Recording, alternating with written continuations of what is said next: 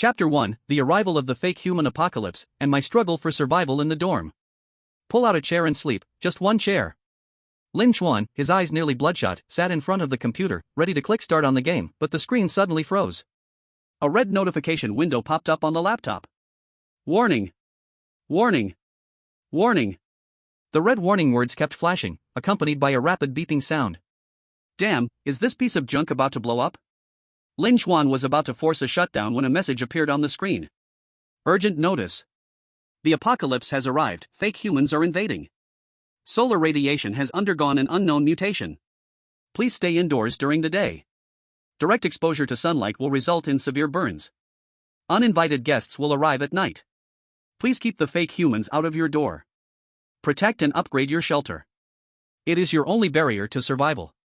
Remember the 3 basic survival rules, explore the rest of the rules on your own. Countdown complete, the apocalypse has begun. The mechanical voice from the computer cut off abruptly, and moments later, Lin Chuan felt the entire world shaking. He turned his head and looked out the window, only to see the outside world rapidly changing. Day, night, day, night. The day and night were switching at a crazy pace every second, making him dizzy. The teaching building, the basketball court. Everything outside seemed to be downgraded, becoming a flat picture as the day and night alternated. Holy shit, holy shit, holy shit. Lin Chuan gripped the armrest, feeling his stomach churn like a storm. When everything finally calmed down, it was already night. Lin Chuan stood frozen, his heart pounding wildly. He hadn't figured out what was going on when the computer screen lit up again. A chat room opened automatically. The interface of this chat room looked as old as something dug up from the ground, extremely retro. The group chat title boldly read: See District Homeowner Group. Lin Chuan even saw his own name and room number in the members list. Lin Chuan 404. Isn't that his dorm room number? Before Lin Chuan could think it through, someone in the group had already started posting messages. Wang Lei 102, what is this for? Are we still in China? I was just watching TV at home, how did I get teleported here? Zhao Taiju 207, I don't know, I was crossing the street and suddenly got teleported, thought I was hit and sent to another world. Jiangwei 318, seems like the fake human apocalypse is here, I was also teleported to a villa for no reason. Wang Lei 102, a villa? Why the hell is my room a Syrian-style hotel, with a damn hole in the wall? Jiangwei 318, no idea, maybe it's all random. You should check your shelter's level. My comfort level is 10, but my defense level is only 1, the villa's not even that great. Lin Chuan quickly typed a question in the group. Lin Chuan 404, guys, how do I check my shelter's level? Jiangwei 318, in the top left corner of the software interface, there's shelter information. Click to check it out and you can upgrade it there. Lin Chuan immediately followed Jiangwei's instructions, and a new interface popped up. Owner, Lin Chuan. Shelter type, student dorm. Comfort level, 2, barely livable, don't expect too much. Defense level, 1, just a joke. Current capacity, 1/4. Facilities, wooden door, durability, 9/10, single bed X4, desk X4. Warehouse, beginner's pack X1. Comfort 2, defense 1, and the door's durability is only 9 points? Lin Chuan almost wanted to cry. I need to upgrade the door quickly, otherwise it'll just be kicked down if danger comes. Lin Chuan clicked on the option to upgrade the wooden door, and a small text appeared. Upgrade wooden door to reinforced wooden door, requires 10 planks. Detected that the owner doesn't have enough coins to purchase planks, upgrade failed. Lin Chuan stared at the screen, muttering, coins? I have to buy them? How do I get coins? Just as he spoke, a prompt box appeared on the screen. You will receive 10 coins for every survivor, excluding the owner, successfully sheltered each day. Coins can be used to exchange supplies in the shop. User is working on a translation of a Chinese novel. They want a direct, emotionally charged English translation while keeping the vocabulary simple and impactful. Note, the number of people cannot exceed the room's capacity limit. Upon seeing the rule, Lin Chuan suddenly understood. Oh, so it's basically making money from rent. Now we just have to wait for the knock on the door. But the problem is, how can I make sure the person I let in isn't a fake? Lin Chuan's thoughts were interrupted by a voice calling out. Good evening, respected house owners. Starting tonight, there will be visitors coming to your homes. Lin Chuan then noticed a video pop-up on the computer screen. A well-dressed male host appeared on the screen, speaking clearly and precisely. Please make sure the number of fakes in your room is not greater than or equal to 2. Otherwise, you or any other survivors in your room will be attacked. To help you survive the first night, here's how to identify a fake. fakes, in order to perfectly imitate humans, have a set of clean and neat white teeth. If you find any visitors with this feature, make sure to refuse them entry. At the same time, please pay close attention. The host's expression became very serious. Please make sure your room has other survivors besides yourself. If, by dawn, your room has no guests, the fakes will break down the door and enter. The pop-up disappeared, and the announcement abruptly stopped.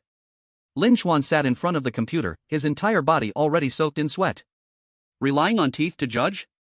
Isn't that a bit too reckless? What if someone had dental work done before the apocalypse? Wouldn't that be unfair? Lin Chuan pressed his forehead, feeling a bit of a headache. And tonight I have to let someone in, but even if they're not a fake, I can't just take them in. The resources in the dorm are limited. What if I let in a person like Liang Zi who eats all my food in one sitting? If the fakes don't come, we'll starve to death in the dorm.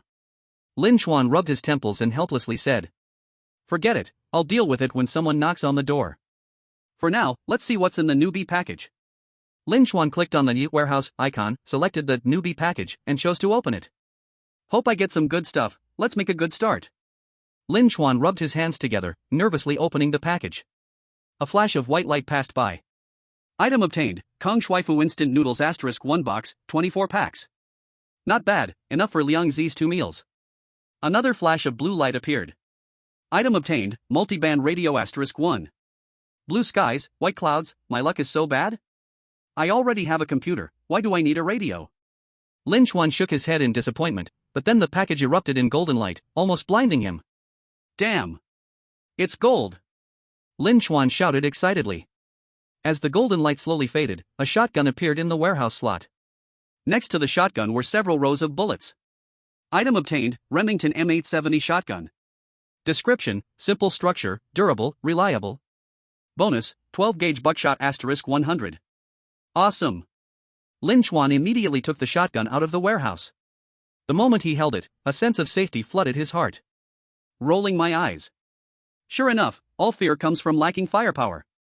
Lin Chuan followed the instructions to pump the shotgun, loading a bullet. The gun made a click sound, dispelling his anxiety and fear. Lin Chuan moved the chair to the door behind him, placed the shotgun across his legs, and stared intently at the wooden door. The night was still long. Lin Chuan waited. Waiting for the first person to knock on the door. Knock, knock, knock. Chapter 2, Your Best Friend is a Fake. Here they come. Lin Chuan's heart was racing, and he jumped straight up from the chair. His adrenaline was spiking, making his hands shake slightly. He slowly approached the door, pressing his ear to the wood and asking. Who is it? A female voice with a crying tone came from outside. Finally, someone responded. Please, let me in. It's a girl?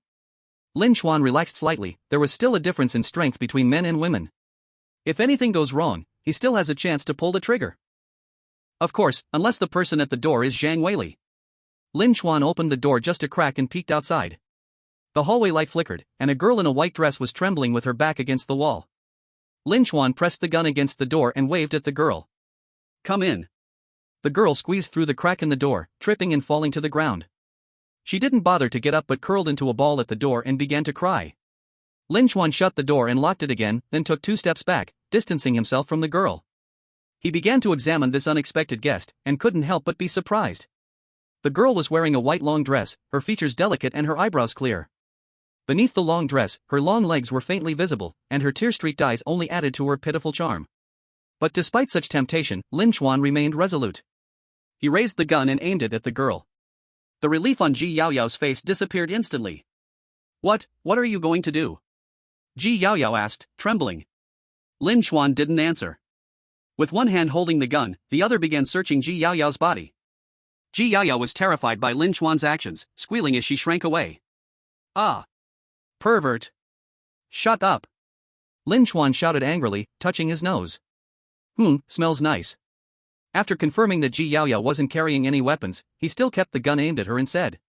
Now, open your mouth. Ji Yaoyao, ? At this moment, Ji Yaoyao was truly scared. Her voice trembled as she looked at Lin Chuan. Are you really in such a hurry? Very urgent, brother, very urgent. Lin Chuan took 2 steps forward, speaking in a threatening tone. Open your mouth when I tell you to, or I'll shoot. Ji Yaoyao shivered, her eyes full of humiliation and anger, but she still opened her small mouth. Lin Chuan pressed the gun barrel into her mouth and turned on his flashlight to examine it carefully. If there was anything suspicious, Lin Chuan would have pulled the trigger without hesitation. Ji Yaoyao's teeth were relatively well aligned, but her canine teeth were slightly protruding, not perfectly neat. The color of her teeth was slightly yellowish, a healthy ivory white, but not as white as those seen on TV. She's human. Lin Chuan's tense nerves finally relaxed a little. He lowered the shotgun and said to Ji Yaoyao, "Close your mouth. It's fine now." Ji Yaoyao dry heaved a couple of times and wiped the drool from the corner of her mouth. The accumulated grievance and anger in her heart exploded instantly, and she sobbed as she asked Lin Chuan, "What exactly are you doing?" "No choice, it's for survival. I had to judge if you were a fake." Lin Chuan handed her a bottle of unopened mineral water. "Drink some water to calm down."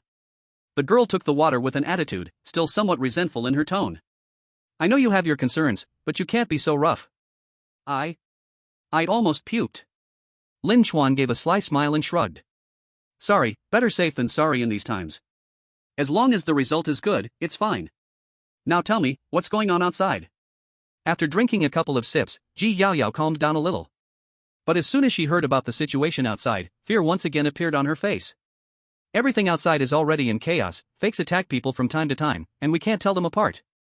And the sun is also causing problems. If you're exposed to it for too long, you'll start to burn. Xiaoya and I knocked on several doors, but those homeowners wouldn't let us in.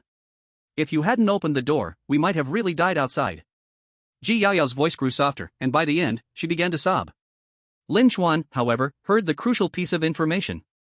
His eyebrows raised, and he quickly asked, "Wait, who is Xiaoya?" "Xiaoya is my best friend." Ji Yaoyao replied. "We've always been together." She went to knock on other doors. As soon as Ji Yaoyao finished speaking, her phone received a message. She instinctively turned away to check the information, but Lin Chuan pointed between the two of them. "Let me see it." Oh, all right." Ji Yaoyao had no choice but to agree. She opened her phone and saw a message from Xiaoya. "Yaoyao, how's it going on your side? The landlord here still won't open the door. Are we going to be doomed?" After reading the message, Ji Yaoyao quickly replied with a voice message. "It's fine, Xiaoya, the landlord here opened the door. The handsome landlord is a good person. Come over quickly." After editing the message, Ji Yaoyao glanced at Lin Chuan. Lin Chuan nodded, and she sent the message. A few minutes later, there was another knock on the dormitory door, and a somewhat anxious female voice came from outside. "Yaoyao, are you in there? It's Xiaoya. Let me in quickly. Brother Chuan, Xiaoya is here. I'll go open the door." Ji Yaoyao, overjoyed after hearing the voice, immediately got up from the floor to open the door. "Wait." Lin Chuan grabbed Ji Yaoyao's hand. Although Ji Yaoyao's hand was soft, Lin Chuan had no time to feel it. His tone was serious as he said, "This is my dormitory. Whether the door opens or not, I decide. Step aside." After saying this, Lin Chuan, ignoring Ji Yaoyao's stunned expression, picked up the shotgun and walked to the door. He opened the door just a crack, repeating the same process. Outside stood a girl of similar age to Ji Yaoyao, with a sweet appearance. When she saw the door open, she was initially happy, but upon seeing Lin Chuan holding the gun, she was startled. "Brother, don't shoot. I'm Xiaoya, Ji Yaoyao's best friend. Let me in quickly." Xiaoya tried to enter, but Lin Chuan immediately shoved her back with the gun barrel, sending her falling to the ground in the hallway. "Did I say you could come in? Open your mouth first." Xiaoya let out a scream, rubbing her bottom, but dared not complain. She patiently spoke to Lin Chuan. "Brother. I'm Xiaoya, Ji Yaoyao must have told you about me." "Yes, Brother Chuan." Ji Yaoyao, hearing the noise, poked her head out from the crack in the door and comforted Lin Chuan. "Xiaoya and I have been together since the apocalypse. She definitely isn't a fake person. Is it up to me to decide? I only trust my eyes." Lin Chuan's attitude was firm, his tone unwavering as he repeated to Xiaoya, "Open your mouth and let me check, or I'll shut the door." Under the threat of the gun, Xiaoya had no choice but to open her mouth. Ji Yaoyao also turned on the phone flashlight and shone it outside the door. But in the next second, both Lin Chuan and Ji Yaoyao simultaneously sucked in a cold breath. Inside Xiaoya's mouth, every tooth was as neat as piano keys. Under the light, they were so white they reflected. These teeth. Perfect, almost unreal for a human. Ji Yaoyao's phone dropped to the floor as she covered her mouth. The Xiaoya outside seemed to sense something was wrong. She was about to say something when... "Wait, what did you see?" Why are you looking at me like that? Bang! Before Xiaoya could finish speaking, Lin Chuan didn't hesitate and pulled the trigger. The gunshot echoed through the hallway, making Lin Chuan's eardrums hum. A well-built female corpse, its head blown to pieces, slid down the wall and fell to the ground. The wall was covered in brain matter and chunks of flesh. The nerves inside the body were still twitching occasionally. The severed neck didn't leak red blood. Instead, it poured out a thick, black, sticky liquid, showing that the person in front of them was not human. Lin Chuan widened his eyes and looked at Ji Yaoyao, who was limp on the floor. He squeezed out a few words between his teeth. Your best friend isn't human. She's a fake person. Chapter 3, Brother, I can't hold it in anymore. Bang! Lin Chuan slammed the dorm door shut and sat back down in his chair, his body still shaking. Ji Yaoyao collapsed by the door, sobbing uncontrollably. She clearly couldn't accept this truth. The Xiaoya who, just a few hours ago, was encouraging her and promising to live through this together, was actually a fake person? When was this? What would happen if we let Xiaoya go? Thinking of this, Ji Yaoyao couldn't help but shiver, burying her face deep in her knees and crying out in pain. On the other side, Lin Chuan wasn't doing much better. This was his first time killing someone. Even though the person was an imposter, the scene with blood and flesh flying still had a big impact on his mind. Lin Chuan took a deep breath, forcing himself to calm down. The apocalypse has come, and those who can't adapt to the environment will eventually be eliminated by nature. Come on. Who will the next guest be? Lin Chuan pulled the gun's bolt and pointed it at the door, but what responded to him wasn't the sound of knocking. The notebook on the table made a beep sound. Area C host group system notification. All visitors for tonight have finished their visits, starting settlement for the first day's shelter achievements. A progress bar appeared in the center of the screen and began loading. Seeing this, Lin Chuan quietly stepped back and aimed the gun once again at Ji Yaoyao on the floor. Although he was 90% sure Ji Yaoyao was human, what if? Until the result is confirmed, he couldn't trust anyone. Ji Yaoyao noticed Lin Chuan's movement and trembled even more. But she could only tightly close her eyes, burying her head deeper, not daring to move. 10%. 50%. 100%. Host, Lin Chuan. Number of sheltered humans, 1. Reward, coins *10. Coins have been deposited into your account. You can visit the store for purchases. The pressure instantly disappeared, and Lin Chuan finally exhaled. Damn, this first night is already this intense. What kind of tough things will happen next? Lin Chuan slumped in his chair and started thinking about how to use these 10 coins. There's quite a lot in the store, but I must spend the good steel on the knife's edge. In the dorm, there are chips and hot pot I bought before. Plus, there's a box of instant noodles from the beginner's pack. That should last 2 people for about 10 days. Lin Chuan piled up the food and took note of it in his notebook. Water's not a problem either, the water and electricity are still working fine. The dorm has an electric kettle. Plus, the big water jug I usually drink while gaming should last for a while. After finishing his notes, Lin Chuan's gaze fell on the dorm room's wooden door. Right now, the priority is to quickly improve the defense. Lin Chuan's safe house was his university dorm. This door was basically just for show, to let others know there was a door up. He didn't even bring a key and just rammed the door open. This had become a tradition for the dorm. To prevent this door from becoming his coffin board, Lin Chuan resolutely took out the rewards from tonight and prepared to buy wooden boards to upgrade the door. Do you want to spend coins *10 to buy wooden boards *10? Yes. After the wooden boards were successfully bought, an addition sign appeared behind the wooden door in the house facilities. Lin Chuan immediately clicked the addition sign, and a line of text popped up on the screen. Do you want to consume wooden boards *10 to upgrade the wooden door to a reinforced wooden door? Upgrade. With a click of the confirmation button, the wooden door suddenly opened automatically. 10 wooden boards began to automatically splice outside the room, merging with the original wooden door. After a burst of renovation noise, the dorm room's door was completely renewed. The reinforced wooden door now looked much thicker and definitely wasn't just a broken wooden plank anymore. At the same time, the house's facilities also changed, and the defense level increased by 1 point. Host, Lin Chuan. House type, student dorm. Comfort level, 2. Defense level, 2, from kick it open with 1 foot to kick it a few times to get in. Current capacity, 2/4. House facilities, reinforced wooden door, durability, 30/30, single bed *4, desk *4. Lin Chuan couldn't help but laugh when he saw the defense level description. Although he was full of helplessness inside, there was still some improvement. To have a safer place, he needed to shelter more humans and earn more coins. Take it slow. Lin Chuan curled his lips and climbed onto the bed. Lin Chuan was completely exhausted today, both physically and mentally. If it weren't for needing to tally the supplies, he would have gone to sleep already. Just now, Ji Yaoyao, who had been crying by the door, stood up timidly after Lin Chuan got into bed and asked, "Brother, is it safe now? At least tonight is safe." Lin Chuan struggled to lift his eyelids. "You should find a bed to sleep in too. We don't know what will happen tomorrow." Ji Yaoyao looked at the other 3 empty beds in the dormitory and hesitated before asking, "Brother, why don't these beds have curtains?" "Curtains?" Looking at Ji Yaoyao's picky attitude, Lin Chuan said in an irritated tone, "This is all we have in this dorm. Sleep if you want, or don't. But without curtains, I feel unsafe when I sleep."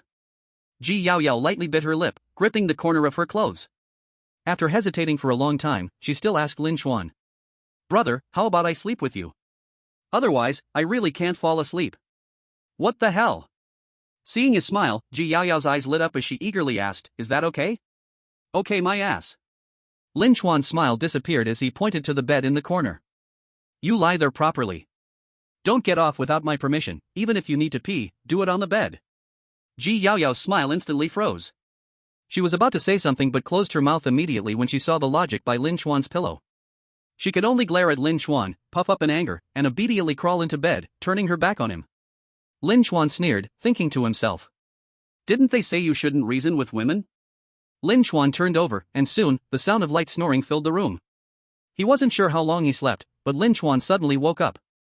His sleep hadn't been sound, the slit in the bed curtain still let in harsh sunlight. He got up, checked his phone, and saw it was already 3 p.m. There were only a few hours left until sunset. Lin Chuan immediately jumped out of bed and began checking the messages in the house owners group. After a night of fermenting, the messages in the group were continuously scrolling, all house owners sharing what they had witnessed last night. Wang Lei 102, damn. Yesterday, my neighbor let in a man and a woman.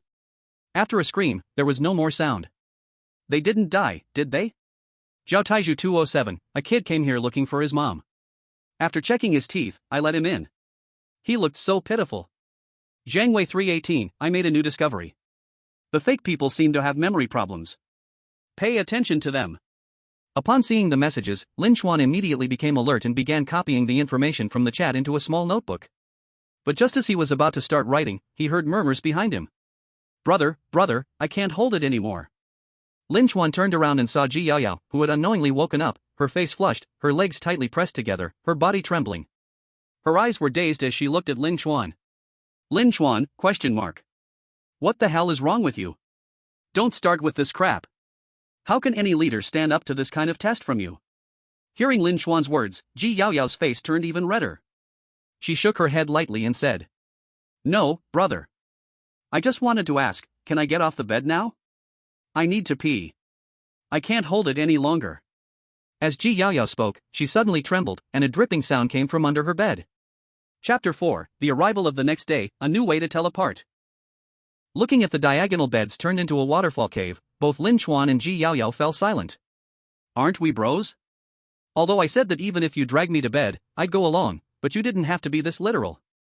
Lin Chuan couldn't help but feel a bit speechless, yet he was quite satisfied with Ji Yaoyao's obedience. Ji Yaoyao, however, was not as calm as Lin Chuan. Her whole face gradually turned red. A stream of warmth, uncontrollable, slid down her thigh and dropped onto the bed, then dripped onto the floor. The intense shame made Ji Yaoyao's eyes well up with tears, and just as she was about to cry, Lin Chuan spoke up to interrupt her. "Go take a shower and change your clothes, just wear mine for now." Lin Chuan casually pulled a t-shirt from his wardrobe and tossed it to her.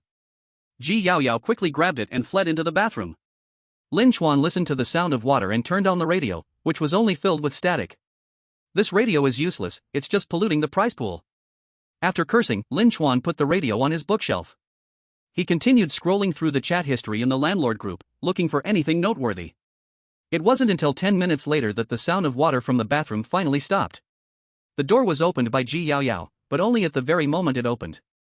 The steam from the bathroom, mixed with the fragrance of shower gel, immediately filled Lin Chuan's nostrils. Lin Chuan instinctively glanced in Ji Yaoyao's direction, and his eyes froze in place. Even if Stephen Hawking came, he'd have to turn his head. The t-shirt Lin Chuan gave Ji Yaoyao was a bit too big for her. The hem barely covered the upper part of her thighs, but her hip bones pushed the fabric apart just enough. Her legs, previously hidden by a long skirt, were finally revealed. They certainly lived up to Lin Chuan's expectations, snowy white and perfectly straight. There were some faint bruises on her knees, which made her even more alluring. Water droplets from her damp hair slid down her collarbone, eventually disappearing into the deep neckline of her shirt. With Ji Yaoyao's slightly flushed face, Lin Chuan instinctively swallowed. No wonder they say you need to find the right person when falling in love. If I were with someone like Ji Yaoyao, I would have to be positive and motivated every single day. Ji Yaoyao noticed Lin Chuan's burning gaze and quickly turned to the side, nervously pulling at the hem of the shirt, saying, "Bro, stop staring, I'm hungry." What a coincidence. Lin Chuan chuckled. I'm hungry too. Lin Chuan stood up and walked toward Ji Yaoyao, making her panic and shrink back into the corner. She stared wide-eyed as Lin Chuan crouched in front of her, his hand drawing closer to her calf. In the end she couldn't resist anymore? Ji Yaoyao felt powerless to resist, her heart sinking, but then she saw Lin Chuan's hand reach under the bed and pull out a box of instant noodles. Go!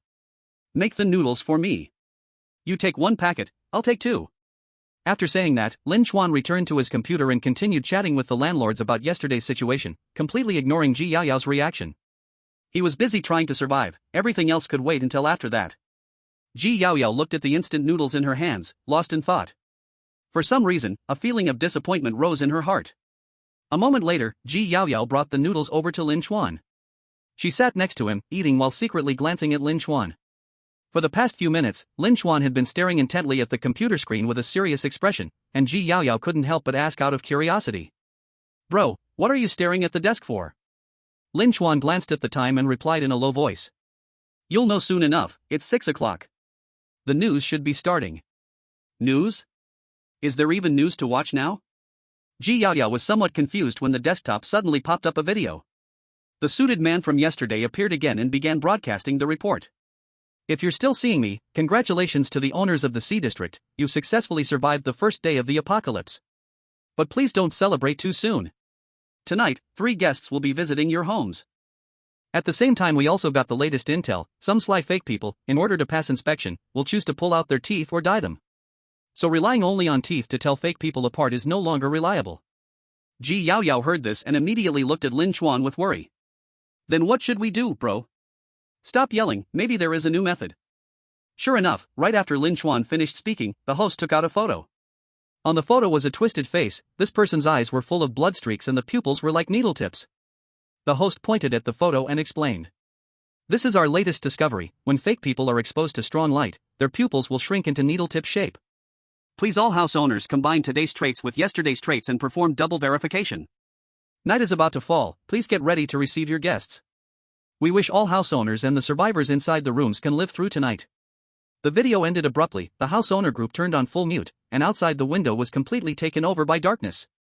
The sunlight that was enough to blind eyes disappeared, and Lin Chuan could finally pull open the curtain to look at the outside situation.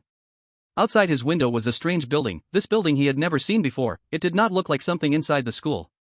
But it could be seen that quite a lot of people should be living inside the building, the exact number of floors could not be counted clearly. And there were even people taking advantage of the night to run outside to play, among them there were even people from outside the school. You still dare to run outside like this? The outside temperature has cooled down, but I feel you guys are about to cool down too. Lin Chuan was not that bold, after pulling the bed curtain closed he sat back in his seat. The atmosphere inside the dorm became more and more oppressive, Ji Yaoyao was so scared that she almost sat onto Lin Chuan's lap. She actually really wanted to directly hug Lin Chuan, but she was afraid of being disliked, so she could only intentionally or unintentionally move closer. Seeing that even like this Lin Chuan still did not pay attention to her, Ji Yaoyao asked Lin Chuan. Bro, usually how long do we have to wait before someone knocks on the door? That's hard to say. Lin Chuan answered while looking at the chat records of the house owner group. Yesterday you came at 1 in the morning, and after that you even called your fake person bestie over. So thanks to you, my KPI last night was finished pretty early, but what happens tonight I don't know. Hearing Lin Chuan's answer, Ji Yaoyao wrinkled her small nose and retorted. That wasn't my best friend, Xiaoya must have been replaced by a fake person at some time. As Ji Yaoyao spoke her eye rims turned red again, Lin Chuan impatiently waved his hand. Alright, stop crying, if you keep whining I'll kick you out of the dorm. It's still early before midnight, find something to do yourself, don't bother me. For some reason, even with Lin Chuan speaking like this, Ji Yaoyao still acted very understanding. She said found a book and started reading. On the computer, Lin Chuan saw a message he thought was very important. Lifan 716, brothers, in order to figure out what fake people really are, I deliberately let one enter my house. It seems to have no awareness at all that it has turned into a fake person, I am chatting with it now, seeing what else I can gain. Everyone just pray I can live until tomorrow and bring new discoveries. Below this message was a row of 666 and "Boss, you're awesome." This guy is really a fierce one. After seeing it, Lin Chuan wrote down the name Li Fan in his notebook, waiting for the key information he would pass out tomorrow. After finishing all this, Lin Chuan rubbed his sore eyes. When he looked up, he found Ji Yaoyao had already fallen asleep lying on the desk. There was even drool left on the desk, and beside it was placed a book English dictionary. Awesome, she even chose the best before sleep reading. When Lin Chuan himself has insomnia, he will also read it, deeply knowing the healing effect of this thing. Lin Chuan picked up the book, preparing to put a piece of clothing over Ji Yaoyao, but outside his door came a sound of footsteps. And it even stopped right at his door. Stopped. Right there. Almost at the same time. Thump, thump, thump. The knocking sound suddenly rang out. Ah! Ji Yaoyao screamed and was scared awake. She grabbed Lin Chuan's arm hard. Lin Chuan had no expression. He broke free, then with a backhand pushed her toward the door. Go, help me open the door a crack. Ji Yaoyao opened her eyes wide and pointed at herself. Me? If not you, then who? You can't eat and live here for free, right? I'll stay behind and cover you. If he dares to move wrong, I'll blow him up. Chapter 5 Real Humans Also Kill. Lin Chuan weighed the shotgun in his hand. While giving Ji Yaoyao a sense of safety, he was also talking reason with her. Because Lin Chuan's reason was too hard, Ji Yaoyao could only brace herself and walk to the wooden door, her voice as small as a mosquito as she asked outside. Who is it? The knocking stopped when Ji Yaoyao spoke. A middle-aged woman cried for help. Great, finally someone. Little girl, hurry, open the door and let me in. After hearing the voice and confirming the gender, Ji Yaoyao opened the door a crack. A face full of bloodstains stuck over at once, scaring Ji Yaoyao so much she almost screamed. Outside the door was a dirty and messy middle-aged woman in her 40s, her hair was a total mess, and her clothes looked like they had been torn. Her whole mental state looked strangely excited. It should be caused by a long time of stress reaction of the human body. Seeing the door open, she suddenly smiled happily, grabbing the door crack and getting ready to squeeze in. Thank you, little girl. Don't move. Ji Yaoyao bit her teeth and blocked in front of the woman, copying how Lin Chuan treated her the first time, and asked the woman. Before coming in you must accept a check. First open your mouth and let me see your teeth. Ah? Why open my mouth? But if you want to look, I can let you look. As she spoke, the woman used her hands to hook her cheeks and pulled her mouth wide open. Ji Yaoyao leaned in and saw that the woman's teeth were not only yellow, but several were even missing. Completely not matching the rule where fake humans have a mouth of white and neat good teeth. Ji Yaoyao relaxed a bit and continued to say. Next you open your eyes wide and don't move, I'm going to shine a flashlight on you. Okay, no problem. The woman agreed with her mouth, but her eyes started to peek into the door crack. Lin Chuan was hiding behind the door, not showing his body. After looking around, the woman thought there was probably only Ji Yaoyao alone in this room. Since that's the case. No more acting, cards on the table. Just as Ji Yaoyao raised her phone ready to shine the light, the woman's pupils suddenly shrank, her face twisted, and she shouted. He, join us. The woman suddenly pushed the door open hard. Ah! Ji Yaoyao screamed and was knocked down by the door, the back of her head hit the ground and her eyes saw stars. The woman entered the room with a cruel smile. She squatted in front of Ji Yaoyao, her facial features slowly twisting. Ji Yaoyao looked at this terrifying face in despair. Just when all hope was gone, a strange sound rang above her head. Ka-cha! The woman who rushed into the dorm was shocked and looked up, but what she saw was a cold gun barrel. Bang! With a loud boom, the middle-aged woman's chest blew open with a big hole, broken meat and bones splashed all over Ji Yaoyao's face. This shot was extremely powerful, directly blasting the woman flying into the corridor. As the woman lay on the ground at the edge of death, she even looked once at her own chest. She opened her mouth like she wanted to say something, but the next second she completely stopped moving. The scared stupid Ji Yaoyao sat on the ground like a wooden chicken. Lin Chuan expressionlessly kicked the woman's meat chunks out of the dorm, then closed the door. She walked to Ji Yaoyao and squatted down. How is it? You're not hurt, right? Only then did Ji Yaoyao wake like from a dream. She tremblingly wiped her face, feeling her fingertips full of sticky stuff. Then she felt all over her own body, and only then shook her head with a crying voice and said, I'm fine. It's good you're fine, hurry go wipe the blood off your body. Lin Chuan stood up. That woman just now was a fake human. Lin Chuan threw a towel to Ji Yaoyao. How did you know? Ji Yaoyao trembled as she took the towel, and Lin Chuan pointed at the blood on her body, answering. As far as I know, the way to identify a fake human is by looking at their blood. When they die, their blood is black. Ji Yaoyao lowered her head and looked at herself, realizing the blood that the woman had sprayed on her was like oil. Lin Chuan continued, also, I suspect she attacked you because she thought you were the only human in the room. Ji Yaoyao wasn't interested in Lin Chuan's analysis. She grabbed the towel and rushed into the bathroom to wipe the blood off her body. But even after cleaning it off, she still felt like the smell of blood remained on her skin. When Ji Yaoyao came out again, she rushed straight to Lin Chuan and grabbed his arm tightly. Her voice trembled as she said, Lin Chuan, I'm so scared. Her warm breath on Lin Chuan's neck made his blood rush, as this young man who had been single for 20 years felt a sudden surge of emotions. Lin Chuan immediately tried to pull away. I know you're scared, but stop it, let go. No, I need to hold on to you to feel safe. You might feel safe, but if something happens, I won't be able to run away. Let go now. No, no. I want to hold on to you. Lin Chuan struggled a couple of times, but seeing that Ji Yaoyao was determined to stay attached to him, he helplessly gave up. Feeling the soft sensation on his arm, Lin Chuan, a straightforward man, couldn't help but feel a bit confused. Strange, aren't girls usually unreasonable, with bad tempers, hard to calm down? But Ji Yaoyao seems just fine, she does whatever I ask, and she's very obedient. Is this a treasure I found, or have other girls become spoiled by those puppy dogs? Lin Chuan wanted to uncover the mystery, but the visitor who arrived in the middle of the night interrupted his thoughts. A curse from outside the door broke his train of thought. Damn it, the person inside, open the door. If you don't open it, I'll kick the door down. Also, get me something to eat. I haven't eaten in 2 days.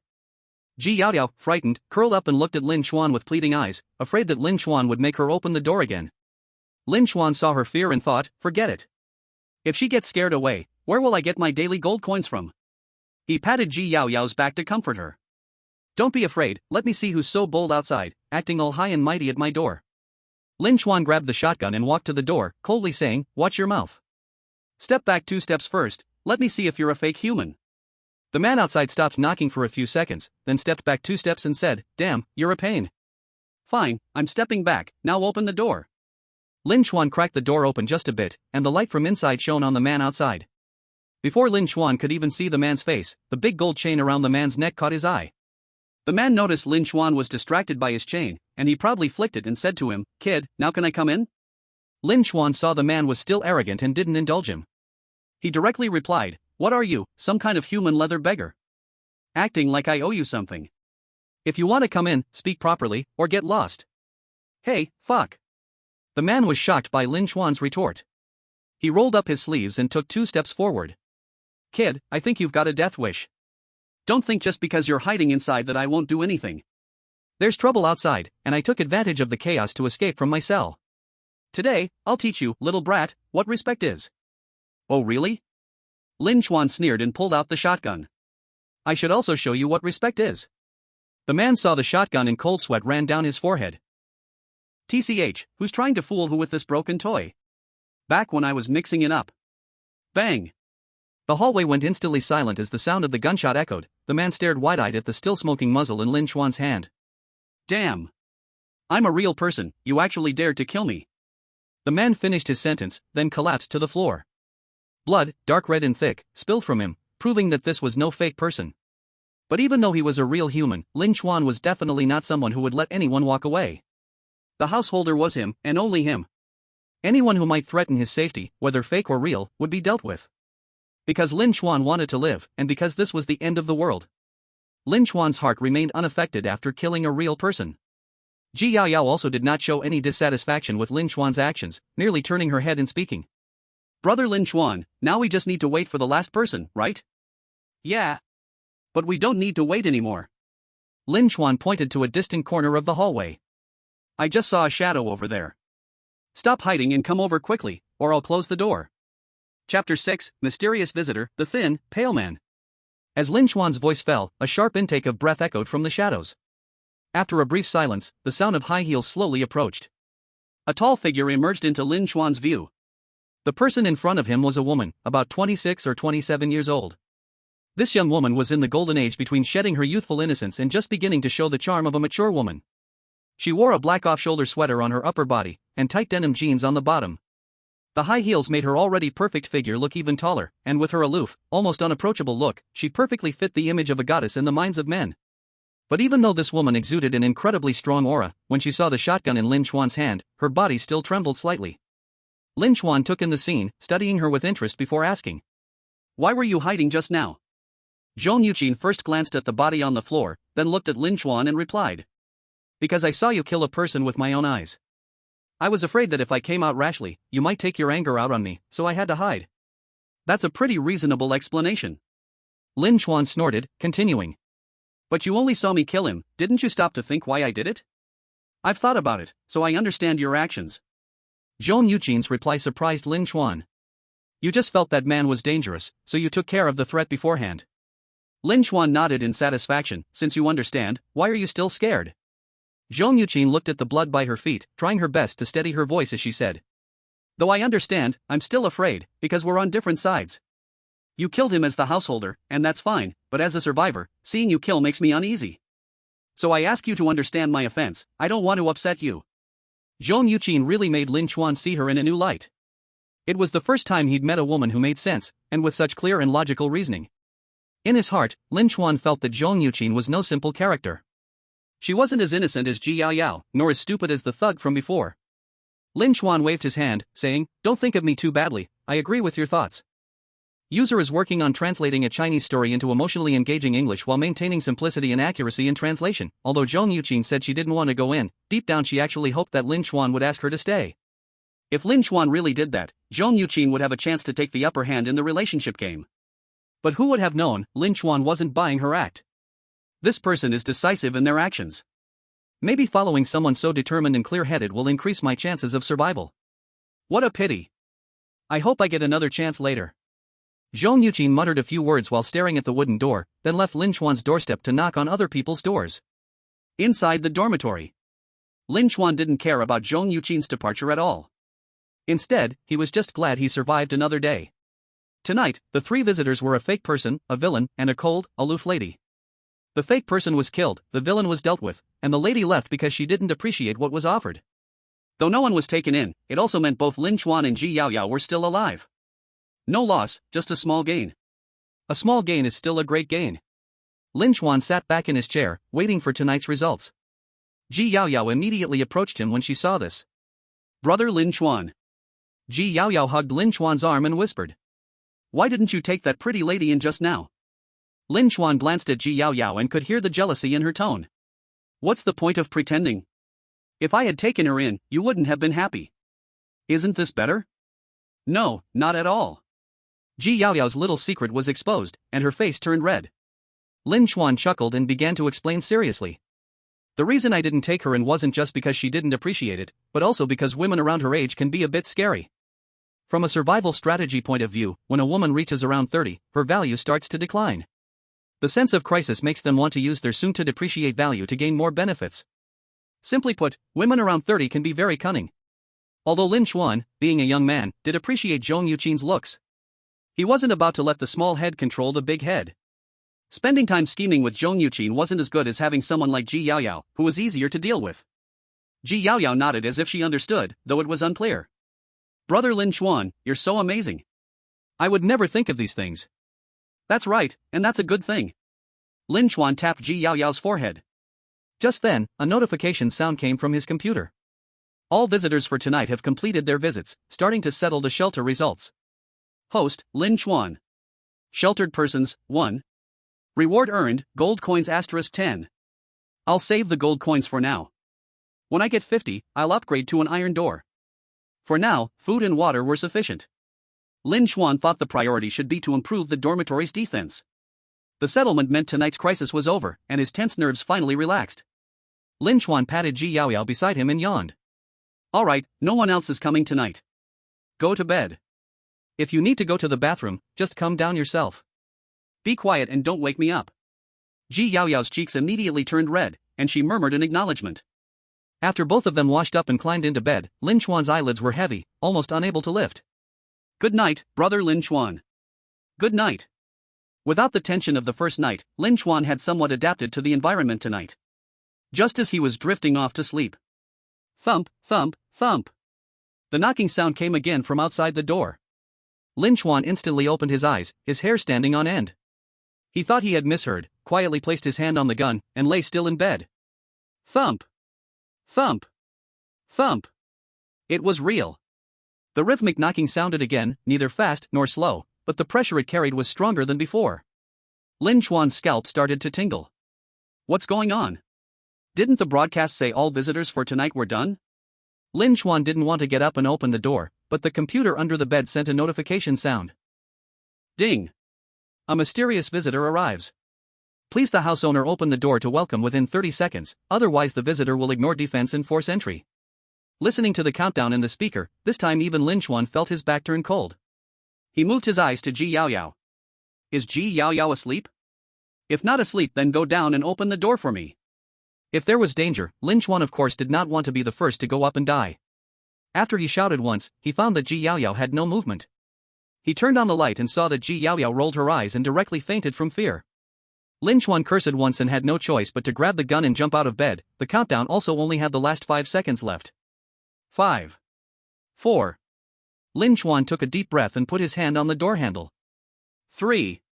2. Lin Chuan slowly pulled the door open and stretched the gun muzzle out. 1. I have a gun in my hand. Who is outside the door disturbing my rest? Get lost now, or I will shoot. Is that so, Mr. Lin Chuan? I am very sorry I disturbed your rest, but I still hope you can put the gun down and calmly talk with me. From above the door crack came a man's voice. Lin Chuan followed the sound and looked up, after seeing the real face. Both eyes went black. This man wore a suit and looked quite proper, but the scary thing was, this man's head directly reached the ceiling. The space Lin Chuan was pulled into was extremely strange. The corridor was empty and high, at least about 4 meters tall. Lin Chuan despairingly looked up at the man outside the door. The man had a pale face and a smile, and looked at Lin Chuan and said, Mr. Lin Chuan, please answer my question truthfully. Inside your house, is there anyone other than you? Chapter 7. The third night descends. The man's voice was gentle and polite, but matched with his terrifying height and his pale face, it made Lin Chuan's heart tremble. Facing this supernatural terrifying existence, Lin Chuan's brain did not even have a thought of resistance.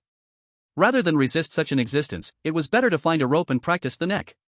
You can resist, but you can only resist once. Lin Chuan cleared the thoughts in his head, swallowed saliva, and honestly answered. Yes, in the dorm there is also a girl called Ji Yaoyao. After hearing Lin Chuan's answer, the smile on the man's face froze, and in his eyes there was even a kind of disappointment and anger. That feeling was like a delicious meal at the mouth being snatched away.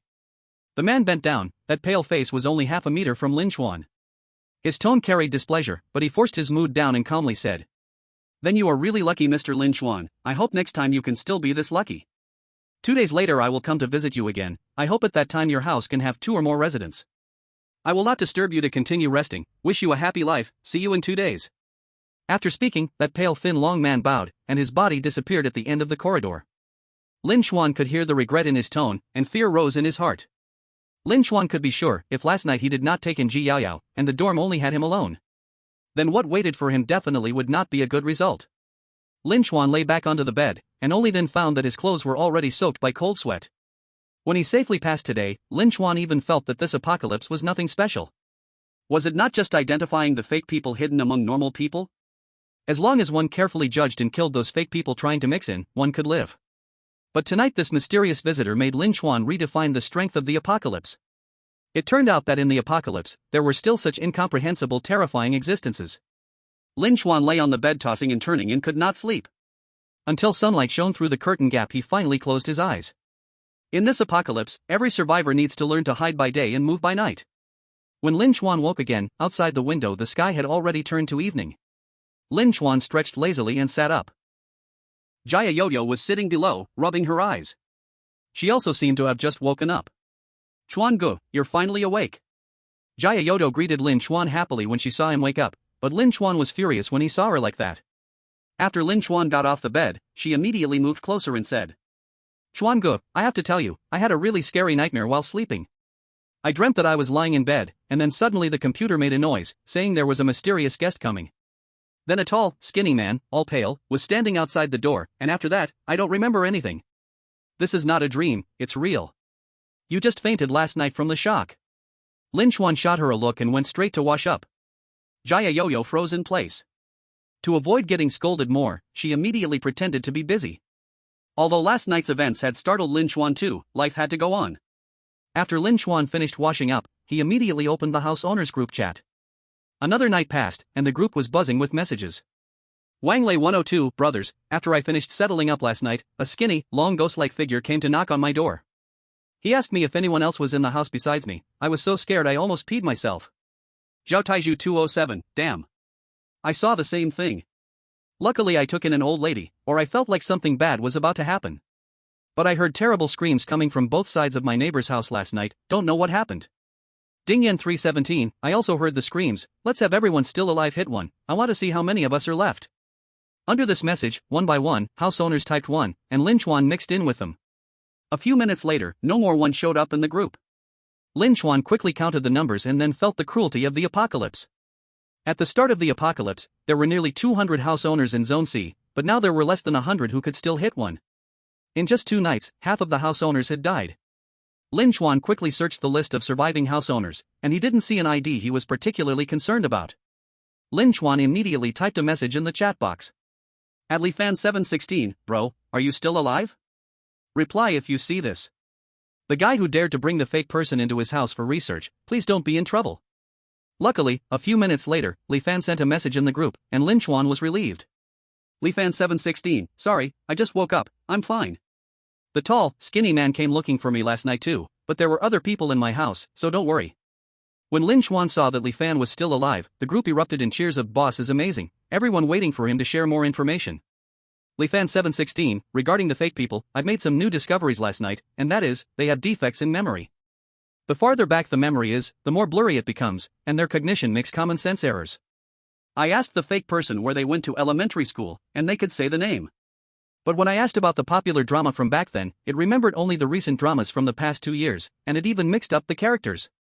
After Lifan finished sharing the message, the group was flooded with countless "thank you, boss, for sharing and may good people live in peace" messages. Lin Chuan filtered out the useless information and wrote down everything Lifan said in his notebook. Lifan really provided a new way to spot fake people, although it requires conversation to figure it out, it's still very useful. Jaya Yo-Yo came over holding a cup of instant noodles and handed one to Lin Chuan. Lin Chuan looked up at Jaya Yo-Yo, who was eating noodles beside him, and suddenly said, "Jade wine and liquid gold." Jaya Yo-Yo was a bit confused, but she instinctively replied, 180 a cup? No gifts for the holidays this year. Only brain platinum as gifts. Good. Real person. Lin Chuan finally felt relieved and picked up the bowl of noodles, glancing at the time in the bottom right corner of the screen. It was already almost 6 o'clock. He slurped the noodles while waiting for the official broadcast. When 6 o'clock arrived, the news studio took over the screen again. The familiar face appeared, and the host spoke to the camera.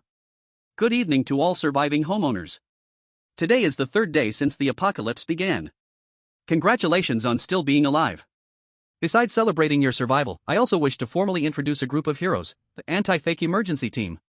The methods for identifying fakes in the past 2 days were developed by them, and today they have new findings. Researchers from the Anti-Fake Emergency Team discovered that the eyes of fakes can become red and swollen. If the tests for shining lights in their pupils and checking their teeth do not work, you can observe their eyes. The host presented a photo showing that the eyes in the picture looked similar to those of a normal person who had stayed up all night. 3 visitors will arrive tonight, so all homeowners should be alert. The Anti-Fake Emergency Team will continue to fight for the survival of humanity. I wish you all safety tonight. We will see you tomorrow. Lin Chuan set down his bowl, looking thoughtfully at the computer screen. Today a new method of identification was announced, which meant the previous 2 methods had potential failures. This was not a good sign, as it indicated that fakes were evolving to avoid detection. It was a cat-and-mouse game, whoever fell behind would die. Lin Chuan walked to the window and pulled back the curtain to look at the square below. There were more people outside today than yesterday, showing that everyone cherished this time of day when the sun had just set, but there were no visitors yet. After hesitating for a moment, Lin Chuan decided not to go down. Without absolute safety, he would stay hidden. Ji Yaoyao, wash the bowl later and keep me company while we wait for people. Okay. Chapter 8, 2 Characteristics Match. With the experience from the previous 2 nights, Lin Chuan and Ji Yaoyao were less anxious this time. Lin Chuan opened a single-player game on his computer to pass the time, but Ji Yaoyao was in a tough spot. She didn't play games, and before the apocalypse, her entertainment was just scrolling through Douyin and watching shows. But now, with the apocalypse, the internet was gone. Her phone was only useful for taking pictures and as a flashlight, with no other use. So, she could only sit beside Lin Chuan and watch him play, reminding him when he missed gathering items. The 2 waited until midnight. When the knocking sound came, Lin Chuan paused the game, picked up the shotgun, and hid by the door, signaling to Ji Yaoyao with his eyes. Like yesterday, you go open the door and ask what's going on, I'll protect you. Although Ji Yaoyao was still scared, she could accept it now. She replied okay, walking to the door to crack it open a small gap. Outside was a frail old man with white hair, wearing ragged clothes, hunched over and waiting for the door to open. When Ji Yaoyao appeared, the old man immediately said to her, "Little girl, can you let me in? I can hardly walk anymore." Ji Yaoyao turned her head to look at Lin Chuan, and seeing that he was already aiming his gun at the door crack, she regained her composure and said to the old man outside, "You can come in, but you'll have to let me check you first. Please open your mouth for me to see." Although her hands trembled a bit, Ji Yaoyao still followed the necessary steps. She first asked the old man to open his mouth and looked at his teeth. His teeth were sparse, yellowing, and some had fallen out. They did not match the characteristics of a fake. "Alright, Grandpa, now I need to shine a light in your eyes. Please try to open them wide so I can see clearly." Ji Yaoyao raised her phone and turned on the flashlight, aiming it at the old man's eyes. Under the strong light, the old man's pupils instantly shrank to the size of pinheads. "Fake." Ji Yaoyao stepped back, holding onto the doorframe, and said to the old man outside, "I'm sorry, Grandpa, you did not pass the test. I cannot let you in." After speaking, Ji Yaoyao didn't wait for the old man's response and directly shut the door. Outside the door, an elderly man's voice came asking and pleading, but Ji Yaoyao had no intention of opening the door. She let out a long breath and turned to look at Lin Chuan, her heart still pounding.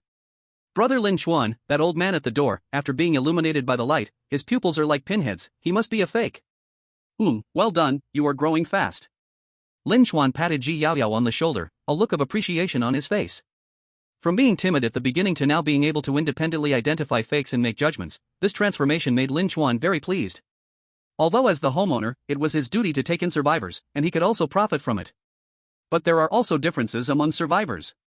Of course, he would rather take in useful people than a potential burden that could lead to their destruction.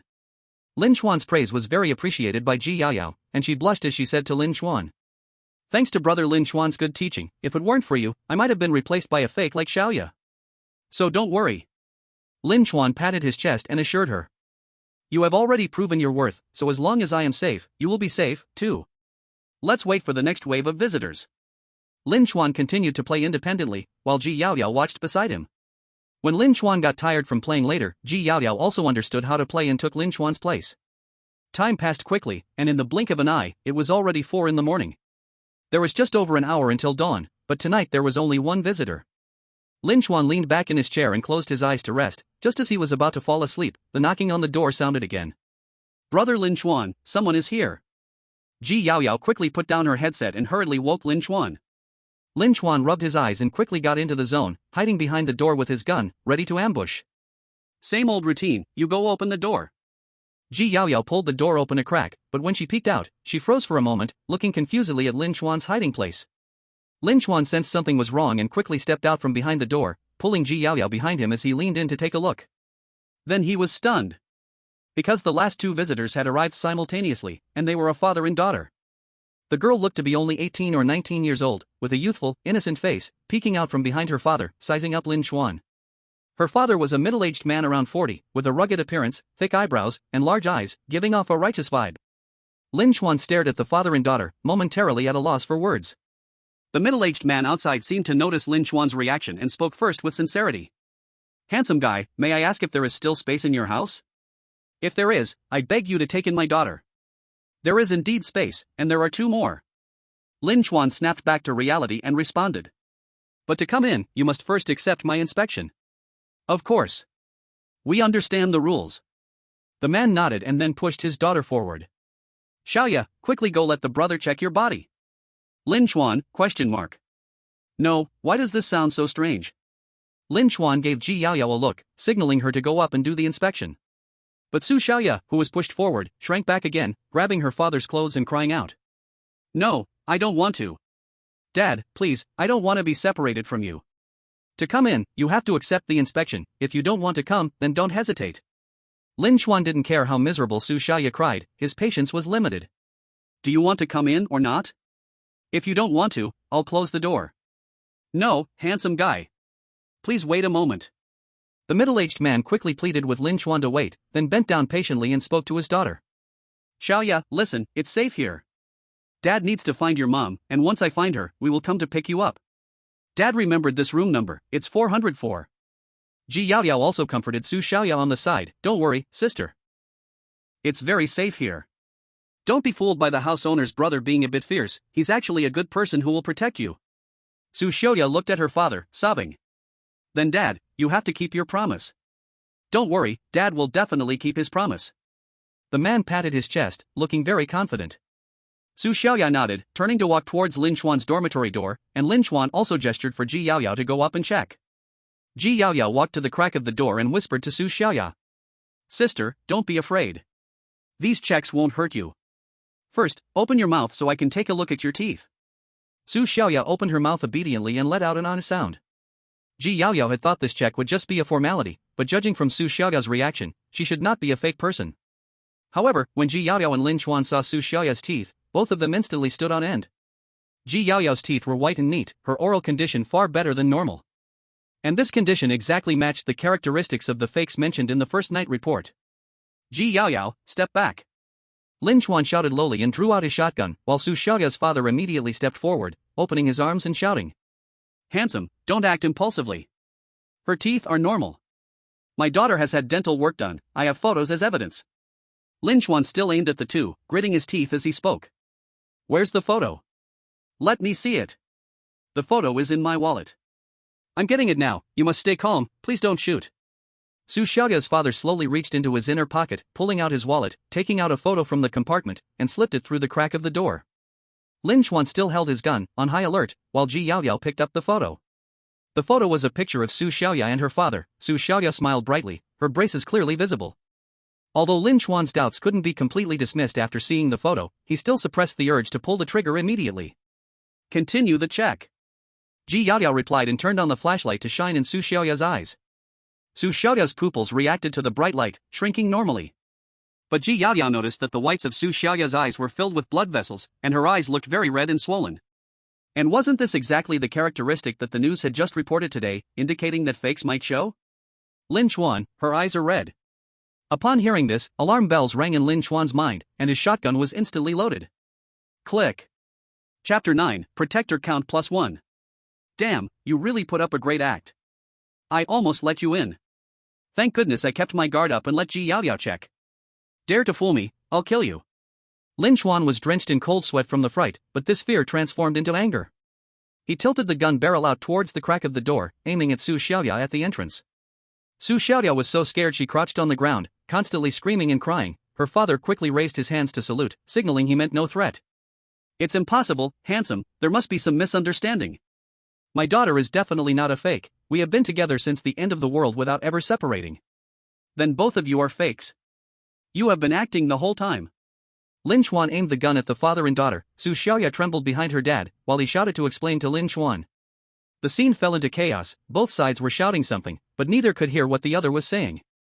The situation escalated quickly, and Lin Chuan's finger was even resting on the trigger. As the homeowner, he had to stay alert. Besides ensuring his own life, Ji Yaoyao's life was also in his hands. If this father and daughter were indeed fakes, Lin Chuan couldn't show any mercy. Lin Chuan, don't shoot yet. I feel that today's judgment method based on red swollen eyes is not accurate. Ji Yaoyao rushed over and grabbed Lin Chuan's arm. Brother Lin Chuan, I remember this girl has been crying since the first time we met. Don't you think her eyes are red from crying? She's definitely not a fake person. A single word awakens someone from a dream. Lin Chuan immediately reacted. Ji Yaoyao seemed to have a point. It's normal for eyes to turn red from crying too much, so this rule can't be trusted completely. But the problem is, Su Xiaoya's teeth are straight and her eyes are still puffy and red. Out of the 3 judgment methods, 2 apply to her. This probability is no less than hitting gold in a game of vines. No, the probability isn't that high. Lin Chuan stared at the girl outside the door who was trembling and crying, and her father beside her, who was trying to stay calm but looked anxious. After thinking for a moment, Lin Chuan slowly lowered his gun and said, "All right, let that girl come in." Lin Chuan remembered the rule: when there are 2 or more fake people in the house, they would start killing. If Su Xiaoya really is a fake person, and she's the only one, then she can only stay in the dormitory quietly. After getting permission, Su Xiaoya's father sighed in relief, patted her head, and said, "Go ahead, Xiaoya, quickly go into your brother's room." But because of Lin Chuan's previous behavior, Su Xiaoya shook her head like a rattledrum when she heard this. "Dad, I'm not going in. He just tried to kill me, there's no way I'm going in." Su Xiaoya hugged her father's neck, refusing to let go no matter what. But her father knew that it was best for Su Xiaoya to follow Lin Chuan. even though they were almost shot by Lin Chuan due to a misunderstanding. It shows Lin Chuan's caution and decisiveness. He really dares to shoot when encountering a fake person. Plus, Lin Chuan has a shotgun, and with such brute force and his cautious personality, Su Xiaoya will be safer with this kind of person. Xiaoya, listen to your dad, you must go in. The man gritted his teeth and directly pushed his crying daughter inside the door. Su Xiaoya stumbled a few steps and almost fell down. Lin Chuan didn't relent, directly pulling Su Xiaoya inside. Seeing Su Xiaoya enter the dormitory, the man sighed in relief, then deeply bowed to Lin Chuan.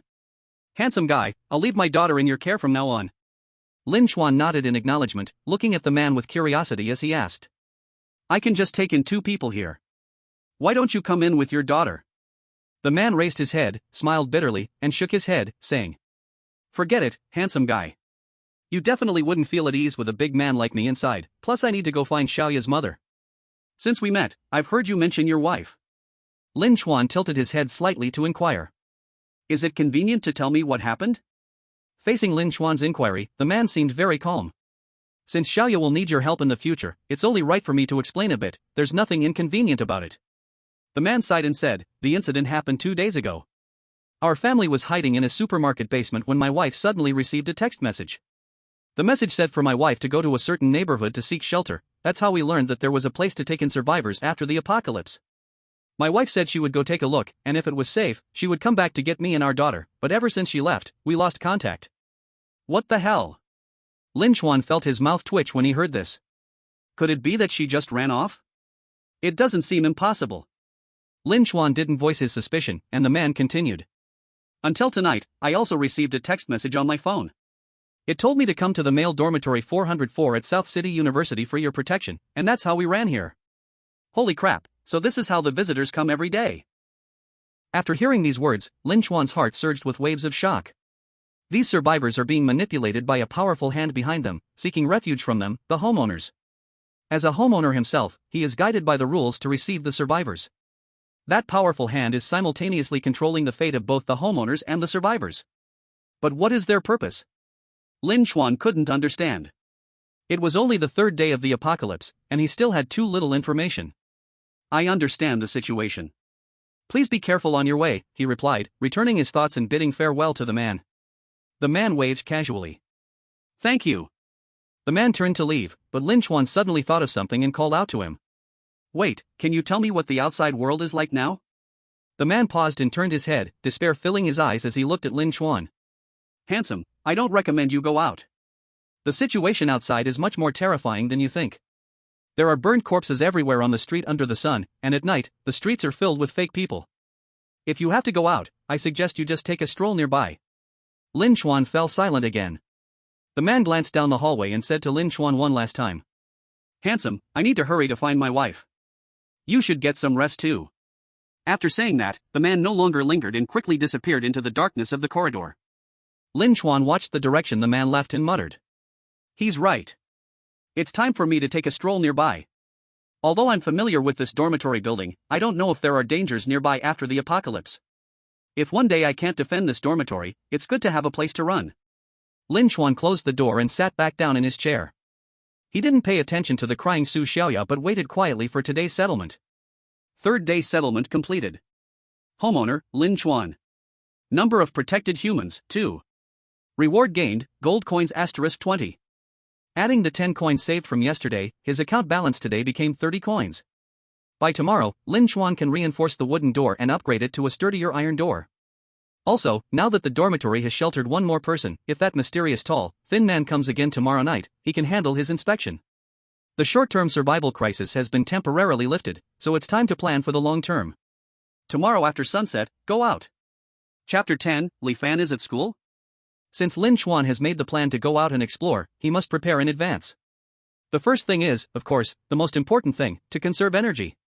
Lin Chuan emptied his mind and lay down on the bed, preparing to sleep. Just as he was about to fall into a dream. Wow, I miss my dad.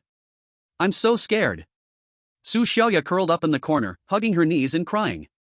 Lin Chuan frowned, then signaled to Ji Yaoyao. Go comfort her. Ji Yaoyao understood and squatted down beside Su Xiaoya to provide support. Lin Chuan closed his eyes again, ready for a good sleep. Woo, I'm so miserable. Dad, when will you be back? Lin Chuan was startled, his eyes wide open as he sat up from the bed and shouted at Su Xiaoya. Are you serious? How can I sleep with you making all this noise as I'm about to fall asleep? And Ji Yao Yao, how did you comfort her? Why is she still crying? Ji Yao Yao looked at Su Xiaoya, who was still sobbing, and shrugged, saying, Lin Chuan, I've already comforted her, but it didn't help. Lin Chuan sighed. Ji Yao Yao seems unable to help. It looks like I have to step in on my own. You should learn from me a bit. You don't understand how to comfort people, you need to learn more from me. Lin Chuan jumped down from the bed and looked at Su Xiaoya's face. Stop crying, okay? Your dad is gone, and your mom is missing. Now your selfie is your family photo. Since there's no one to love you, you have to be strong on your own. Now listen, quickly go to sleep, and when you wake up, brother will give you something to eat. Jaya Yo-Yo? Is this what you call comforting someone? But I have to say, looking at the result, Lin Chuan's comforting skills are pretty authoritative. After hearing what Lin Chuan said, Su Xiaoya truly stopped crying. Because she missed someone. She stood up and slowly walked towards the balcony, and Lin Chuan scratched his head upon seeing this. What are you doing? If you want to sleep, the bed isn't over there. Just shut up a bit, brother Lin Chuan, she's about to cosplay as a flying person.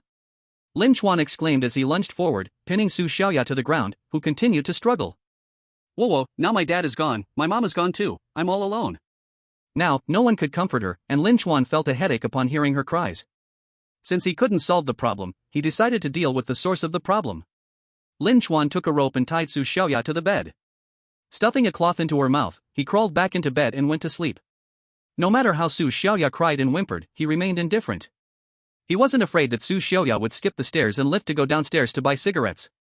As for the cries, they were manually muted. Through the long night, Su Xiaoya finally cried herself out. She seemed to understand that crying wouldn't help, so she finally closed her eyes and gradually fell asleep. After all, the apocalypse doesn't believe in tears. If you want to live, there isn't much time for sadness. The next day at noon, Lin Chuan woke up. He was planning to go explore after the sun set today. Lin Chuan had to prepare in advance. He climbed down from the upper bunk and first checked on Jaya Yo-Yo, who was sleeping. She was sleeping soundly, finally not minding the poor conditions here. Then he glanced at Su Xiaoya, who was sleeping across from Jaya Yo-Yo. She could also be seen as a nuisance. If Su Xiaoya's dad found out his daughter had to be tied up to sleep while following Lin Chuan, he'd probably fight Lin Chuan. But whether he could live through it was uncertain. Lin Chuan believed that being able to provide food and drink for Su Xiaoya was already enough kindness. After looking at these two, Lin Chuan sat down at the computer to contact Li Fan. If he really wanted to go out, the risk of going solo was still too high, he must find someone to team up with. Finding a reliable ally could be crucial for mutual protection and possibly use them as bait in dangerous situations. Among the people Lin Chuan could contact, Li Fan, who dared to invite fake people into his home, was the most suitable. Lin Chuan opened the computer to privately chat with Li Fan, but he heard Jaya Yo-Yo's sleepy voice behind him. Brother Lin Chuan, why did you wake up so early today? Can't sleep. Lin Chuan replied without turning his head. I plan to go out tonight, I'm preparing now. What? Jaya Yo-Yo's eyes widened in surprise. Brother Lin Chuan, don't. It's so dangerous outside, why go out for no reason? I have to go out. Lin Chuan shook his head. There's an extra mouth in the dormitory now, food is being consumed more than before. Buying food with coins is too much of a loss, it's better to see if we can find something outside. Besides, since the apocalypse, I haven't left the dormitory. I don't know what's happening at the university, if the terrain has changed, we should know in advance. Upon hearing this, Jaya Yo-Yo did not refute. She and Lin Chuan were both students of South City University and weren't sure how many people were still alive in the school. Alright, but brother Lin Chuan, you must be careful. I will keep the dorm safe. Lin Chuan nodded, he indeed didn't plan to take Jaya Yo-Yo with him. Women usually scream first when things happen, and Lin Chuan still wanted to survive and return. So no extra baggage, Jaya Yo-Yo was just fine in the dorm to keep an eye on Su Xiaoya. Lin Chuan continued to look for Li Fan's avatar and then sent him a private message. Bro, have you woken up? Please reply if you're awake. I have something important to tell you. Lin Chuan originally thought Li Fan was still sleeping and planned to climb into bed to catch some more sleep. Unexpectedly, the other party replied almost instantly. Li Fan 716, what do you need, brother? Seeing this, Lin Chuan immediately perked up and typed a reply. Bro, I plan to go out tonight and explore around. I wanted to ask if you have the same idea. If you do, we can team up and look out for each other. Lin Chuan sent the message, and there was silence for 2 minutes before a new message arrived. Lifan 716, sure, but we can't determine each other's exact location right now. Even if we go out, we might not bump into each other. Lin Chuan was overjoyed to see Lifan agree and immediately replied. I am in the boys' dormitory of South City University. There should be other residents in the school, but I don't know them. South City University? Lifan, who was in his room, didn't even notice the bread fall from his mouth upon seeing these words. He is actually at South City University, isn't that my schoolmate? Lifan quickly typed to Lin Chuan. Brother, what a coincidence, I am also at South City University. Maybe we can really go out and take a look.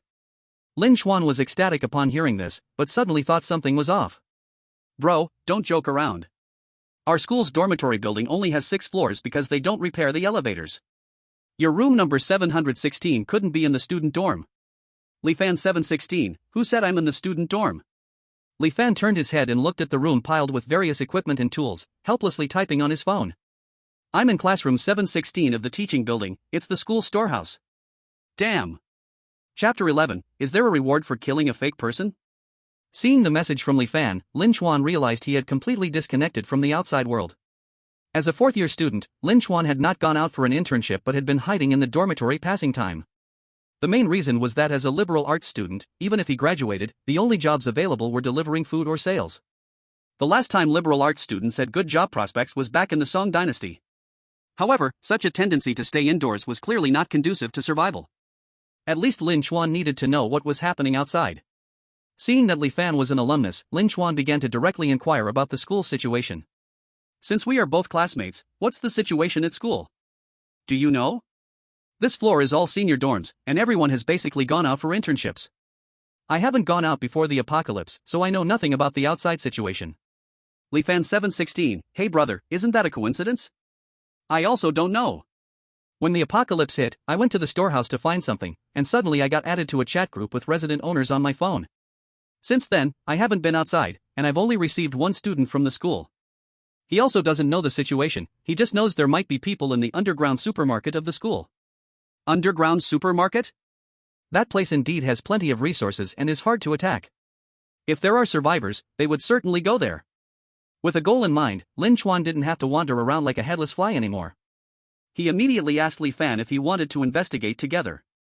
So, Lifan, should we check out the school's underground supermarket tonight? Maybe we can contact the larger group. Lifan 716, we can check it out, but don't get your hopes too high. Because the news of people in the underground supermarket was told to me by a fake person I let in. Lin Chuan. Isn't that a gamble? Whether to trust the words of a fake person is debatable, but since he knew there were people there, it meant the fake person was indeed watching the underground supermarket. However, what the situation was like there could only be known by going over. Even if there was no one, Lin Chuan could still bring back some food. Then, Lifan, let's meet in the square behind the boys' dormitory when the sun goes down? A few days ago, I saw people gathering down there, just in time to see what was happening. Alright. No problem. After the chat, Lin Chuan began his final preparations. This trip was expected to last from 7 p.m. to midnight, about 5 hours. Water and food were definitely necessary, so he could replenish his energy on the way. There were some bottled water and snacks in the dorm, he could bring a bit, but not too much to take up backpack space. After all, he had to go to the supermarket to stock supplies for the dorm. Then there were the weapons. The shotgun in Lin Chuan's hands was definitely a killing machine in the early stages, invincible at close range. As long as he didn't encounter a skinny, pale man like that day, a few ordinary fake humans posed no threat to his safety. He currently had over 90 bullets, while the quantity was still sufficient. It was a non-renewable resource, every shot meant one less bullet. Bringing 20 shots should be enough.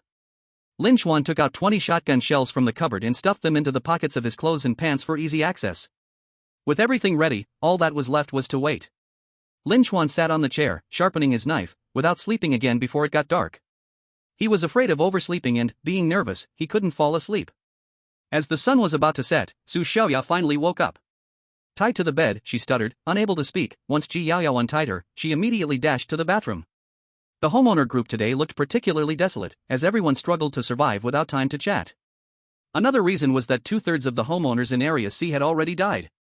Every gray profile picture represented not just his own, but also the end of other survivors' lives in their homes. No one in the group was cheering each other up because everyone believed death was inevitable. It was just that everyone faced it at different times. Lin Chuan sighed at the lifeless group chat and turned to Ji Yaoyao. Go help make instant noodles. Today let's make 4 bags, and give one to Su Xiaoya. Okay. Ji Yaoyao took the instant noodles out of the box. Her expression changed as she said to Lin Chuan. Big brother Lin Chuan, after today, we'll run out of instant noodles. Lin Chuan frowned at the empty box and tossed the snacks from his desk into the box, saying, I still stocked some self-heating hot pot and snacks. It should be enough for the 3 of us for another 3 days. Plus, I plan to go to the school supermarket tonight. Maybe I can bring back some food. Su Xiaoya, hugging her legs, observed Lin Chuan's expression. She thought that once Lin Chuan learned there wasn't much food, he would kick her out to save on expenses. Unexpectedly, he actually dared to take risks to gather supplies for others at the supermarket. In Su Xiaoya's heart, Lin Chuan didn't have a good image. After all, he had even pointed a gun at her head yesterday. For things to have come to this, if she still thought Lin Chuan was a good person, then hiring a master wouldn't help at all. So Su Xiaoya was afraid of Lin Chuan, to the point she hadn't dared to say a word from yesterday until now. Ji Yaoyao placed the cooked noodles beside Su Xiaoya's bed and spoke gently. Quickly eat, sister, you need to be full to have the strength to keep living. Su Xiaoya watched Lin Chuan's expression. Seeing that he didn't notice her, she quickly picked up the instant noodle bowl and started to gulp it down.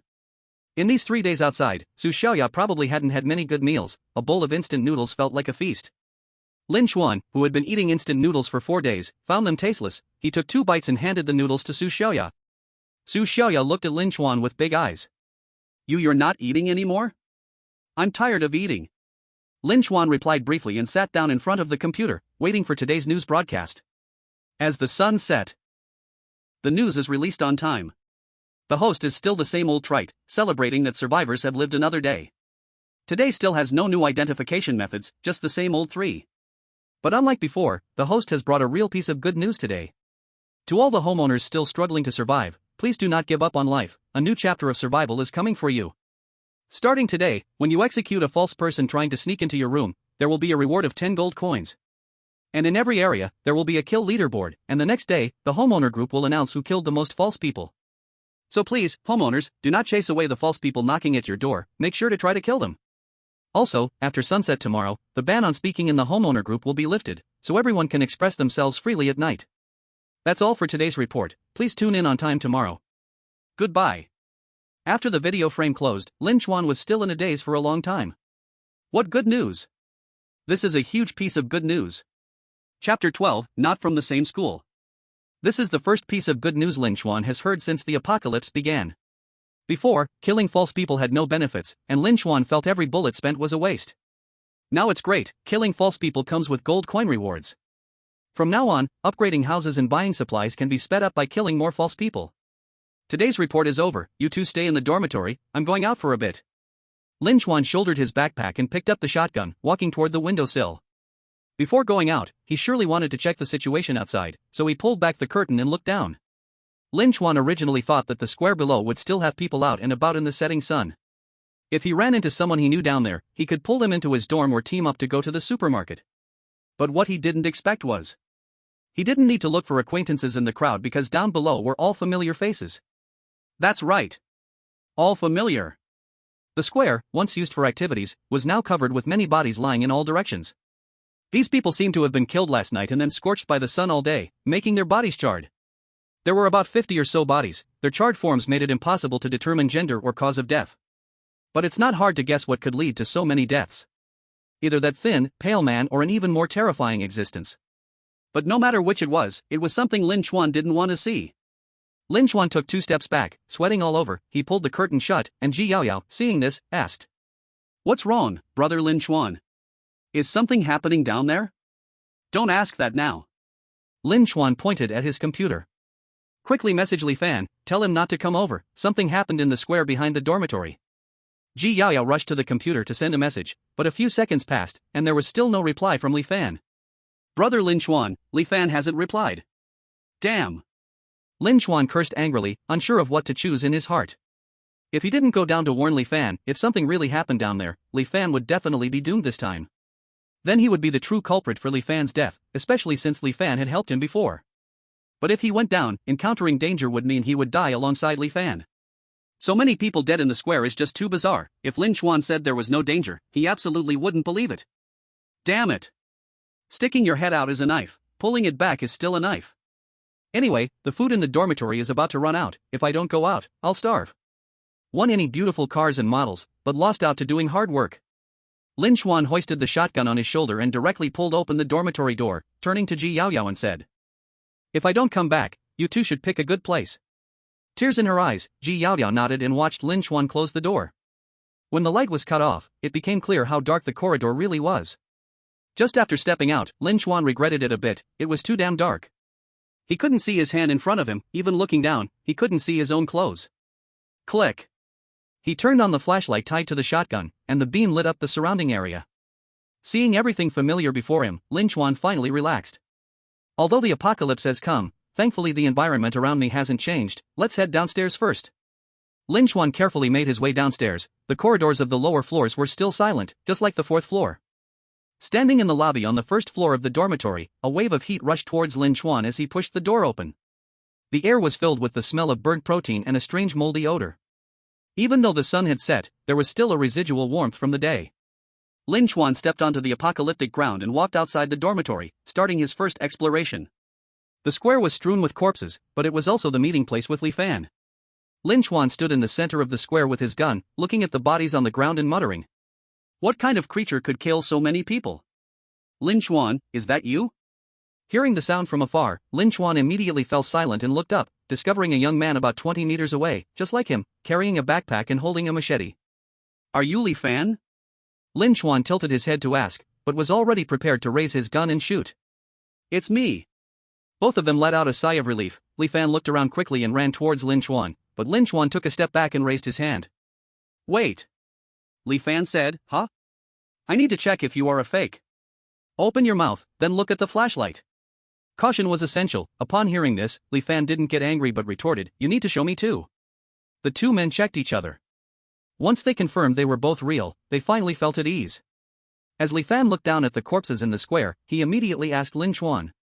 Bro, is this what you meant by a lot of people being active here at night? Are these charred remains the people you talked about? This. Lin Chuan scratched his head and blurted out. Isn't this showing that those people were enthusiastic? Look, they are all well done. Li Fan, ? Is this what a person says? Dark humor can take you to hell, but it shouldn't lead to the underworld. Li Fan fought hard to suppress his laughter and hurriedly changed the subject to Lin Chuan. Alright, enough chit-chat, let's quickly check out the school supermarket. Lin Chuan said, okay. Let's go through the square, past the basketball court, and go straight from the dining hall to the underground supermarket. Li Fan shook his head and said, that route won't work, you might as well forget it.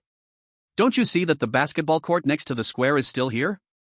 Lin Chuan looked in the direction Li Fan pointed and saw that the original basketball court had only a flat piece of land left. Hey, where did this basketball court go? Li Fan smiled wryly, I don't know. Besides the basketball court, I found that the school's teaching buildings have changed too. This school is completely different from the one we used to know. If we want to reach the underground supermarket, we can only explore slowly, taking the original route definitely won't work. Li Fan's analysis announced that this journey would be more difficult than expected. Lin Chuan even hesitated about whether to go to the supermarket, but Li Fan seemed unusually excited about it. However, before I left, I asked the fake person who took me in. He said the supermarket is actually not hard to find. The buildings in the school have been pulled closer together. The teaching buildings, which were originally about 2 kilometers from the dormitory, are now much closer. But now I can just walk down a flight of stairs and reach it. So I guess the supermarket should be nearby. Maybe. Li Fan pointed to the newly appeared dormitory building next to the boys' dorm. Perhaps it's in that building? Lin Chuan and Li Fan both looked toward the dormitory building, just in time to see someone upstairs pull back the curtain and peek out at the square. The light in the darkness was strikingly noticeable, and both of them noticed that there were still survivors inside this building. Lin Chuan picked up his gun and looked at the room upstairs, saying, then let's go inside and take a look. Chapter 13, The Woman Dead in Bed. As far as the eye could see, there were only these 3 buildings. If the supermarket wasn't in this mysterious building, then Lin Chuan and Li Fan had no other options. The two of them entered the building together, scaring the homeowner who had just been observing them half to death. In a square littered with bodies, only 2 people remained standing. It was obvious even with a toe that these 2 had to be suspicious. Now that they had entered this building, it was possible they would also end up just like those below. Some people had long been dead, but would have to wait until later to be buried. The homeowner who had just seen the 2 was scared to death, while Lin Chuan and Li Fan were actually quite anxious as well. This building had appeared out of thin air, and neither of them remembered when the school had such a structure. But from the structure of the building, they could still tell a little about it. The entire building seemed to be a fusion of the school cafeteria and the dormitory, visibly merging the girls' dormitory and the school cafeteria. The two turned off their lights and, taking advantage of the night, smashed open a glass window on the first floor, then climbed in directly. They entered a dormitory. The door had been violently broken open, and there was still a lot of blackened blood on the floor. The various clues around already indicated the fate of the homeowner and reminded the two that this place was still dangerous. Li Fan crouched down and peered around the door, confirming no one was there before asking Lin Chuan. "Now that we've successfully entered, what should we do next?" Lin Chuan thought for a moment and replied, "Let's go find the underground supermarket first. Let's walk along the corridor and see if there are any stairs leading down." "All right." The two big guys were not one to hesitate. Having set a plan meant they were ready to act. The first floor of the building was very quiet, and as they walked down the corridor, Lin Chuan could clearly hear his own breathing. He held his gun and carefully explored toward the end of the corridor. After half an hour of searching the first floor, the two reached a consensus: this floor didn't reach the basement. They stood face to face in the middle of the first floor corridor, unsure of what to say. Lin Chuan chambered his shotgun and said to Li Fan, "Do you think we've been played by a phony?" Li Fan scratched his head. There really is a possibility, but maybe he's just confused about his memories. "Oh?" Lin Chuan realized, telling Li Fan, "So you mean this phony might have problems with his memory? He really did see the school's underground supermarket, but it's already not underground anymore?" "That's possible." Li Fan nodded. Lin Chuan looked at the stairs leading up, weighing his shotgun for a moment. There is a saying in the Dragon Kingdom: "It's already come, so let's just go for it." Since they had already drawn their guns and were ready to fight, it made no sense to just stick around on the first floor and not explore the upper levels. "Then let's go. Let's see what's upstairs. Maybe we can find some survivors and ask about what's going on in this building." Lin Chuan headed straight up the stairs to the second floor. Upon reaching this level, Lin Chuan finally began to hear some sounds, but they were not good sounds. He could faintly hear footsteps coming from upstairs, though he couldn't determine their direction. Amidst the faint and lingering sounds of screams. At the same time, the second floor appeared even more damaged than the first, with many signs of human destruction. Lin Chuan was especially cautious on this floor. The two continued to explore down the corridor towards the end, passing by dormitories and houses. The structure of the second floor was different from the first. The first floor mostly consisted of dormitory-style buildings. In contrast, the second floor had some rooms resembling single apartments, larger in size and more luxurious. Unfortunately, there was no one in sight anywhere. After walking for over 40 minutes, they had not seen a single room with survivors. All they found were traces of widespread devastation. Especially on the second floor, the environment was more complex. Both were afraid of being ambushed by the sixth one. Just as they thought that this floor would yield nothing and they would have to return empty-handed today, they saw a closed room at the end of the corridor. "Be careful. There might be someone inside." When Lin Chuan noticed, he immediately pressed himself against the wall. Li Fan whispered, "What's the plan? Do we negotiate or break in?" Lin Chuan did not hesitate much and replied softly, "You go knock on the door first. If they pretend not to hear and don't open, I'll shoot the lock, and we'll rush in." In this unfamiliar environment, Lin Chuan only trusted himself. If there really was someone inside who was so uncooperative, then it would have to unleash Miao Miao's house. Li Fan took a deep breath, hid the knife behind him, and knocked on the door. "Is there anyone inside? My friend and I mean no harm, we're the landlords, just here to explore. If you hear us, please open the door. If no one's home, we're coming in." The air was silent for several seconds, and Li Fan said, "No one." Lin Chuan stepped forward, aimed the gun at the door lock, and shot. Bang! The corridor echoed with a loud bang, startling Li Fan. In front, Lin Chuan didn't care about the wooden splinters flying onto him and directly smashed the door open. Once inside, Lin Chuan could smell a strong odor of blood and decay, while feeling a sticky sensation underfoot. A puddle of black liquid extended into the room. Lin Chuan gagged as he followed the liquid deeper inside. After passing through a 10-meter-long corridor, the interior space came into view. There lay a corpse that seemed to be a woman, rotting and stinking on the bed, with body fluids flowing towards the door. At the same time, the room was stocked with a lot of food, but she had died in the room before finishing it. Lin Chuan and Li Fan kept gagging, overwhelmed by the sensory shock. Chapter 14, Mealtime. For Lin Chuan, an undergraduate who had yet to graduate, this was the first time he had seen such a scene. However, he was not a weak person. After vomiting a few times, he quickly steadied himself and began to observe the room. This house is like a guest house or a single apartment, it feels rented. Lin Chuan walked to the bedside and opened the nightstand, which was filled with many snacks. This is a bit strange. There is food in the room and bottled water, so she must have died by accident. But there is no one else in the room besides her. It can't be that a fake person killed her. Wait. Lin Chuan suddenly realized a key issue. The thin, pale man from 2 days ago had been here. According to the hints, he must have killed the landlord of the house who hadn't provided shelter to anyone else. This woman was killed by that thin, pale man. Mr. Lin is really smart. Just as Lin Chuan made this judgment, a strange voice suddenly came from behind him. Lin Chuan immediately felt as if he had fallen into an ice cave. Turning around, he saw the thin, pale man smiling at him. Standing nearly 3 meters tall, the pale man had to bend down to fit inside the house. Lin Chuan swallowed hard, steeling himself to ask the pale man, "What are you doing here?" The pale man smiled and said, "I am visiting the owner of this building, that's why I'm here. As for running into Mr. Lin on the road, that really surprised me. It's so dangerous outside, I ask you to stay in your house and not go out." Lin Chuan couldn't figure out what the pale man wanted, and he was already prepared for the worst, so he felt somewhat fearless. "You don't need to worry about my affairs." The pale man was taken aback by these words, and immediately became interested in Lin Chuan. There are not many humans who dare to speak to him this way. Lin Chuan was one of them.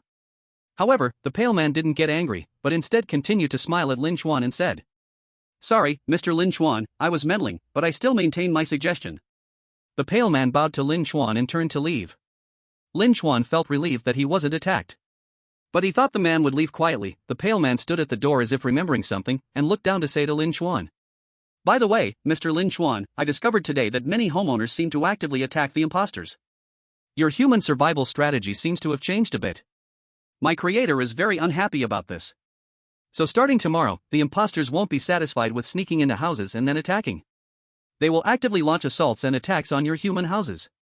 So, Mr. Lin, please remember to enhance the defensive capabilities of your house.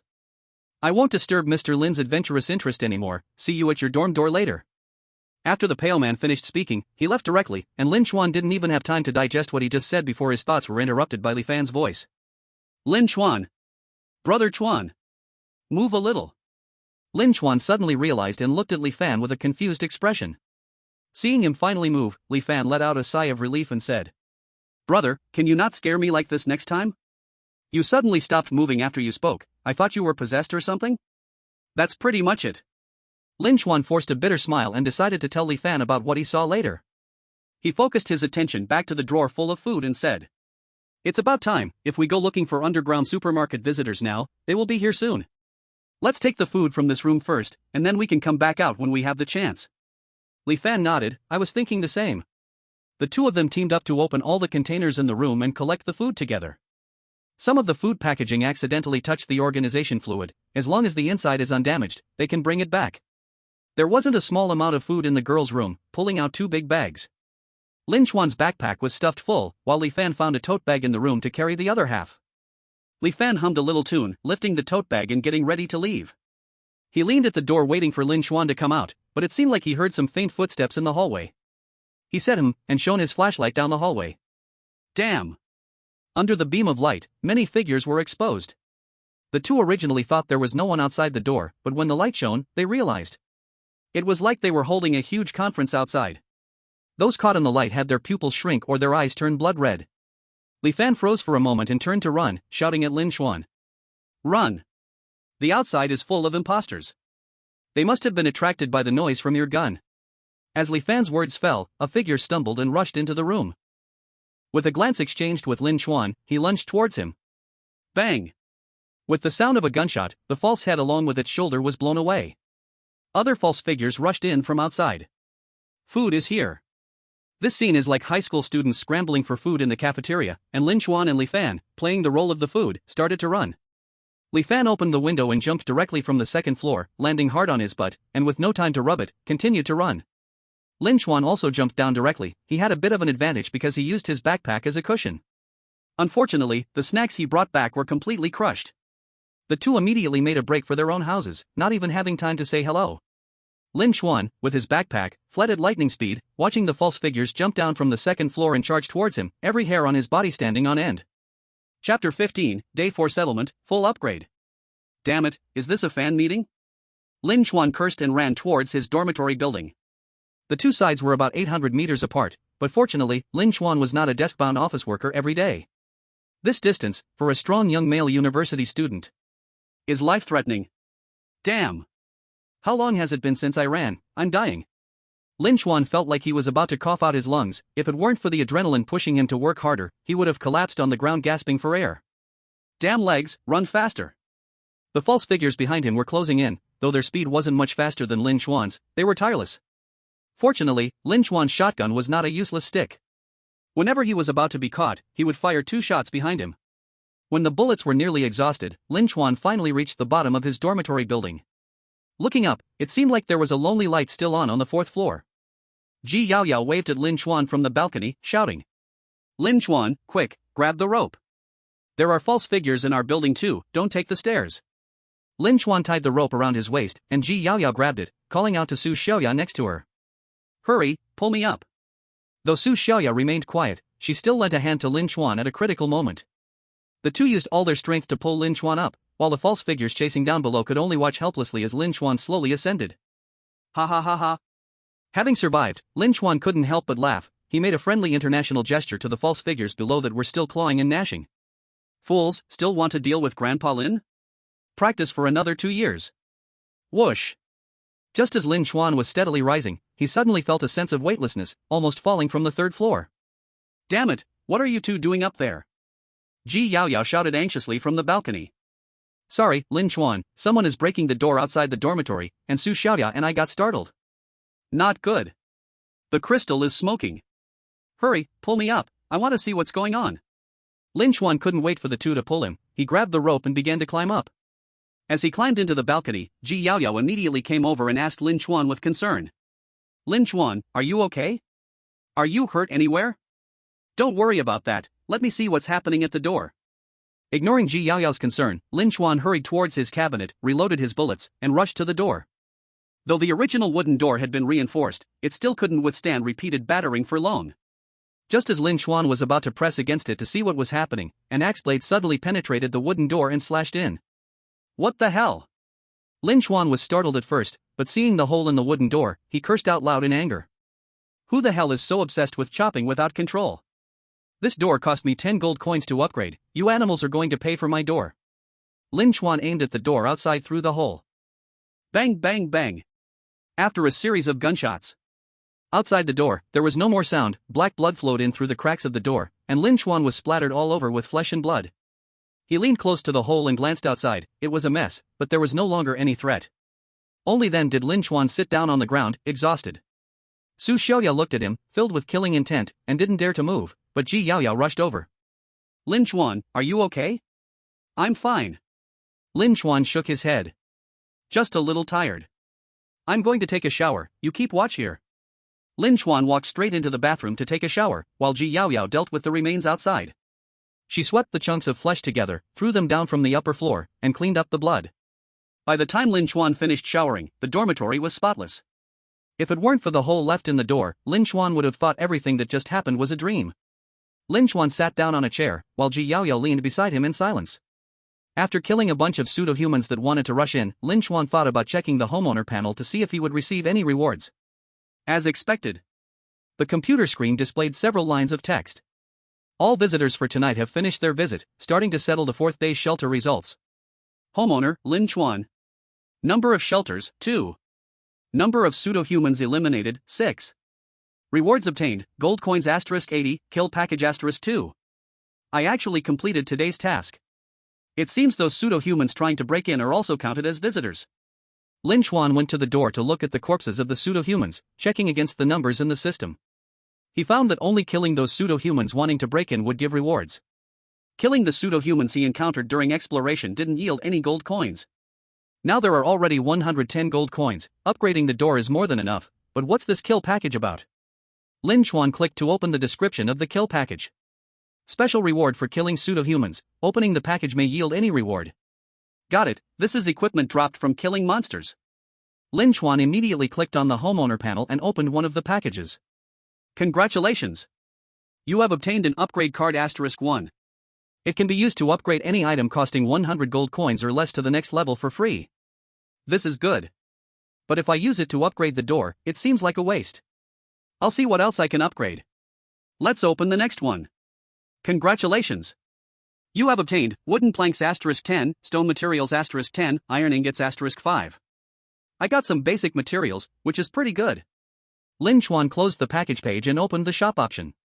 The wooden door is now damaged, it definitely needs to be upgraded. Besides, that tall, pale man said I should strengthen the room's counterattack capability. This counterattack capability is definitely not referring to the front door, that thing can't counterattack. It must be. As Lin Chuan pondered, he searched through the shop categories until he suddenly saw one option. Turrets? Upon opening, it contained various active defense weapons. From the cheapest and simplest, requiring a person to operate, archery towers, to real turrets that could fire cannonballs. Everything was here. The higher the turret, the more expensive the resources and gold coins required. Besides, turret installation also had essential criteria. The most important were the area of the house and the defense level of the house. If the area isn't big enough, high-level turrets definitely can't be installed. It's like a small horse pulling a big cart. Even if one cannon fires, who knows if it can kill the pseudo-humans, but it will surely shake Lin Chuan's dormitory down. And the defense level is also a critical assessment standard.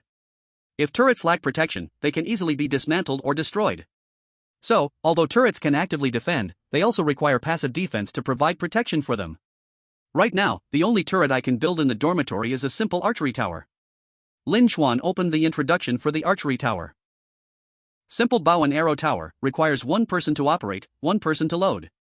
Can cause harm to unprotected targets, weaker damage to buildings. Resource cost, wooden board *20, stone *10, iron ingot *10. According to the shop's resource prices, wooden boards are 1 gold each, stones are 5 gold each. Iron ingots cost 10 gold each. Even this trashy simple bow and arrow tower needs to spend nearly 200 gold. But luckily, Lin Chuan just opened many materials in the kill package. With just another 60 gold, he can build the bow and arrow tower. Money is a bastard, spent money can still be earned. For the sake of my own safety, I bought it directly. Lin Chuan spent gold to purchase the remaining materials, and they were immediately stored in the warehouse. He already had a plan for the remaining 50 gold. Upgrade the reinforced wooden door to an iron door. Ding! Spent 50 gold to purchase iron ingot *5, successfully upgraded to an iron door. Installing. A sound of renovation came from outside the door, just like last time when he upgraded the wooden door. The raw materials Lin Chuan bought were directly attached to the door, and the door was changing. After a loud noise for more than 10 minutes, the damaged wooden door had completely disappeared. The door to Lin Chuan's dormitory was replaced with a big steel door. This looks much safer than the wooden door before, and there is a small observation window above the door.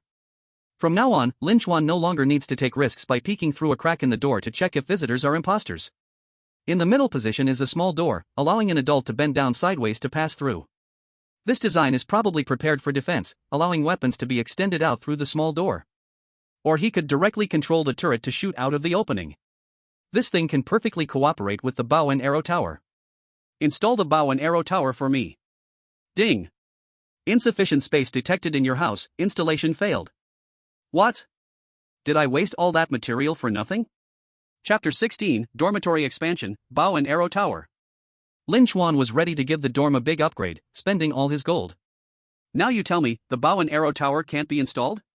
The homeowner can expand the room size to meet the conditions for building a bow and arrow tower. Lin Chuan asked the computer, how can I expand the room size? The room size is linked to room comfort, and the homeowner can check ways to improve it. Lin Chuan suppressed his dissatisfaction and followed the prompt to open the comfort upgrade option. Comfort is, as the name suggests, all about living comfortably. So how can one live comfortably? That means having enough space and sleeping well. Lin Chuan's dorm room felt a bit cramped. If someone farted, there's nowhere to run. Anyone who has lived in a dorm knows this feeling. The beds in the dorm are just ordinary iron frame beds, and there are only a few layers of bedding, no mattresses. After expanding the room, I can accommodate more survivors. But given the dorm's layout, I better add a wall after expanding, otherwise, I won't sleep peacefully. Currently, Lin Chuan is in a 4-person room, and excluding himself, 3 more can live there. That number is manageable for him, as he doesn't worry about someone playing tricks. But if it expands to more survivors, Lin Chuan is afraid they might act up behind his back, and even if he has a gun, he can't watch so many people. Ding! The expanded space can be separated from the original house with walls and doors. That's great! This upgrade explanation directly solved Lin Chuan's problem, allowing him to expand with peace of mind. After all, the newly expanded area will have a wall separating it from his original dorm. Then I will directly use the upgrade card to expand. The house is under expansion. House expansion is different from upgrading and building items. Suddenly, the walls of Lin Chuan's dormitory began to retreat. At the same time, the internal space started to change. The originally retained upper bunk and lower desk remained, but some old walls and floors became brand new. Additionally, a partition appeared next to the dormitory, connected by a door to the original dormitory. The new room next door cannot go directly outside, it requires passing through the original dormitory to open the door to the hallway. The expanded area is much larger than the original 4-person room, so Lin Chuan and his roommate's space was also enlarged. Originally, Lin Chuan's dormitory area was about 20 square meters, which was enough for 4 people to live in. But just a little storage made it feel cramped. Now, the dormitory area plus the adjacent partition is 50 square meters, with Lin Chuan's original dormitory area occupying over 35 square meters. After the space expansion, Lin Chuan immediately began to construct an arrow tower. When the door opened, materials were delivered from outside, and he started building on the dormitory's empty space. After nearly half an hour, the arrow tower was finally completed. The arrow tower was placed at the front door, allowing anyone who wants to break in to shoot through the shooting hole in the iron door. The base of the tower was built of stone, with wooden stakes driven into the stone for support. Except for the bowstring, every other part of the bow and arrows was made of iron. It looks like some kind of high-tensile metal, but Lin Chuan didn't know exactly what it was. As long as it was useful, it was fine. When the arrow tower was upgraded, a sound from the computer system suddenly echoed in the dormitory. Congratulations, the house owner has upgraded the dormitory's defense level to level 3, the house panel has changed. House owner, Lin Chuan. House type, large student dormitory. Comfort level, 3, living conditions are acceptable but not excellent. Defense level, 3, has certain defensive capabilities. Current capacity, 3/4, plus. House facilities, iron door, durability, 100/100, arrow tower, arrows *100. The house owner can now shelter more people, with daily survivor settlement rewards increasing by 10 gold coins. Wow! Is there such a reward after the upgrade? Lin Chuan was extremely surprised. He didn't expect that the improvement in comfort and defense levels would also increase his daily settlements. Starting tomorrow, Lin Chuan will earn 20 gold coins for each survivor he shelters. The newly expanded room still hasn't had beds installed. Once he saves up some money, Lin Chuan plans to renovate the dormitory properly. Looking at their newly refreshed living conditions, Su Xiaoya and Ji Yaoyao were very happy. Ji Yaoyao directly threw herself onto Lin Chuan, giving him a smack on the cheek. "Brother Lin Chuan, you're so amazing." Su Xiaoya silently walked up to Lin Chuan and said to him, "Thank you, I will repay you in the future. Just don't take revenge on me." Lin Chuan chuckled, feeling very cheerful. After he completed the overall upgrade of the dormitory, the first visitor finally arrived. After the settlement, someone knocked on the door. Without thinking, Lin Chuan knew it was the tall, pale man. Lin Chuan opened the observation window above, and the pale man's face was right up against it. When he saw the changes in Lin Chuan's dormitory, he looked very pleased. "It seems Mr. Lin Chuan is a smart person, you followed my advice. Next, I want to ask Mr. Lin Chuan a question, please answer truthfully. In your house, are there 2 or more survivors besides you?" This was not the first time Lin Chuan met the pale man, but every time he spoke with him, he felt immense pressure. "Yes, there is another 18-year-old girl." The smile disappeared from the pale man's face, and with some regret, he said, "Well, you are indeed quite fortunate, Mr. Lin Chuan. I hope you will have such luck next time. I will visit again in 2 days. Make sure there are 4 or more survivors in your house. Survival will be even harder afterward, so please make sure to stay alive until we meet." The pale man finished speaking and left, while Ji Yaoyao, hiding under the blanket, peeked her head out. Seeing that Lin Chuan had sat back down in his chair, she breathed a sigh of relief and asked Lin Chuan, "Lin Chuan, where did that man who looked like a ghost come from? He seems so terrifying." Lin Chuan shook his head. "I don't know either, but he gives me the feeling of a prosecutor. He checks if the homeowners have completed the goals he set, and those who fail will be eliminated." Ji Yaoyao said with a worried expression, "What if his requirements get higher and higher until we can't complete them?" "I don't know that either." Lin Chuan sighed, but then his tone turned firm. "But I believe there will definitely be a way. As long as we're alive, we still have a chance. My house can upgrade, and one day it can reach a level where even a pseudo-human can't break through the defenses. At that time, maybe we can hold on until the end of the apocalypse. The pressure is the same, let's see who stands high." After Lin Chuan finished speaking, Ji Yaoyao immediately threw herself at him, saying she believed Lin Chuan could do it. Such a beautiful woman throwing herself at him was something Lin Chuan couldn't even dare to imagine before the apocalypse. Moreover, the speed at which Ji Yaoyao fell for him was something Lin Chuan did not expect. In just 4 days, Ji Yaoyao and Lin Chuan went from strangers to being inseparable. Ji Yaoyao seemed to not even realize how much she cared about Lin Chuan and how she couldn't be without him. Lin Chuan felt the warmth coming from Ji Yaoyao's body and gave Su Xiaoya a knowing look. Su Xiaoya immediately understood and went into the back room. Now, the entire dormitory had only Lin Chuan and Ji Yaoyao. When Ji Yaoyao noticed Su Xiaoya had left and was about to escape, it was already too late. Ji Yaoyao always managed to do things that uplifted Lin Chuan, so he certainly wouldn't let this opportunity pass. Ji Yaoyao tried to break free but was held tightly by Lin Chuan. She looked up at Lin Chuan, her eyes filled with nervousness and excitement, her voice trembling as she said, "Lin Chuan, what are you going to do?"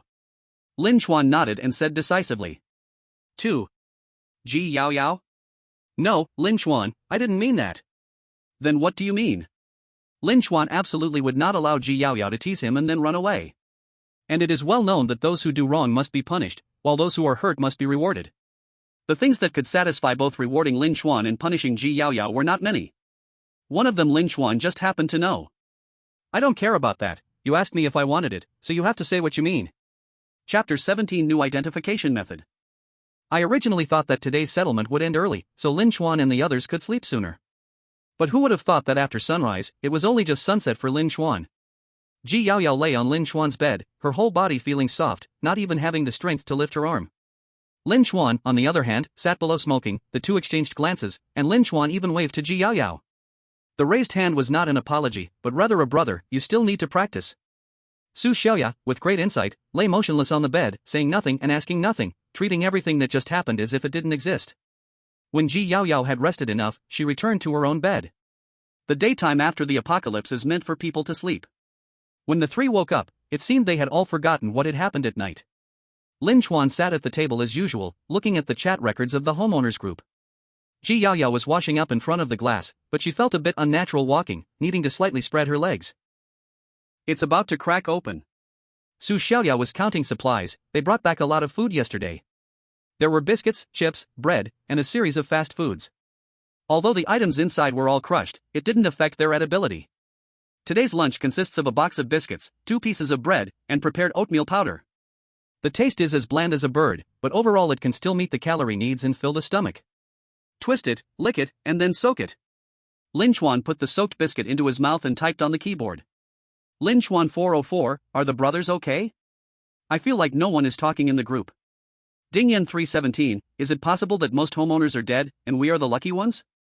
Zhao Taiju 207, really, that skinny pale man probably killed another batch of homeowners yesterday, our C district is running out of people. Lin Chuan checked the C district homeowner group, 7 out of 10 avatars had already turned gray. There were only more than 30 people left alive. Fortunately, Li Fan's avatar was still bright, Lin Chuan confirmed that he was still alive. Lin Chuan 404, since we've made it this far, I hope everyone can pull through together in the apocalypse. The news yesterday said that from today, the homeowner group would no longer restrict speaking. Everyone still needs to be active, any new discovery should be shared in the group at the earliest. Dingyan 317, no problem, my friend. Zhao Taiju 207, even though the speaking restrictions are lifted, I still feel something big is going to happen. In fact, most people are quite pessimistic about the future. Lin Chuan feels the same way. Since the skinny pale man told him that the pseudo-humans would actively attack the dormitories, Lin Chuan felt that the apocalypse was getting worse with time. Survival has become harder, while the pale man also forced you to accept more survivors. If you stumble even a little, you could only laugh while saying GG. Li Fan 716, no matter what, let's all try our best to survive, today's broadcast is about to start, so let's get to work. Li Fan reminded the homeowners, and the group immediately fell silent. Lin Chuan had already taken out his notebook and was guarding the computer. As soon as it hit 6 o'clock, the broadcast started on time. That host with the seam of face was still sitting at the table. Seeing that face now makes Lin Chuan feel a bit nauseous. Because seeing him meant that disaster was still ongoing, and everyone needed to continue struggling in the apocalypse. Survivors watching the screen, it's been a long time. After announcing yesterday that killing pseudo-humans could earn rewards, has anyone tried that? The kill leaderboard will be announced shortly in the homeowner groups of each area, you can check to see if you're on the list. At the same time, I still have good news for everyone today. The anti-pseudo emergency troops have completed preliminary research on pseudo-humans. Starting today, our heroes will delve into various regions to explore. Homeowners should not panic when seeing emergency team members and fully cooperate with their investigations. Violators will face punishment. When hearing this, Su Xiaoyao also turned to look at the screen, and beside her, Ji Yaoyao could not help but cheer. Great, Lin Chuan good, did you hear that? The emergency team is here, are we saved? Don't get too excited too soon. Lin Chuan shook his head. I've never heard of this anti-pseudo emergency team, don't imagine them as saviors. The only one who can save us is the dormitory we are currently living in. Everything else is useless. Even if they come, I don't think they can solve the problem. Lin Chuan had no good feelings about this anti-pseudo-emergency team.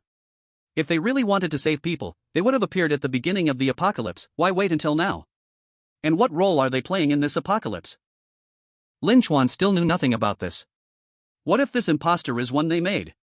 It's hard to say. Everyone's attention returned to the studio, where the host delivered another important piece of news to Lin Chuan and the others. According to the latest findings from the Anti-Imposter Emergency Unit, the features for identifying imposters have further increased.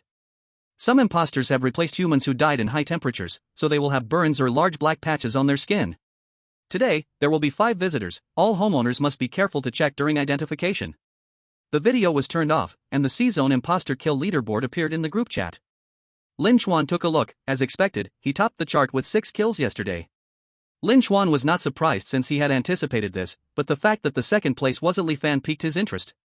Dingyan 317, awesome, Lin homeowner, you killed 6 imposters yesterday. How did you do that? Aren't they here to save us? Lin Chuan raised his hand to his forehead, speechless. Who told you they are here to save people? Before the apocalypse, the news wasn't something you could trust completely. Now that it's the apocalypse, you're still so naive? With Lin Chuan's words, Su Xiaoya finally calmed down a bit. However, the 18-year-old girl still had a rebellious streak, and she stubbornly said, I think that can't be possible. Isn't our way of identifying imposters something they discovered? If they weren't here to save people, what are they doing here? Lin Chuan snickered coldly. Well said. So, can you guess where they got so many normal people and imposters to carry out their research? At this, Su Xiaoya was completely speechless, and her heart was stirred. Inexperienced boys and girls have an almost naive longing for the outside world. This innocence disappears as they enter society. To put it simply, they get beaten down by society. Thinking back to when Lin Chuan first met Su Xiaoya, he could tell from her clothing and her father's demeanor that this girl was not from an ordinary family. When you find someone who seems untouched by society's harshness, that proves their family is the one beating down this society. After pushing Su Xiaoya into the dorm and closing the window, Lin Chuan said coldly to her, You still have a lot to learn. If you want to stay here, you need to contribute. Lin Chuan handed Su Xiaoya the plates after dinner. Starting today, you'll take care of the chores in the dorm. You've just arrived and need to adjust. Letting you eat a couple of free meals is no big deal. But if you think you can get food without working, you might as well leave. Lin Chuan would not lower his standards just because Su Xiaoya was pretty.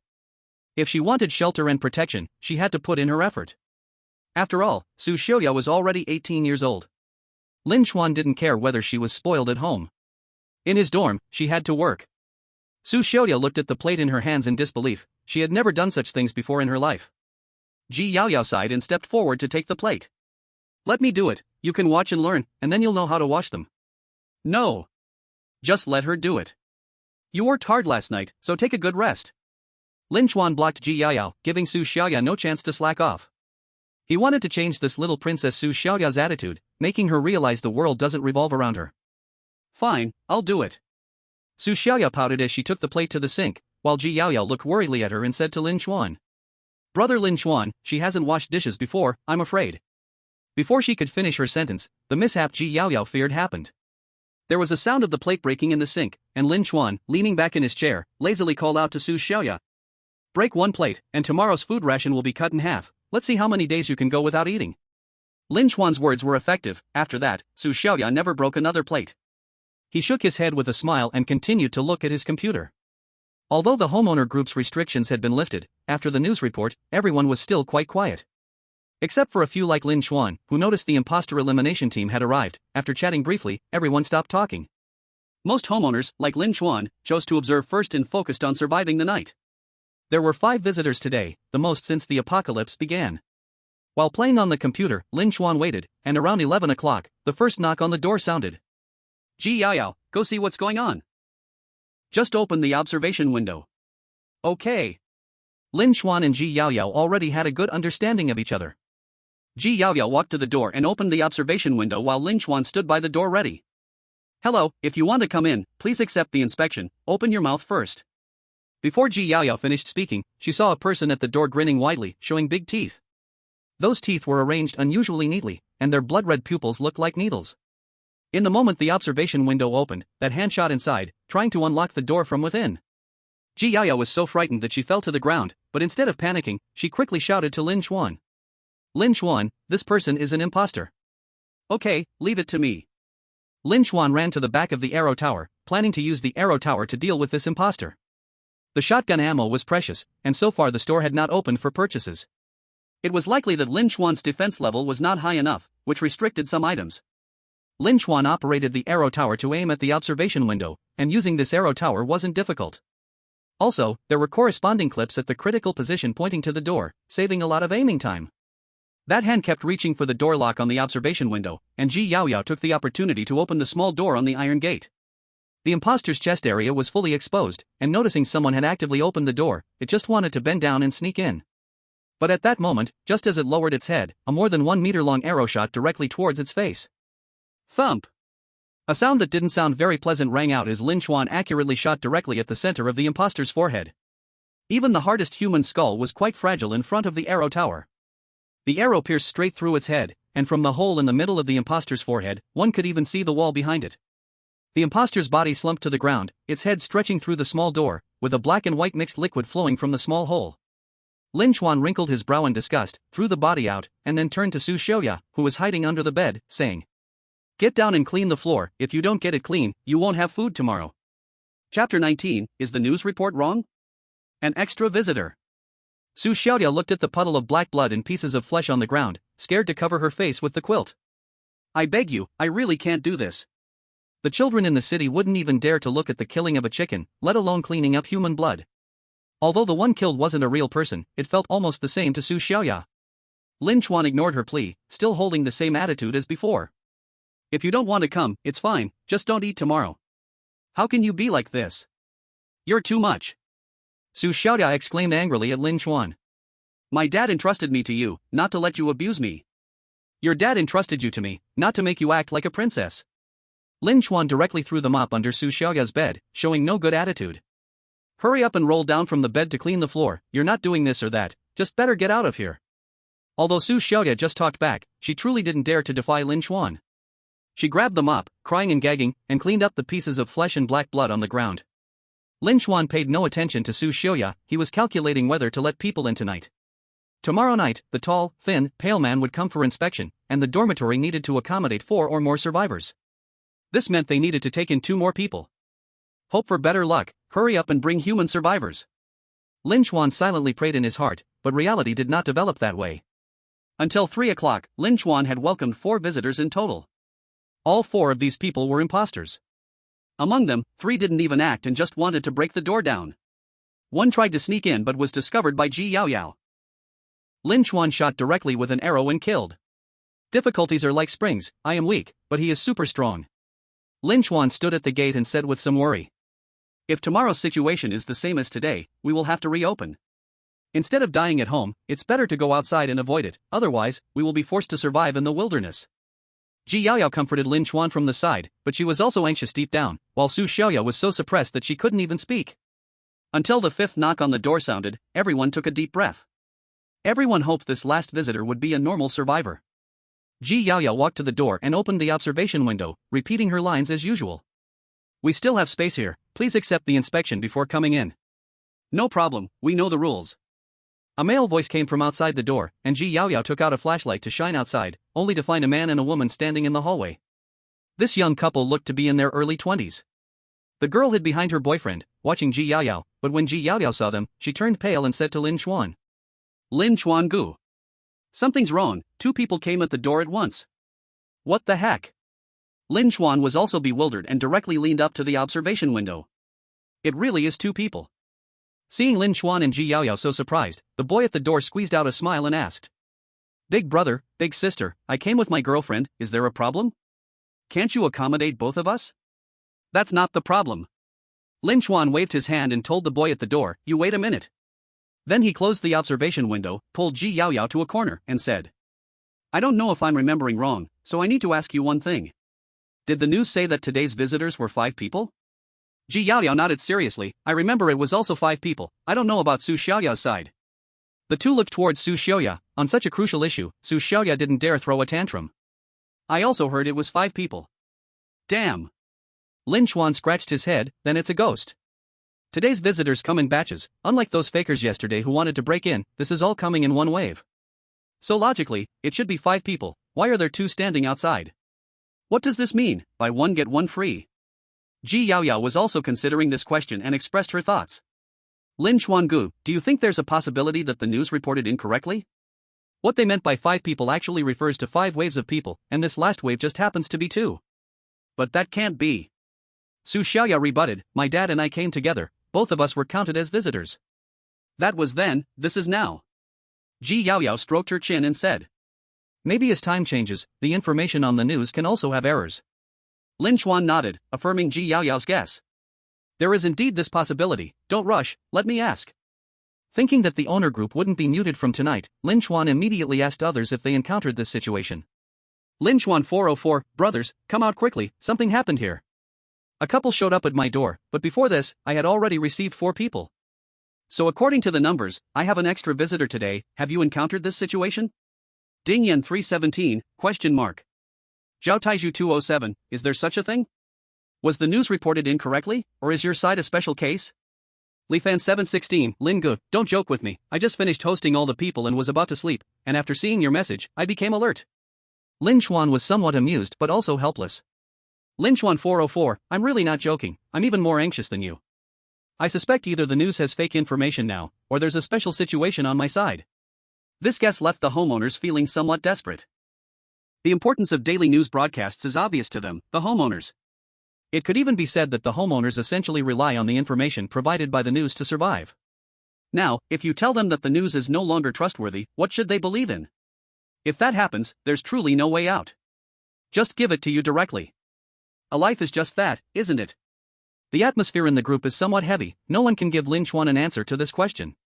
Lin Chuan also doesn't know how to deal with the 2 people at the door, he can't be sure whether to let them in or not. The knocking at the door comes again. The boy is getting a bit impatient and urges Lin Chuan. Brother, if you are not willing to take us in, my partner and I are leaving. If we can't find a safe house before dawn, we will be in big trouble. Lin Chuan grits his teeth and turns to shout, wait a minute, I'll be right there. Then he stares at the screen, hoping someone will tell him what to do. Everyone in the group is still discussing, with no valuable information to refer to. Lin Chuan sighs, preparing to let the young couple go and placing his hope on tomorrow. He opens the observation window and is about to tell the 2 to leave when he hears. ZZZ. Information is incorrect Z, there seems to be one more person ZZ. Z, they have crossed beyond our observation ZZ. The crackling sound of electricity suddenly appears. Lin Chuan, Ji Yaoyao, and Su Xiaoya widen their eyes, all looking at the radio on the bookshelf. Chapter 20, containing the couple. The radio that Lin Chuan has always treated as decoration, at this moment, just happens to emit a series of signals. Lin Chuan, brother, this radio seems to be talking about our situation today. I recognized it. Lin Chuan is very surprised, he never thought this radio, which he has always regarded as a mere ornament, could still receive other signals. Looks like I need to study how many signals this radio can receive tomorrow. Lin Chuan thinks to himself, then turns his attention back to the couple at the door. If the radio's report is true, then today's overcrowding is not only Lin Chuan's issue. It is that the information from the pseudo-emergency forces is incorrect. In that case, Lin Chuan doesn't need to be afraid and can treat the 2 as normal survivors to check. You 2 don't need to leave, I can accommodate both of you, but before coming in, you must first undergo a check. The boy shows an expression of relief, but still urges Lin Chuan. Then you have to be quick, it's almost dawn. I know my limits, don't rush me. Lin Chuan says to the 2. First item, open your mouth and let me see your teeth. The 2 pull their cheeks and open their mouths, the boy's teeth look a bit yellow, apparently a smoker. The girl's teeth are slightly whiter but not very neat. They barely pass the first check. Second item, widen your eyes, I want to shine a flashlight. The bright light is directed at them, their pupils react normally, but the boy's eyes are very red and swollen. Seeing this, Lin Chuan immediately becomes anxious, steps back, and picks up the shotgun, looking warily at the boy. That boy. Answer my question truthfully, why are your eyes red? Because he just cried. The girl, standing beside the boy, finally speaks. She crosses her arms, her tone carrying a hint of disdain. We had a fight before coming here, I said I wanted to break up, and he just cried. Ah.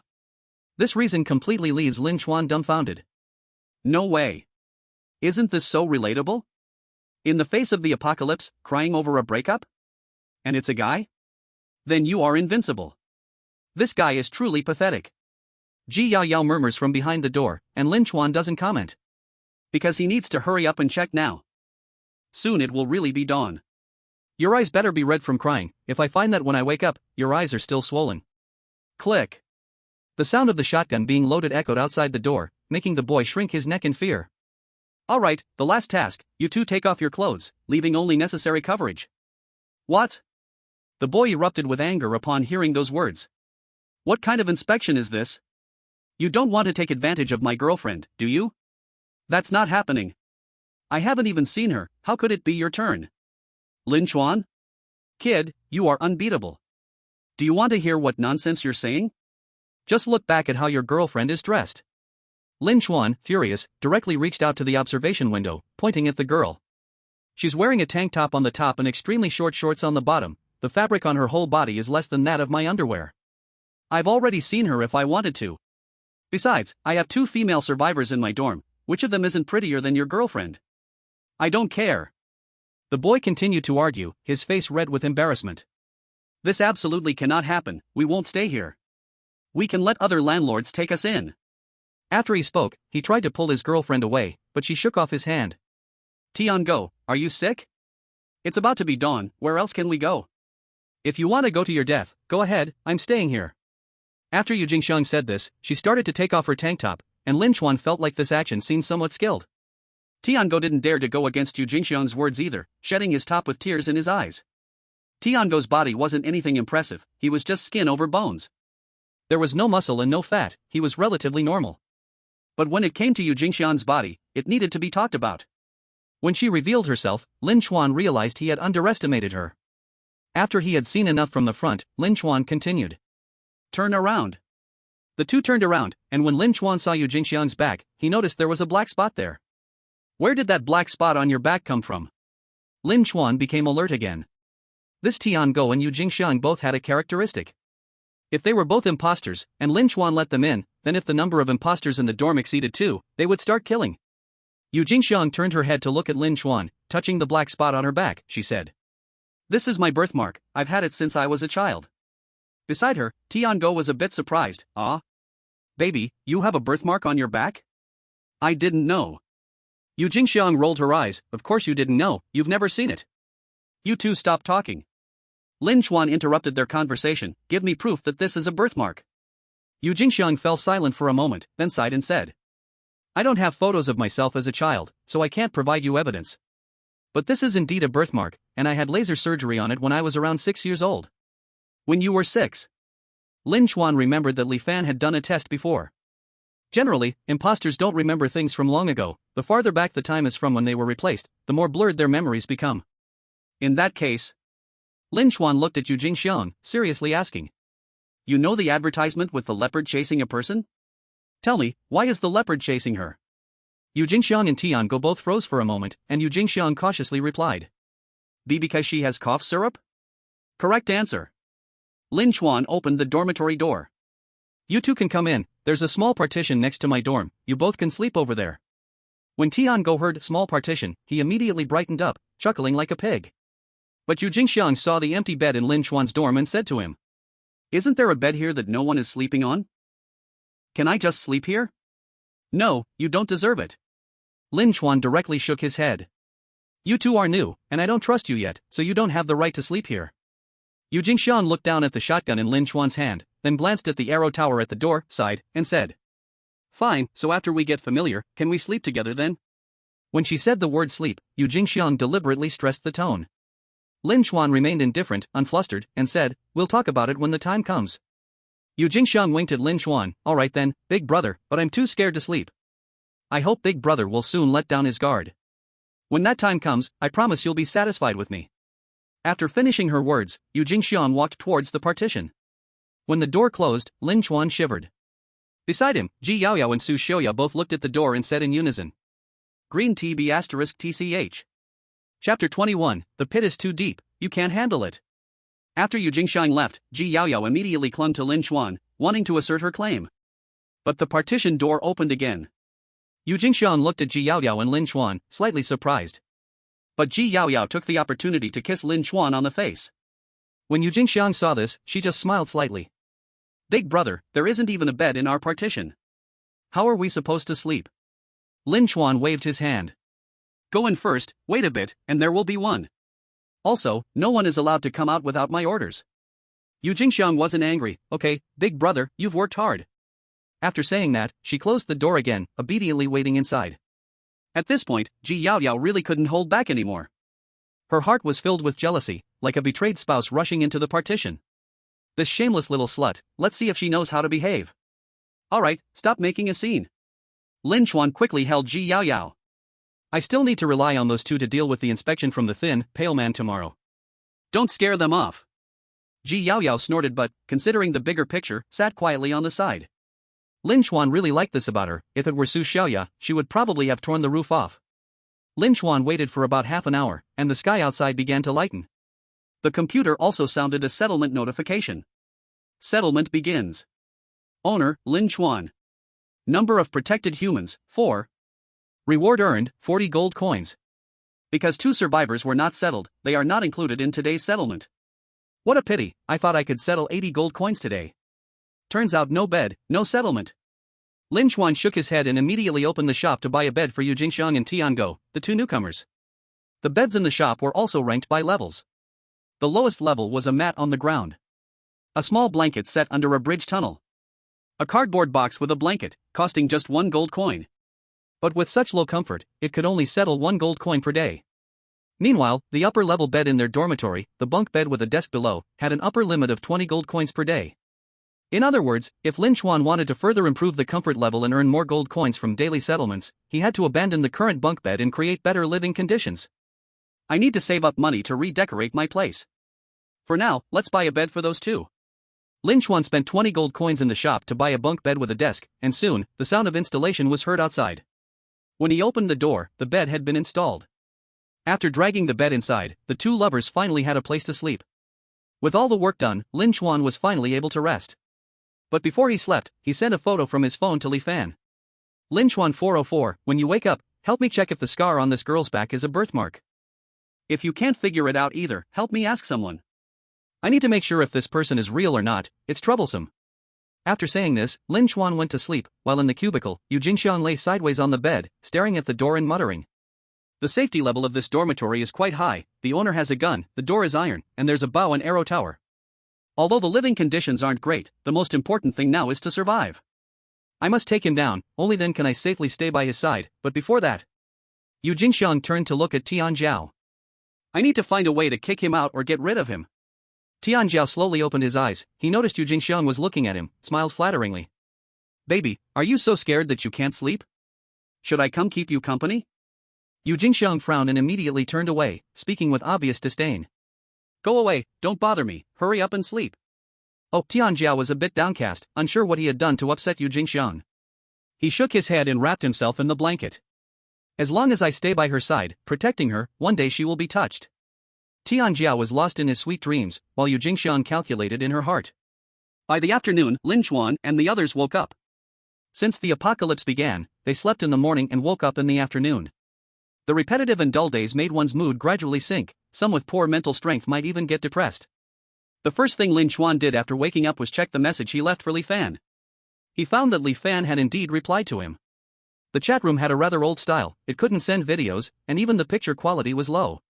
So, Lin Chuan didn't have high hopes for Li Fan's answer. But when he opened the computer, Li Fan surprised him. Li Fan 716, bro, the girl in your photo looks familiar to me? I know a girl who also has a birthmark on her back. What's her name again? Jingxiang. Hearing this name, Lin Chuan immediately perked up.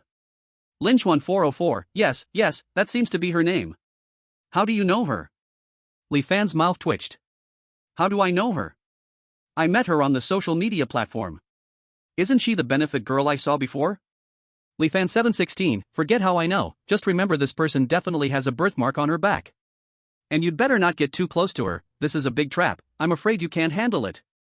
Lin Chuan looked like an elderly person on the subway looking at his phone. What the hell is this? But Lin Chuan could confirm that Yu Jingxiang was indeed a normal human. Now there are 2 more mouths to feed, the problem of food arises again. Last time, the food Lin Chuan and Li Fan brought back could last them about 5 days. But now with 2 more mouths, this food could only last 3 days. After finishing eating, Lin Chuan was also pondering whether to venture out or just buy from the store. Although the outside world was full of crises, there were still humans active on the surface. Aren't those anti-fake emergency teams doing just that? So for this point, Lin Chuan preferred to go outside to collect. He wanted to use the precious gold coins to upgrade the house. After tonight's tall, pale guy checks in, let's have Li Fan go out again tomorrow. Chapter 22, the anti-fake troops are coming. Tonight's dinner was a bag of chips, a bag of biscuits, and a few chocolates. Although from a caloric perspective, it was definitely sufficient, this little bit still left one feeling far from full. Even after finishing, it felt like they hadn't eaten enough. Living like this every day only deepened Lin Chuan's determination to venture outside for food. Su Xiaoya, take the food to the cubicle. But their food quota is only half of ours. Su Xiaoya knew that Lin Chuan was a man of his word, so she didn't slack off and did exactly as instructed. But when Su Xiaoya delivered the food inside, she immediately heard Tiango's dissatisfied voice. Why do we only have this little to eat? This bag of cookies can't fill me up at all. Lin Chuan heard the complaints from inside and furrowed his brows as he walked over. What's with all the fuss? If you want to eat, eat. If you don't like it, get lost. You haven't contributed anything, but you're already complaining? Isn't it hard to get even one bite of food? If you're dissatisfied, then come with me tomorrow to find food. After being yelled at, Tiango's expression immediately cleared up. He took the cookies from Su Xiaoya, mumbling complaints. He's just a lousy landlord, so stingy.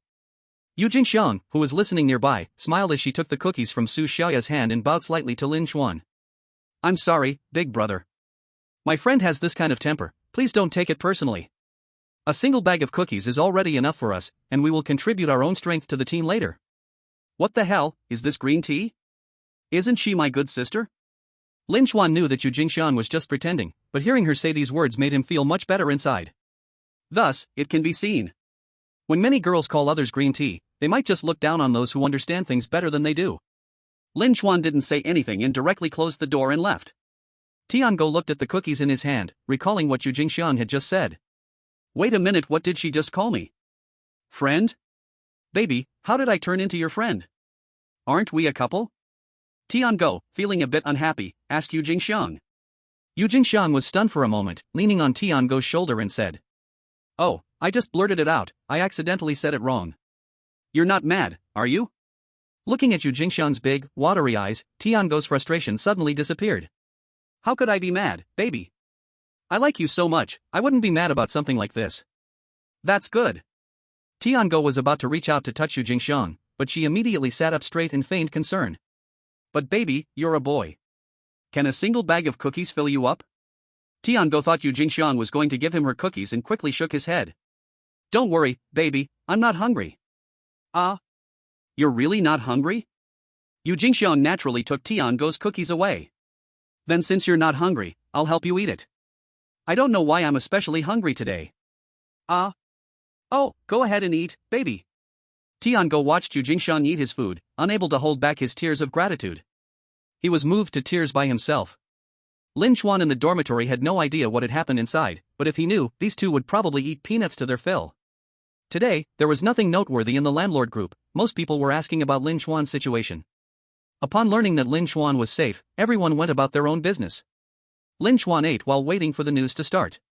At 5:50, the radio, which had made a fuss yesterday, once again played a conversation. Are there any new discoveries from the lab today? The samples are few, just bring back a few more people.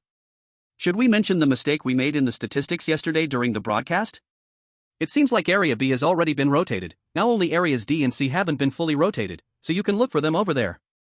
When Lin Chuan heard the signal from the radio, he turned the knob to adjust the frequency. Once the sound became relatively clear, Lin Chuan heard a lot of incredible things. Few samples, meaning they are testing the characteristics of the faux humans? Ji Yaoyao said after thinking, and Lin Chuan nodded. It should be like this. What does it mean that Areas D and C are still not exchanged? Inside the dormitory, three faces looked confused, but anyone could tell this was definitely not a good thing. There were too many things that couldn't be explained at this stage, so Lin Chuan could only wave his hand and say, forget it, thinking too much now is useless. Let's focus on today first, the news is about to start. After Lin Chuan finished speaking, Ji Yaoyao and Su Xiaoya put down what they were doing and gathered at his computer. This news had become the mental support for the survivors. After all, the content was closely tied to their survival. As long as you didn't want to restart, you had to obediently stay in front of the computer every day to watch. The video window popped up, and the host's face appeared again. Lin Chuan didn't really listen to the congratulations for surviving today, he mainly focused on whether there were any new updates. I regret to inform everyone that we have not discovered more identification methods today. Everyone needs to continue using the previous methods. If there are mistakes, you can only blame your bad luck. But don't lose hope for survival because of this, I have some good news to share. The host's serious expression instantly disappeared as he excitedly shouted at the camera. Our last line of defense, the anti-fraud emergency team, has begun to contact you all. Their aim is to solve the current fraud crisis, allowing humanity to fully face the dangers posed by the sun.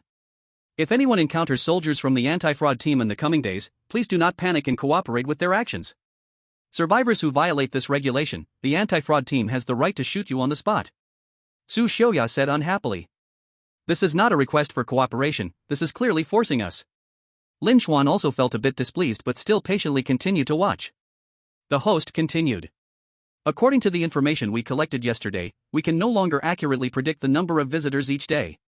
So starting today, I will no longer announce the predicted visitor numbers, everyone should rely on the settlement notification. Today's news ends here, see you all tomorrow. The video window closed, and the dormitory fell into dead silence.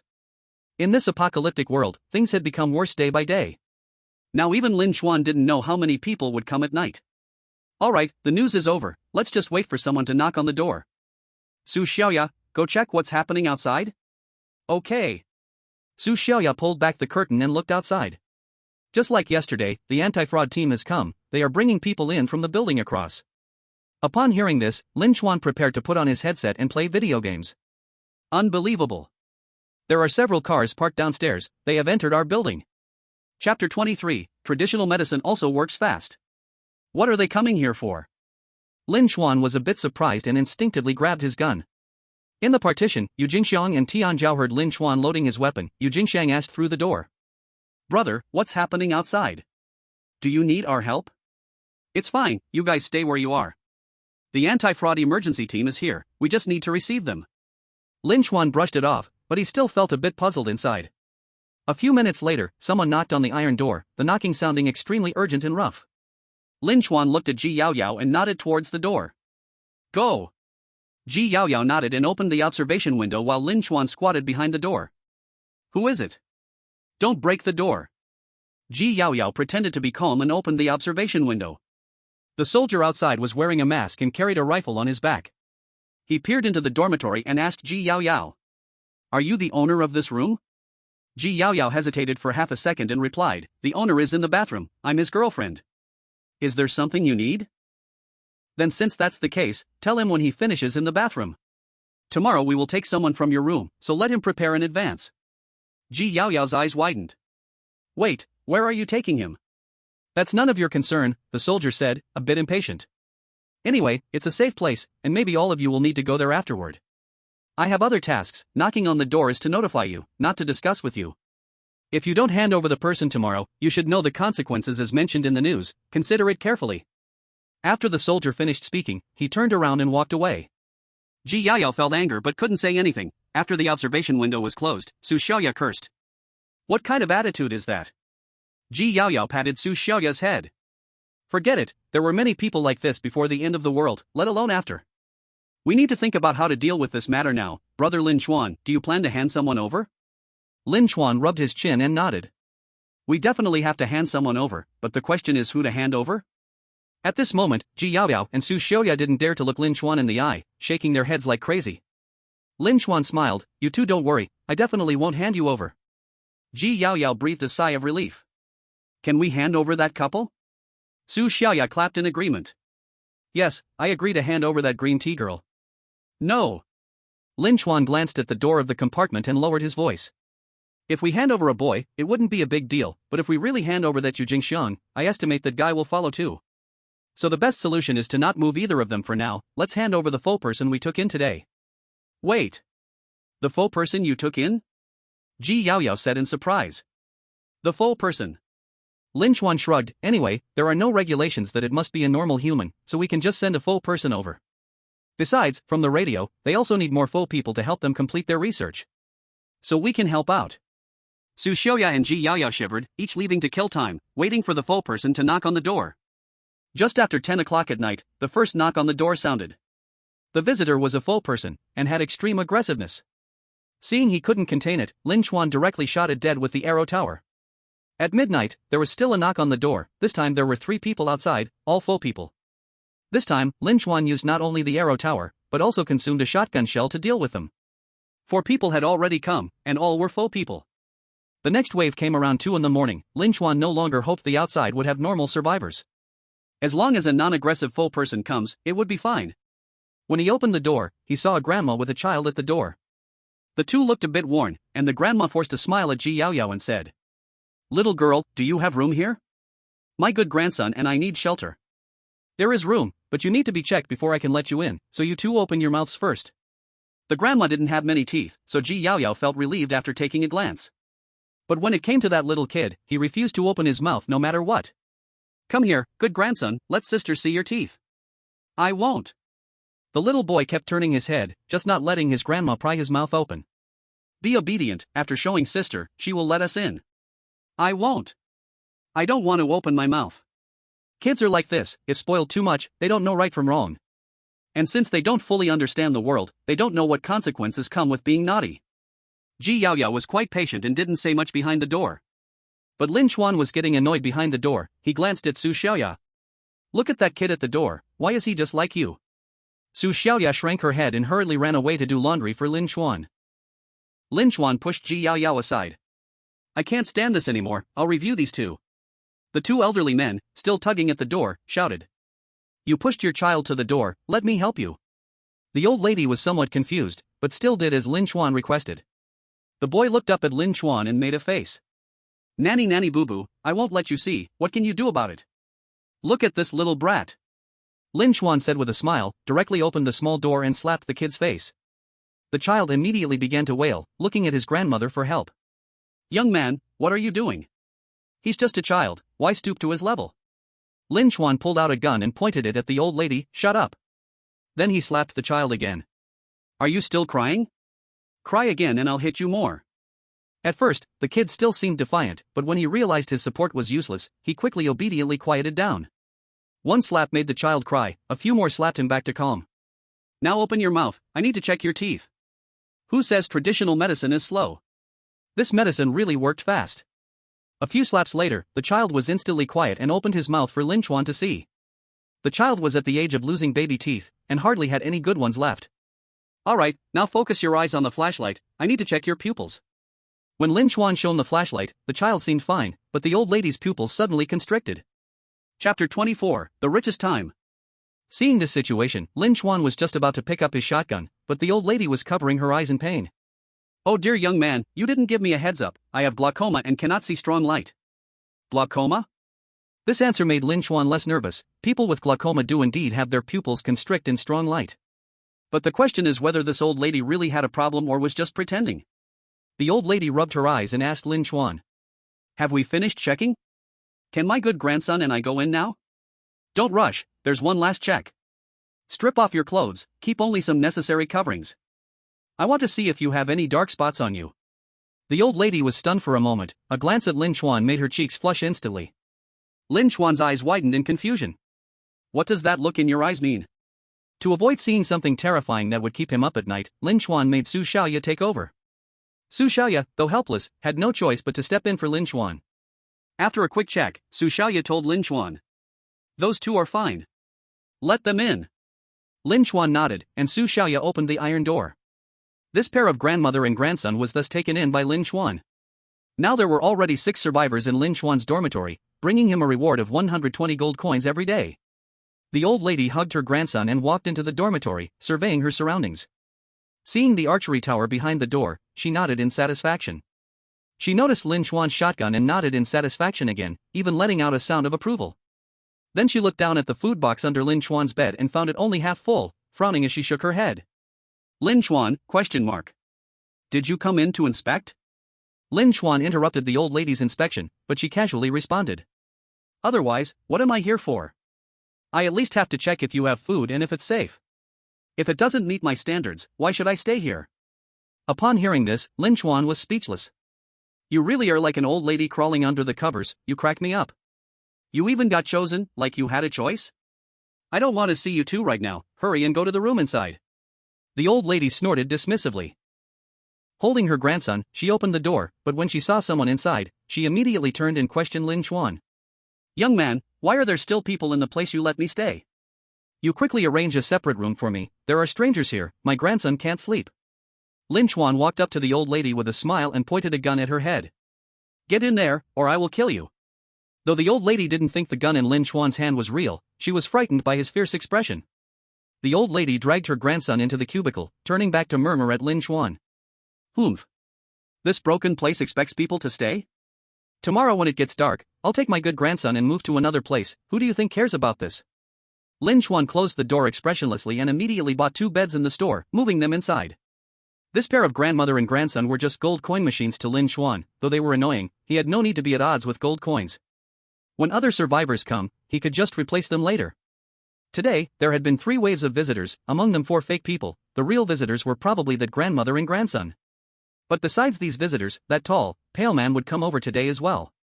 Sounds of arguing came from inside the cubicle, it seemed that Tiango was arguing with the old lady. Lin Chuan ignored them, they could do whatever they wanted as long as they could produce gold coins. They argued until after 3 o'clock, and Lin Chuan waited outside until then. And the person waiting finally arrived. Knock, knock, knock. Lin Chuan glanced at Ji Yaoyao and Su Xiaoya. I'll go, you two stay back and guard. Opening the observation window, the pale, thin man's ugly face was outside. He was very happy to see Lin Chuan and said with a smile. Congratulations on still being alive, Mr. Lin Chuan.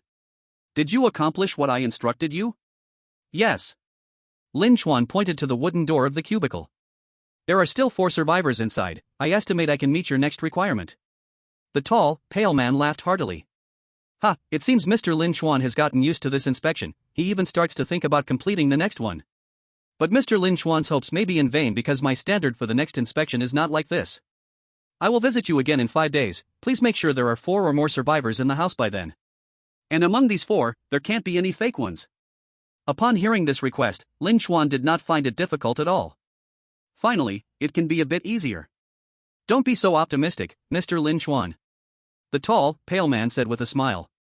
These 5 days will be very crazy, a lot of things could happen.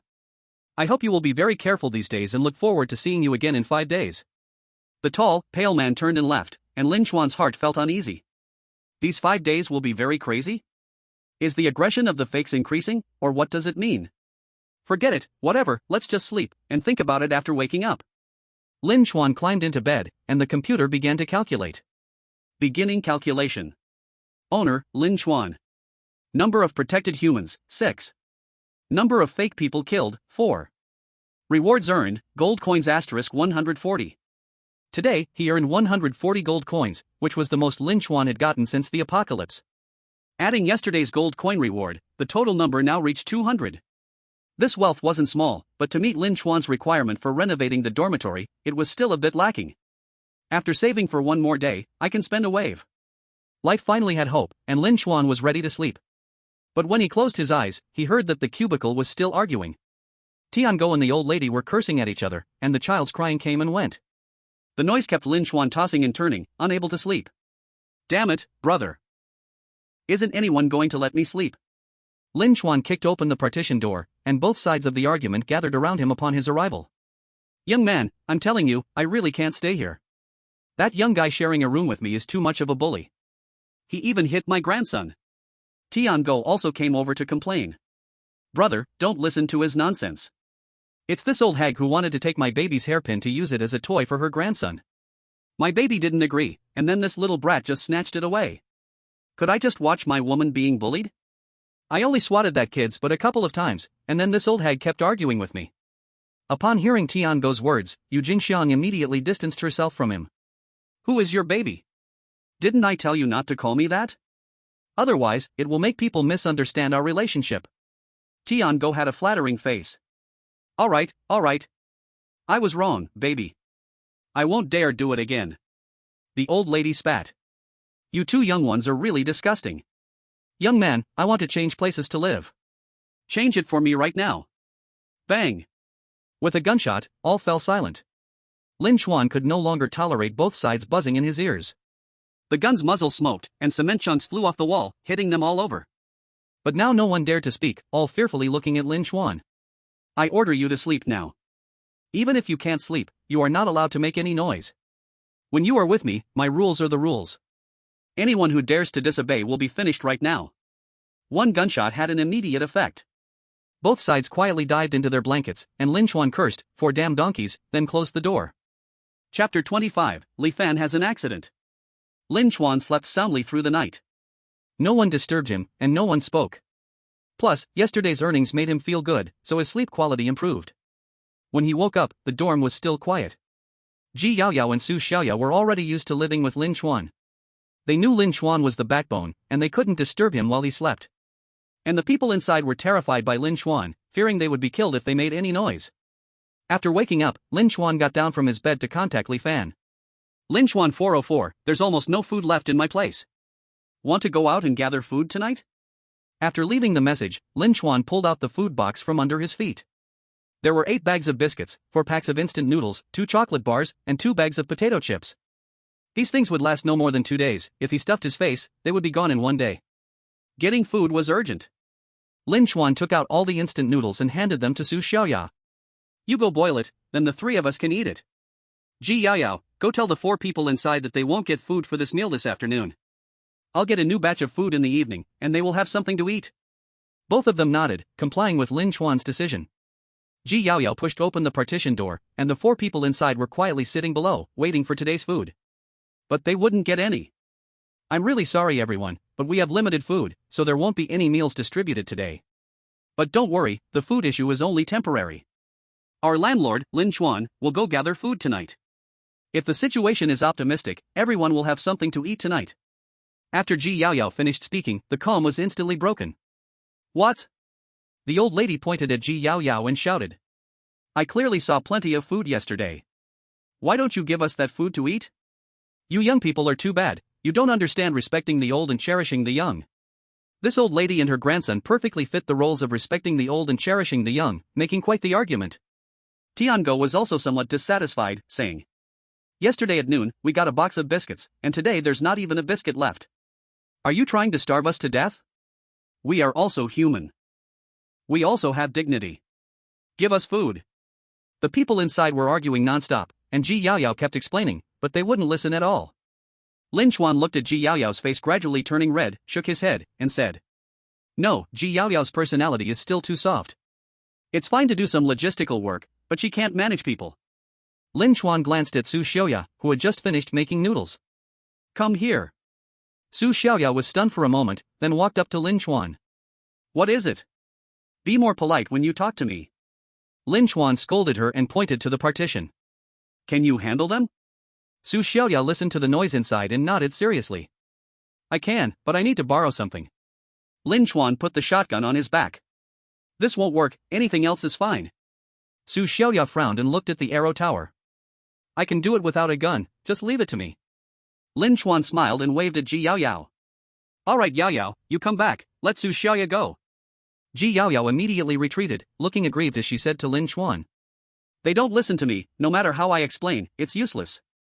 That's because they aren't afraid of you, let's see what Su Xiaoya will do. Lin Chuan held the bowl of noodles and watched the drama unfold. He even heard the old lady's voice getting louder. My grandson is still so young, he is just at the right age to grow. Since you won't give it to me, then I will take it myself, I want to see if he dares to stop me. As the old lady spoke, she was about to go out, but just as she was ready to peek. Whoosh! An arrow shot directly into the wall beside the door, just missing her head. The old lady screamed in fright and fell to the ground. Su Xiaoya walked to the door of the partition, her gaze cold as she said. Brother Chuan said, without his order, you cannot come out. If you stay here with Brother Chuan, you must follow Brother Chuan's rules. The people inside were too scared to speak, and the old lady, who had almost been hit in the head, was now leaking yellow liquid from her pants. Su Xiaoya covered her nostrils and said with disdain. You wash your own pants, and clean the floor yourself. Just stay honestly in the room. If there is food, we will bring it to you. After saying this, Su Xiaoya directly closed the door. Lin Chuan was very satisfied with her performance. Well done. Lin Chuan patted Su Xiaoya on the shoulder, and Su Xiaoya looked at Lin Chuan, half laughing and half crying. It's your good teaching, you scared me like this before. Lin Chuan said innocently. Huh? Did I? Yes. This time, not just Su Xiaoya, but even Ji Yaoyao joined in. You also scared me like that back then. Special situations deserve special treatment. Lin Chuan laughed awkwardly, picked up the bowl of noodles and said. Now let's hurry and eat. Li Fan just messaged me. Let me see what the situation is. Lin Chuan opened the chat window and, after seeing the content, felt that the noodles in his mouth no longer tasted good. Li Fan 716, brother, I can't go out today, something happened to me. Lin Chuan immediately asked. Lin Chuan 404, what happened? Do you need help? Li Fan 716, I can't help, I don't have much danger, but this is quite troublesome. Just now, it seems a fake person mixed into my house, and adding the one I had deliberately let in before, the number of fakes in the room has reached 2. When I woke up this morning, I found someone dead in the house, and I'm currently investigating who the one that mixed in is. Chapter 26, the third floor of the building. Damn. Through the screen, Lin Chuan already felt a headache. Lin Chuan 404, well, you take your time investigating, my food is almost gone, I must go out to collect. Li Fan 716, alright, brother, then I can only wish you a safe journey. Losing a strong teammate made Lin Chuan a bit headachy, but his real problems forced him to go out. What to do now? Should I go alone this time? But without teammates, there's no one to cover for you in danger. Lin Chuan was in a dilemma, unsure if he should go out, but then a knock came from the partition. Brother, can you open the door? I want to talk to you about something. Yu Jingxiang? What does she want from me? Lin Chuan scratched his head and exchanged a glance with Su Xiaoya. After the door opened, Yu Jingxiang first smiled at Ji Yaoyao and Su Xiaoya, then walked up to Lin Chuan. Brother, aren't you going out tonight to gather supplies? I wanted to ask if anyone could go with you. Lin Chuan raised an eyebrow, what's wrong? Do you want to come with me? I can't go as a girl. Yu Jingxiang waved her hand. But my friend can go with you, he might be able to help. Tian go? Lin Chuan hesitated a bit, but Yu Jingxiang added. Don't worry, brother, he might look a bit silly, but before the apocalypse, he was an athlete in school. In terms of physical ability, he should have no problem, he could even help carry a bag for you. After Yu Jingxiang said this, Lin Chuan was indeed a bit tempted. After all, having one more person go out means they could bring back more supplies. If danger really did arise, Lin Chuan wouldn't have to worry about outrunning Tian Go. At worst, he could just shoot him in the leg. You can't be slower than me, right? Okay, you tell him to prepare well, we'll leave as soon as the news is over. Alright. Excited, Yu Jingxiang returned to the partition, and Lin Chuan looked at the screen. The news broadcast started on time today, but there was nothing new. It was just promoting the contributions of the anti-forgery emergency force and threatening all survivors to obey. After the news finished, Lin Chuan walked to the windowsill. Since the anti-forgery force hadn't arrived after the news, there was no rush to hand over people. Now was a great time to explore. After giving some instructions to Ji Yaoyao and Su Xiaoya, Lin Chuan knocked on the partition door. Call Tiango out, we are getting ready to go. Tiango came out with his backpack, and Lin Chuan didn't waste time talking, directly opening the dormitory door and saying. When we get outside, stay close to me. If you fall behind, don't expect me to save you. Tiango nodded and followed Lin Chuan out of the dormitory. After the sun set, it was still dark outside. Human civilization had been utterly destroyed in this apocalyptic world, and industrial lights could not spread to this dead land. The two descended the stairs to the first floor. This area should have been cleaned by the anti-forgery force. The hallway was silent, with no one and no forgeries in sight. When they reached the square downstairs, it was empty. Aside from the air still filled with the smell of charred protein, the bodies on the ground had all disappeared. The anti-forgery force actually did something. Lin Chuan praised, pointing to Tiango beside the construction team in the distance. Our mission is to explore that building. I went to the first and second floors before. Today we can start directly from the third floor. Tiango nodded solemnly and then asked Lin Chuan. Brother, is there danger inside? Lin Chuan replied, there will definitely be. Last time, I almost got swallowed alive by a forgery inside. So once we enter, you must follow my orders. Don't touch anything I tell you not to. Okay. The two crossed the square with flashlights, approaching the building. When they got downstairs, Lin Chuan was still very meticulous and didn't take the main entrance. Instead, he found a window and climbed in, heading directly up the stairs to the second floor.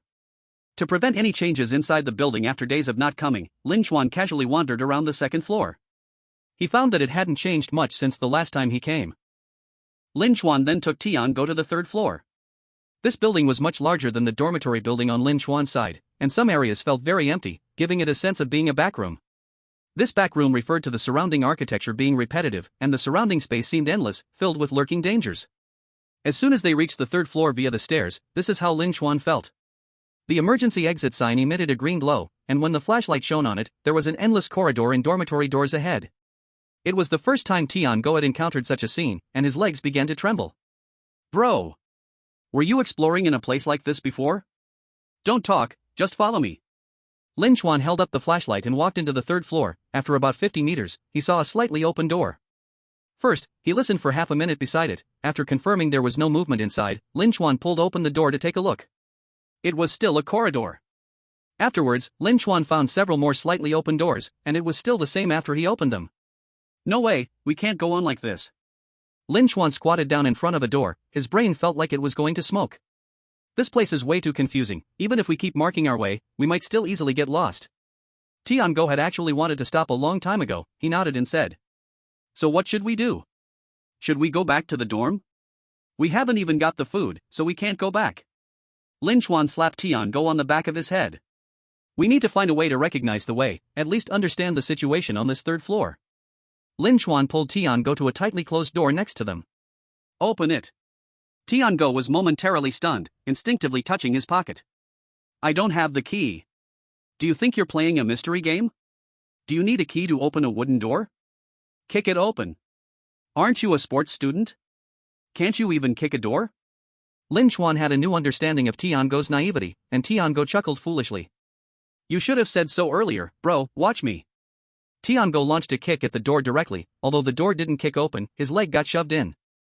Peering through the hole, Lin Chuan looked inside. It seemed to be a living room.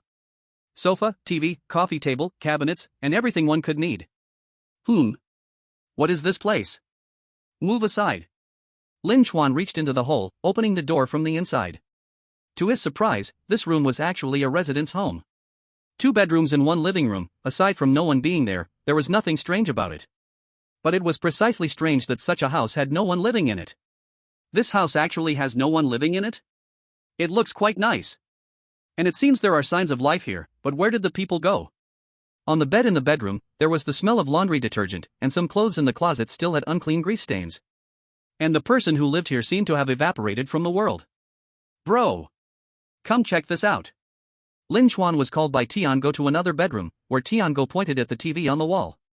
Bro, isn't this TV still lit up? Only then did Lin Chuan notice the red indicator light in the bottom left corner of the TV was still on. Where's the remote? Right here. Lin Chuan took the remote and turned on the TV. Once the screen lit up, the content startled Lin Chuan. The familiar interface, along with the adjacent fields. This is the owner's chat group. Lin Chuan used the remote to open the group chat, but it showed that the chat group was not activated. However, when he clicked on the personal information of the room, Lin Chuan saw a new interface. D-Zone 317 original owner is deceased. New owner will be replaced in 2 days. D-Zone Zhang Xiaoqiang 317 activating. Lin Chuan stared intently at these 2 lines of small text. I understand. If the original owner is deceased, then a new owner will come to replace him. The radio said that B-Zone has already switched once. That proves all the original owners in B-Zone are dead.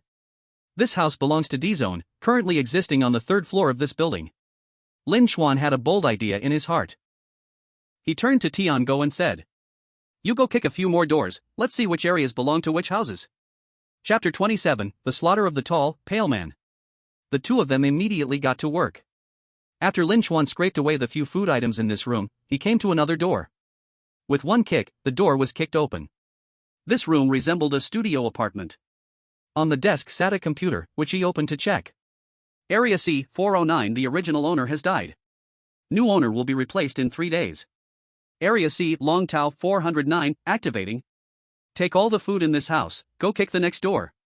Lin Chuan and Tian-go kicked open another door, and this time it surprisingly led into a small duplex. Moreover, the homeowner system was installed on the visual doorbell. This is the owner of Area B, and they will be replaced tomorrow.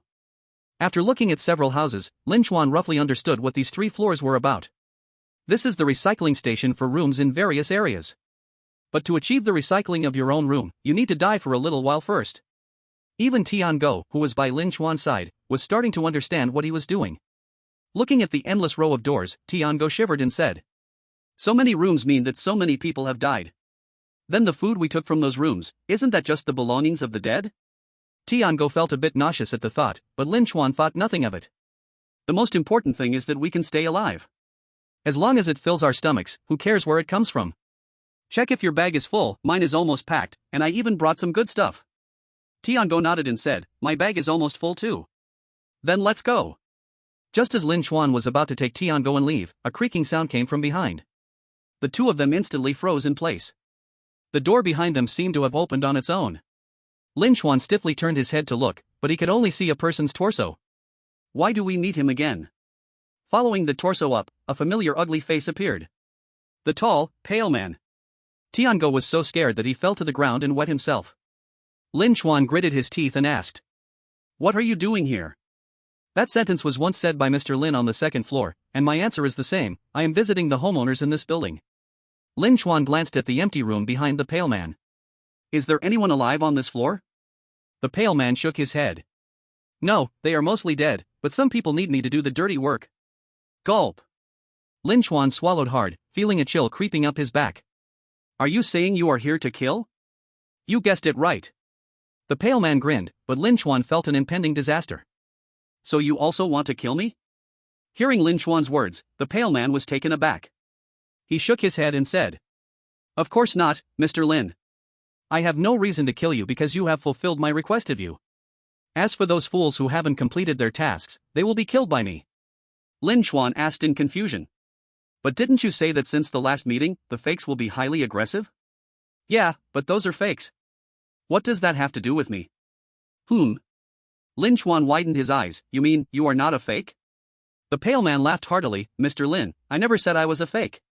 After saying this, the pale man prepared to turn and leave.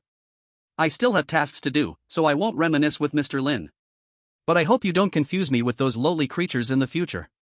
Their existence simply meets the conditions for us to act, you have your rules and we have ours. However, I have high hopes for you, and I sincerely hope that one day you can become an existence like me. Today, you humans sent quite a few flies, I need to go clean up. Hurry back to the dorm. The pale man had vanished, and after hearing the last words, Lin Chuan quickly pulled Tiango up from the ground. Don't lie here. Hurry and come with me. Following the marks left behind, the two rushed to the staircase. But as they stepped into the corridor, they heard a continuous roar and gunfire from outside. Brother! What's happening out there? Tiango's face turned pale with fear, and Lin Chuan shook his head. I don't know, but that pale man said to hurry back. If we don't, something bad will happen. No matter what is happening outside, we have to go. The two rushed downstairs, and when they reached the first floor, they crouched by the window and looked outside, their hair standing on end. In the square were the anti-fake emergency troops. But half of them were already dead. The ground was covered with severed limbs, and some who were still alive were screaming in agony. The uninjured were shooting in one direction, and their target was the thin, pale man Lin Chuan had encountered earlier. Only now did Lin Chuan truly witness the horror of this creature. Bullets had no effect on it, it was as if they couldn't hit it at all. Its body moved like a shadow, evading the gun. Just now, the fatigue was instantly swept away. The desire to survive pushed him to unleash unimaginable physical strength. And Tiango was also rolling and crawling towards the dormitory building, managing to take 3 steps before tripping. But thanks to his foundation, he could barely keep up with Lin Chuan. As for the tall, pale man chasing them, his speed was simply absurd. A distance of 100 meters was nothing to him, it seemed like a flash, only a cloud of dust and a fleeting shadow could be seen, and the human eye couldn't catch the pale man's figure at all. After running for dozens of meters, Lin Chuan immediately stopped. It wasn't that he didn't want to run anymore, but the path was blocked. The tall, pale man stood just over 10 meters away, his smiling face seeming to mock Lin Chuan's weakness as a human. Tiango had already crumpled to the ground in despair, watching the pale man pant heavily, not even daring to speak his last words. Though Lin Chuan's heart felt dead, he was unwilling to die just like that. Even though his hand holding the shotgun trembled non-stop. Even though his body shook with every breath. But I still don't want to die. Click. Lin Chuan chambered the shotgun and pointed it at the pale man, saying, although this sentence sounds very ridiculous in your ears, I still want to say. If you want to kill me, you should ask if my shotgun agrees. The tall, pale man tilted his head, grinning cruelly at Lin Chuan. Mr. Lin Chuan, you know this thing is useless against me, why are you bringing it out to tease me? Lin Chuan gritted his teeth, how would I know if I haven't tried? Many people have already helped you try. The tall, pale man pointed at a distant convoy, see, haven't they all died already? How could Lin Chuan not know? The gap between humans and the tall, pale man was as vast as a chasm, even greater than the difference between a human and an ant. But to stand there waiting for death was not Lin Chuan's character. Even if he had to die, he would bite off a piece of flesh from the other. They are them. Lin Chuan roared, then pulled the trigger. I am me. Bang! The flash from the gun momentarily dispelled the surrounding darkness, but after one shot, everything fell silent. The flashlight's light vanished, and everything was completely covered by the night. Jing Yaoyao and Su Xiaoya, who were crouching by the window, let out a piercing scream. Lin Chuan! Jing Yaoyao, tearful and weak in her legs, slid down the wall to the ground. Her nose and eyes red, she hugged her head and shouted in distress. It's all my fault, it's all my fault. I should have stopped brother Lin Chuan from going out. What should we do if he really doesn't come back? Su Xiaoya was sobbing as well. When she parted ways with her father earlier, she had cried like a mess. But now, seeing that Lin Chuan might die while trying to gather food for everyone, she realized how important this man was to her. She also realized that she had been worried about this man all along. The youth surged with blood, and this 18-year-old girl, Su Xiaoya, had a determination that Jing Yaoyao lacked. She picked up a steel pipe from the dormitory and was ready to go out. What are you doing? Jing Yaoyao grabbed Su Xiaoya, who coldly replied. I'm going to get revenge for brother Chuan. Are you crazy? You're asking for death. Jing Yaoyao advised from the side. Brother Lin Chuan is a big man, carrying a gun. If he can't do anything about that thing, what can you do? Besides going to die, what good would it do, making your dad sad? Then tell me what to do. Su Xiaoya pushed Jing Yaoyao aside. I would rather be wrong than do nothing at all. Brother Chuan sacrificed himself for us. Without him, this house will have lost its owner. Since we're going to die sooner or later, why not die a little more magnificently? The two refused to back down in their argument, while Lin Chuan, under attack, gradually began to awaken from his daze. After firing one shot, Immediately, he was knocked out. He thought he was surely doomed and prepared to accept his fate, but then he found someone standing in front of the tall, pale man. This person wore a mask and held a strange firearm. Though it was pitch black, Lin Chuan couldn't see the person's figure. But from the silhouette, he could sense that this person was incredibly strong, even possessing a body that seemed to be built sideways. The tall, pale man still smiled at the suddenly appeared stranger, seemingly unperturbed by his arrival. Sir, I am fulfilling my own duty, please do not interfere. The man blocking the pale man mocked. I am also fulfilling my duty, please step back immediately. Lin Chuan opened his mouth wide, staring at this person. He actually dared to talk to the tall, pale man like this? There was no fear in his words, as if everything was perfectly natural. Moreover, why did this voice sound a bit familiar? It felt like he had heard it somewhere before. Where on earth was it? While Lin Chuan was still in a daze, Tiango crawled over to his side and whispered. Bro! Please stop being dazed, take me back quickly, I don't know the way. Oh. Only then did Lin Chuan regain his senses. After being pulled by Tiango, they headed toward the dormitory building. The tall, pale man smiled as he watched Lin Chuan leave, seeming to have no intention to make a move. After Lin Chuan went several dozen meters, the pale man said to the man in front of him. You shouldn't have obstructed me, I have already set my sights on him. You know one day I will succeed, you cannot be by his side all the time. The man snickered. So what? As long as I find out, you will be delayed in your plans by a day. The pale man grinned, black liquid dripping from the corners of his mouth. Then we shall see. Just wait and see. The two refused to yield to each other but did not launch any direct attacks. Instead, they both disappeared into the darkness.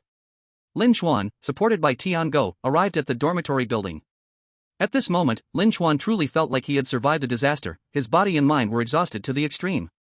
He could practically enjoy a baby-like sleep the moment he touched the bed. Quick, help me upstairs, I'm dead tired.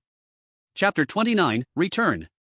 Lin Chuan and Tiango stumbled up to the fourth floor, leaning against the dormitory wall to catch their breath.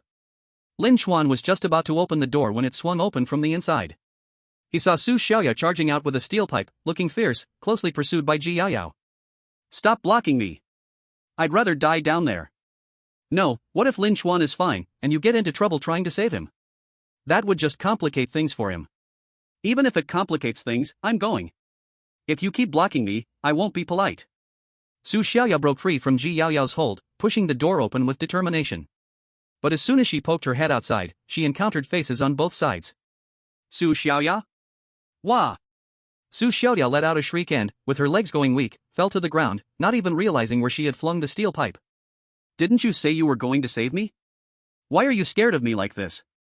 Are you a dragon in the presence of the Duke? Lin Chuan joked while retrieving the steel pipe that flew outside the dormitory. When Ji Yaoyao saw Lin Chuan return, she was so excited that she jumped into his arms. Big brother Lin Chuan, I was so scared when you were downstairs just now. But it's good that you're back. Are you hurt anywhere? Ji Yaoyao looked at Lin Chuan, her eyes filled with joy and concern, as if Lin Chuan was her entire world. Just moments ago, Su Xiaoyao was throwing a tantrum, but now she rushed in front of Lin Chuan, shaking her small fists as she battered him. As she hit him, she cried out. Whoa, my dad entrusted me to you so you could take good care of me and help me survive. You are not allowed to do such dangerous things in the future. Even if you want to, you have to take me with you. Lin Chuan gently patted Su Xiaoyao's forehead with affection. What's the point of bringing you along, little baggage? But I will promise you that I will be more careful in the future. These two girls, who could easily be the school's beauty, surprisingly cared so much about Lin Chuan's safety. This made Tiango, who was watching from the side, feel a bit sour inside. Humph. He must not be happy. These two girls are just acting. My Yujingxiang baby must also be hoping for my safe return. Tiango could not bear to watch any longer and interrupted the three of them. Brother. If I put the food here, can I go back to the booth? I'm a little tired and want to rest early. Only then did Lin Chuan realize there was an audience nearby. He patted Tiango's shoulder and said, Sure, but wait a moment. Lin Chuan took out 1/3 of the food from the bag Tiango was carrying and handed it to him, saying, If you're going out with me, there needs to be some reward. This food is just for you, you can use it as you wish. Tiango received the food with a big smile, nodding frantically and saying, Thank you, brother. I will definitely work harder in the future to contribute to our team. Lin Chuan smiled but did not take this seriously. Because he felt Tiango's performance today was just average. He actually hoped to find a teammate like Li Fan. Tiango was about to turn and leave with the food, but Lin Chuan pulled him back by the collar. I haven't finished speaking. This food is yours, but I still want to remind you. In the post-apocalyptic world, food resources are precious. If you want to share, better think it through. Don't get sold and help count the money, or else, if you get taken advantage of, I'll just clap my hands in delight. Tiango blinked in confusion and subconsciously said okay. But whether he really understood, Lin Chuan could not know. Anyway, that's all there is to it. He has said what he needed to say. If Tiango still doesn't change, Lin Chuan is helpless. Seeing Tiango walk into the booth, Lin Chuan also tidied up and prepared to go to bed. Today was just too exhausting, he wanted to fall asleep badly.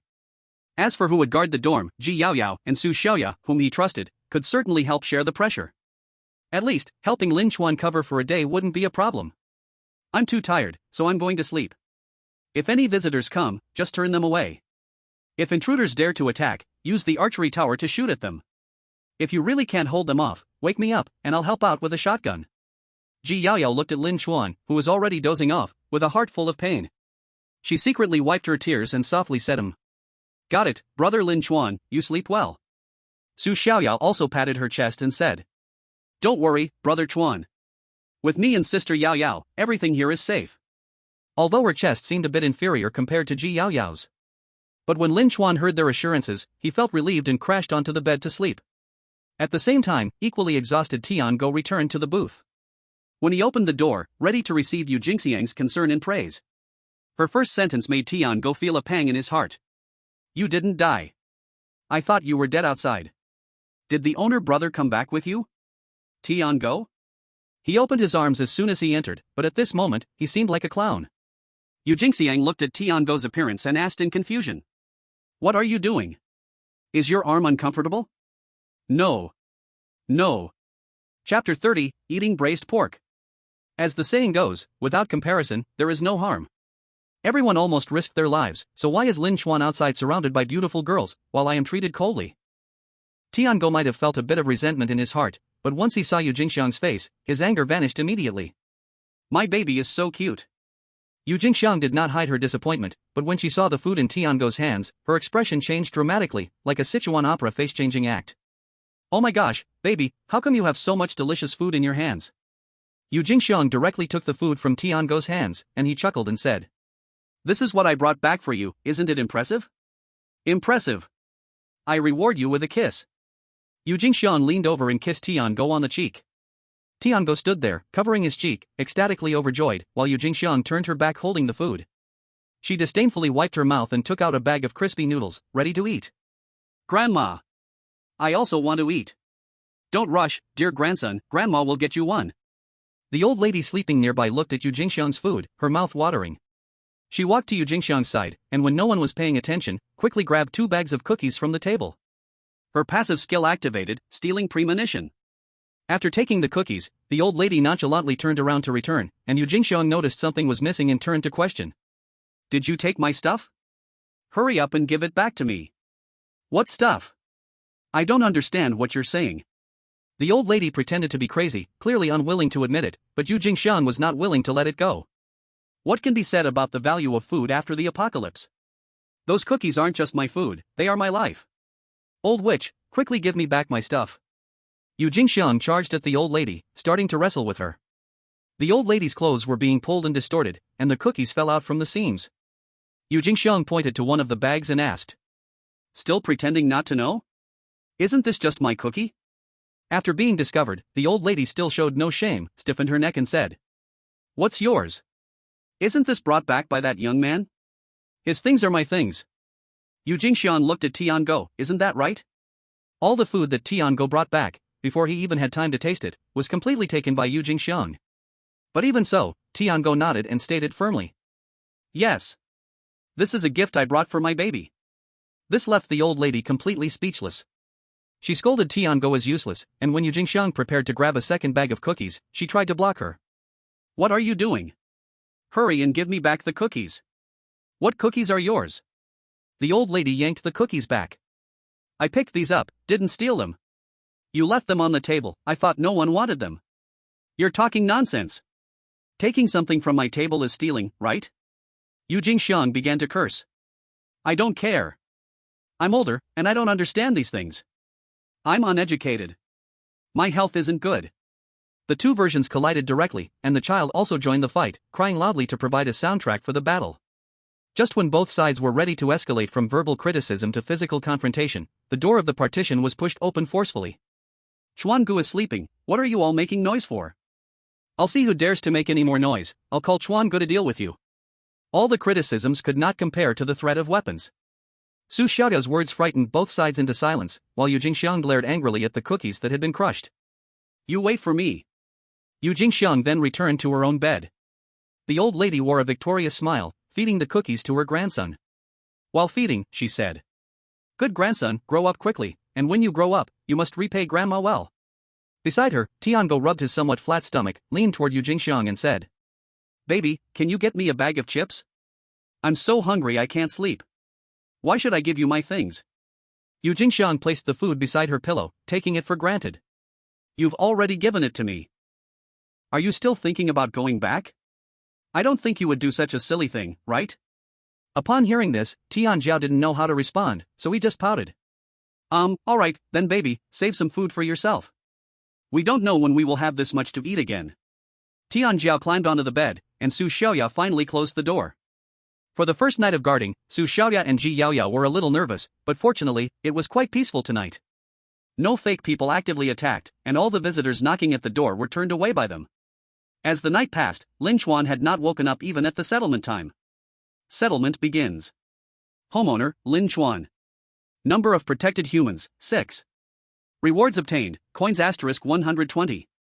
The coins had accumulated to 300, and only 2 more days were needed to reach Lin Chuan's goal of 500 coins. At dawn, Su Xiaoya and Ji Yaoyao finally could sleep. After a tiring night, Lin Chuan didn't get up until the afternoon. After cleaning up, Lin Chuan glanced at yesterday's settlement, and Su Xiaoya brought him dinner to report. Brother Chuan, we've evenly divided the food you brought back yesterday, it should last about 4 days for the 6 of us. So short? Lin Chuan seemed a bit incredulous, while Su Xiaoya explained helplessly. There's no other way, Brother Chuan, there are 6 people in our dormitory now. The food consumption is several times more than before, this 4-day supply was still saved up. Lin Chuan rubbed his chin and said. Then the gains and losses from going out to collect food are a bit out of proportion. Do we need to exchange food for coins later? Such decision-making mattered, and Su Xiaoya and Ji Yaoyao wisely fell silent, sitting quietly beside him. Unless Lin Chuan wanted to hear their suggestions, they wouldn't say a word. Lin Chuan opened the food option in the store interface, and his eyes instantly widened. What the heck, there's everything here. Braised pork, spicy chicken, twice-cooked pork, even pizza and burgers. Since the apocalypse began, Lin Chuan had only eaten fast food, and he was already bored with it. But now seeing these foods in the store made his mouth water uncontrollably. However, after seeing the prices, Lin Chuan's excitement cooled down instantly. What is this nonsense? A single burger costs me 20 coins? That's more expensive than a fake person's life. You clearly could just rob it, yet you still gave me some food. You're so nice. The slightly tempting food in the store started at 20 coins, with braised pork costing a whopping 40 coins. Lin Chuan knew that in the apocalypse, having fresh hot food was tough, but was it really this expensive? Who the hell buys this? Only a fool would buy it. Ding! The braised pork you ordered has been delivered, please pick it up at the door. Lin Chuan pulled the door open, and a small bowl of shiny, steaming braised pork sat at the entrance. Buy! Braised pork is what I bought. Damn it! I've struggled to survive for so long, can't I enjoy something? Lin Chuan brought the braised pork into the dormitory, and its aroma immediately drew the attention of Su Xiaoya and Ji Yaoyao. The two rushed over, staring at the bowl of braised pork and gulping. Brother Lin Chuan, where did you get this braised pork? It smells so good. Yeah, Brother Chuan, is this thing poisoned? Do you want me to taste it? Seeing their reaction, Lin Chuan laughed heartily and waved his big hand. Alright, if you're craving it, let's eat together. After all, this bowl is not small, it's enough for the three of us. Save where we can, spend where we must. After the apocalypse, we should indulge occasionally. If something unexpected happens tomorrow and we haven't enjoyed it yet, wouldn't that be a total loss? Lin Chuan also spent 10 coins to buy a large bowl of rice. With both veggies and rice, this kind of happiness instantly boosted morale. Alright, stop waiting. After serving rice to Su Xiaoya and Ji Yaoyao, the first to stretch out his chopstick said, let's eat. Chapter 31, Fake Human? Entity. Lin Chuan brought the braised pork to his mouth. The salty taste of soy sauce mixed with the sweetness from the light soy sauce and caramel instantly evoked memories from before the apocalypse. Once despising the fatness of braised pork, at this moment it seemed incredibly precious. With one bite, the juices overflowed, the fragrance of fat filled his mouth. Lin Chuan felt his hair stand on end, he had never thought greasy meat could taste so good. Beside him, Su Xiaoya and Ji Yaoyao were the same, the enjoyment making them roll their eyes in delight. Eating braised pork had suddenly turned into a joyful experience. His body, not having consumed fat and protein for a long time, finally made Lin Chuan appreciate the aroma of fatty meat. While before he would not want to eat more than a couple of bites of rice, now it seemed incredibly fragrant and sweet. The three essential nutrients needed by the human body, fat, carbohydrates, and protein are all indispensable. This meal had made Lin Chuan's stomach swell, and Su Xiaoya and Ji Yaoyao were also too full to move. Su Xiaoya lay back in her chair, staring at the ceiling, sighing. Sigh. If only we could eat like this every day. Hearing Su Xiaoya's daydream, Lin Chuan started to think. Eating braised pork every day is definitely not possible, but we can grow some vegetables ourselves. Farming is a skill passed down among the Dragon Country people. Lin Chuan had spent a couple of days farming in the countryside as a child. Plus, this store has everything. Let me take a look. Lin Chuan opened the store again, continuously searching through various categories. Finally, in the housing facilities section, he found something he wanted. Basic vegetable greenhouse, specially modified to grow small crops indoors. This is great. If we want to save some food in the future, we need to get one. Then Lin Chuan looked at the price of this thing. Price, 1,000 coins. Damn. Sure enough, good things aren't easily obtained. 1,000 coins, if relying solely on the daily settlement of accepting survivors, it would take 10 days. Even killing fake humans, based on the previous frequency, would take 7 days. Money is hard to earn, and it's tough to eat. Lin Chuan regretted spending 50 coins to eat so well just now. Let's keep saving money, we'll take it slow. Lin Chuan temporarily put aside thoughts of the greenhouse. It had been over 10 minutes since they finished eating, and the daily broadcast was about to start. In the homeowners group, basically no one was talking. Lin Chuan asked about Li Fan's situation. He had woken up today to find another person dead and was busy dealing with fake humans, having no time to chat with Lin Chuan. When 6 o'clock came, the news was broadcast on time. Originally, Lin Chuan didn't want to watch it, but today, the host was no longer wearing a smiling face. His expression was very serious as he said, "Today, I have an important announcement for everyone, based on the latest findings from the anti-fake emergency troops. In this apocalypse, besides fake humans, other creatures also exist." Lin Chuan immediately sat up straight, taking it seriously. The slender, pale man had killed more than 20 people from the anti-fake troops last night. During today's broadcast, the anti-fake troops also made their response. I believe everyone is familiar with fake humans, but fake humans are not the most dangerous creatures in the apocalypse. According to the findings of the anti-fake troops, when there are 2 or more fake humans in a safe house, normal humans will be killed. But the ones killing normal humans are not the fake humans, they are another existence attracted by the fake humans, which we call entity. Lin Chuan's pupils contracted. He remembered what the slender, pale man had said, that he was not a fake human, and even said fake humans were a lower life form. So the slender, pale man was actually an entity. Lin Chuan continued to listen carefully. To fake humans, entities are like their leaders or superiors. Entities do not exist in a single area, but when the number of fake humans in an area increases, an entity will appear. The danger level of the entities is several levels higher than that of the pseudo-humans. Yesterday, a small squad of 20 from the anti-pseudo troops encountered an entity. Under their brave fight, after sacrificing half of their people, they finally drove back the entity. Lin Chuan laughed out loud upon hearing this battle report. Brave fight? Weren't they scared out of their wits? And they suffered total losses. They said they drove back in the hyperspace, right? Battle reports may lie, but the front lines do not lie. In the square, the bodies of those anti-pseudo troops are still lying there. But after a day in the sun, they should have turned to carbon. However, besides Lin Chuan, who experienced it personally, no one else knows about all this. The host continued to speak.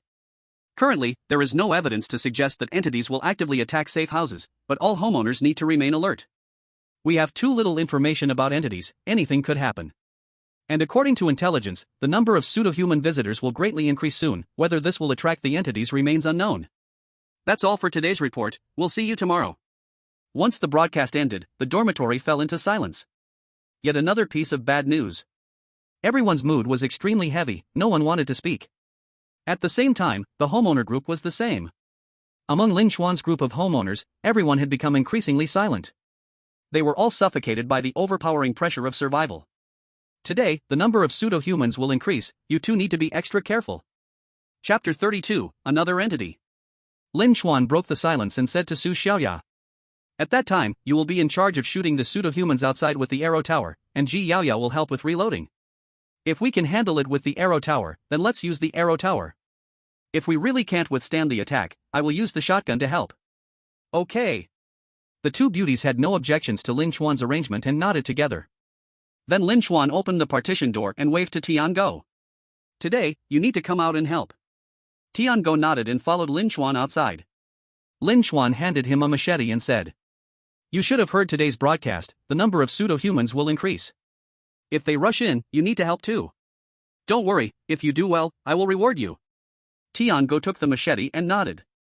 After arranging everything, Lin Chuan spoke in the silent homeowner group. Lin Chuan 404 brothers, I believe you all watched the broadcast. I hope everyone can get through this difficult time, keep it up. In fact, not all the homeowners were silent, they just didn't want to talk under pressure. After Lin Chuan sent the message, someone immediately replied in the group. Dingyan 317, keep it up. Zhao Taiju 207, Lin Homeowner 2, let's all keep it up. Deng Jun 514, I hope we all can survive. Ma Junming 603, funny, I want to see how many of you are still alive after today. Yet another bragger. Lin Chuan was about to burst out, but someone spoke up first. Zhao Taiju 207, if no one taught you how to talk, I wouldn't mind visiting you. Anyway, I feel like I won't survive today, so I might as well see what kind of a person you really are. Impressive. This Zhao Taiju really has a temper, he's ready to fight online. Perfectly, all homeowners have their dormitory numbers behind them, finding him would be quite easy. Lin Chuan wanted to advise Zhao Taiju to stay calm, but unfortunately, there was no reply from him. He could only helplessly step away from the computer and walk to the window. Below in the square, no one was moving anymore, only some charred bodies and a few car frames remained. The more he saw, the more frightened Lin Chuan became. What on earth is that skinny pale man? How can he be so formidable? And where did that big brother come from yesterday, just standing there like a tower? He didn't look like one of the anti-pseudo troops, otherwise, how could so many of his teammates have died? Why isn't he stepping in to help? Lin Chuan was lost in thought when Ji Yaoyao suddenly pointed downstairs. Lin Chuan Ji, the anti-fake troops have come again, and they're all carrying oil barrels. Lin Chuan finally snapped out of it and realized that this group of anti-fake troops was indeed bringing in oil barrels, walking into that mysterious building. Lin Chuan waited on the balcony, and about half an hour later, a group of people emerged from the building, and the soldier at the entrance ignited the fuel outside. Soon flames surged into the building, and that eerie structure began to burn directly. Are they crazy? There could be survivors inside. Su Xiaoya trembled as she watched the flames engulfing the building. Lin Chuan also couldn't comprehend. Based on his exploration, this building seemed to lead to other areas. What if one day Area C completely fell? Lin Chuan could still use this building to escape to another area. The flames started to climb upwards, and from that side, the cries and pleas of the survivors could be heard. They waved towels by the windows or pleaded with the anti-fake troops below for help. But no matter what they did, it was all in vain. Until someone could no longer stand the smoke and fire and jumped straight down. The sound of flesh hitting concrete sent shivers down one's spine, yet the survivors on that building jumped down like dumplings. Not only Su Xiaoya and Ji Yaoyao, but even Lin Chuan found it hard to accept this scene. Damn, these anti-fake troops are really beasts. How can they do this? Lin Chuan gritted his teeth. Ji Yaoyao walked over to Su Xiaoya and covered her eyes. Alright, Xiaoya, don't look anymore. Let's practice our archery tower again. Wait. Su Xiaoya wiped away her tears and pointed at the burning building. Look, it seems like there's something in the fire. Lin Chuan squinted to see clearly. Through the swirling smoke at the window, it seemed something was moving quickly. In just a moment, it reached the 4th floor and then broke through the window. Thud. This thing fell to the ground, but the sound it made was not the sound of bones breaking. The anti-fake troops below were also stunned, and immediately, a barrage of gunfire erupted. At first, Lin Chuan couldn't see what was happening. He only saw a few nearby anti-fake troops getting killed. When that creature ran away far enough from the smoke, Lin Chuan finally saw what it was. What a huge lizard woman! Lin Chuan exclaimed, as that creature down below resembled a lizard but had a humanoid shape. Chapter 33, The Uprising of the Faux Humans. The lizard person had sharp teeth and a strong body. It weaved between vehicles and buildings, dodging bullets, and quickly approached an anti-fake troop member. Roar! The lizard person let out a furious roar and then pounced on the person in front of it. Crack! The lizard person opened its mouth and bit onto the anti-fake troop member's jaw, then yanked hard, ripping the man's jaw clean off. The scream echoed through the square. The soldier staggered a few steps before falling to the ground and convulsing. As the lizard person jumped behind the soldier, hungry for more flesh. Bang, bang, bang. More gunshots rang out, and the lizard person fell to the ground, black blood oozing out, marking its death. Damn this beast. The soldier who killed the lizard person walked over and kicked its lifeless body, cursing angrily. Is that all you've got? I'm not dead yet, come at me again. The next second, his wish came true. Crash. More windows shattered, and several more lizard people jumped down from above, charging swiftly toward that soldier. The fierceness on the soldier's face instantly froze. He dropped the gun and ran towards the car. No, I'm just joking. Why are you really coming? Unfortunately, human running speed was still too slow. One of the lizard men bit his arm and pulled him to the ground. Immediately, more than a dozen lizard men swarmed him, his screams barely escaping as various body parts flew out. Meanwhile, the anti-fake unit's vehicle, seeing danger reappear, didn't even look back and drove off directly. They left behind two unlucky souls who hadn't made it in time, cursing as they chased the car, only to be devoured by the lizard men. Lin Chuan pulled the curtain shut, his emotions unsettled for a long time. Aside from the skinny, pale man, it seemed there were other dangers existing in this apocalypse. These monster-like lizard creatures resembled humanoids and seemed incredibly dangerous, wiping out half of this anti-fake squad. But from the looks of its attack power, these lizard men didn't seem as formidable as the skinny, pale man. After all, one of them was already killed, and Lin Chuan felt a little more confident looking at his shotgun. As long as they fear bullets, it's fine. The sounds in the square below gradually stopped, and Lin Chuan wanted to go down to pick up the gun. He pulled back the curtain and looked, only to find lizard men still gnawing on corpses below. When the sun shines in the daytime, these guns will turn into scrap metal. Lin Chuan sighed sadly, ready to play a game to pass the time, when someone knocked on the dormitory door. Is someone really here at 10 a.m. today? That's pretty early. Lin Chuan mumbled, then nodded at Tiango. Open the door. Tiango nervously opened the door, and Lin Chuan looked through the observation window. He was astonished to find that the person at the door was holding a box of food. Is Lin home? I'm Zhao Taizhu from room 207. Lin Chuan quickly pulled Tiango away, looking through the observation window towards the outside. Zhao, what brings you here? I'm here to deliver you something. Zhao Taizhu placed the food in front of Lin Chuan's door and turned to leave. Lin Chuan was a bit confused, immediately asking. Zhao, what do you mean by this? Don't you want this stuff? I don't want it anymore, after all, I can't survive. Zhao Taizhu said, despair evident in his eyes as he turned back. Yesterday, my room's door was breached, and today, the fake people will come in large numbers. I definitely won't withstand it. In that case, I might as well pass this little bit of supplies out, at least it will be of some use. Lin Chuan perked up immediately upon hearing this. Zhao Taizhu was a decent person, maybe he could take him under his wing. Don't give up. If worst comes to worst, you could come to my place, I still have a spare spot. No way, landlords can't shelter other landlords, I've tried. Zhao Taizhu still shook his head in despair. Before, there were other landlords attacked by the fakes who sought my help. After I let him into my room, as soon as daylight arrived, he just exploded. Later, the system warned me not to shelter any landlords, that's when I realized there's such a rule. There truly were no options left. Lin Chuan could only helplessly say. Okay then, thank you for your food. Zhao Taizhu nodded slightly. Eat up, this is the last food I have, I'll go upstairs to meet Ma Junming later. I want to see why this person is so arrogant in the landlords group every day. After Zhao Taizhu finished speaking, he turned and left, while Lin Chuan could only sigh. In this apocalypse, even landlords were like ants. After Zhao Taizhu dies, someone else will take his place as a landlord after a while. All traces of him in the room will be erased, as if he had never been here. Lin Chuan opened the door and brought the food inside. The stuff wasn't much, just enough for a day, but better than nothing. Lin Chuan prepared to close the door, but suddenly there were 2 gunshots from upstairs, and then the building fell silent again. Is this shooting at Zhao Taizhu? Lin Chuan closed the door and immediately inquired about Zhao Taizhu's safety in the group. Lin Chuan 404, Zhao homeowner, what's your situation? Did you encounter any danger? Zhao homeowner? Lin Chuan's inquiry sank like a stone. After a few minutes, it was Ma Junming who sent a message instead. Ma Junming 603, just now, there really was an idiot who dared to come looking for me, but I already killed him. If you really want to die, just come up, it'll be a nice break for me. Lin Chuan gritted his teeth. Zhao Taizhu was actually killed. He looked at the food on the ground and said. But since you fed me, when the time comes, I will definitely avenge you. Ma Junming wanted to survive while dragging everyone else down with him. This kind of threat to everyone was no different from taking a dump in an elevator. It made all the homeowners in the group want to kill him. Clown. Lin Chuan cursed at the screen, wanting Ma Junming to experience how people from Zhuan greet each other. Just as his fingers touched the keyboard, the computer froze. Damn. Why is it failing me at such a crucial moment? Lin Chuan prepared to forcefully restart it, but found that the previously black screen suddenly displayed a countdown. 459. 458. 457. The 4 of them stared blankly at the screen, and Su Xiaoya said beside them. Brother Chuan, is your computer going to self-destruct? No. It can't be. DD. The computer made a sound, and then a mechanical voice came from it. The impostor is about to launch an attack on the house, please prepare the homeowner.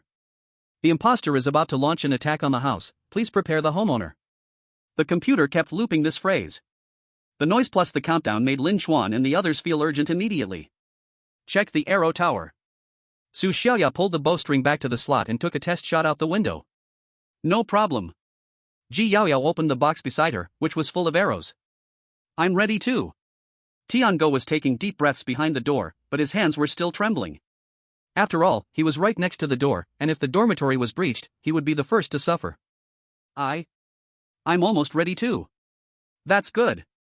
Lin Chuan shouted, looking at the countdown on the computer screen.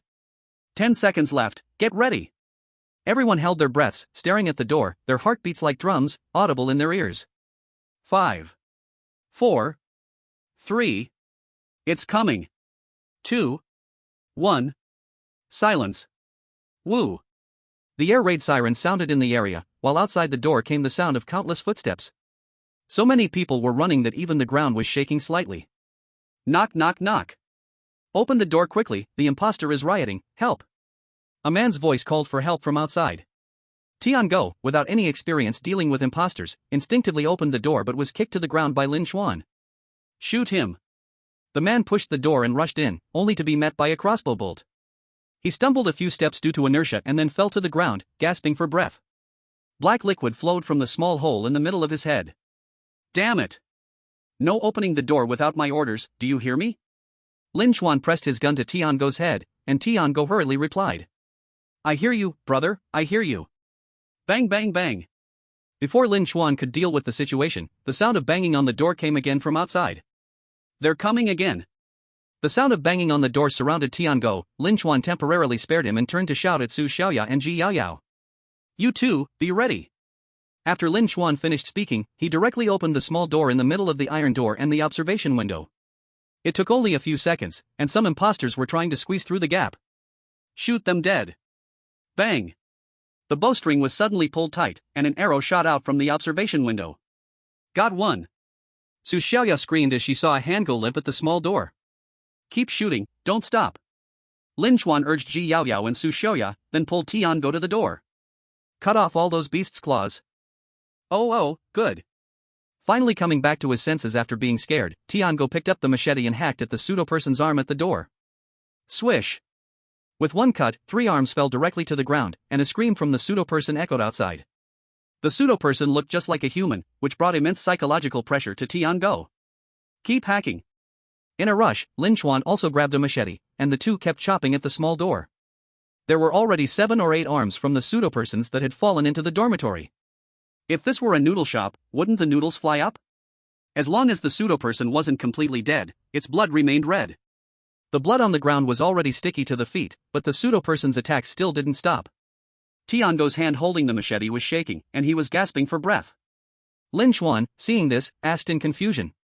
What's wrong with you? Hurry up and continue. Oh, okay. Tiango swung the machete again, but this time, it was so weak that the blade got stuck in the pseudo-person's arm. The pseudo-person let out a miserable scream and grabbed Tiango's clothes, trying to drag him out, but luckily Lin Chuan shot its arm off. What's wrong with you? Are you so scared that you can't even grip the knife properly? Lin Chuan yelled at Tiango, who wiped the blood off his face and explained aggrievely. It's not that, brother. I didn't eat today, and I'm too hungry to keep the knife steady. You're talking nonsense. Hearing this, Lin Chuan immediately got angry. I gave you so much food yesterday, and I distributed food as usual this afternoon. Are you telling me you're too hungry to hold the knife? Really, brother? I gave all the food you gave me to Yu Jingxiang. During lunch today, she told me she wasn't full, so I gave her the food I received. Lin Chuan's hand holding the machete suddenly froze, and he squinted at Tiango. You mean, you gave all the food I gave you to Yu Jingxiang, and you didn't keep any for yourself? Tiango nodded. Why? Tiango suddenly looked moved. Because I like her, so I want to give her the best. Damn pseudo-person, how dare it pretend to be human? What's this guy talking about? After hearing this, Lin Chuan instantly got goosebumps. He really wanted to throw Tiango out. But now was the time to use people, and he also needed them to help him explode coins, so he held back this thought for now. I'll talk to you about this later, but get up now and push the pseudo-person back. Tiango didn't dare delay and immediately got up. He was about to charge towards the door again when he noticed that the pseudo-person seemed to have stopped attacking. Are they leaving? Su Xiaoya looked at Lin Chuan, and Lin Chuan pointed at the door and said to Tiango. Stick your head out and take a look. Tiango nearly wet himself at this. No way, brother. What if there's danger? If you don't go, I'll toss your little girlfriend off the building. I'll go. Brother, I'll go. Tiango's eyes were filled with a fearless determination. This time, he was actually taking risks for his treasure. He was so moved that he thought, I am the best little sheep. Tiango trembled as he walked to the door with the knife. Outside the corridor was pitch black. Apart from the circle of light from the dormitory, nothing else was visible. The air also carried a rusted iron smell, and the blood flowing on the ground was even a bit slippery. Tiango slowly poked his head outside the door. To the left. 3 corpses lay on the ground, each with several arrows stuck in them. In fact, none of the 3 had 3 complete arms. To the right. There were 5 corpses, one of which was wearing designer clothes. Even if you had money, in this apocalypse of destroyed civilization, you were still nothing but an ant. With no one on either side, Tiango breathed a sigh of relief and turned to Lin Chuan. Brother, the pseudo-persons should have run away. It's safe outside. Suddenly, a figure holding a small knife rushed out from the darkness. Pooh. There's still someone. Lin Chuan shouted loudly, while the arrow had already been fired. The impostor was hit in the chest and began to flee, but he only took a few steps before falling to the ground. Ugh. Tiango clutched his stomach and bent over, walking back into the house, and Lin Chuan immediately rushed forward to ask. Are you okay? Is anywhere hurt? I don't know, it just feels a bit painful in my stomach. Lin Chuan looked down and saw Tiango's blood dripping directly onto the ground from his clothes. Following the blood trail upwards, he discovered that the blood was oozing out from the gaps between Tiango's fingers that were clutching his stomach. You're hurt in your stomach and you can't feel it? Is that so? I only feel a little pain. Even though Lin Chuan was not satisfied with Tiango in his heart, he had to put that aside in a life or death situation. He made Tiango sit down on the ground and then lifted his clothes. Standing beside them, Ji Yaoyao's face turned pale, and Su Xiaoya couldn't help but vomit directly. Your stomach is slashed open, and your intestines are leaking out from the cut. Lin Chuan's voice was very serious, and it was only then that Tiango realized the situation. What? He looked up and, upon seeing the mess on his abdomen, his face turned instantly pale. It's okay, just press on the wound, Ji Yaoyao. I'm here. Ji Yaoyao immediately ran over, but turned her head away, not daring to look at Tiango. Go boil one of my shirts to disinfect it, then tear it into strips. I'll need it later. Okay. Ji Yaoyao rushed to the sink to get water, while Tiango's wound continued to bleed, and he couldn't stop it. Cough, cough. Tiango coughed a few times, and blood spurted from his wound, his face rapidly turning pale. His face was filled with fear of death. Brother, am I going to die? Lin Chuan grabbed Tiango's hand and pretended to be calm as he said. What are you talking about? I'm boiling water right now. I'll wrap your wound later. No, I can feel I'm going to die. Tiango trembled and pointed towards the door of the partition, and Lin Chuan understood. Su Xiaoya, bring his girlfriend out for me.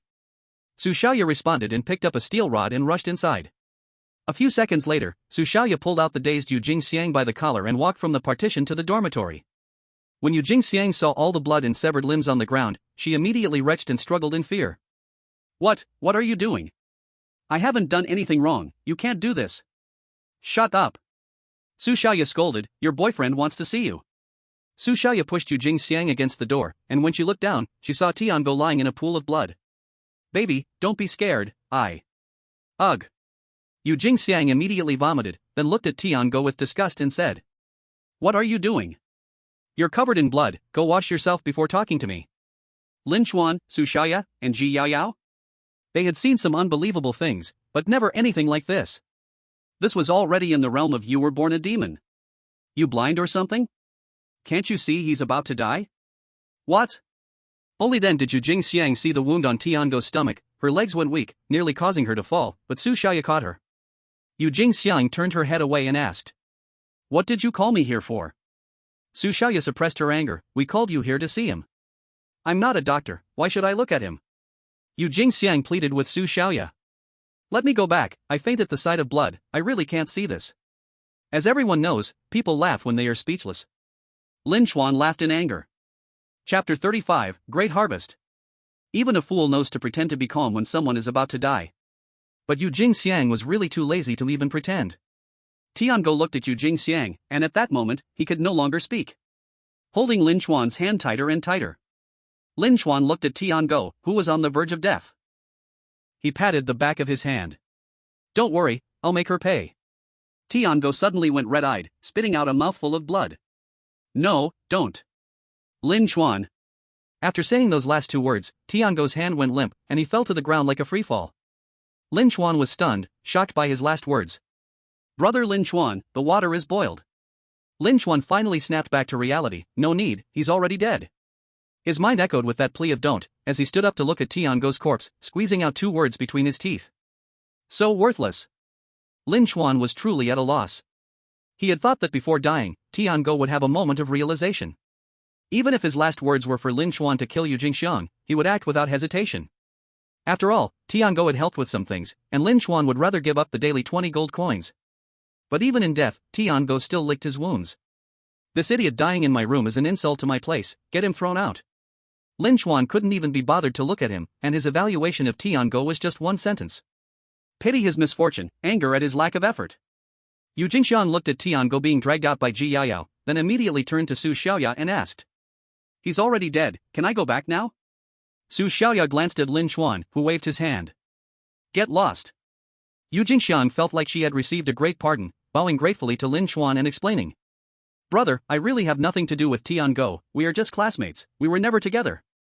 I actually don't like him, so please don't misunderstand. Hurry and get lost.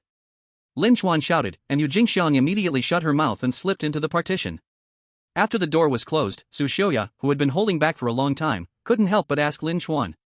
Brother Chuan, why are you keeping this green tea? Just throw her out. I know, but we haven't settled today's accounts yet, let's wait until it's done. Lin Chuan also didn't want Yu Jingxiang to stay any longer. Couple connection, one dies, one gets thrown out. They came with a buy one get one free deal, they should leave in an orderly fashion. You two clean up the floor, let me see what else these fake people have that is useful. Lin Chuan walked to the pile of bodies at the door, looking at Tiango's unblinking face, muttering. To say you died and were of no use would not be entirely true, at least you rang the alarm for me. Before, Lin Chuan treated the fakes like zombies, as long as they dared to come, he dared to kill them. But Tiango's death made Lin Chuan realize that these fakes were hardly different from humans. They also possessed high intelligence, and could ambush and hide. They were far scarier than zombies. Hiss. Who? Bang bang.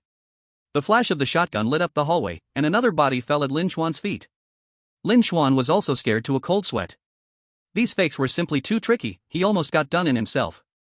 Lin Chuan didn't even bother searching carefully at the door, he quickly picked up some of the weapons they brought and retreated back into the dorm. Damn, these fakes are too hard to deal with. Lin Chuan sat down on a chair, taking off his clothes, glancing at the time. 1:30 in the morning. Although it was still early, Lin Chuan felt somewhat exhausted, but thankfully, at that moment, the computer made a sound. Ding. Congratulations to the owner for surviving the fake people's attack. Starting to settle today's rewards? Owner, Lin Chuan. Number of protected humans, 5. Reward obtained, gold coins *80. Number of fakes killed, 15. Reward obtained, gold coins *150, kill package *4. This wave of fake people's attack was risky, but the profit is high. Lin Chuan's exhaustion was instantly swept away when he saw the rewards. Just today's gold coin reward alone was 230, plus the 250 saved up, that was already 480. He was almost at his savings goal. In addition to that, there were also 4 kill packages today. Previously, Lin Chuan had opened quite a few good items. Lin Chuan immediately opened the warehouse panel and opened the packages in order. Congratulations, you have obtained wooden boards *10. Stone *10, iron ingot *5. Congratulations, you have received lunchbox *50. Congratulations, you have received basic exoskeleton *1. Congratulations, you have received ground spike trap *1. Wait. What is this basic exoskeleton? And what is this ground spike trap? Lin Chuan immediately opened the warehouse to check. The exoskeleton caught Lin Chuan's eye, it's not rare, and he has seen it on TV. In fact, many exoskeletons are already commercialized. But the version from the gift pack is better than the current exoskeletons on Blue Star. The exoskeleton is made from lightweight alloy, covering from the calves to the waist, and then to the upper arms. It can greatly enhance Lin Chuan's carrying capacity, stamina, and running speed. Chapter 36, Defense Level Increase. The other reward from the gift pack made Lin Chuan feel curious. After he read through the description of the ground spike trap, he shouted in surprise. This is a magical item. Placing it at the door can kill any creature that steps on it. Moreover, this thing can actively trigger and can be selectively used. But the downside is that it can only be used once a day, but that's enough. Defense is something that can never be too much. The harder it is to break into the dormitory, the more Lin Chuan can rest easy. Fortunately, today Lin Chuan passed the test and survived the artificial being riot. But he did not come out unscathed. Aside from losing a person, the durability of the iron door is now only a third left. Looking at the uneven back of the iron door, Lin Chuan felt a wave of fear. What if a few more artificial beings come? This iron door might get torn down. The dormitory needs another upgrade. The next artificial being riot is sure to be more intense than this one. After making up his mind, Lin Chuan opened the building shop. Currently, the comfort level and defense level of Lin Chuan's house are both 3. This level means Lin Chuan's house is barely livable and has slight defensive power. But if the intensity of the artificial being's attacks is a bit higher, Lin Chuan would be just as ridiculous as his dormitory. First, upgrade the defense level, open the house facilities. House facilities, iron door, durability, 30/100, arrow tower, arrows *47. The iron door is about to break. Upgrade the iron door. Ding. Spending gold coins *50, purchasing iron ingots *5. Using iron ingots *10, upgrading iron door to reinforced iron door. Installing. The originally uneven iron plate was instantly straightened, and outside sounds of welding and assembly could be heard. The first change during the upgrade was the thickness of the door. The previously thin iron sheet of about 2 mm expanded both inward and outward. The metal seemed to become liquid, gradually thickening, finally settling at 1 cm. At the same time, previous screw fixation points reconstructed themselves, several steel bars were embedded into the door, becoming reinforcements. The small door and observation window in the middle were also separated by iron rods. Artificial beings can no longer directly squeeze their bodies in or reach in with their hands. At the same time, the latch was reinforced, changing from 1 to 3. And each one is as thick as an adult's index finger, like a rural gate latch. Finally, the surface of the iron door displayed patterns after tempering. Lin Chuan knocked on the door panel. Thump, thump, thump. The iron door produced a dull echo, completely different from the previous popping sound of the thin iron. Upgrade complete. House facilities, reinforced iron door, durability, 300/300. It cannot be destroyed directly by physical means without tools. Not bad. Lin Chuan patted the thick door panel, and Su Xiaoya next to him also praised. This door is good, it looks much safer than before. But we're not done yet. Today I really want to improve our defense capability. Lin Chuan placed the ground spike trap at the entrance. After assembling it, Lin Chuan found that the defense level of his house still hadn't increased. He scratched his head and muttered. Why hasn't it upgraded yet? What am I missing? Lin Chuan turned his head and saw the curtains fluttering in the wind. Right, the balcony hasn't been reinforced yet. The door to the dormitory balcony was just an ordinary, broken door from the university. The balcony was also half open, and one could even jump directly from the balcony to the adjacent dormitory. This indeed became the weak point of the current dormitory, and Lin Chuan had to renovate it. Reinforcing the balcony with an iron door seems a bit too extravagant. Can it be sealed up instead? Ding! You can spend 50 gold coins to block the balcony with a reinforced concrete wall. Just 50 gold coins, I'll spend it. Construction in progress. The balcony door was directly torn down, and countless bricks rained down, piling up on the half-open balcony steps. Reinforcements pierced through, and the cement was quickly poured. In less than a minute, the original balcony of the dormitory vanished, leaving only 2 windows to observe the outside. Ding! The homeowner needs to spend 20 gold coins to upgrade the glass to bulletproof glass to improve the house's defense level. Lin Chuan was taken aback, gritted his teeth, and said, "There's even a bundled sale, then let's do it." The glass was quickly replaced, and the partition was also being synchronized, along with anti-peeping functionality. Congratulations to the homeowner for upgrading the dormitory's defense level to level 4, the property panel has changed. Homeowner, Lin Chuan. Property type, student dormitory. Comfort level, 3, living conditions are passable, but not great. Defense level, 4, can withstand any physical impact. Current capacity, 4/5. Property facilities, reinforced iron door, durability, 300/300, arrow tower, arrows, 47. After upgrading the comfort level to level 4, the daily survivor gold coin settlement will increase. Note, to upgrade the defense level to level 5 or above, active defense capabilities must be strengthened. It seems that reaching level 5 or above isn't just about spending money casually. I still need to earn more gold coins and improve comfort now. Lin Chuan currently had 380 gold coins in his savings, making it nearly impossible to improve in one go. But making some changes to his current life was also quite nice.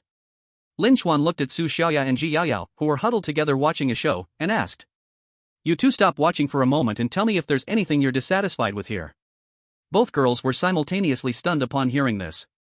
Ji Yaoyao cautiously shrank her neck and said, Lin Chuan Gu, we think everything here is great. Please don't kick me out." Su Xiaoya nodded in agreement. Me too. Chuan Gu, if you have any complaints about me, just tell me directly. I can change. What the heck? When you indulge women, they always have all sorts of demands. But when you don't indulge them, they only have one request: please don't leave. Lin Chuan helplessly rubbed his forehead and said seriously, "Don't worry, I'm not kicking you two out. I'm planning to improve our living conditions and want to ask if there's anything you want to enhance." The two girls' eyes immediately sparkled with excitement. Yes, there's definitely something. Ji Yaoyao immediately raised her hand and said, "First, the bed is too hard. After sleeping one night, I feel sore and uncomfortable. We need a mattress." Lin Chuan nodded, realizing that this truly was an issue. A too hard bed impacts rest. After the apocalypse, Lin Chuan hardly went outside, and he felt that the bed was increasingly uncomfortable. Keep going, what else? The second point is that the bed is too small. If I turn over a little, I feel like I'm at the edge of the bed. It would be great if the bed could be bigger. Lin Chuan could deeply relate to this. He was a young man of size, and his height and build took up more space than Ji Yaoyao and Su Xiaoya. Every time he turned over in his sleep, he did so carefully, fearing he might fall off the bed. Then we'll change it. We will directly convert it to a 1.5 x 2 bed. It will be enough for you to roll around on. Lin Chuan had already decided to spend a lot of money to expand the dormitory and then phase out the old beds. Let's renovate the dorm from the inside out. Then I want to join in too. Seeing that Ji Yaoyao's two suggestions were accepted, Su Xiaoya also got excited and said, "How about we simply separate the rooms? That way everyone can have their own private space. Just leaving a living room in the middle is enough, it'll be convenient for changing clothes and sleeping. Humph. You are convenient, but what about me? This suggestion is not accepted. For safety reasons, we must live together. Lin Chuan waved his hand. Is there another one? Chapter 37, Renovation completed, time to clean. Su Xiaoya was taken aback, she had guessed Lin Chuan's intention. But his reasoning was flawless, leaving her no room to argue. Ji Yaoyao covered her mouth and snickered, saying to Lin Chuan, I don't have any more suggestions, I'd be very satisfied if I could just change the bed. Su Xiaoya pouted. I feel the same. Lin Chuan nodded, already starting to calculate in his mind. Although the request seemed just to change the bed, it wasn't that simple. If the bed is bigger, does the space also need to be larger? Do the wardrobe and desk also need to be bought again? Doesn't that space need to be redecorated? Since all the furniture is being changed, shouldn't we do a little renovation too? So what seems like a small change actually has a huge impact. The budget is 2,000, let's call it a day. But before we start, I still have a question. System, if I want to upgrade comfort, do I need to bring in other survivors? If the partition also gets a major upgrade, Lin Chuan might not be able to control the situation. Ding. Before comfort level 5, the comfort level of other survivors can be 1 level lower. After comfort level 5, the comfort level of other survivors can be 2 levels lower. That's great. This means that Lin Chuan can wait until he upgrades to level 6 to consider raising other survivors' comfort to level 4. That will definitely save a lot of money. In that case, let's get started. No more talking, just expand it for me. Do you want to use 100 gold coins to expand by 50 square meters? Yes. Boom. Lin Chuan's dorm started to shake, and the walls began to move backward under some great force. Inside the partition came a series of screams, they were startled by the expansion noise. After a few seconds, Lin Chuan's dorm was expanded by about 30 square meters, and a 20 square meter partition was also added. Now Lin Chuan's dorm was nearly 70 square meters, with no shared space. Wow, such a big space can make a 3-bedroom 1-hall. Ji Yaoyao looked at the suddenly spacious dorm in amazement, while Lin Chuan continued to make purchases. First, change the beds in this dorm, by 4 1.5x 2m beds. The original 4 upper-lower desk beds were instantly turned into waste. After system recycling, Lin Chuan received a deduction of 10 gold coins. Ding. Consumed 100 gold coins to purchase single beds *4-inch. The beds were neatly arranged in 2 rows, leaving a space in the middle for 2 people to walk side by side. These beds are great. Su Xiaoya jumped onto one of the beds and was bounced up. Next, let's get tables, 1 for each person next to the bed. Ding. Consumed 40 gold coins to purchase computer desks *4-inch. Then let's lay down some flooring, this concrete floor is too ugly. Ding. Consumed 50 gold coins to lay flooring in the room. After the ceramic flooring was finished, the entire dorm instantly looked brand new. The sink area was changed into a cabinet plus sink, and Lin Chuan bought quite a few kitchenware. They could occasionally prepare a meal themselves to improve their living conditions.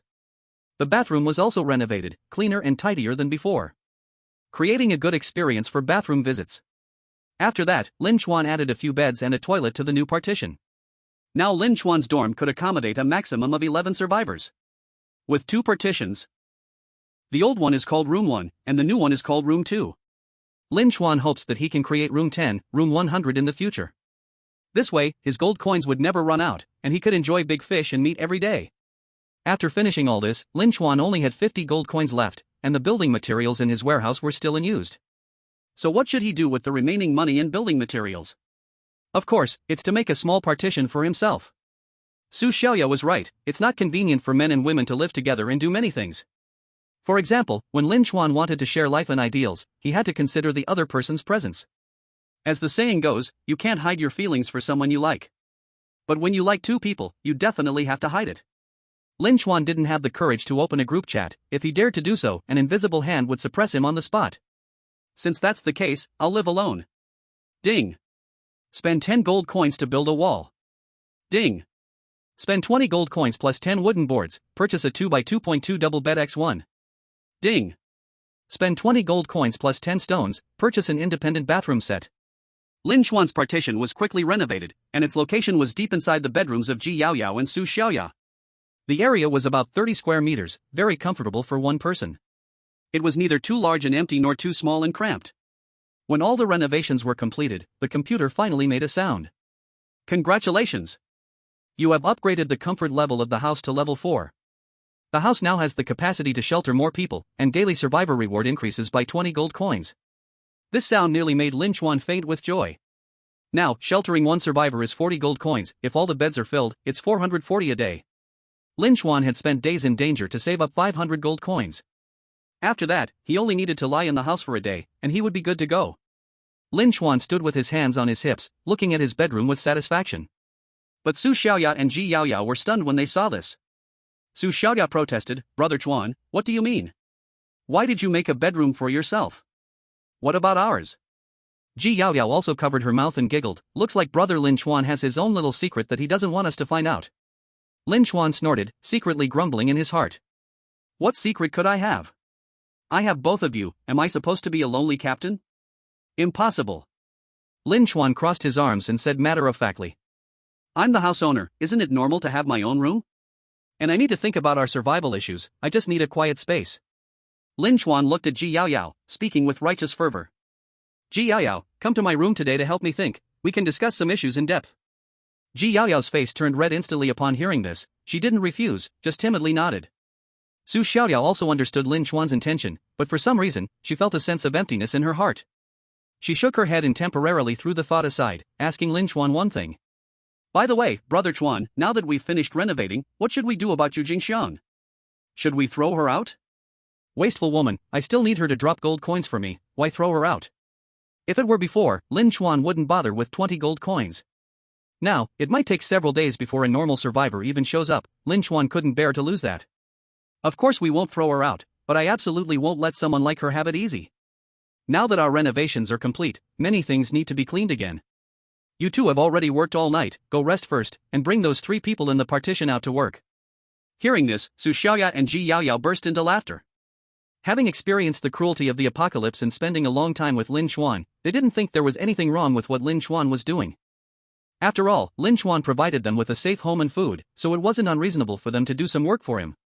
Lin Chuan directly pushed open the door of the compartment, and Yu Jingxiang along with the 2 little grandsons were already asleep. Seeing them sleeping so soundly, Lin Chuan turned on the light for them. "Stop sleeping and get up quickly." The 3 of them were startled by Lin Chuan's noise, and Yu Jingxiang asked with a trembling voice, "What happened? Did the fake people break into the room? How do we escape?" "Break into what? We have already beaten back the fake people." Lin Chuan threw a mop to each of them. "I just renovated over there, and there's a lot of dust on the floor. Get up and help me clean it." After hearing this, the 3 of them had question marks on their heads, and their gazes toward Lin Chuan changed. "Are you human?" Chapter 38, Can I contribute myself to brother? Just sleeping well in bed, suddenly being yanked up to clean, even slaves wouldn't be treated like this, right? Upon hearing Lin Chuan's words, Yu Jingxiang directly turned over, clearly not taking it seriously. The old lady said to Lin Chuan impatiently, "What's the cleaning for?" I said, "What's going on with you tonight?" At first, it was noisy outside, and from time to time someone was shouting. Then you guys didn't know what you were doing, making our walls shake. Now that we finally want to sleep, why are you bothering us again? The old lady's sharp and cutting demeanor perfectly matched the image of a village elder, but Lin Chuan was not the kind of young man afraid of rumors. "Sleep my foot, while I was out there fighting for my life, you didn't come out to help. Now that I'm asking you to clean, you keep making excuses. Get up quickly." As a member of the proletariat, Lin Chuan directly waved his steel rod, and the 3 in the compartment didn't dare to be lazy. But although they started moving, they were still quite unwilling with their mouths. As they got dressed, they complained. "You young people always threatening others, making a person of my age clean at night, don't you know to respect the elderly?" Lin Chuan didn't care and directly retorted. "I do respect the elderly, just not old tricks. When people get old, they need to move more, otherwise their bodies will stiffen." He handed the old lady a broom. "You are in charge of sweeping the floor, you can't sleep until it's done." The old lady reluctantly accepted the broom and stood to the side, and Lin Chuan handed a rag to her little grandson. "You are in charge of wiping the table, be careful, or I'll spank you." The child trembled in fear from Lin Chuan's words and took the rag standing to the side. Yu Jingxiang didn't make Lin Chuan say much and honestly took the mop. Generally, green tea women are not stupid, and this point could be highlighted in Yu Jingxiang. Lin Chuan smiled, he didn't care anyway. After all, there would be many opportunities to deal with her in the future, and it was even better if she could reap her own consequences. "Come on, we just renovated over here, just in time for you to see the result." Lin Chuan opened the compartment door, and the scene of the dormitory came into view. The three standing at the door nearly had their eyes pop out, looking at this apartment-like room, unable to calm their hearts for a long time. The floor was white tiles, and the bed was a spring mattress with a cushion. Each person had their own private space. The room even had a small kitchen, and the bathroom was clean and tidy. Not to mention that it was an apocalypse outside, it felt more like some hotel-style apartment. The old lady pointed at Lin Chuan and said, "Is this where you live? It wasn't like this before? Because I just renovated, and this will be my place to live from now on." The old lady then asked, "When will we renovate too?" "In my dreams." Lin Chuan shrugged his shoulders and said, "In this apocalypse, having a safe place to live is already good enough for you, yet you're still picky." "Then why don't you do the same?" "Because I'm the landlord." Lin Chuan had no patience to explain more to the old lady. "This is my territory. I can do whatever I want. If you don't want to stay, you can leave. If you want to stay, then put up with it." The old lady didn't dare to argue with Lin Chuan, but her expression turned flattering. "Young man, don't be so harsh. I see there are 2 empty beds in this room, right? Look, Grandma is already so old, and it's not easy to bring my good grandson in this apocalypse." Lin Chuan raised an eyebrow. "So what?" So, the old lady didn't hesitate and spoke directly. "Can you give those 2 spots to me and my grandson?" "Ha ha ha." Lin Chuan laughed a few times, and the old lady thought she succeeded. "No way." The old lady, huh? "Why? You're so old, lying here is a waste. You might die any time." The old lady almost fainted hearing this and was about to argue with Lin Chuan. But right now, the reason was on Lin Chuan's side, so the old lady swallowed her anger and pointed at her grandson. "What about him? He's young." "The younger, the worse. Young ones need to go through hardships. A flower in a greenhouse won't grow." The old lady was so furious with Lin Chuan that her teeth were clenched, feeling she could have high blood pressure and collapse at any moment. With a curse in her heart, she took her grandson and went to clean.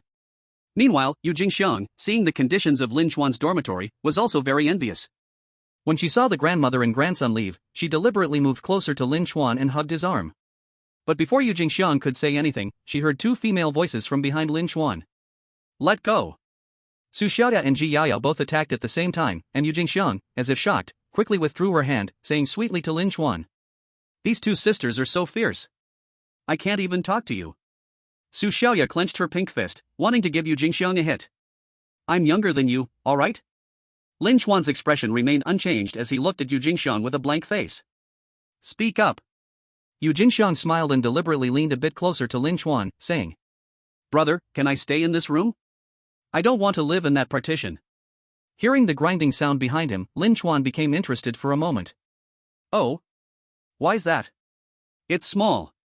And it stinks." Yu Jingxiang blurted out, then added after a moment. "Most importantly, I saw Tiango's bed before, and it just annoyed me. He kept bothering me, and always made others misunderstand our relationship. Even though he finally died now, the harm he caused me still lingers."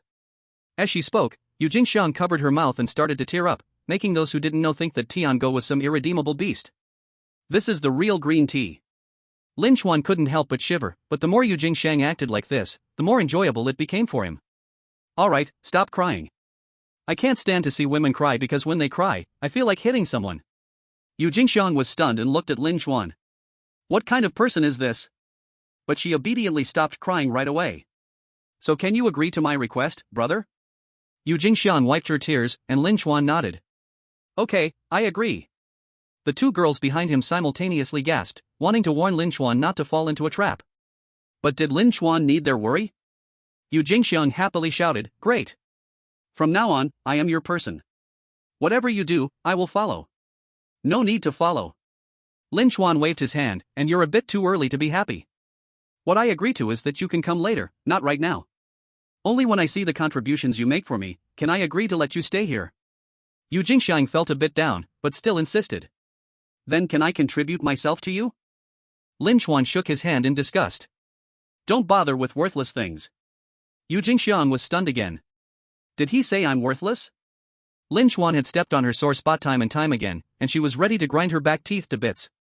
But in front of Lin Chuan, she could only smile and show her teeth.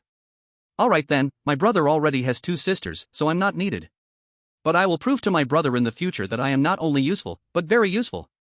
After swearing this, Yu Jingxiang went to mop the floor, and Lin Chuan watched her figure and muttered a sentence. Even if you're useful, you might not be needed. Who can guarantee that this thing won't have problems when used? Su Xiaoya and Ji Yaoyao heard this and chuckled while covering their mouths, their inner resentment almost completely gone. Chapter 39 New house owner joins group. 2 hours later, Lin Chuan's new dormitory was cleaned up.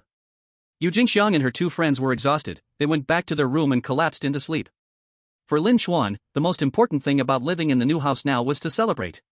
Before the apocalypse, the way to celebrate was to set off firecrackers, and after the apocalypse, the way to celebrate was still to set off firecrackers. He dragged Ji Yaoyao into his bedroom to chat about dreams and ambitions, leaving Su Xiaoyao alone lying in the large dormitory.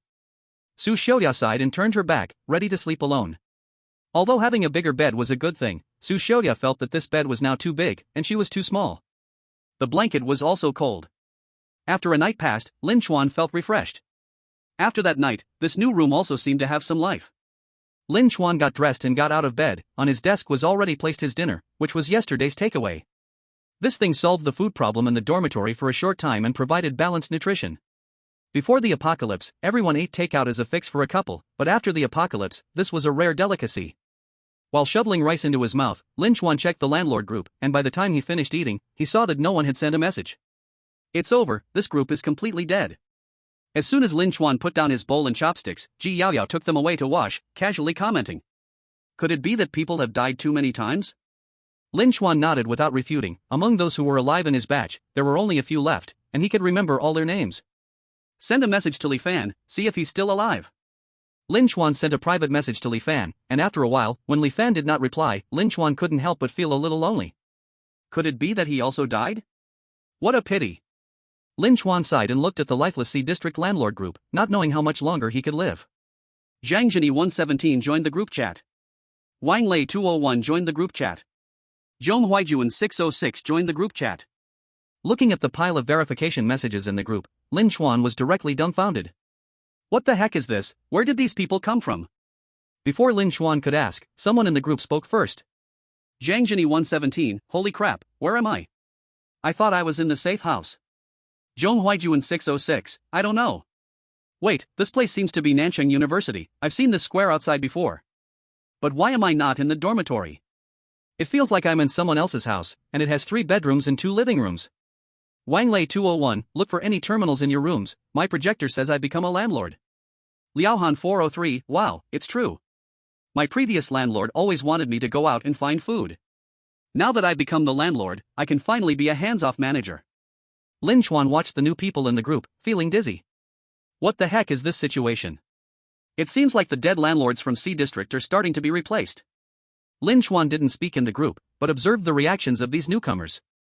They were actually similar to Lin Chuan's batch. At first, they were curious and shocked, and then optimistically believed they could survive. But thinking about his own batch with only himself left, Lin Chuan felt a bit sighing. Li Fan 716, brother, what's going on in the group? Where are all these people coming from? I didn't dare to say anything. Lin Chuan's computer received a private message from Li Fan, and his original feelings instantly vanished. Lin Chuan 404, damn, I thought you were dead. Why didn't you reply when I was talking to you? Li Fan 716, I just woke up. You were half right, I almost died last night. But luckily it was just almost. Now it's nothing serious, just some minor injuries. Lin Chuan, hearing this, asked with great concern. Are you okay? Do you need food over there? If you want, we can meet tonight, and I'll bring you some. Li Fan 716, no need. I'm fine here. Let's first talk about what's going on in the group. Lin Chuan gave up insisting and directly told Li Fan about what he saw earlier in another building. Li Fan 716, are you saying that when the original homeowners in our C area died, new homeowners would come to replace them? Lin Chuan 404, based on my findings, it should be like that. Li Fan 716, then do you think we can use that building's house to directly escape to another area? Lin Chuan had thought about this too, but it wasn't necessary to practice it yet, they weren't pushed to the edge yet. Li Fan 716, forget it, it's better to just think about it, it's still too dangerous. Let me share a new piece of information with you. When your room has 2 or more dummies. In fact, it's not the dummies that kill the survivors in your house, but the entities attracted by them. You have to be careful about this, because yesterday I was attacked by an entity hidden in the house. Lin Chuan immediately took this seriously and recorded the information in his little notebook. After Li Fan left this message, he said he needed to rest, and the 2 of them lost contact again. It seems that entities have always existed, we just didn't notice before. Lin Chuan tossed his notebook into the drawer, preparing to kill some time by watching the news. But he became somewhat engrossed in the game, and when he came to his senses and looked at the time. 1803. Damn. Time has passed. Where's the news? Lin Chuan then discovered that today's news did not air, and there wasn't even a forced video pop-up. Although the news daily talked about nothing good, it at least provided him with some information. But now that thing was gone, Lin Chuan was unsure what to do. Oh right. Lin Chuan looked at Ji Yaoyao. Help me bring the radio in. Okay. Ji Yaoyao brought the radio into Lin Chuan's room. As soon as Lin Chuan turned it on, he immediately heard shouting inside. Damn it, these human scum actually attacked us first. Just surviving is good enough. We've also captured quite a few of them, just right for experiments. They won't be so lucky next time. I've already memorized their channel, it's 9527. They won't be able to sneak attack again. Wait, has our broadcast time passed? Is there still a routine broadcast today? A group of newcomers came today, we must broadcast. Otherwise, who will gather survivors and dummies for us? The radio's sound abruptly stopped, it seemed they went to gather. Hearing the whole thing, beads of sweat started to form on Lin Chuan's back, and he picked up huge amounts of information from their conversation. The anti-dummy troops were attacked? And it was done by humans? Who is this organization? 9527 is the channel of that new organization, I need to remember this. And these anti-dummy troops are actually using homeowners to gather survivors and dummies. So I was actually a part of your play? A pile of questions appeared in Lin Chuan's mind, but now wasn't the time to solve them, as the broadcast was starting. It was the same host again, with the same opening phrase. Lin Chuan was already a bit tired of this. After the preamble finished, his words took a slight turn. I believe most of you are here for the first time in this strange place, so please do not panic. We are at the survivor gathering place in Area C. You are all fortunate to be a part of the homeowners in Area C. With the change in identity, responsibilities will also shift accordingly. The room you are currently in was left to you by the previous homeowners, who died, allowing you to be here. A wave of gasps echoed in the group chat, while Lin Chuan listened expressionlessly. As homeowners, you should shelter more survivors and fend off the attacks of impostors, and follow the arrangements of the Purification Force. All survivors who dare to resist the Purification Force will be executed, so I urge all homeowners to act wisely. At this point, the video began to stutter. Lin Chuan saw that the group chat was buzzing again, thinking that the broadcast was over for today. But when he tried to close the window, it wouldn't shut, and the video started playing again. As for the few remaining homeowners from the last batch who are still alive, the host's smile vanished, and his eyes locked firmly on the camera. Even though Lin Chuan was separated by a screen, he felt like he was being stared at directly. Your task is to shelter as many survivors as possible. Whether you plunder from other homeowners or use coercive means to keep survivors. Please ensure that you take in as many people as you can and contribute to the Purification Force. Starting tomorrow, the Purification Force will take one tenant from you every day. Chapter 40, The Rebels, the outside is in complete chaos. Lin Chuan stared blankly for a few seconds and tossed his headphones onto the table. Damn it, do you think my dorm is your mother's blessing? Can people just keep spilling out every day? Having lived through this apocalypse for a while, Lin Chuan saw the truth. The Purification Force was no good, much like the previous housing prices, stagnant and never falling. What do we do, brother Lin Chuan? What if no humans come today, who do we hand over? Lin Chuan replied directly, let's start with the three in the cubicle. Anyway, I won't hand over you or Su Xiaoya. But let's avoid handing anyone over if we can. If it's really unavoidable, we can just send them an imposter. Su Xiaoya, sitting next to him, asked, should we go and steal people from other homeowners? Lin Chuan fell silent for a moment, then seriously said in front of the two girls. That possibility can't be ruled out. Lin Chuan had never claimed to be a good person, he just wanted to survive in this apocalypse. Ji Yaoyao's eyelids twitched upon hearing this, and she looked at Su Xiaoya. Su Xiaoya hung her head and said nothing, and Ji Yaoyao immediately placed her hand on Lin Chuan's arm. Brother Lin Chuan, you can rest assured, whatever decision you make, I will support you. You saved my life, I have no right to oppose your decision. After hearing this, Su Xiaoya sighed and said, I need some time to adjust my mindset, but in the end, I can accept it. As long as the backyard doesn't catch fire, Lin Chuan could relax. After easing his mind, he picked up the radio again. Channel 9527. As soon as Lin Chuan adjusted the channel, a passionate speech came through. Everything the Purification Force says is a complete lie, they are testing the entity's attack capabilities using humans. We must seek justice for our friends and relatives, and avenge the dead. We rebels are the hope of humanity, these evil people do not deserve to represent us. Now our influence has reached Area C, our ranks will once again grow. Z. The radio crackled with static, leaving Lin Chuan confused. Where did this rebel group come from? Has it really become this chaotic out there? Based on the information he had, Lin Chuan understood that humanity was generally split between homeowners and survivors. On the organizational level, it was divided into the anti-fake troops and the rebels just mentioned. These two organizations had been fighting for homeowners and survivors. As for Lin Chuan and the other homeowners, they were caught in the middle of these two forces. As for ordinary survivors, they were at the bottom of the food chain, already treated as a kind of resource. The rebels say their power has reached Area C, so does that mean we might see them tonight? As soon as Lin Chuan's words fell, there was a knock on the dormitory door. Lin Chuan walked out of the bedroom, and Ji Yaoyao was just about to open the observation window when Lin Chuan stopped her and took action himself. Looking out, he saw a man standing at the door, wearing camouflage pants and a sleeveless hooded vest. A gun was slung over his back, which alerted Lin Chuan. Lin Chuan deliberately displayed his own gun, startling the person outside. Who are you? What do you want here? Bro, calm down, I'm with the rebels. You might not have heard of me, but I'm not here to harm you. You can't even harm me. Lin Chuan pretended to speak harshly. What do you want with me? Are you seeking my protection? If not, then get lost. I don't have time to waste with you. Bro, don't be so hasty.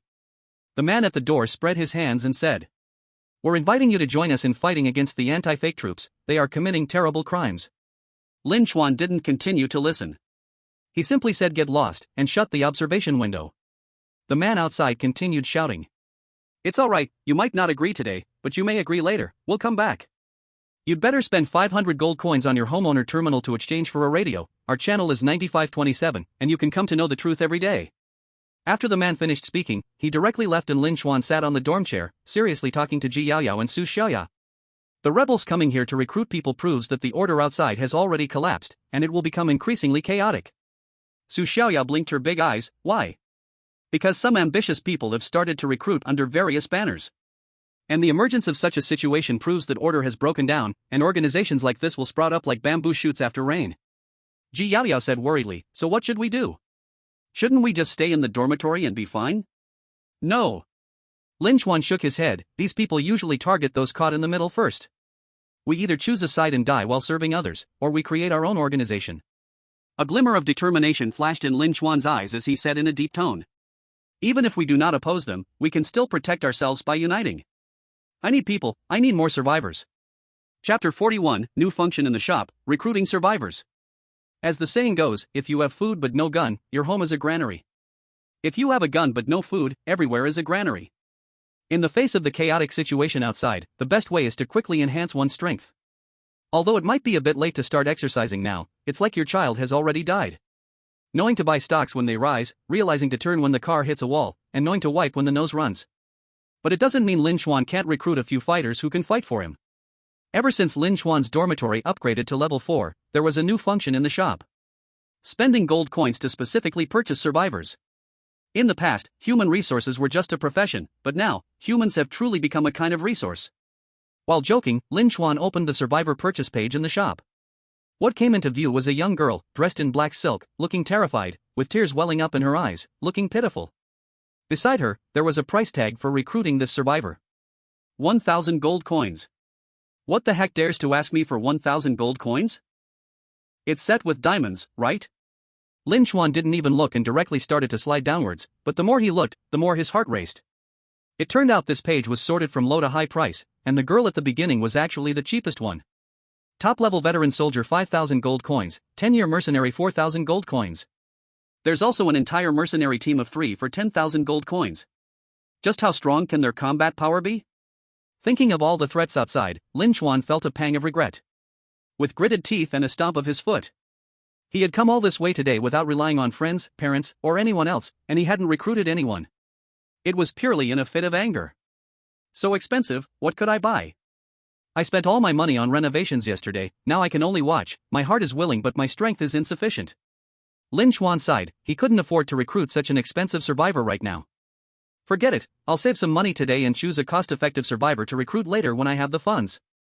Lin Chuan left the computer desk and took a glance at his phone for the time.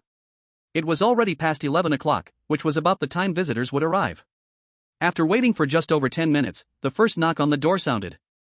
Yu Jingxiang was pulled out from the compartment by Su Xiaoya, and she was currently tasked with checking if the person outside was a fake.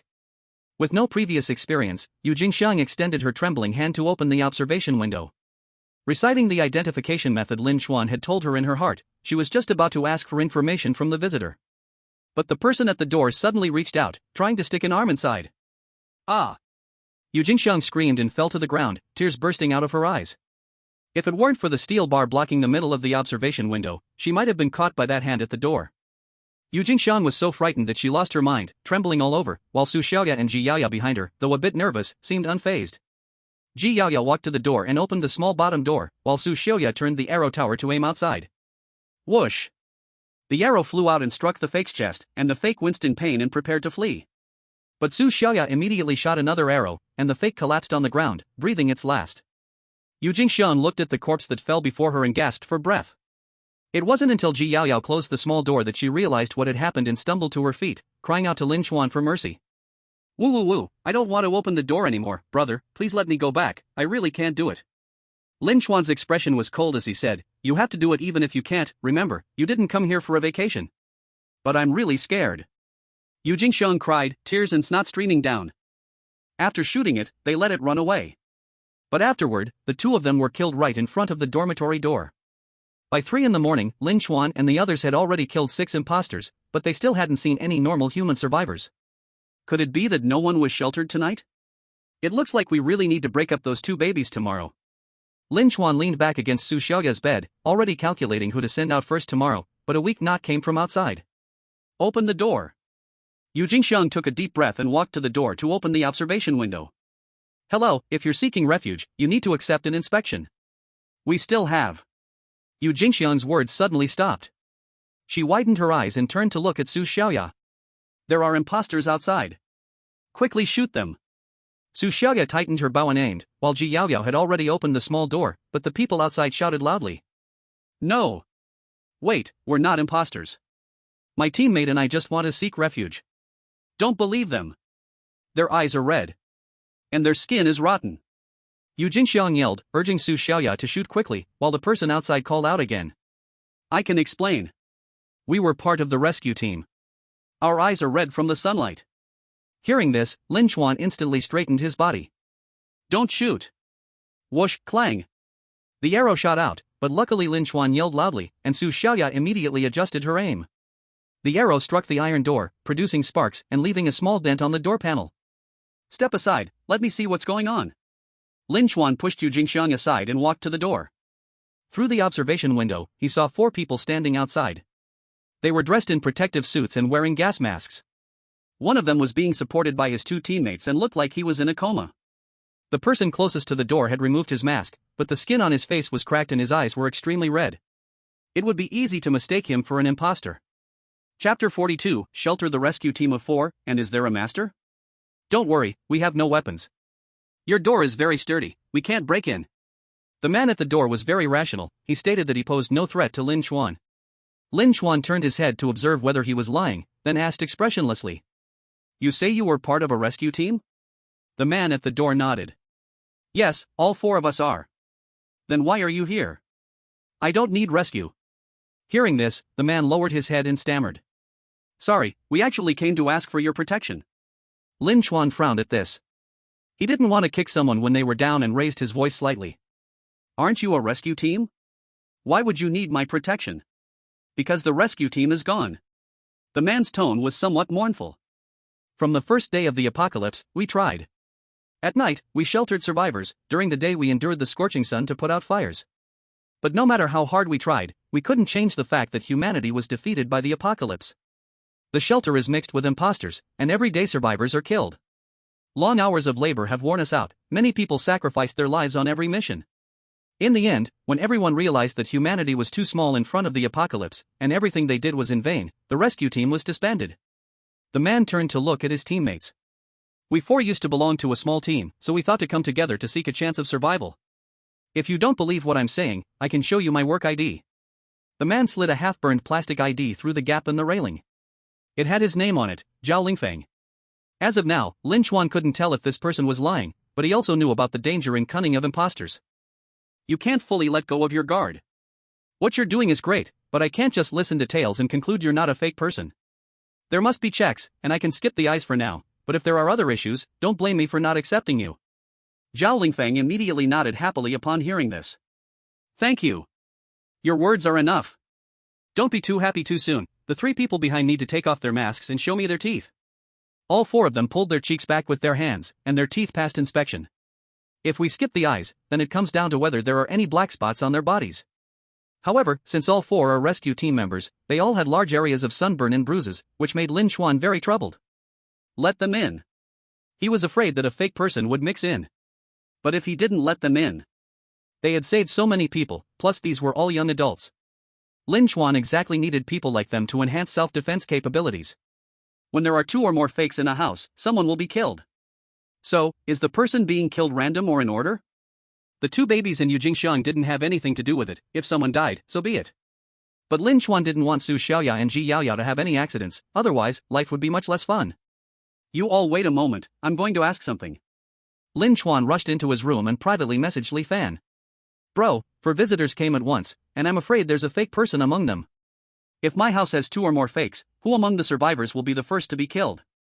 Lin Chuan anxiously waited for Li Fan's reply. Fortunately, it was a time when all homeowners were awake. Li Fan quickly sent back the news. I don't know what level your house is now, but from my experience, the first ones to die are usually the ones in the adjacent rooms.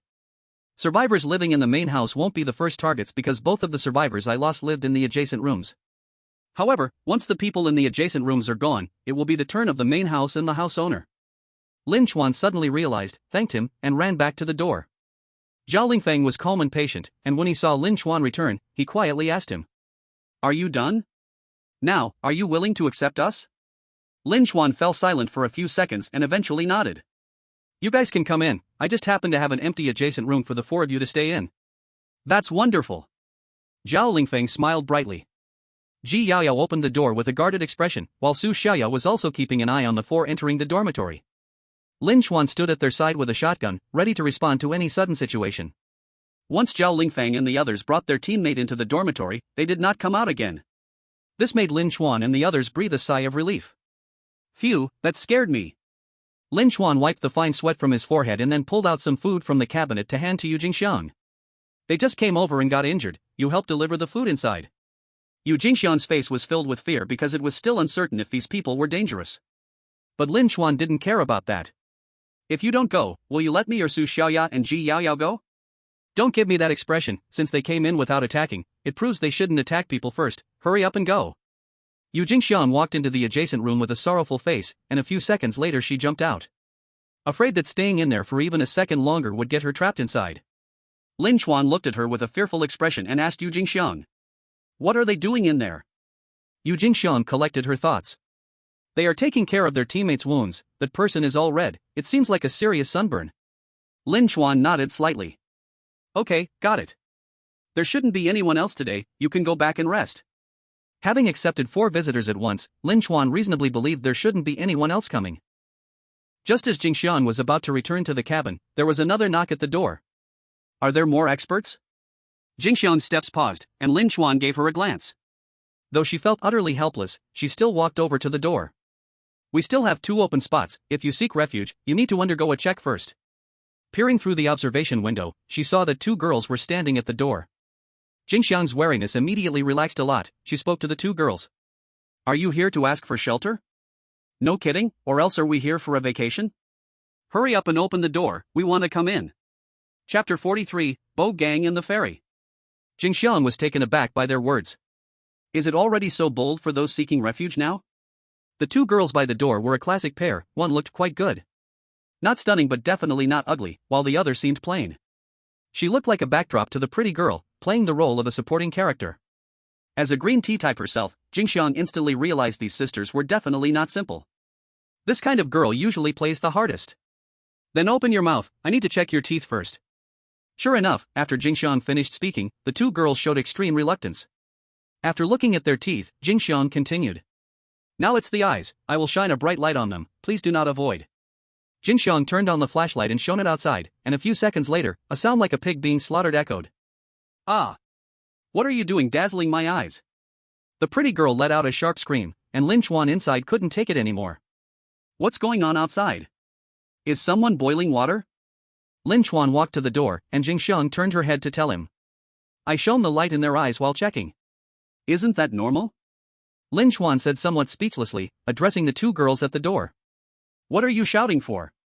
Don't alert the impostors. The two girls looked Lin Chuan up and down. The pretty girl said with some disdain. Why is there a guy in this room? I thought it was just girls. Even in the apocalypse, are they still looking for an all-girls safe house? Ha, Jimei, what are you doing? Lin Chuan waved his hand and said.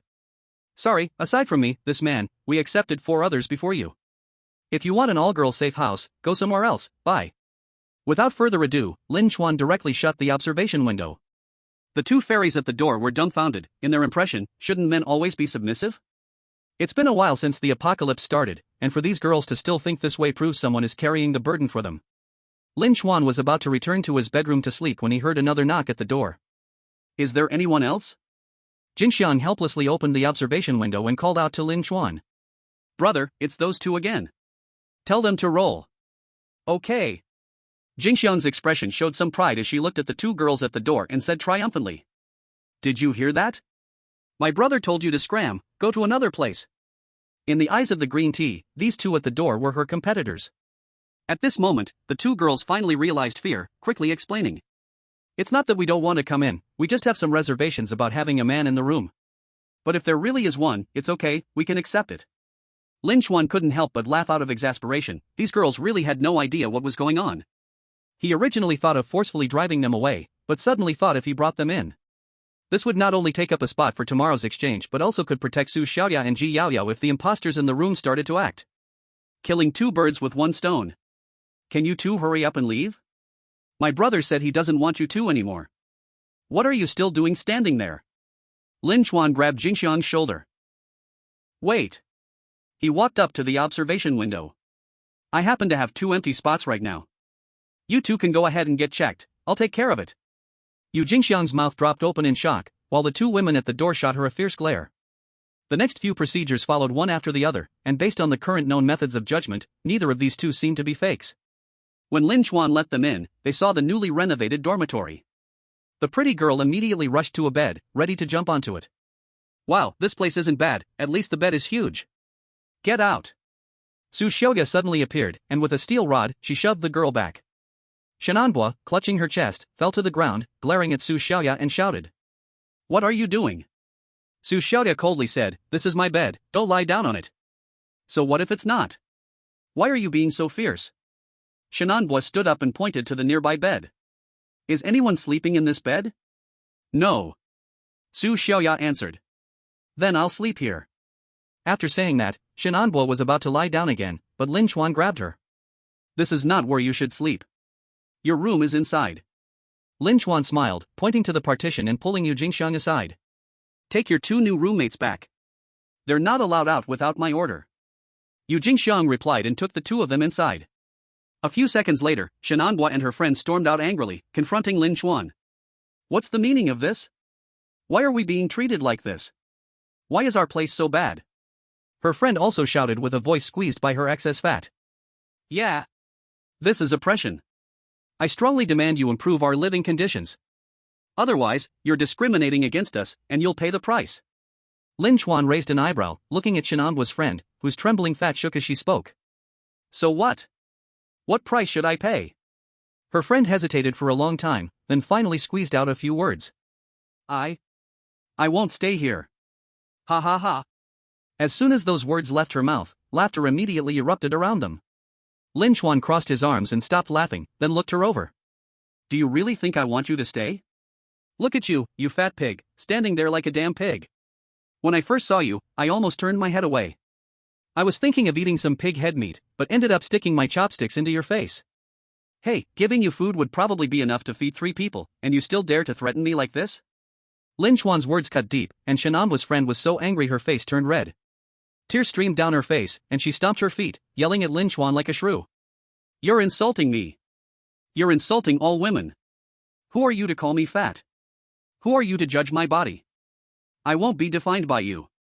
The laughter grew louder, even Ji Yaoyao couldn't hold it in and covered her mouth to stifle her laughter. Lin Chuan clutched his stomach but still didn't forget to retort. Are you Cthulhu or something? You still can't be defined? Between keeping your mouth shut and moving your legs, you chose to define beauty, huh? It's fine to love food, but if you love eating, want to lose weight, and force others to admit you're not fat, then what are you, an idiot? I don't have the energy to talk to you. Get her in there. Su Xiaoya and Ji Yaoyao each picked up a steel rod. Got it. The two of them, one on the left and one on the right, immediately placed the steel rod around Shenanbua's friend's neck. Her friend screamed in fear, "What are you doing? I warn you, don't do anything reckless." Shenanbua realized things were going wrong, and tried to speak up, but a single glance from Lin Chuan scared her back into the room. Let's do this together. Hey! Su Xiaoya and Ji Yaoyao pressed down on the steel rod, forcefully pressing her to the ground, and dragged her by her arms toward the room. Her friend kept struggling, but Su Xiaoya and Ji Yaoyao weren't the innocent girls they used to be. A few wild kicks and 2 blows with the rods, and a few more slaps for her yelling. A steel rod brings back your heartbeat, an elbow strike opens your airways. After a few meals, Shenanbua's best friend was full and even Su Xiaoya's one-handed effort almost lulled her to sleep. Stay inside quietly. Su Xiaoya left the sentence and closed the door directly. Shenanbua and her friend sat on the ground, embracing and crying. What the hell kind of people are these? Whoa whoa whoa. Chapter 44, the number of fake people is greater than or equal to 2.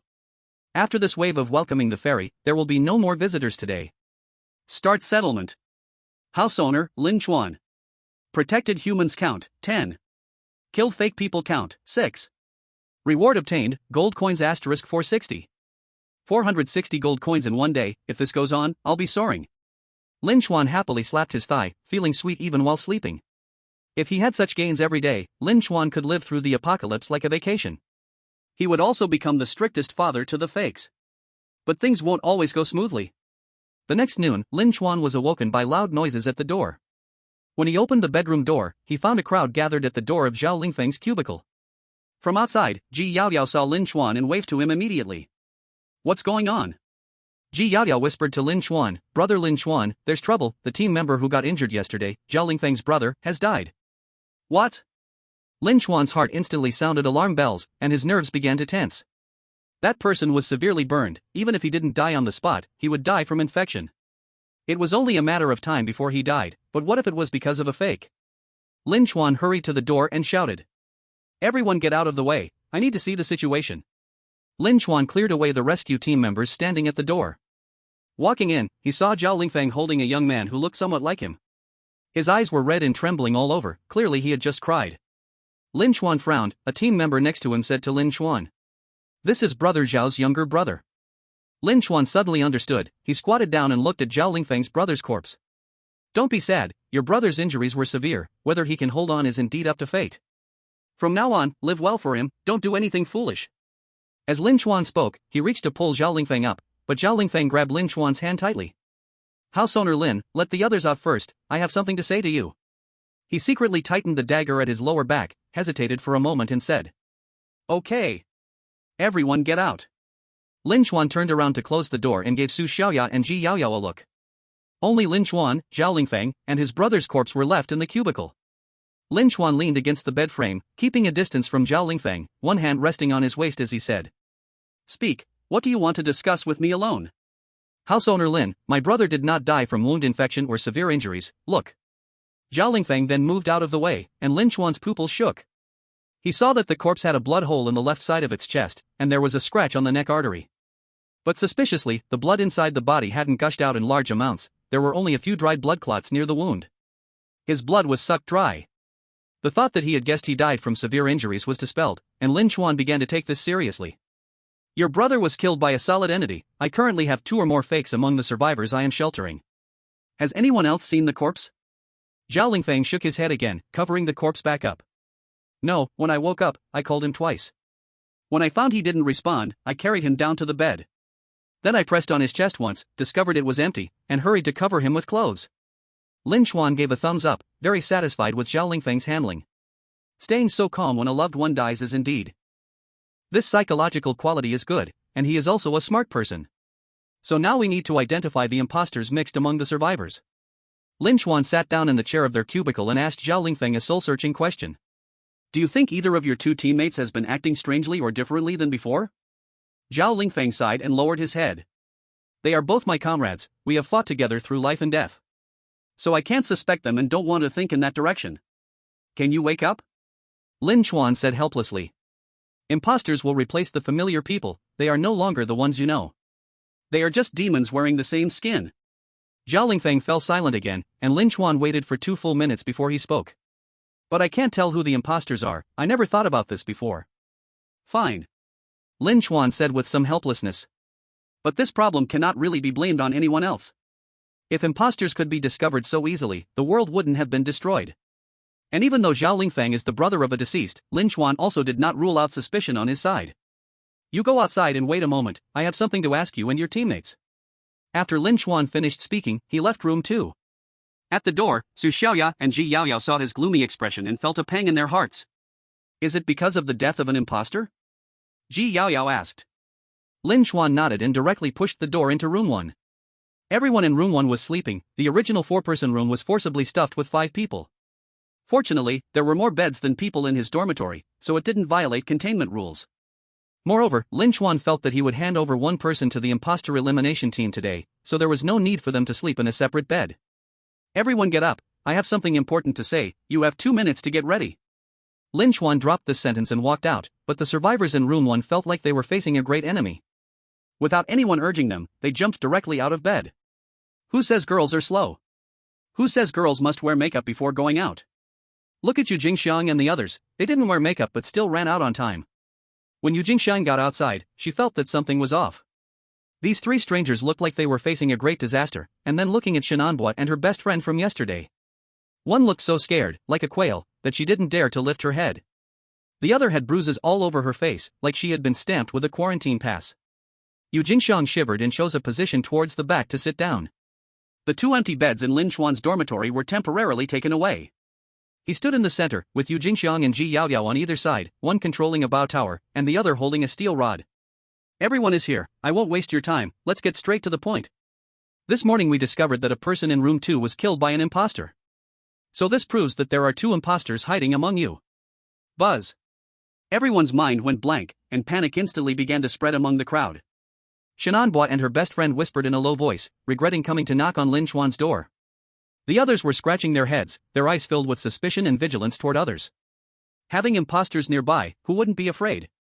What if a partner whom you've been with day and night turns out to be an impostor in disguise? Once the seed of doubt is planted, it is hard to uproot. This situation could easily escalate to everyone killing each other, creating a scenario similar to ancient camp explosions. But thankfully, there's Lin Chuan, this strong and powerful force. All right. Everyone stop discussing. It's just 2 impostors, right? I've killed more impostors than I can count. Now the most important thing is to quickly find those 2. Everyone, line up for another check right now. Another check, right here? Shenanbua didn't dare to say much. But her tone revealed her dissatisfaction. What's wrong? Is it not okay here? Lin Chuan retorted. But there are so many boys here, how can I, as a girl, feel okay? Enough. I've heard enough of this. It's driving me crazy. Lin Chuan said impatiently. Do you want dignity or do you want to live? Shenanbua was stunned, huh? I ask you, do you want dignity or do you want to live? When everyone might die, who will care about you? And with me guarding here, who would dare to touch you? The check doesn't require you to take off all your clothes, hurry up and execute it. Shenanbua didn't care if others saw anything, she just needed Su Xiaoya and Ji Yaoyao to be fine. Right now, the most important thing was to quickly find the hidden impostors. Otherwise, tonight, someone would die. Everyone, open your mouths. With Lin Chuan's command, 7 rows of teeth appeared before him. Zhao Lingfeng's teeth were neat but not white, while Yu Jingxiang's teeth were white but not very straight. The old lady and her grandson had only a few teeth, the others were all normal. Eyes wide open, get ready for an eye check. Ji Yaoyao shone the flashlight one by one, while Lin Chuan observed closely from behind. The old lady's pupils had issues, and her eyes were red and swollen. But her reasoning was glaucoma, making it difficult for Lin Chuan to judge. Shenanbua and her best friend's eyes had no issues with constriction, but they were red and swollen. The 2 explained that they had wrapped themselves up in blankets and cried all night, and Lin Chuan took note of it. Lastly, one of Zhao Lingfeng's team members, named Qi Yun, had red and swollen eyes. He explained that his eyes became red due to smoke while rescuing. These people's reasons seemed mostly reasonable, making Lin Chuan very troubled. Now I understand why Li Fan was in such a mess after the impostor infiltrated his side. There was a sense of understanding among the men. There's one last check, turn around and show me if you have large black spots on your body. Everyone turned around in unison. Zhao Lingfeng and his 3 team members had burn marks on their bodies. Some flesh had just grown back, appearing somewhat discolored, making it hard to tell if they were black spots. Yu Jingxiang had a birthmark on her back. Li Fan even recognized her identity because of it. The others didn't have anything that needed much attention. All the testing methods reported had been exhausted, yet no conclusion could be drawn about who the impostors were.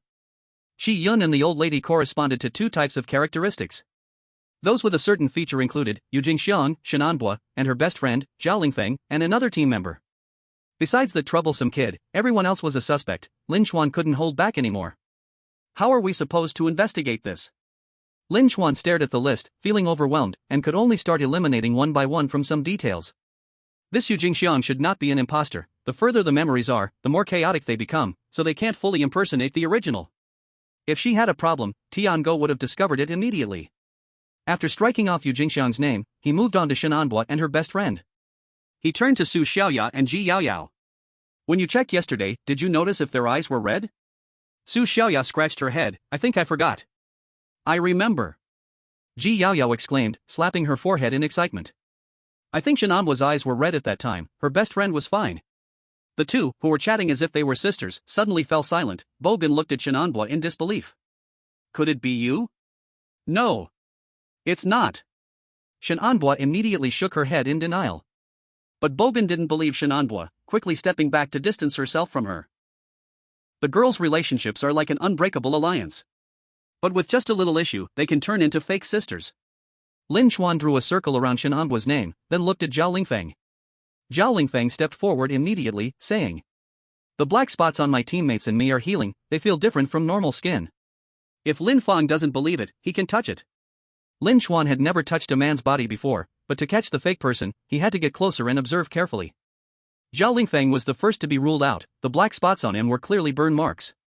Another teammate was also spared. Some of his black spots had even faded, obviously scars.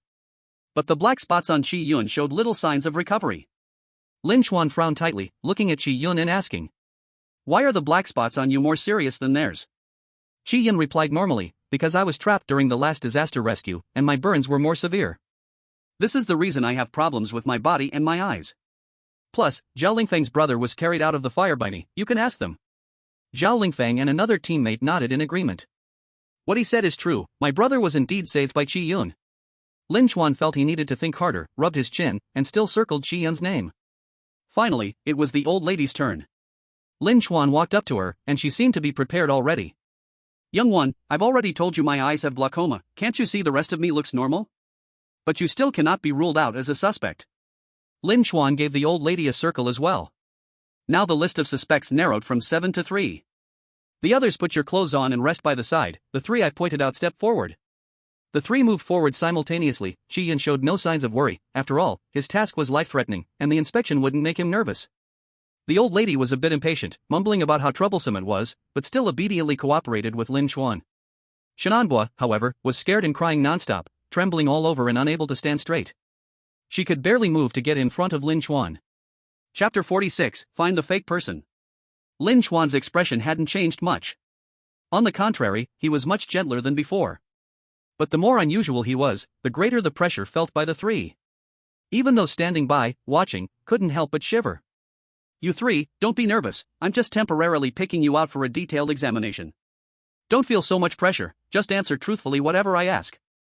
Qi Yun swallowed hard. The old lady urged Lin Chuan to ask quickly, while Shenanbua was so scared that she collapsed to the ground. Such poor mental quality? Then let's start with you. Lin Chuan squatted in front of Shenanbua, smiling gently at her. Stop crying. First, explain to me why your eyes are always red? Shenanbua gritted her teeth, afraid to cry out loud but still sobbing continuously, responding in pieces. It's because my eyes are inflamed. I used to really love wearing colored contact lenses, sometimes even forgetting to take them off while sleeping. Then slowly my eyes got inflamed. If I don't rest well, they will easily turn red. I swear I'm not a fake person. Lin Chuan looked at Bo Gang, who was standing not far away. Is what she said true? Bo Gang looked at the pitiful Shenanbua, who had always played the supporting role in her life. She knew very well that Shenanbua chose her as a best friend just to highlight her own beauty. You shameless woman, you have your day now. Bo Gang felt jealousy burning in her heart, lifting her chin to respond. Fake. Shenandoah hardly ever wears colored contact lenses. You're a shameless liar. I will kill you. Shenandoah heard her best friend's response and struggled to get up from the ground, wanting to fight Bo Gang desperately. Lin Chuan deliberately did not stop her, allowing her to dash towards Bo Gang. But the difference in their sizes was too great. Bo Gang simply slapped Shenandoah back down to the ground. Then, Bo Gang immediately played the victim. Look! This Shenandoah is definitely a fake person, she even attacked me. How dare that despicable fake disguise herself as my best friend? Quickly, tell me where you took my best friend.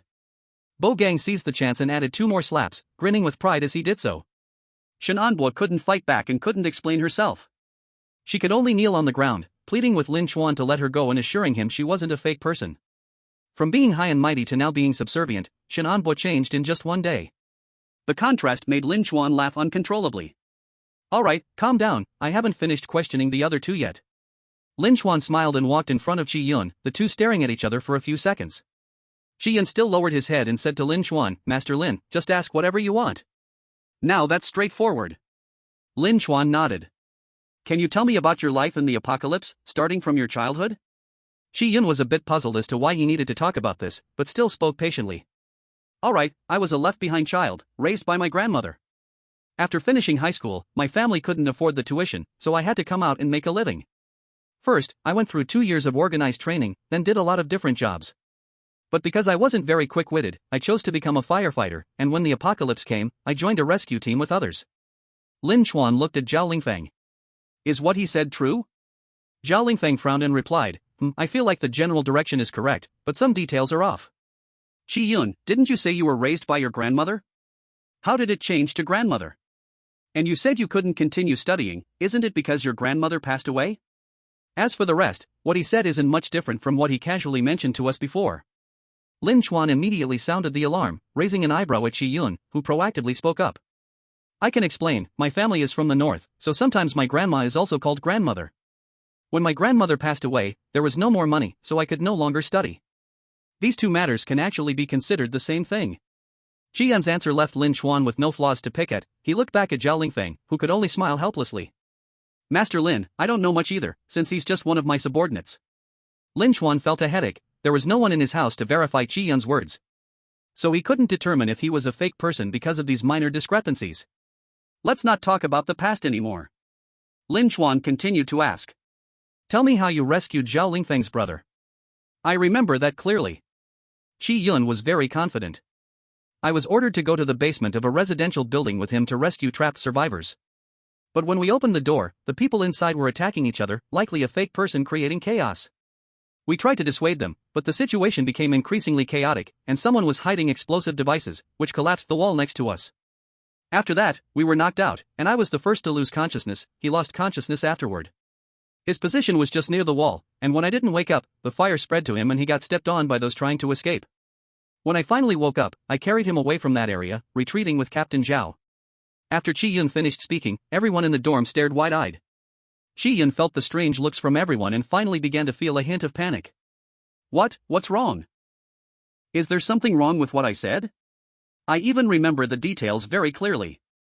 Don't wrongly accuse me. Lin Chuan smiled slyly at Chi Yun as he responded. You do remember the details very well, but maybe it's a bit too clear. Especially since you passed out first, how do you know the details when Zhao Lingfeng's brother was in a coma? Did you open your heavenly eye, or is your perspective different from others, or do you mean what you said are things seen by a pseudo-person from a third-person perspective? Chi Yun was stunned. He opened his mouth to explain, but found himself at a dead end. Originally thinking that recalling the details could add credibility to his words. But unexpectedly, these became the factors that exposed his identity. If that's the case, you should go accompany him. Chi Yun's face twisted as he tried to pounce on Lin Chuan, but was kicked away by Lin Chuan. Behind him, Zhao Lingfeng and his teammates rushed up, directly subduing Chi Yun to the ground. Why? My brother clearly has the best relationship with you, why do you want to kill him? Zhao Lingfeng questioned Chi Yun with blood-red eyes, but Chi Yun's eyes only held a thirst for killing. Enough. He is a pseudo-person, not the Chi Yun you know, what's the use of asking him? Lin Chuan handed a rope to Zhao Lingfeng. Tie him up for me, when the anti-pseudo squad comes to collect later, send him out. In his grief and anger, Zhao Lingfeng tied Chi Yun tightly and began to punch and kick him. The emotions of having a loved one killed needed to be released, and Lin Chuan didn't stop him. He just reminded Zhao Lingfeng to be careful not to kill him. Having caught a pseudo-person, Lin Chuan's vigilance was still not lowered. The death of survivors indicated that the number of pseudo-people was greater than or equal to 2. So it could be 2, or it could be 3. He walked to the old lady in the back. "It's your turn." The old lady was somewhat afraid. She trembled and pointed at Qi Yun and Shenanbua. "Aren't they already caught?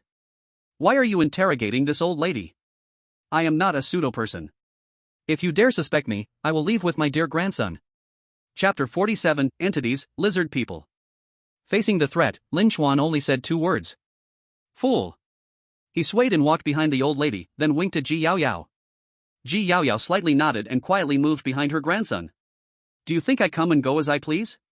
Even if I have to leave, I must make things clear before I go." The old lady felt a bit angry upon hearing this but dared not show it in front of Lin Chuan. "Then ask. After all, they are just some old trivial matters. Even if you ask something recent, it would only be about how to escape with my dear grandson." Lin Chuan smiled. "Don't worry, I won't ask those things, after all, they can't be verified. You've been living with me for so long, I won't make things difficult for you, just ask you a simple one. When did your husband die?" The old lady's expression froze as she forced herself to respond calmly. "It's been so many years, how can I remember clearly? He probably passed away when my dear grandson was just born." "No, Grandma, you're lying," her grandson shouted. "Grandpa clearly passed away when I was 5 years old, I was still in mourning then." "Oh right. Look at Grandma's memory." The old lady patted her head and awkwardly said to Lin Chuan. "I am old, so there are many things I can't remember clearly." I understand. Lin Chuan continued to ask. "If you can't remember the date, there's one thing I believe you definitely won't forget. Tell me, what was your grandfather's name?" The old lady's body trembled imperceptibly. Lin Chuan, standing behind her, immediately sensed it. Cold sweat constantly seeped out, and the old lady's hands became somewhat uncontrollable. Because she heard Lin Chuan's gun being loaded behind her. My old partner's name is Wang Dahan." "Yes, it's Wang Dahan." The old lady chuckled awkwardly and turned her head, but at that moment, Ji Yaoyao quietly gave the child a lollipop. The child, after receiving it, stuffed the candy into his pocket and shouted at the top of his lungs. No. My grandpa's name is Wang Defa, Grandma, you got it wrong again." Now the old lady was sweating profusely, nearly stumbling and falling to the ground. She immediately explained. Yes. I got it wrong again, my old partner is called Wang Defa. It's just one wrong character, no need to make such a scene. You're talking nonsense. Ji Yaoyao's sharp voice rang out. She pointed at the old lady and shouted. I asked your grandson, and his grandpa's name really is Wang Dan. This Wang Defa was what I made him say. What, can this name change all the time? I see your memory is clearly confused. Gotcha. The old lady was exposed, and Lin Chuan no longer cowered. What respect for the elderly and love for the young. Today, let everyone see what it means to punch the Southern Mountain Nursing Home. Kneel down for me. Lin Chuan slammed the butt of his gun directly on the old lady's back, and she let out a scream and fell to the ground. Zhao Lingfeng and his teammates were quick to respond, rushing up to prepare to bind the old lady. Good. The old lady lay on the ground, saying good 3 times, no longer showing her previous fear. Since you've all figured it out, then you all shall die. The old lady's body suddenly swelled, and her clothes burst open. Her face contorted in pain, her cheeks slowly cracked open, and sharp teeth emerged from her gums. Her fingers grew longer, and her tailbone kept extending. Her lower limbs bent slightly to support her body, her feet were broad, and a tongue slipped out from her mouth, flat and thin, with a forked tip. When Lin Chuan saw this, his pupils shook. This was not the first time he had seen such a creature. Wasn't this the lizard man from downstairs before? Quick, scatter, it is a solid being. Lin Chuan shouted his warning, but it was still a step too slow. The lizard man swung its arm and sent Zhao Lingfeng flipping through the air with its powerful arm. Brother Feng. Pansy, don't come. As soon as the words fell, Pansy was sent flying, crashing onto Lin Chuan's bed and causing it to collapse. Bang! Lin Chuan pulled the trigger, and the bullet hit the lizard man's back. It stumbled forward in pain and turned around. Roar! A wave of stench hit Lin Chuan's face, nearly making him vomit. Though the shotgun had great power in the cramped space, it was likely to harm other survivors. Lin Chuan raised his gun to aim, but suddenly felt a heaviness in his stomach, and a breath was choked out of him. Humph! Thud! Brother Chuan! Lin Chuan was knocked away by the lizard man's tail, crashing directly into his bedroom. Seeing Lin Chuan injured, Su Xiaoya's eyes welled with tears as she seized a machete and charged at the lizard man. Die for me! Clang. The lizard man's shoulder was slashed, but its scales blocked most of the attack. The blade only penetrated 3 centimeters, failing to cause significant damage. But Su Xiaoya was thrown aside by the enraged lizard man, rolling onto the ground and unable to get up. Whoosh ah! After a whoosh, the lizard man let out a scream like a human. Ji Yaoyao controlled the archery tower to shoot an arrow at the lizard man, but unfortunately, in her panic, she did not aim properly. The arrow struck the lizard man's side, failing to kill it with one shot. "You are his woman, you must die." The lizard man spoke human words, preparing to rush at Ji Yaoyao to devour her. Zhao Lingfeng struggled to get up to stop it, but he was still far away. The 3 girls, Yu Jingxiang who were not attacked, squatted on the ground, holding their heads and crying in despair. Am I going to die? Despair and the feeling of impending death surged in Ji Yaoyao's heart. Humans were still too weak in front of solid beings. She knew she couldn't fight the lizard man, and she had closed her eyes waiting for death to arrive. Boom, splash. A warm liquid sprayed on Ji Yaoyao's face, and she felt a gust of wind pass by her. Wiping the liquid from her face, she opened her eyes. It's black. Lin Chuan looked up to the front again. He saw himself wrapped in steel bars, with both hands pushing against the lizard man's front claws, wrestling with it. And he was gaining the upper hand. The lizard man was slowly being pushed back towards the door. "Open the door for me," Lin Chuan shouted, gritting his teeth and continuing to advance. With each step he took, the tiles on the ground shattered beneath his feet. Zhao Lingfeng, too shocked to think, ran to the door, trying to unlock it. But he had never operated this door lock before, and after fiddling for a long time, he still couldn't open it. "Move aside, let me do it." Su Xiaoya got up from the ground and quickly twisted the door lock open. "It's opened, Brother Chuan." "Good." Lin Chuan's eyes bulged with rage, veins bulging on his neck, as his head collided with the lizardman's head. "Die for me." Roar. Boom. Lin Chuan kicked the lizard man, sending it staggering to the door. Crack, bang, bang, bang. Then 3 shots rang out, placing the lizard man in retreat with each bullet, as it stepped onto the floor outside the door. Chapter 48, Kill the Entity. Crack. The lizard man felt the ground underneath its feet suddenly sink a few centimeters, a sense of foreboding washing over him. It tried to get up and escape, but it was too late. Clang. The previously flat ground at the doorway abruptly cracked open, and a dozen steel spikes shot up from below. The spikes easily pierced the lizardman's skin, pinning him in place like a specimen. Ding. Spike trap activated, today's usage count has been depleted. Lin Chuan stood in place, breathing heavily, while the other survivors in the dormitory finally relaxed upon seeing the lizard man dead. Ji Yaoyao stumbled up from the ground, wanting to check on Lin Chuan, but Su Xiaoya was quicker. "Brother Chuan, you're not hurt, right?" Su Xiaoya rushed into Lin Chuan's arms, and he gently patted her head. "Nothing serious, just some scratches." "You were thrown by the lizard man too, are you feeling okay?" "I am." Su Xiaoya pouted, tears in her eyes. "I'm upset. I'm so scared of losing you because of this." Lin Chuan's heart warmed, and he wiped away Su Xiaoya's tears. "Alright, stop crying. I promised your dad I'd protect you until he gets here. A man's promise must be kept." Lin Chuan's comfort made Su Xiaoya feel a little better, but she had also become an attachment to his arm.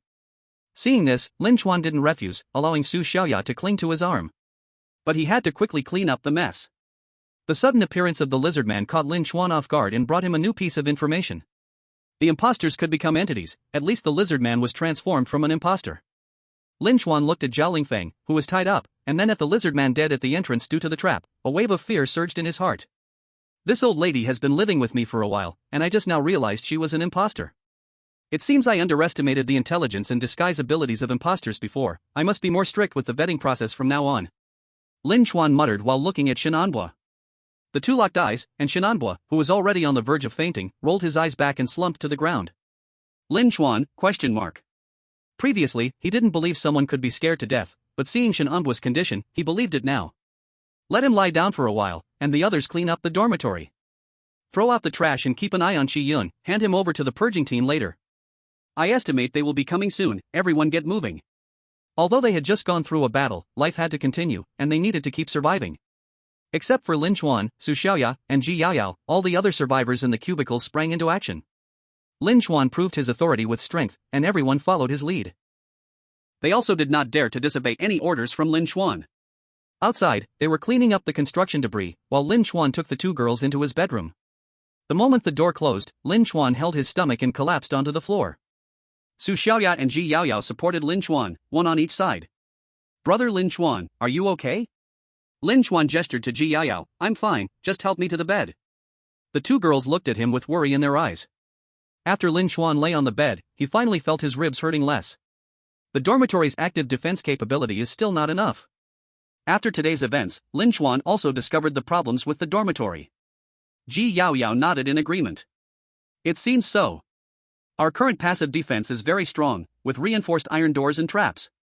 But if a doppelganger infiltrates the interior or breaks through our first line of defense, it would be hard for us to deal with their attacks. Our defense now is strong on the outside but weak on the inside, we must make a change. Ji Yaoyao clearly understood Lin Chuan's thoughts, and Lin Chuan smiled. You are right. He looked at Su Xiaoya, help me get the notebook. Lin Chuan propped himself up and took the notebook, opening it to select defensive items for the house. Our dormitory currently has arrow towers, but this is still quite effective against doppelgangers. However, it is somewhat powerless against entities, let's see if there's something better. The three of them leaned over the computer to check, and Su Xiaoya suddenly brightened at a product on the screen. Brother Chuan, look at this. Su Xiaoya pointed to the screen, saying, I think this looks good. If we had this earlier, we wouldn't have been so embarrassed. The product Su Xiaoya pointed to was an automatic machine gun turret.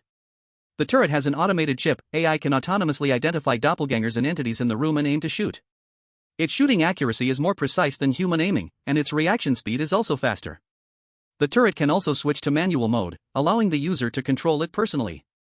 But to use it, identity verification is required. This completely eliminates the possibility of doppelgangers using the turret to harm normal survivors. After reading this introduction, Lin Chuan couldn't help but nod. This looks good, but... Price, 5,000 gold coins. Note, installation requires house comfort and defense level of 5 or above. But we don't meet the requirements. Lin Chuan's current comfort and defense level of the house were both 4, which meant some powerful products had level restrictions. Su Xiaoya pouted in frustration, but Ji Yaoyao saw other options in the next column. Brother Lin Chuan, how about this? Ji Yaoyao pointed to a semi-automatic rifle turret below. This turret, although its firepower isn't as strong as the machine gun turret, can still be used. Semi-automatic rifle turret, slightly weaker firepower, but accurate and high killing power. Magazine capacity, 8 rounds, requires loading before shooting. The turret can be automated, but requires separate installation of an automation chip. Price, 1,000 gold coins. After reading the introduction, Lin Chuan couldn't help but exclaim. This looks really good. The price isn't too high, I could save up for it in just 2 days. Lin Chuan confirmed the product, preparing to arrange it tonight. He exited the shop page and waited for the news broadcast today but noticed a notification he hadn't seen.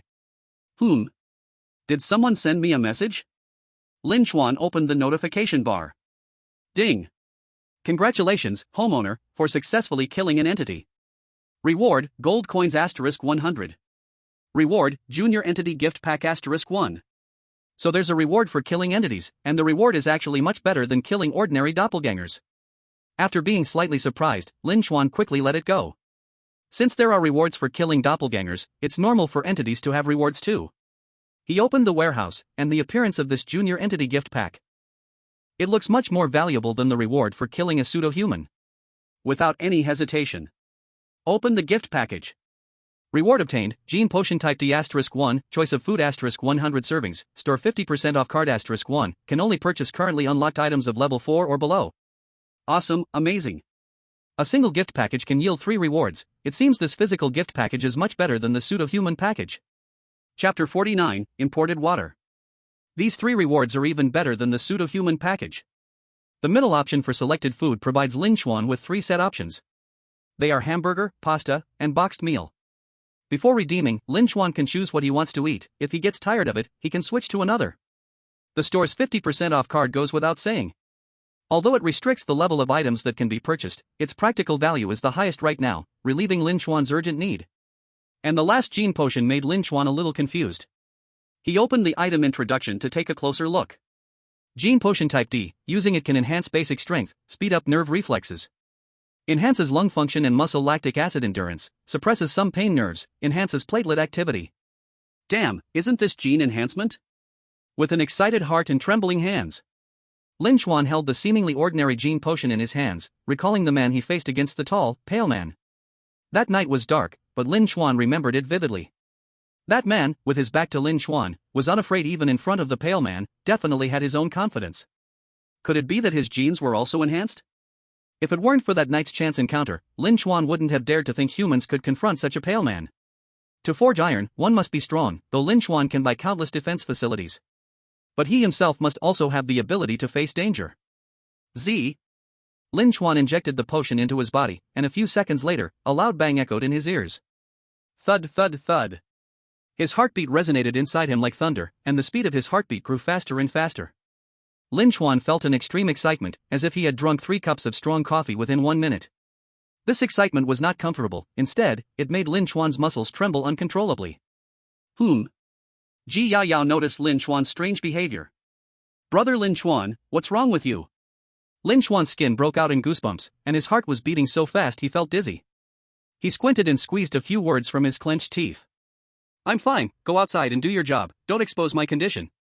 Su Xiaoya stays to take care of me, hurry. Ji Yao thought Lin Chuan was going to be unwell and started crying. But she was more obedient than Su Xiaoya. Lin Chuan told her what to do, and she would do it. Even though she was reluctant, Ji Yao could only leave the room. Su Xiaoya squatted by the bed and hugged Lin Chuan's arm. Brother Chuan, what's really going on? Are you feeling unwell? I feel uncomfortable all over. Lin Chuan felt dizzy and weak, lacking even the strength to get up. Water, I want to drink water. Su Xiaoya hurriedly brought water to Lin Chuan, but he couldn't drink on his own. Su Xiaoya immediately took a sip herself, then directly pressed her lips against Lin Chuan's, wanting to feed him mouth to mouth. With water in her mouth, Su Xiaoya noticed Lin Chuan was still gritting his teeth. She wanted to help Lin Chuan relax, but saw a face enduring pain. Worry and urgency made Su Xiaoya not think too much, and she could only try to pry open Lin Chuan's jaw. At this moment, Lin Chuan had already fallen into a semi-dazed state, his perception of the outside world had diminished. But he felt his lips as if they were touching something soft. After a while, something pried open his jaw. Then a warm stream of water flowed from this thing, invigorating Lin Chuan. Sweet, warm, and with a hint of toothpaste flavor. Lin Chuan instinctively craved water to dilute the side effects brought on by genetic enhancement. Su Xiaoya could also feel Lin Chuan's pain and desire for water, tears in her eyes as she fed him little by little. It was unclear if the enhancement effects were nearing their end or if this imported water had magical properties. After Lin Chuan fervently sucked on it a dozen times, he no longer felt so uncomfortable. In a daze, Lin Chuan squinted his eyes slightly. But he discovered that Su Xiaoya was puffing her cheeks, pouting, and slowly leaning towards him. Lin Chuan? Alright. You little girl are actually taking advantage of Ji Yao's absence to secretly dig a wall here, huh? How bold of you. Doing such things, how could I just let it happen? I must educate you properly. Lin Chuan simply opened his mouth to counterattack, but just after they had fought a round, Su Xiaoya's eyes widened. Su Xiaoya? She saw Lin Chuan staring at her with a mischievous smile, and her cheeks instantly flushed red. In a hurry, she pushed Lin Chuan away, jumped back a couple of steps, turned her back, and angrily, yet playfully, shouted. Chuangu, what are you doing? So soon? But we have visitors arriving later. Lin Chuan instinctively replied. Su Xiaoya was stunned for a moment, and her face turned even redder. I meant, what were you just doing? Why did you suddenly? Su Xiaoya started her sentence but fell silent. Lin Chuan countered. How can you even ask me that? I was lying here just fine, and you suddenly jumped on me to kiss. I know my charm is strong, but you definitely did something wrong. Why did you come when I was dizzy? You could clearly have come when I was awake. Su Xiaoya was so anxious that she almost cried, stuttering. No, Chuangu, it's not what you think. If it's not what I think, then what is it like? Lin Chuan laughed. It just isn't what you think.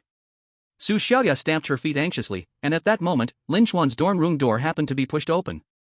Ji Yao rushed in with an anxious look and spoke. It's all cleared outside, I made everyone stay in their rooms for now. How's Lin Chuan? As soon as she finished speaking, Ji Yao glanced at the situation in the bedroom and was utterly stunned. Su Xiaoya stood in the corner, blushing and covering her face, while Lin Chuan leaned on the bed with a cheeky smile. Ji Yao's mouth twitched. What were you two just doing? Lin Chuan was about to answer, but Su Xiaoya, not wanting Ji Yao to know the truth, hurriedly pointed the finger at him first. Sister Yao, Chuangu just bullied me. Lin Chuan, shocked, widened his eyes innocently, shrugging his hands. What the? You're turning the tables. Clearly, you were in the wrong first. I don't care. Ji Yao snorted playfully. Anyway, it's Chuan Ji's fault. Sister Yao must take revenge for me. Ji Yaoyao smiled wryly. How could she make things difficult for Lin Chuan? But Lin Chuan seized the opportunity to say, all right. Since it's like this, then Ji Yaoyao, stay here tonight to help me summarize the mistakes. When someone does something wrong, they must accept punishment, and I'm no exception. Su Xiaoyao was dumbfounded. This is punishment? It's clearly a reward. Lin Chuan's words completely smashed her vinegar jar, and Su Xiaoyao immediately responded. No. I don't agree for Sister Yaoyao to stay here tonight. Ji Yaoyao was taken aback and looked at Su Xiaoyao, a faint smile on her lips. Chapter 50, the installation of the rifle turret is complete. Being a woman herself, Ji Yaoyao was slightly older than Su Xiaoyao. She certainly understood what was going on with Su Xiaoyao. Though Ji Yaoyao felt a little jealous seeing Su Xiaoyao like this, there was nothing she could do about it and had considered that this situation might happen. Living under the same roof, seeing each other every day, it was inevitable that feelings would develop over time. Plus, Lin Chuan himself wasn't bad, it was entirely normal for Su Xiaoyao to like him. Ji Yaoyao saw through it but did not expose it, she just gently tapped Su Xiaoyao on the forehead. Then Lin Chuan said. Brother Lin Chuan, it's almost 6 o'clock. Oh, right, let's put the computer away and see if today's broadcast has anything new. Everyone gathered in front of the computer, checking their watches while waiting for today's broadcast. When the video window popped up, familiar faces appeared again. Lin Chuan and the others ate their meal while listening to the news, but once they finished eating, they hadn't heard any important content. It feels like the content being broadcasted every day is all about the same, it's just asking us to cooperate with the anti-fake forces. Reminding us not to go outside, and telling us to stay away from other organizations. When will they tell us the new methods for identifying fakes? The previous ones are no longer enough for the situation. Su Xiaoyao put her bowl aside and kept complaining, while Lin Chuan gently patted her head. Don't be so anxious, we don't only have one source of information. Go turn on the radio and set the channel to 9527.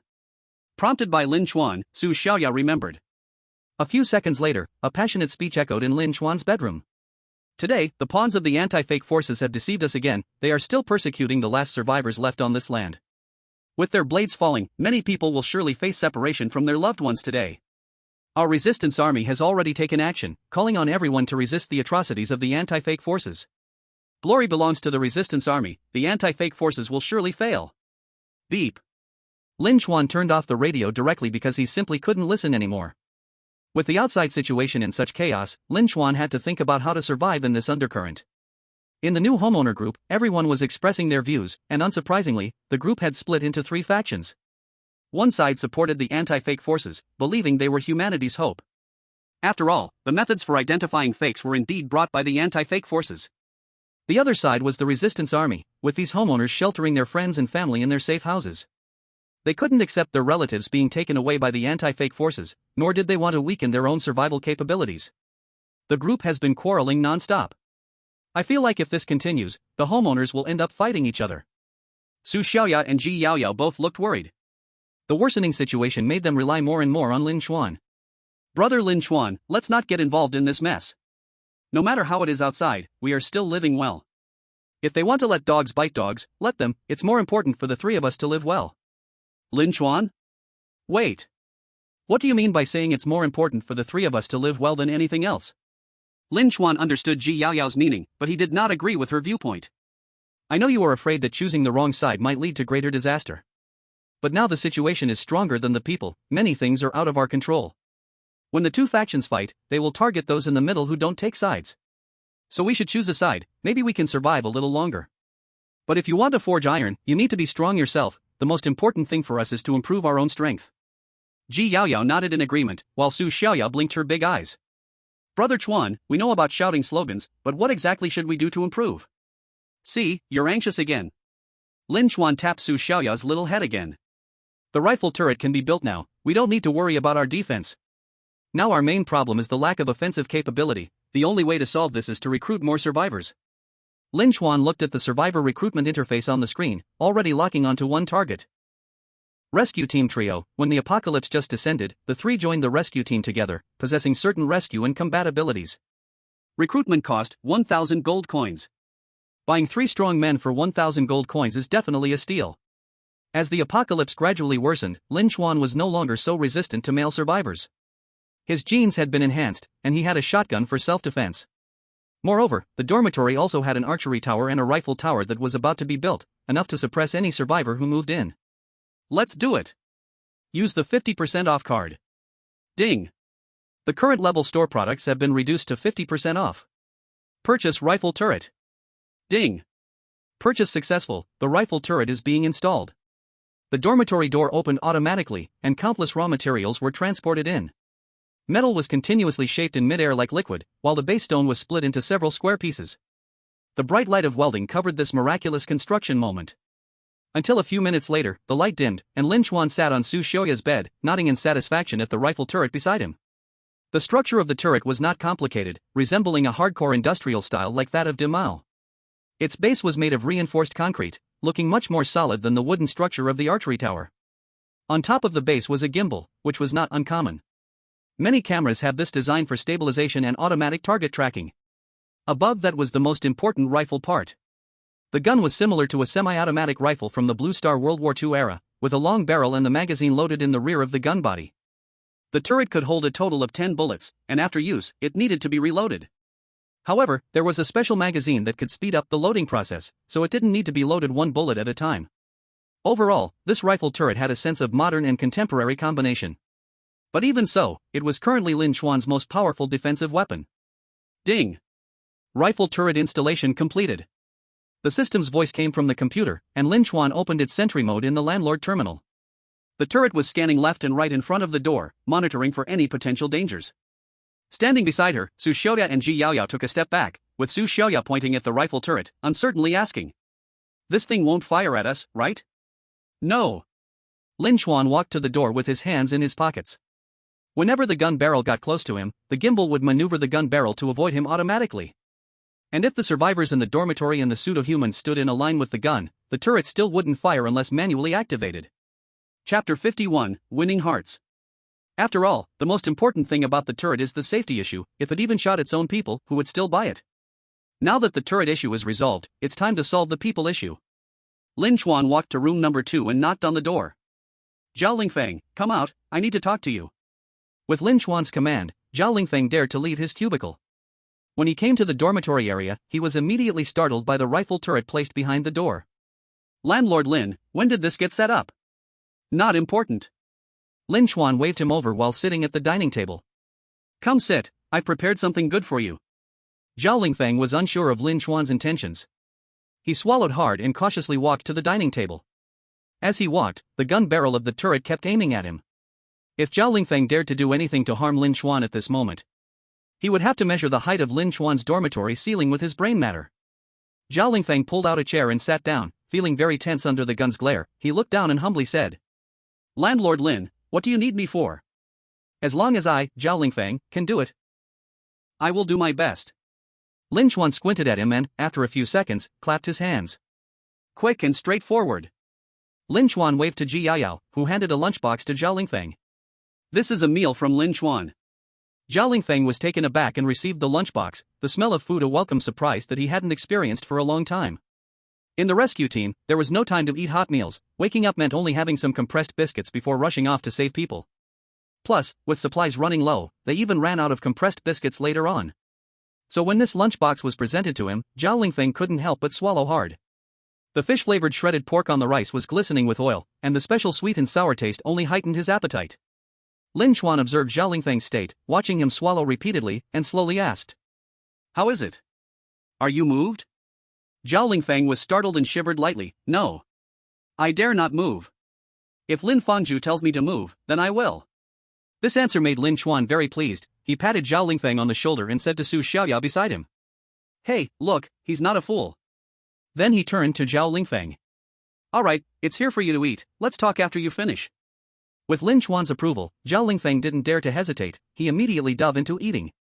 What Lin Chuan wanted was this kind of obedience. Able to resist desire, without any mercenary feeling. In just 2 minutes, the lunchbox was completely finished by Zhao Lingfeng. He didn't even bother to wipe his mouth and, head down, asked Lin Chuan. Lin Fangzhu, I have finished eating, now can we talk about why you looked for me? Lin Chuan slightly nodded and asked in return, was it tasty? Zhao Lingfeng froze for a moment. But instantly realized. It was delicious. Especially delicious. Lin Chuan's lips curled into a faint smile. Then do you still want to keep eating like this? Yes, very much. Zhao Lingfeng blurted out. Good. But you also know, as my tenant, if you want to stay here, you need to contribute. The food you eat is what others dream of but cannot get, so what you pay must be more than others. Zhao Lingfeng guessed Lin Chuan's purpose for finding him, and upon hearing this, couldn't help but give a wry smile. As long as you, Lin Fangzhu, give the order, I, Zhao Lingfeng, will not hesitate to go through fire and water. This made Lin Chuan stop smiling. He shook his index finger. Anyone can shout such slogans, that's not the answer I want to hear. As the captain of a rescue team, I value your abilities. My safe house has enough defensive capabilities, but I can't just stay in the house like a turtle. So from today on, I will support you, feeding you meals like today every day. Lin Chuan pointed to the already empty lunchbox and then to Zhao Lingfeng's sleeping area. But you must also do some things for me, going out to gather information about the surrounding situation. Right now, things outside are chaotic, one wrong judgment could mean disaster for all of us in this house. And you need to be my eyes, reporting the external information from nearby. This was not an easy task, going out in this situation was like running with your head on the chopping block. Zhao Lingfeng glanced at the rifle tower targeting him, his expression turning more bitter. He didn't even have the right to refuse. Zhao Lingfeng sighed, bracing himself to say. I am willing to accept the task from Lin Fangzhu, but the reality is that there's a heart but no strength. Currently, I only have one team member, and with just the two of us, we can't safely walk outside. Lin Chuan interrupted, don't worry about that, I won't let you two go to your deaths. In about 2 or 3 days, 3 rescue team members just like you will seek my protection. By then, with you 5, it will be like having a fully staffed rescue team. After that, I hope you can prove your worth to me.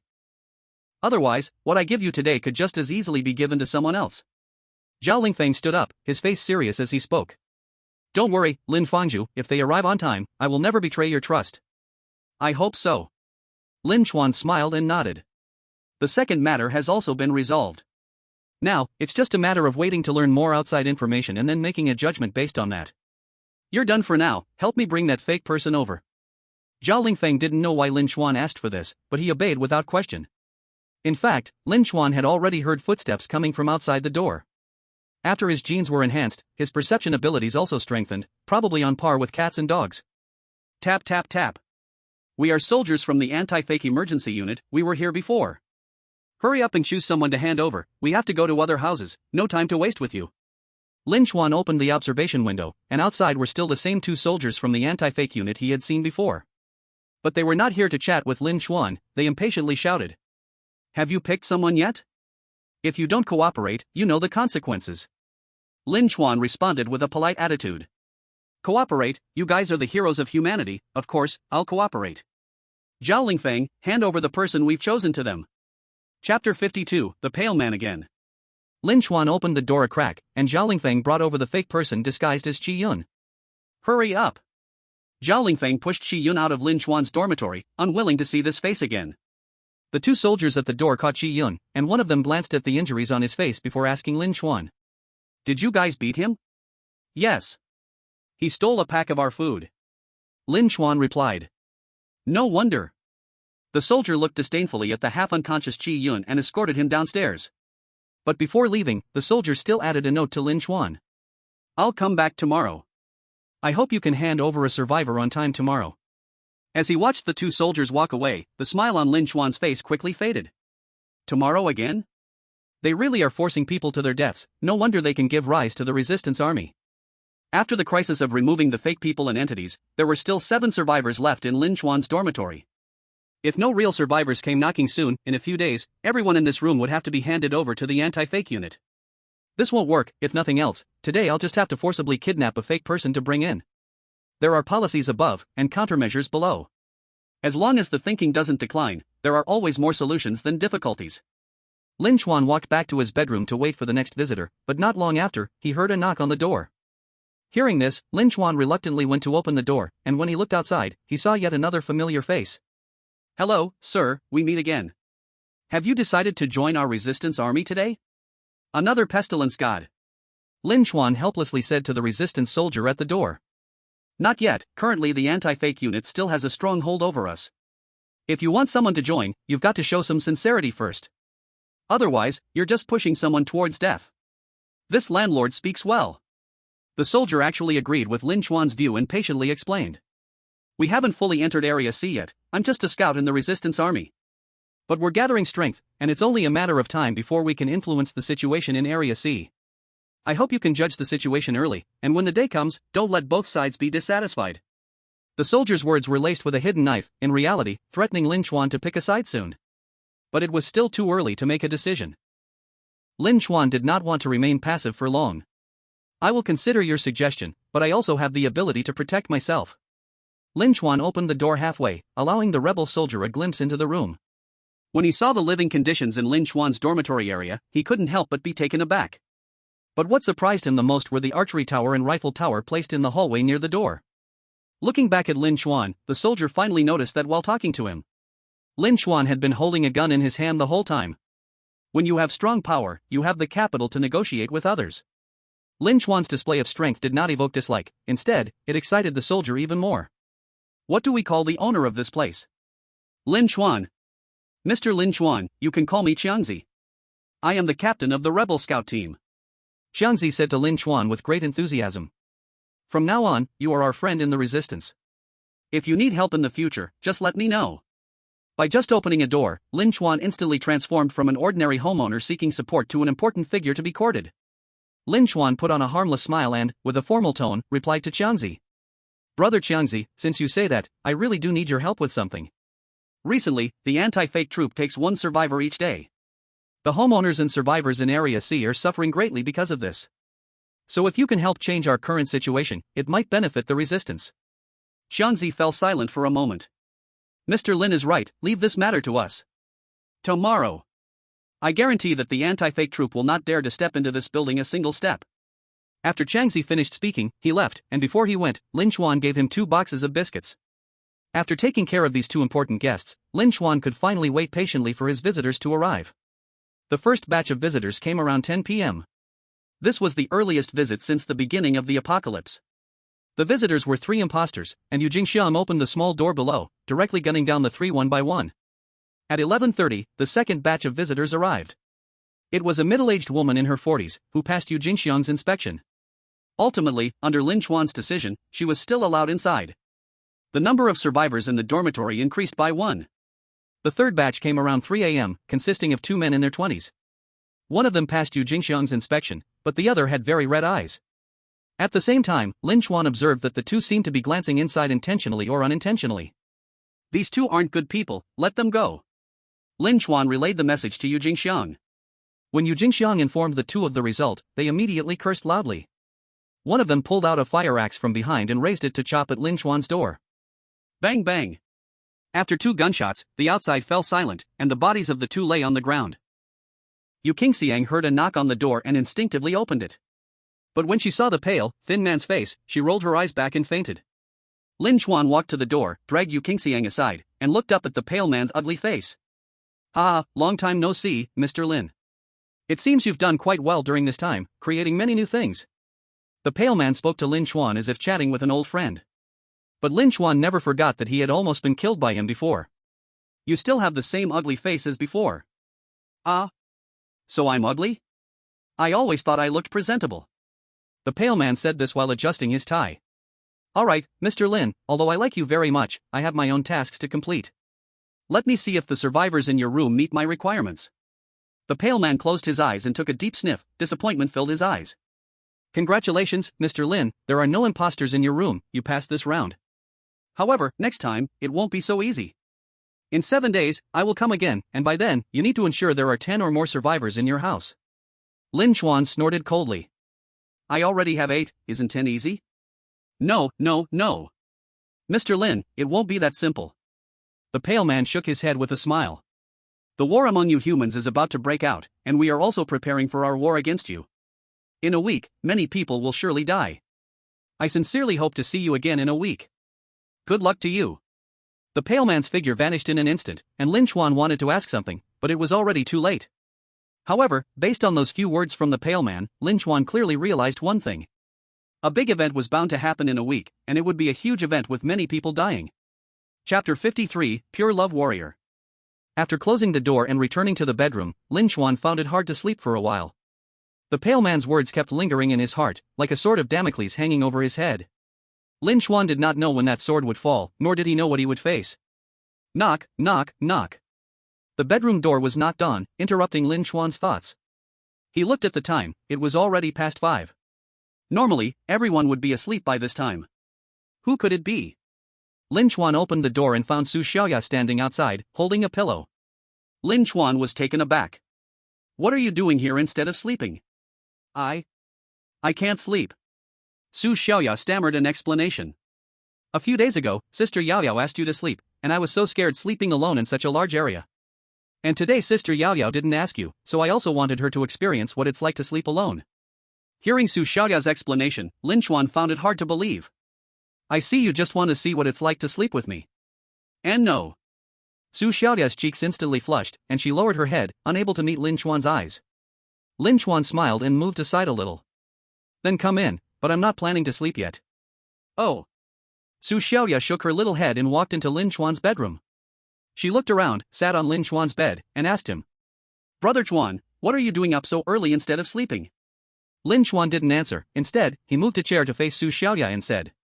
I want to ask you why you're looking for me instead of sleeping. Be honest. Lin Chuan's eyes were piercing, making Su Xiaoya dare not look straight at him.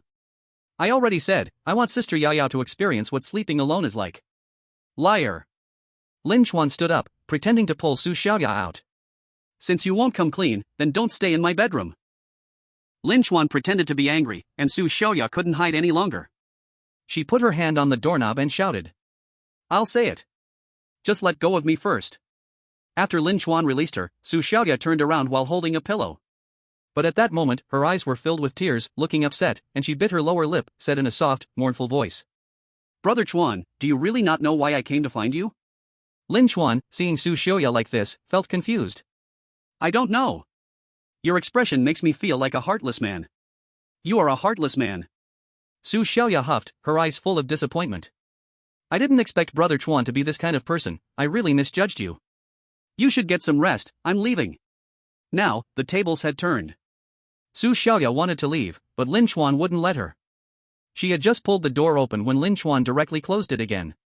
With an innocent look, Lin Chuan said to Su Xiaoya. Wait a minute. Don't frame a good person. I, Lin Chuan, am upright and just, you can't unjustly tarnish my reputation. Su Xiaoya snorted coldly. Humph. Am I tarnishing your reputation? Clearly, it's you who wants to be irresponsible. What the heck? How could you say that? Lin Chuan felt increasingly innocent. He even doubted whether, during his genetic injection, he had accidentally injected some of his genes into Su Xiaoya. If that were true, he really would be amazing. But he definitely needed to apologize to her. Seeing Lin Chuan scratching his head, Su Xiaoya's heart also wavered a bit. You really don't know what you did? Lin Chuan shook his head. I really forgot. You tell me, Xiaoya, if I really did something to you, I will definitely take responsibility. Su Xiaoya looked into Lin Chuan's sincere eyes and decided to be bold. You kissed me today, didn't you forget? My dad said that if a boy kisses you, then he has to take responsibility. When Lin Chuan heard this, he couldn't believe his ears. No. I thought you were going to do something big, but it turned out to be something minor. To make sure he didn't misunderstand, Lin Chuan asked again. So? I just kissed you, right? Are you sure I didn't do anything else, like, it's hard to say. Su Xiaoya blinked her big eyes. Yeah, you just kissed me. But my dad said that if a boy kisses me, it means you are together. Does Brother Chuan want to kiss me but not be with me? Now Lin Chuan understood. Su Xiaoya's judgment about feelings was different from his. Although Lin Chuan had been single for over 20 years, he had seen many kinds of love. What everlasting love meant to him was just nonsense. In his eyes, modern love was about quickly getting together and then quickly breaking up. As a pure love warrior, Lin Chuan found himself in a tragic and ridiculous situation in such a dating environment. He had thought the world was already ruined, but hearing Su Xiaoya's views on love left him in disbelief. So there really are pure love warriors in this world. Chapter 54, Su Xiaoya grew up. This discovery was no less than Columbus discovering a new continent. No.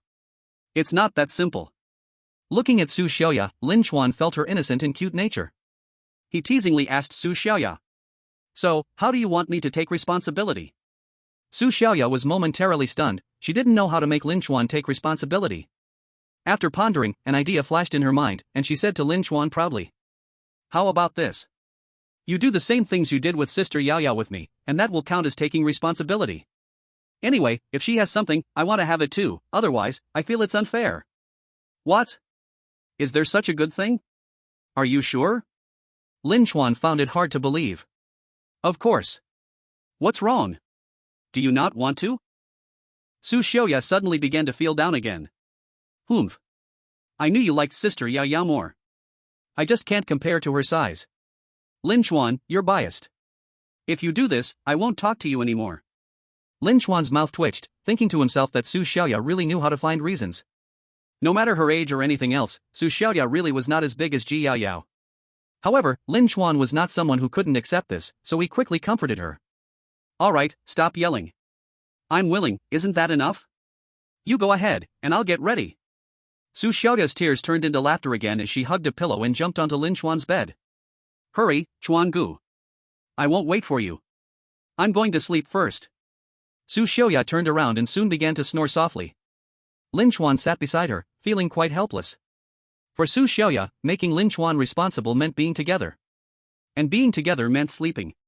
But Su Xiaoya's sleep was truly sleep, while Lin Chuan's idea of sleeping was different. There was a difference between the two concepts. Forget it, I'll sleep too. Lin Chuan took a shower and decided to go to sleep as well, thinking whatever would happen tomorrow would happen. Just take it one day at a time. He lay down, turned off the lights, and closed his eyes to drift away. Just when Lin Chuan was about to fall asleep, he suddenly felt a heaviness in his abdomen. It felt as if some smooth but slightly heavy object was pressing down on his belly. Before Lin Chuan could figure out what was happening, he felt his neck being embraced. Then his body was suddenly pulled, feeling a pressure on both sides of his cheeks. All he could see was a bottomless abyss. As the saying goes, when you stare into the abyss also stares back at you. But the deeper thing stirred dark waves. He needed a stabilizing force to calm the waters. Lin Chuan felt blood rushing, caught in a conflict between heaven and man. Meanwhile, the Su Xiaoya who was deeply asleep clearly treated Lin Chuan like a toy.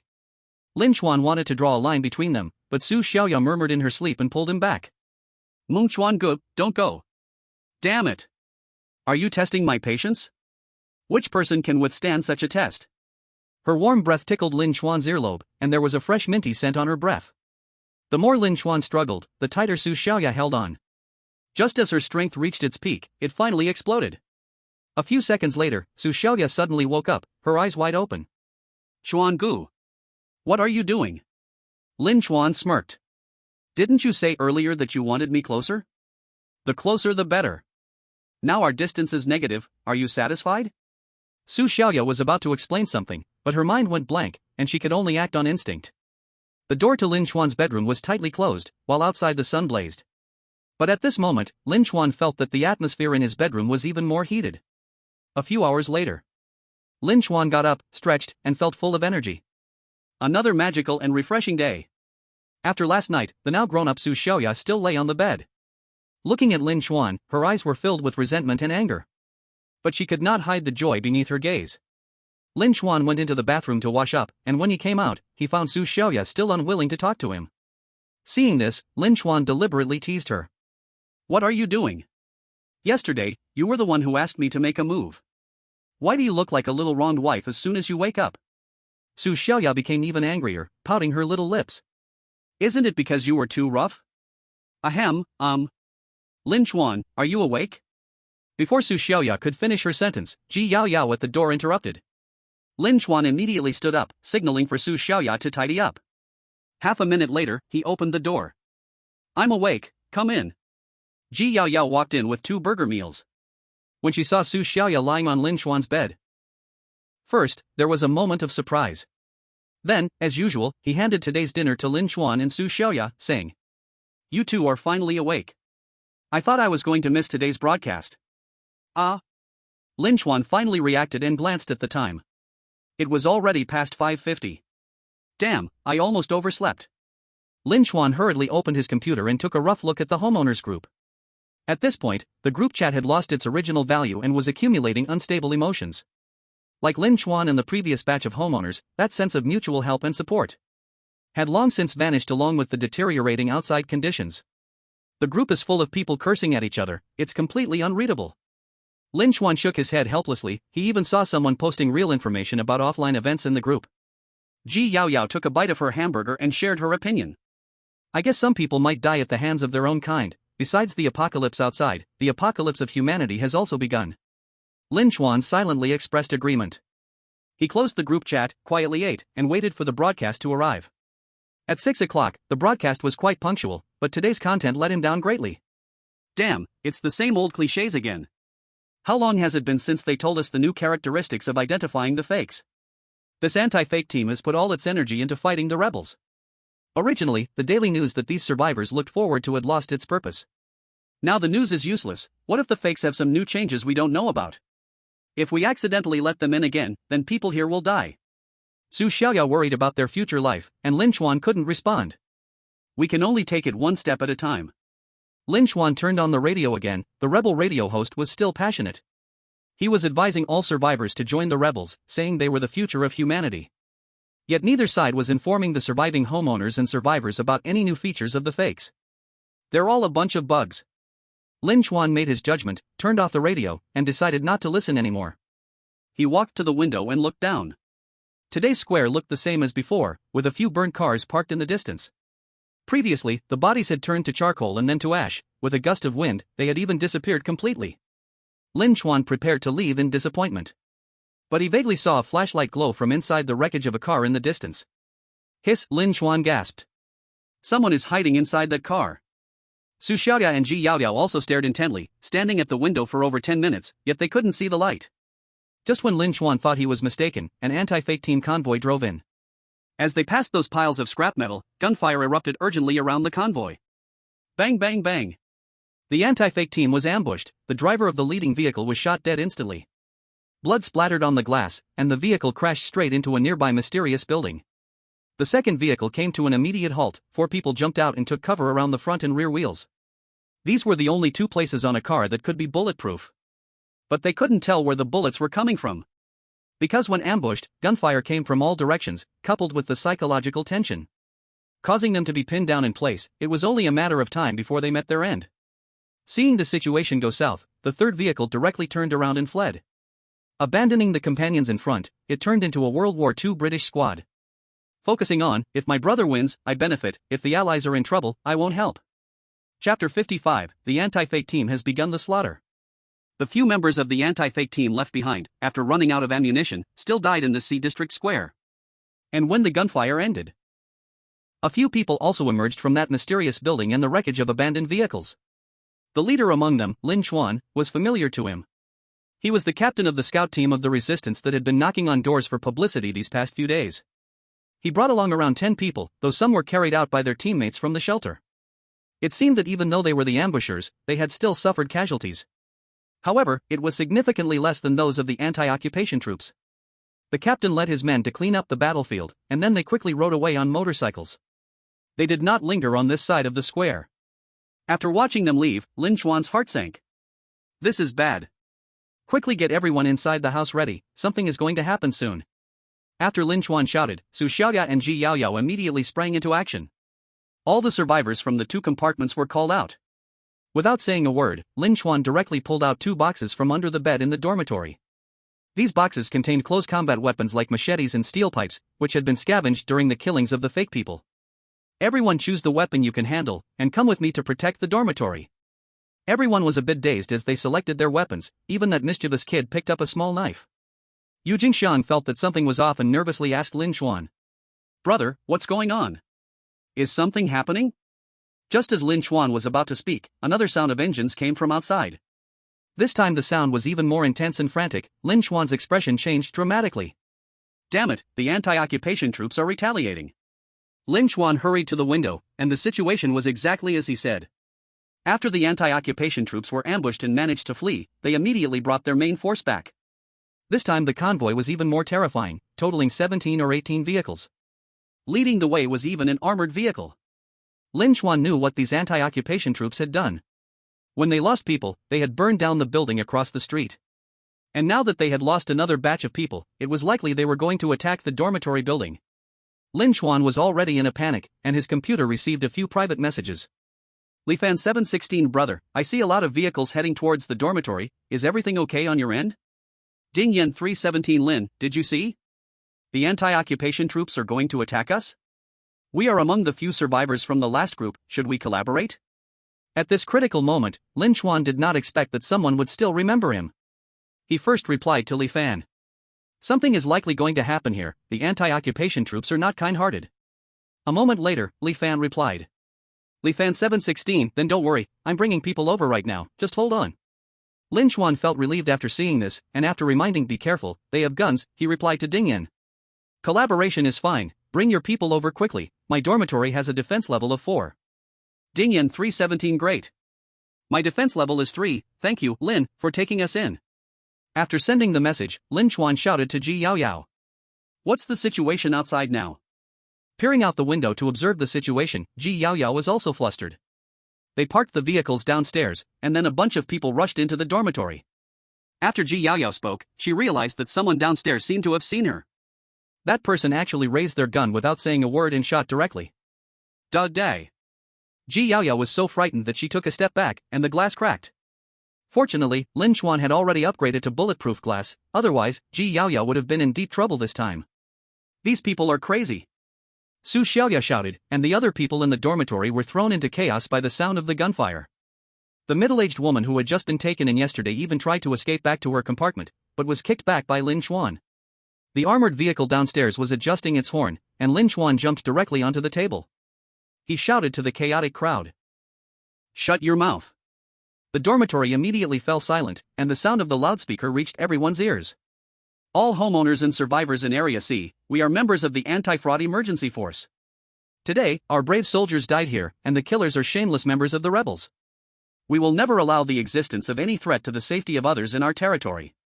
So please, everyone, open your doors for inspection. If we find any sign of communication with the rebels, there will be punishment. As soon as these words fell, someone stuck their head out the window and shouted. Get lost. You bunch of robbers. Great, you finally came. I've wanted to kill these pests for a long time. I want to join you. Hurry up and come in. Outside, there were cheers and curses, but no matter what they shouted, what awaited them was bang bang bang. Gunshots rang out, and the people who had just been leaning on the balcony or by the window fell like raindrops. Lin Chuan, located on a high floor, trembled as he heard the sound of bodies crashing to the cement ground. The anti-fraud force had never considered how to help the survivors, they only wanted to stabilize their territory. At this moment, there was a knocking on the door. Owner Lin, open the door quickly. The killing has already started on the lower floors, we are here. Chapter 56, Attack. A man's shout came from outside the dormitory, and the only one who could come at this time was Ding Yan. Lin Chuan immediately opened the door, and Ding Yan rushed in with the residents from his unit, tumbling in a chaotic manner. Standing by the door, Zhao Lingfeng helped Ding Yan up, while Lin Chuan sat on a chair, sizing up these people. Ding Yan, though not tall, looked quite strong and sturdy. At first glance, he seemed to be near 40 years old, and he was very close to a woman of similar age behind him. The two should be married. Lin Chuan stood up and handed Ding Yan a cup of water. Thank you. Ding Yan drank the water in one gulp, and Lin Chuan quickly asked him. What's the situation down there now? It's chaotic, completely chaotic. Ding Yan said, his face still a bit pale. Those anti-fraud force members are knocking on every door. As long as they suspect you of colluding with the rebels, they will shoot directly. And if you don't open the door, they will find a way to break in. You know what a safe house means to survivors. If they break our door, we might not survive the night against the attacks from the impostors. After hearing this, Lin Chuan clenched his teeth, a few words bursting out through them. Neither side is any good. The anti-fraud force has done this kind of thing before, and the rebels are enjoying their ambush. But once it's done, they just wipe their hands and leave. We still have to face the retaliation from the anti-fraud force. Lin Chuan felt a surge of anger, being caught between both sides made him very uncomfortable. Before the apocalypse, I couldn't change the situation, and after the apocalypse, if I can't change it, then what was the point of all this? So, Owner Lin, what should we do? Gunshots were getting closer. They could even hear the sounds of doors being broken down on the lower floors, as well as the cries of survivors. The anti-fraud force would eventually come looking for them. If they didn't make arrangements now, there would be no time once the knife was at their necks. Damn it! Let's fight back. Ding Yan, first tell me about what kind of people you have. Ding Yan nodded, first pointing to the woman beside him. This is my wife, the three people behind her are the survivors in my unit. Ding Yan pulled out two leaner men. These two were delivery workers, their physical ability is decent. The one behind is Mr. Liu, the steward in my safe house. Don't look at how few people Ding Yan had, along with him, there were 4 men now. Although there are 8 survivors on Lin Chuan's side, there are only 3 men. Tell your wife to hide in my compartment, you 3 come over. Lin Chuan kicked the weapon box in front of Teacher Lu and shouted. Each of you select a weapon, and if they really dare to break in, we will fight our way out. You guys choose, I have a weapon. Ding Yan raised the crossbow he had on his back. After all, Ding Yan was also a homeowner and would ensure his own combat capability. The 2 delivery workers hesitated for half a second before picking up a watermelon knife and a steel pipe respectively. Teacher Lu adjusted his glasses and stammered, saying to Lin Chuan. Handsome, I don't know how to use this thing. I used to just handle logistics and distribute food. Let me go chop people, forget it, can you let me hide in the compartment instead? Damn it. Lin Chuan kicked Teacher Lu to the ground. I'm not afraid of the women in my dorm, why are you scared? Get a grip on that weapon, or you'll be the first to die if a fight breaks out. Lin Chuan pressed his gun against Teacher Lu's head, prompting him to hastily grab a small knife from the box. He looked at Su Xiaoya and Ji Yaoyao standing behind Lin Chuan, although they were nervous. They still wore expressions of determination as if they were ready to face death. On the other side, Yu Jingxiang and Shen Anbo were genuinely terrified, shaking as if they had Parkinson's. But their fear of Lin Chuan was greater than their fear of the anti-insurgency troops, which is why they could stiffen their resolve to stand there. Lin Chuan was very satisfied with Zhao Lingfeng's performance. He hid behind the door holding an axe, positioned alongside Lin Chuan and Ding Yan.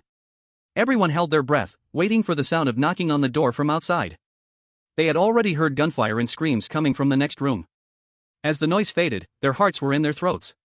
At this moment, one could hear a needle drop in Lin Chuan's dorm, even the sound of sweat dripping onto the floor was noticeable. Bang bang bang.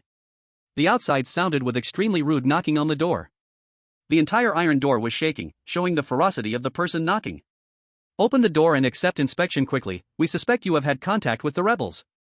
If the inspection passes, I guarantee you will be safe. But if you refuse to cooperate, I will act on behalf of the anti-insurgency troops and sentence you to death. Zhao Lingfeng looked at Lin Chuan, asking silently with his lips, should we kill? Lin Chuan raised a hand to signal him to calm down, then shouted at the people outside. I will open the door, but you have to promise not to shoot. The person at the door sneered, as if mocking Lin Chuan's naivety. Don't worry, I definitely won't shoot, just open the door quickly. Lin Chuan turned his head, signaling for the others to hide on both sides of the room. Then gripped the door handle and began to pull the door open. As soon as the door opened a little crack, the person outside shoved a gun through the gap. Just as they were about to pull the trigger, Zhao Lingfeng suddenly shouted out. No way. Puff ah! With one swing of the axe, the arm that had reached in fell to the ground, and the person outside screamed. He immediately shouted to his teammates, they are resisting, kill them all. Outside, there were soldiers from the anti-counterfeit force providing support. When they charged to the doorway, the ground suddenly erupted with steel spikes, and Lin Chuan leapt directly over their bodies. He raised his shotgun and took a shot at the soldier hiding beside the door, ready to throw a Molotov cocktail. Bang! The Molotov cocktail fell to the ground, flames instantly consuming the bodies of several people at the doorway. To prevent the fire from spreading inside, Lin Chuan hurriedly grabbed a water-soaked blanket and shouted to the others. Stop standing around like idiots. Get these bodies outside, or the fire might spread in. Chapter 57, Almost Broken In. Lin Chuan's surprise attack wiped out an 8-man squad of the anti-counterfeit force. Everyone rushed to wrap the bodies in blankets, carrying them to the corridor. But they found that everything around them was a scene of hell on earth. Many houses were ablaze, flames devouring everything inside. Some people tried to rush out, but as the flames closed in, they could only retreat continuously. Some already dead bodies were being burned by the flames. The smell of charred human flesh turned Lin Chuan's stomach. The ground and walls were everywhere stained with blood, and there were even bits of flesh on them. Lin, what should we do next? They are definitely coming back. Ding Yan asked. I know, let's go back. After pushing aside the bodies, Lin Chuan and the others immediately retreated to the dormitory. Right now, the only thing he could rely on was the defense of the dormitory. He needed everything he had to fight against the anti-counterfeit force. Did you guys find any spoils? Lin Chuan turned to ask the others. Zhao Lingfeng patted his gun. I have a gun, but it only has half a magazine left. Zhao Lingfeng was holding an AK-47, a true classic among firearms. Since its debut, it has remained active on the battlefield of the Blue Planet, known for its simple design, low cost, and durability. However, the one in Zhao Lingfeng's hand looked a bit poorly maintained, but having another gun made Lin Chuan quite happy. Keep the gun safe, if more come later, I'll get you some bullets. Okay. Zhao Lingfeng became excited as everyone's spirits were lifted after repelling the first wave of the anti-counterfeit force. But soon, Lin Chuan and the others realized that the anti-counterfeit force was not a bunch of pushovers. Just a few minutes later, other anti-counterfeit squads noticed that one squad had gone missing. They quickly regrouped on the 4th floor and soon saw the bodies of their teammates lying in the corridor. Damn it! They've been killed. Find out who did this, we must avenge them. No need to search, that door at 404 is closed, just break it down. This time, over 20 soldiers gathered outside, with the first 2 holding battering rams. Lin Chuan was still arranging defenses when a bulge formed on his reinforced iron door. Bang! The battering ram struck the lock, and the bolt made of 3 steel bars held against the first impact. But the cement around the doorframe shook loose. Bang! Another impact was heard, and one of the steel bars snapped, leaving a gouge in the metal skin.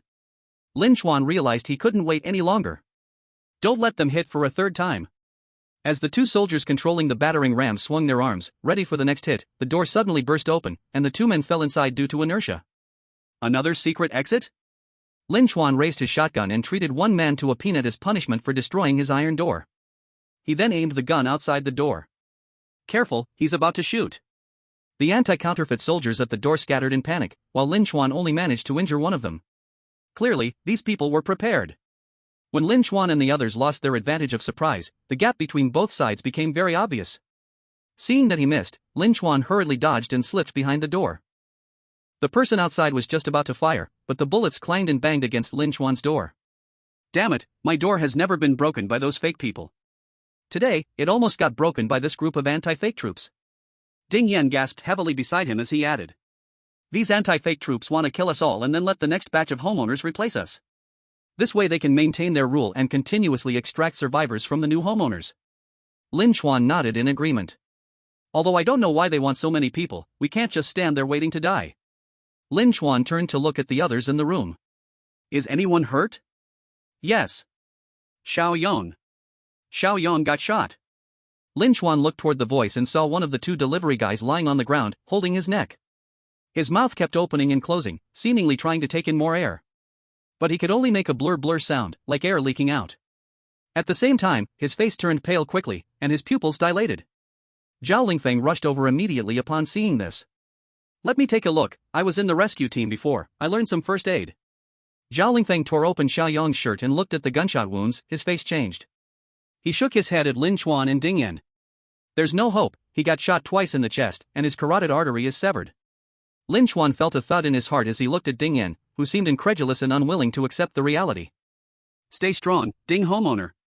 Lin Chuan patted Ding Yan's shoulder and turned to prepare defenses. To deal with possible dangers, Lin Chuan moved all the furniture into their dorm to act as cover. Although they could not completely stop the bullets, they could block the line of sight. At the same time, Lin Chuan also discovered that not all soldiers in the anti-fake troops were armed. The ratio of armed men was about 7 to 1. This meant that in a team of 8, only one person had a gun. The others still relied mainly on cold weapons. This made Lin Chuan feel that they were not invincible. Though they lost one person and their dorm was in utter disarray. Lin Chuan's most advantageous factor was time. As time grew late, the visitors would arrive. If these anti-fake troops didn't leave, what happened with the skinny pale man and the lizard man would happen again. Lin Chuan glanced at the clock. 9:10, if today's visitors come early, we only have 50 minutes left. Lin Chuan stood by the window and looked down. The pile of bodies at the bottom of the building was almost reaching the 2nd floor. It seemed that these anti-fake troops really wanted to do a big sweep, replacing the homeowners in Area C. Just as Lin Chuan was about to leave and continue setting up defenses, he noticed a flashlight shine over at an empty spot. Lin Chuan felt puzzled and stared closely at that spot. The flashlight flashed twice, and the person's face was revealed. Li Fan! Li Fan is here! Lin Chuan shouted, and the morale in the dorm soared again. Chapter 58, We Have a Car. The chaos and flames above the dorm became the best cover for Li Fan. Lin Chuan opened the window, and Li Fan threw a piece of stone into the dorm room.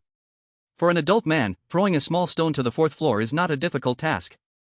After all, when he was a kid, Lin Chuan had thrown stones to break school windows.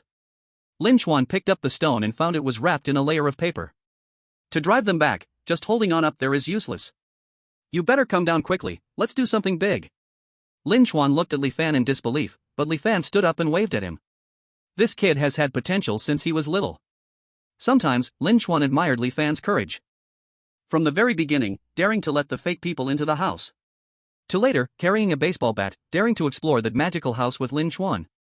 But Lin Chuan is not a coward. As someone who dares to stand strong against a tall, thin, pale man, Lin Chuan and Li Fan are certainly a perfect match. Zhao Lingfeng, come here. Zhao Lingfeng walked up to Lin Chuan. Owner Lin, you command. Hand the gun to Ji Yao Yao, then come down with me. Ji Yao Yao, you and Su Xiaoya keep an eye on the house, then. After giving Ji Yao Yao some instructions, Lin Chuan lowered a rope from the window. The personnel from the anti-fake team below kept sending support upstairs. It seemed they were also encountering trouble. Lin Chuan had no intention to investigate what had happened to them, it was just the right time for him to go down. Let's go. Lin Chuan slid down the rope to the ground, and at the second floor, he even jumped down directly. The exoskeleton combined with his already strengthened body allowed Lin Chuan to land steadily. Zhao Lingfeng behind him also let go at the second floor, performing a clean roll to land beside Lin Chuan. Owner Lin, what are we going to do? Lin Chuan pointed forward, and Li Fan slowly walked out of the shadows. Brother Lin, I've missed you so much, come give me a hug. Li Fan opened his arms and was just about to rush over when Lin Chuan held his head in his hands. First, let me see your teeth and eyes.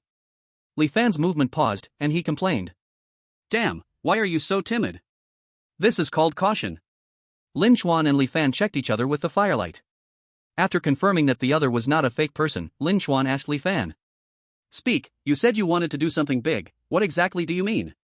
I only do things that have benefits, otherwise, I would just crawl back now. Come on, Brother Lin, there must be benefits. Li Fan winked at Lin Chuan and pointed to the vehicle parked on the first floor. Brother Lin, have you thought about leaving Area C and exploring other places? Lin Chuan also revealed a mischievous smile. I get it, you want to get a car, right? But our building in Area C hasn't been fully explored, do we really need to rush to the outside world? Li Fan quickly advised, oh, Brother Lin, we are just being prepared, right? Now that the opportunity is so good, we have to get a car in advance, what if we don't get such a good chance later? Li Fan's reasoning made some sense. Lin Chuan nodded, alright, then you tell me how you want to do it, I only have one person. No problem. I have many hands. Li Fan smiled and pointed behind him, where 7 figures stood up in the darkness. With both sides combined, there were exactly 10 people. We have enough people, so we don't need to be sneaky. I just heard that the anti-fake team suffered heavy losses on the 6th floor, many of them went up to provide support. Then let's hit them from the bottom up and give them a surprise. At that time, not only will we have a car, but we will also be able to get the weapons in their hands. What do you think, Brother Lin? Li Fan extended his palm, and Lin Chuan slapped it. Let's do it. The two of them hit it off and quickly sneaked toward the dormitory building entrance. The corpses piled up on both sides of the gate formed a small slope. Most of them should be the owners and survivors, but there were also a few members of the anti-fake team. There weren't many people guarding the first floor, about 15 or so. Most of their attention was focused on taking care of the injured, with not many left for vigilance. These beasts have really killed a lot of people. Li Fan gritted his teeth and said. The end of the world is like this, human life is as cheap as grass. Zhao Lingfeng and I will go deal with those 2 soldiers by the white car. Lin Chuan pointed to the 2 anti-fake team soldiers near the outer white car, and Li Fan replied. Then I will take my people to handle around the front door, we will meet in the hall on the first floor later. All right. Both sides separated and approached their respective targets. The fires in some rooms upstairs had already gone out, but the gunfire in the corridor on the 6th floor continued unabated. A soldier standing guard on the periphery looked up at the 6th floor, his hand clutching the crowbar trembling uncontrollably. No matter how tightly he gripped it, it could not bring him a shred of security in his heart. Old Wang, what do you think is going on the 6th floor? 3 groups have already gone up, and gunfire is still resounding? On the other side, a middle-aged man in his 40s took a drag from his cigarette, scoffed, and cursed. What do you care about them? Anyway, we're just lookout grunts, without guns in our hands, so we can't help. You should be thinking about whether you've completed your own tasks. Did you finish when you went to clear the building just now? If you haven't, heh. Old Wang chuckled, and the soldier flinched, hurriedly explaining. Don't underestimate me, I even exceeded my quota. Earlier on the 2nd floor, I killed a woman and her child from a family of 3, and I caught the man and handed him over to the captain. Also, I found half a bag of rice in their kitchen, that's enough for me for half a month.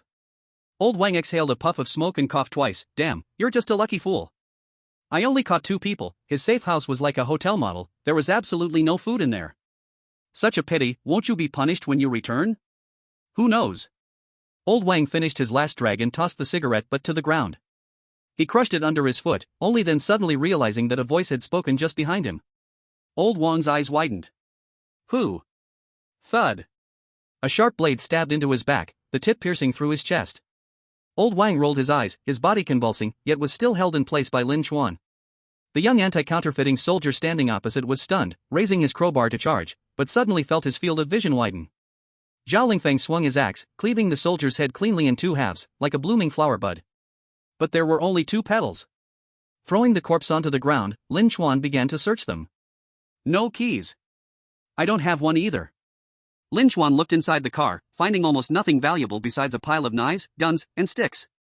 These guys are missing a few cars. I suspect they took away a batch of survivors and supplies. Lin Chuan pointed toward the main entrance and ordered Zhao Lingfeng. You lead the way, let's regroup with Li Fan. Got it. Zhao Lingfeng crept toward the main entrance, clutching his fire gear. As they approached, both Lin Chuan and he heard two gunshots.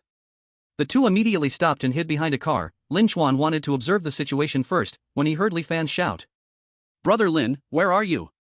We've already taken care of this. Only then did Lin Chuan feel relieved enough to leave cover and found Li Fan covered in blood, with a person behind him clutching their stomach and lying on the ground. There was a little mishap, a brother got shot twice. He probably can't be saved, but I found this. Li Fan tossed Lin Chuan a key, then patted the nearby Toyota Corolla. This car key was found in that little team leader's pocket, we can't drive the other cars. Lin Chuan took the key, initially happy, but then his smile faded as he asked. Then where should I put my car? You can hide it in the building next door, its middle hall is pretty spacious, right? I had thought about it before I came. Afterward, you can upgrade your safe house, you can expand it to include a garage, then just put it right in the garage. Lin Chuan gave Li Fan a thumbs up and immediately got in the car and started it. This car had run about 50,000 kilometers, so it wasn't that old. The fuel meter showed only 1 bar left, it seemed they could only drive about 50 kilometers or so. But overall, Lin Chuan finally had a car, the license he had studied for many years finally had a use. Li Fan also climbed into the passenger seat, directing Lin Chuan. Let's go, we need to hurry. 20 more minutes until 10 o'clock. Chapter 59, Eliminating the Elite Squad, Big Gains. Following Li Fan's directions, Lin Chuan drove directly to the first floor of that strange building. The lobby here was indeed large, similar to a station in a shopping mall. Even if you parked 2 more cars, it would be no problem. As long as you can ensure that the vehicles won't be directly exposed to the sun, there won't be too many issues. After parking the car, Lin Chuan and Li Fan immediately returned to the dormitory downstairs. The gunfire from the 6th floor had gradually started to fade. It was unclear whether a winner had been decided, or if the anti-fake troops had given up their attack. But no matter what, this was good news for Lin Chuan and Li Fan. Let's go! Li Fan and Lin Chuan walked side by side at the front, with Li Fan holding a rifle and Lin Chuan holding a shotgun. There was no need to look too closely on the first floor, the ground was covered in blood, with almost no survivors left. The homeowners and survivors on the first floor were simply unlucky, if anything happened, they were the first to be affected. Upon reaching the 2nd floor, there were numerous signs of a struggle. But from the open doors, it was clear that not many rooms survived. The 3rd floor showed many forced entry marks. Here, the anti-fake troops began using fire attacks. Lin Chuan didn't have time to count how many survived, so he walked straight to the corridor on the 4th floor. Lin Chuan was already familiar with this area because it was right outside his own home. Lin Chuan tugged Li Fan's arm and said, I haven't been up here before, so be careful. Okay. Li Fan replied, and everyone turned off their flashlights. Aside from the dim flicker of lights from upstairs and downstairs, everyone was almost crawling up in darkness. Suddenly, as Li Fan walked, he felt a sharp pain in his foot. Ow, who the hell stepped on my foot? Lin Chuan looked at Li Fan, they were about 5 meters apart. It seemed he had bumped into something. Wait a minute. Lin Chuan suddenly looked up and saw the outlines of a dozen people appearing in the dim light above. If he hadn't trained his body, he might not have even noticed them. Both sides remained silent for 3 full seconds before Li Fan pulled out his machete and shouted. Kill them. People from both sides mixed together, combined with the dark environment, both sides lost the advantage of their firearms. In such an environment, discovering people almost required groping. When he found someone in front of him, he still had to ask if they were his own person. If yes, then he would salute and shake hands, you are my good friend. If no, then he would just start using his blade. However, Lin Chuan didn't have to be so awkward, relying on just a little bit of reflected light, he could barely recognize the anti-fake soldiers in the darkness. With the help of his exoskeleton, Lin Chuan could basically take down one soldier with each strike. PFF. Lin Chuan stabbed the anti-fake soldier blocking him and turned to see someone groping next to Li Fan. Be careful. Lin Chuan threw a knife, killing the person behind Li Fan. Li Fan also killed the enemy in front of him. Then, another hand extended from the darkness, wandering over his face. Who the hell is poking my nose? The person was startled by Li Fan's voice. Who are you? Li Fan realized it was not a teammate and grabbed his machete. I am your father. The fight continued in the darkness for less than a minute. While Li Fan and his group were crawling in the dark, there were no responses from the anti-fake troops anymore. Lin Chuan shoved aside the hand that was groping his chest and turned on the flashlight, saying, Alright, it should be clear now. When the light illuminated the stairs, a dozen bodies of anti-fake soldiers lay on the steps. In the corner, it seemed someone was crouching, and the moment Lin Chuan turned on the flashlight, they attempted to ambush him. Bang! A gunshot rang out, and the world fell completely silent. The team was now completely organized. Li Fan lost 2 brothers, and 2 more were injured. He had brought a total of 7 people, but it seemed only 3 could make it back. The seriously injured one might struggle to hold on until they return. Zhao Lingfeng had a cut on his arm. But it's not a big deal. Brothers, search quickly, and hurry to retreat once you're done. These 10 or so people are the elite of the anti-fake troops, with half of them armed. Lin Chuan and Li Fan divided the pile of corpses and started to loot independently. On Lin Chuan's side, there are a total of 5 bodies, 3 of which are armed. 2 AKs and 1 submachine gun. But unfortunately, their bullets are mostly used up, probably because they retreated when running out of ammo after fighting on the 6th floor. Lin Chuan also found 2 grenades on one person's waist and stuffed them into his bag.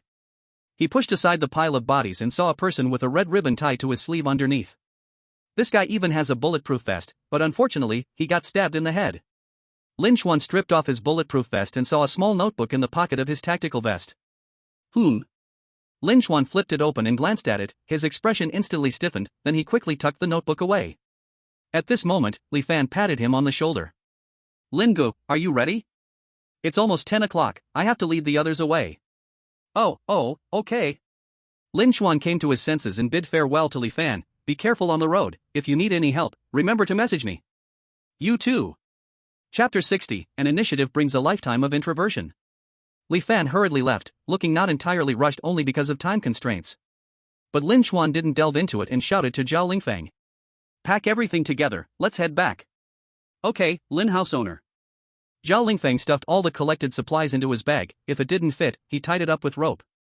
Just as the two were about to go downstairs to return, Lin Chuan heard a very faint sound of a chambering gun. Be careful. Lin Chuan kicked Zhao Lingfeng away just as a bullet hit the wall behind where he had just stood. Who? Lin Chuan raised his shotgun and aimed at the upper stairs, where several people were also armed and aiming at Lin Chuan. In terms of numbers, Lin Chuan was at a disadvantage. In terms of firepower, both sides were not on the same level. But the more it was like this, the less Lin Chuan felt afraid. Brave are afraid of reckless, reckless are afraid of crazy, crazy are afraid of those who fear nothing. A path to survival is fought for, not begged for. Lin Chuan reached into the bag behind Zhao Lingfeng and pulled out a grenade, pulling the pin right in front of everyone. The few people were scared and took a step back. Lin Chuan raised the grenade high and shouted, "Get the hell out of here, or we all die together." The few stood still, exchanging glances, too afraid to advance or retreat, until a lazy male voice came from behind them. TSK, Lin house owner, you took my things and are being so brazen, isn't that a bit inappropriate? Upon hearing this voice, the people at the stairway moved aside, and a young man in his 20s stepped forward. He crossed his arms and looked down at Lin Chuan with disdain. His eyes were full of mockery and contempt, seemingly not taking Lin Chuan's threats seriously. Lin Chuan coldly snorted and pointed to the bodies of the fake soldiers on the ground. I got these things from these people. If you want to argue, go down and find them. Ma Junming was taken aback, somewhat surprised by Lin Chuan's reaction.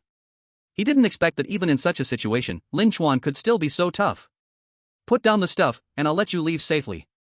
Otherwise, you two can stay here. Ma Junming didn't waste words. Anyone who could survive to this point was ruthless. Lin Chuan stood his ground, coldly saying, "Then let's see if you run fast or if this grenade has a large blast radius." Ma Junming, seeing Lin Chuan like this, grew angrier and shouted louder. Do you want to see how powerful my many guns are? My grenade is powerful too. Neither side was willing to back down, and both were fierce. The situation was momentarily stalemated until a sound of hurried footsteps came from the corridor. Visitors have arrived. Lin Chuan and Ma Junming, as the homeowners, should be inside the house to welcome the guests. If they are still wandering outside at this time, they will be attacked by the terrifying existence of the thin and tall ghost. Lin Chuan had experienced it once before. At that time, after exploring the mysterious building, he almost got killed by the pale tall man on his way back to the dorm. Both sides knew that holding on would surely cost them their lives, it was just a matter of who was going to lose their nerve first. The footsteps downstairs grew clearer, the visitors were coming up. Sweat soaked Lin Chuan's clothes, and Ma Junming's head had already started to shake uncontrollably. Damn it, just wait. I will kill you sooner or later. Ma Junming was reluctant to stay in a deadlock with Lin Chuan any longer, as the one wearing shoes truly feared going barefoot. Lin Chuan could see that Ma Junming was definitely doing better than him, so he dared not engage in a fight. Ma Junming brought everyone back to the 6th floor, and Lin Chuan hurriedly ran back with Zhao Lingfeng. They were at the staircase on the 5th floor. When they reached the 4th floor and looked down, Lin Chuan saw the face he didn't want to see. Damn! The pale man is coming. Hurry back. The pale man was rushing upstairs at great speed, and Lin Chuan grabbed Zhao Lingfeng's arm and dashed toward the dorm. This distance of less than 30 meters felt incredibly long to Lin Chuan. The door swung open, and Su Xiaoyao waved anxiously at Lin Chuan, who was running. Hurry up, Chuan Gu. You take it first. Lin Chuan tossed the spoils he had collected at the door. Ji Yaoyao and Zhao Lingfeng's teammate, Pansy, quickly reached out to pull the bag inside. Then Lin Chuan turned around and threw the hand grenade he had been holding back toward the stairs. Come and try this, big fellow. The thin pale man had already reached the staircase, the grenade rolled right to his feet. Boom! A huge explosion echoed through the corridor. Countless shrapnel scattered, sparking against the walls. At the same time, the blast created a small shockwave with a diameter of 3 meters. Yet, the pale tall man, at the center of the explosion, remained unharmed. Aside from his clothes having a piece blown off, there were no injuries on him at all. He continued to chase after Lin Chuan and the others. Just as he was about to reach out to grab Lin Chuan jumped into the light coming from the dorm door. The smile on the pale tall man's face vanished, only to transfer to Lin Chuan's face. Lin Chuan got up and beckoned his finger at the pale tall man. Pressure. Still a bit lacking, bro, why not go catch the one upstairs? Maybe you can catch him. The pale tall man left without saying a word. Lin Chuan laughed as he walked into the dorm and then collapsed on the ground. Damn, I nearly scared myself to death. As soon as he said this, everyone in the dorm finally erupted into a strong cheer. Ji Yaoyao rushed to Lin Chuan, crying as she hugged his left arm, completely unfazed by the blood on him. Why did it take you so long to come back? We thought something happened to you. Su Xiaoya hugged Lin Chuan's other arm. Chuan Gu, are you hurt anywhere? Let me check. Lin Chuan rubbed Su Xiaoya's head. I'm fine, what about Ding Fangzhu and the others? They have gone back. Lin Chuan chatted animatedly with Su Xiaoya and Ji Yaoyao. Zhao Lingfeng lay on the ground and, seeing Lin Chuan surrounded by the two girls, closed his eyes in pain. He turned over and lay down in a different direction. Yujing Xiang, standing nearby, saw that Su Xiaoya and Ji Yaoyao had already made their moves and thought it was her chance. She could take this opportunity to care for Lin Chuan while he was tired, and maybe just maybe she could move from the partition to the dorm. Brother, you ran so far outside, are your legs sore? Do you want me to massage them for you? After Yu Jingxiang finished speaking, she pressed down on Lin Chuan's leg, glancing with some disgust at the blood smeared on his leg. Turning her head to gag a couple of times, she was about to reach out to pinch. Get lost. Lin Chuan kicked Yu Jingxiang away with one foot. Did I say you could touch me? You go back to your booth. Ji Yaoyao and Su Xiaoya covered their mouths, stifling their laughter, while Yu Jingxiang, in disbelief, scrambled up, unable to believe her ears. Since birth, it was always others who showered her with affection. Even a guy named Tiango, until his dying breath, was still praising her.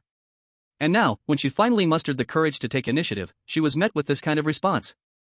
One act of boldness had traded away a lifetime of introversion, and Yu Jingxiang covered her face, crying as she rushed into the booth. Her cries were heart-wrenching, echoing throughout. Woo woo woo. Lin Chuan found it somewhat annoying and shouted. Shut up. Woo ttt. Chapter 61, Zhong Yuqin. She's back again? Splash. The water washed the blood off Lin Chuan, and by the time he cleaned himself up, it was past 12 o'clock. During this time, there were 2 waves of guests. The first wave consisted of 4 sneaky people trying to mix in. But after Ji Yaoyao discovered them, they were each called out by the rifle tower and the bow tower operated by Su Xiaoya. The second wave directly tried to break in. Zhao Lingfeng and Pansy were called in to help. Together with Su Xiaoya and Ji Yaoyao, they killed 5 sneaky people. As for whether any fish slipped through the net, that was unknown. Before the third wave arrived, Lin Chuan finished his shower and returned to his bedroom. At that moment, Lin Chuan's safe house resembled a battlefield. The reinforced iron door had dents and bulges, and Lin Chuan checked the house information. Reinforced iron door, durability, 100/300. Besides that, the beds in Lin Chuan's dormitory area were mostly damaged. There were many bullet holes in the walls, and bullets embedded in the bulletproof glass. To completely renovate, it was calculated that it would cost about 160 gold coins. Yesterday, Lin Chuan had taken in a survivor and killed 4 sneaky people trying to sneak in. So he ended up with 360 gold coins. The day before yesterday, because of making this rifle tower, Lin Chuan had directly gambled all his gold coins. So right now, there was only this 360 gold coins left, and this wave would directly take away nearly half. My heart hurts so much. Lin Chuan held a calculator in one hand and covered his heart with the other, feeling like he couldn't take it. Ji Yaoyao then walked over to comfort him. Brother Lin Chuan, don't always focus on losses, you brought back a lot of good things this time. Ji Yaoyao had laid out her haul on the ground, which included 2 AK-47 assault rifles, 1 MP5 submachine gun, 1 piece of bulletproof armor, and 3 tactical vests. 1 grenade, 2 magazines of rifle bullets, and 2 magazines of submachine gun bullets. Plus some water and food, enough for Lin Chuan and his group to eat for 2 days. Lin Chuan, Su Xiaoya, and Ji Yaoyao's food rations did not count in the dormitory storage. They could eat better, and it wasn't necessary to eat this stuff. So after subtracting 3 people, the food currently in Lin Chuan's dormitory could supply others for about half a month. The food problem was no longer so urgent. This haul isn't too bad, weapons are generally harder to come by than food. After hearing Ji Yaoyao's statistics, Lin Chuan felt a bit balanced. He asked Ji Yaoyao to move all these weapons to his room. Then he took out a notebook he had found on the body of a sneaky squad leader. Rather than a notebook, it was more of a work log. This should be something required to be recorded internally by the sneaky squad, so the content was somewhat perfunctory. But it completely recorded some relatively important things. The first batch of test subjects has already failed, our squad has captured 6 sneaky people and 4 real people, and they have been put into the experiment. The rebel organization wants to sabotage the experiment, they have occupied Zone D. But that place is already useless, let them go. Besides the rebels, there's a group of madmen. I've got their radio information, it's nice to listen to when I'm bored. 8820 can't be listened to anymore, I feel like I'm being brainwashed too, but I will always be loyal to the anti-fake forces. Lin Chuan noticed that the phrase always loyal to the anti-fake forces seemed to have been added later. The higher-ups say we should take the opportunity to cleanse Area C so that we can rule better. And to continuously gain manpower from there, but I know it's all a lie, they want us to go die. The notebook's pages were filled with messy content, making it almost impossible to extract a complete event. Lin Chuan stroked his chin, muttering as he noted down some important information. I know the anti-fake forces are conducting experiments, but what exactly is the content of these experiments? Furthermore, besides the rebels, there's actually another organization, and these people seem to be expanding into other areas. And this 8820 seems to be a communication frequency, right? Lin Chuan picked up the radio on the table, adjusted the channel to 8820, and a whispering sound, like countless people murmuring, came from the radio. As soon as Lin Chuan heard this sound, he felt a strong sense of physical discomfort. He wanted to turn off the audio but found someone was speaking inside. Welcome to 8820, may you live under God's protection, we will find you soon. The voice sounded like a chorus, making it impossible to tell whether the speaker was male or female. Lin Chuan wanted to turn off the radio but found the sound strangely captivating. It was that kind of feeling where listening all day made him uncomfortable, and not listening one day also made him uncomfortable. Click. The radio was finally turned off, and Lin Chuan frowned, saying, "This thing really has some tricks." Lin Chuan didn't dare listen any longer. He set his notebook and the squad leader's log aside and prepared to rest. Knock, knock, knock. The third wave of guests arrived, and without thinking, Lin Chuan shouted, "Ji Yaoyao, go ahead, it's up to you." "Okay." Ji Yaoyao walked to the door and opened the observation window, speaking in a cold, mechanical voice. "To enter, you must undergo inspection, otherwise, we have the right to refuse entry."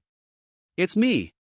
Ji Yaoyao furrowed her brow, looking up as she was about to say, "Anyone must undergo inspection." Hiss, "How is it you? You're still alive? I remember you didn't want to come back then?" Ji Yaoyao was stunned, she recognized the person outside the door. But the person outside replied shamefully, "This is a different time, at that time, I was emotional." "May I ask if you still have space to receive survivors?" Ji Yaoyao nodded, "There is, but Brother Lin Chuan might not let you in, don't rush, let me ask." "Good." Ji Yaoyao walked towards Lin Chuan's bedroom, knocked on the door, and called in. "Brother Lin Chuan, someone we've met before is here seeking refuge, should we let them in?" Lin Chuan was about to lie down, but his movement stopped. "Someone we've met before? It's not Su Xiaoya's father, right?" "No." Ji Yaoyao shook her head, "Do you remember a woman named Zhong Yuqin? She's the one who came." Upon hearing that name, Lin Chuan immediately recalled. "Isn't she the woman who saw him kill a lowlife and then got scared away?" She's still alive? Lin Chuan and Ji Yaoyao had the same reaction, and he immediately left the bedroom. I'll go take a look, it's just right to ask her what she has experienced these past few days. Chapter 62, Doctor of Medicine, Mature Woman. Lin Chuan arrived at the door, and Zhong Yuqin looked quite surprised when she saw him. Handsome guy, it's me, do you remember me? Lin Chuan pretended to be calm on the surface, but inside, he was genuinely shocked. Though they had only met once before and hadn't seen each other in a while. Lin Chuan had to admit that Zhong Yuqin had left a deep impression on him at that time. Just the kind of maturity that Ji Yaoyao and Su Xiaoya lacked made Lin Chuan unforgettable. Plus, her graceful and exaggerated figure at that time absolutely met the standards of what a man considered a beauty. However, compared to their first meeting, Zhong Yuqin now seemed a bit disheveled. Her complexion was slightly yellow, looking like a result of long-term malnutrition. At the same time, her cheeks were a bit gaunt, and her gaze lacked a hint of charm, replaced by a touch of delicacy. Even though Zhong Yuqin was indeed beautiful, Lin Chuan didn't feel much affection for her. Can't stay out there, want to come back? Lin Chuan appeared particularly indifferent, while Zhong Yuqin had to force a smile. I'm sorry, you really scared me back then. I was a bit naive, so... Zhong Yuqin's words had a certain feeling of a childhood crush running away with a bad boy. Then, after being hurt, wanting to come back to an honest person. Lin Chuan raised his hand to interrupt Zhong Yuqin's words. You don't need to explain anything to me, because it doesn't matter.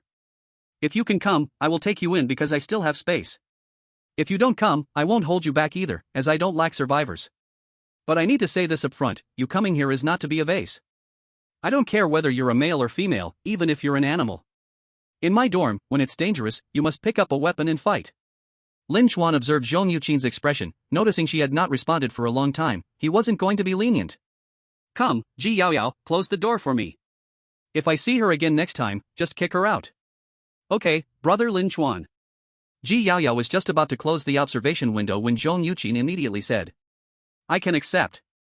As long as you take me in, I'm willing to endure any hardship.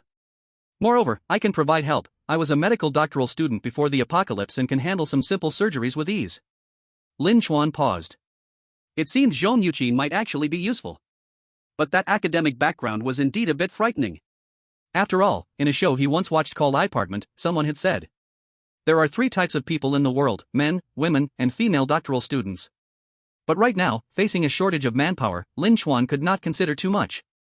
He walked back to the door and said to Zhong Yuqin. Then you just accept the examination normally, let's go through all the items. After finishing several items, Zhong Yuqin successfully passed all tests. Lin Chuan opened the door for Zhong Yuqin, but as soon as she saw the chaos in the dorm, she suddenly froze. Why does it look like you just had a battle here? You really guessed it right, it was indeed just a battle. Lin Chuan directly nodded in acknowledgement but then questioned. But how come you didn't know something happened in Area C? Were you in another area before? Zhong Yuqin nodded understandably.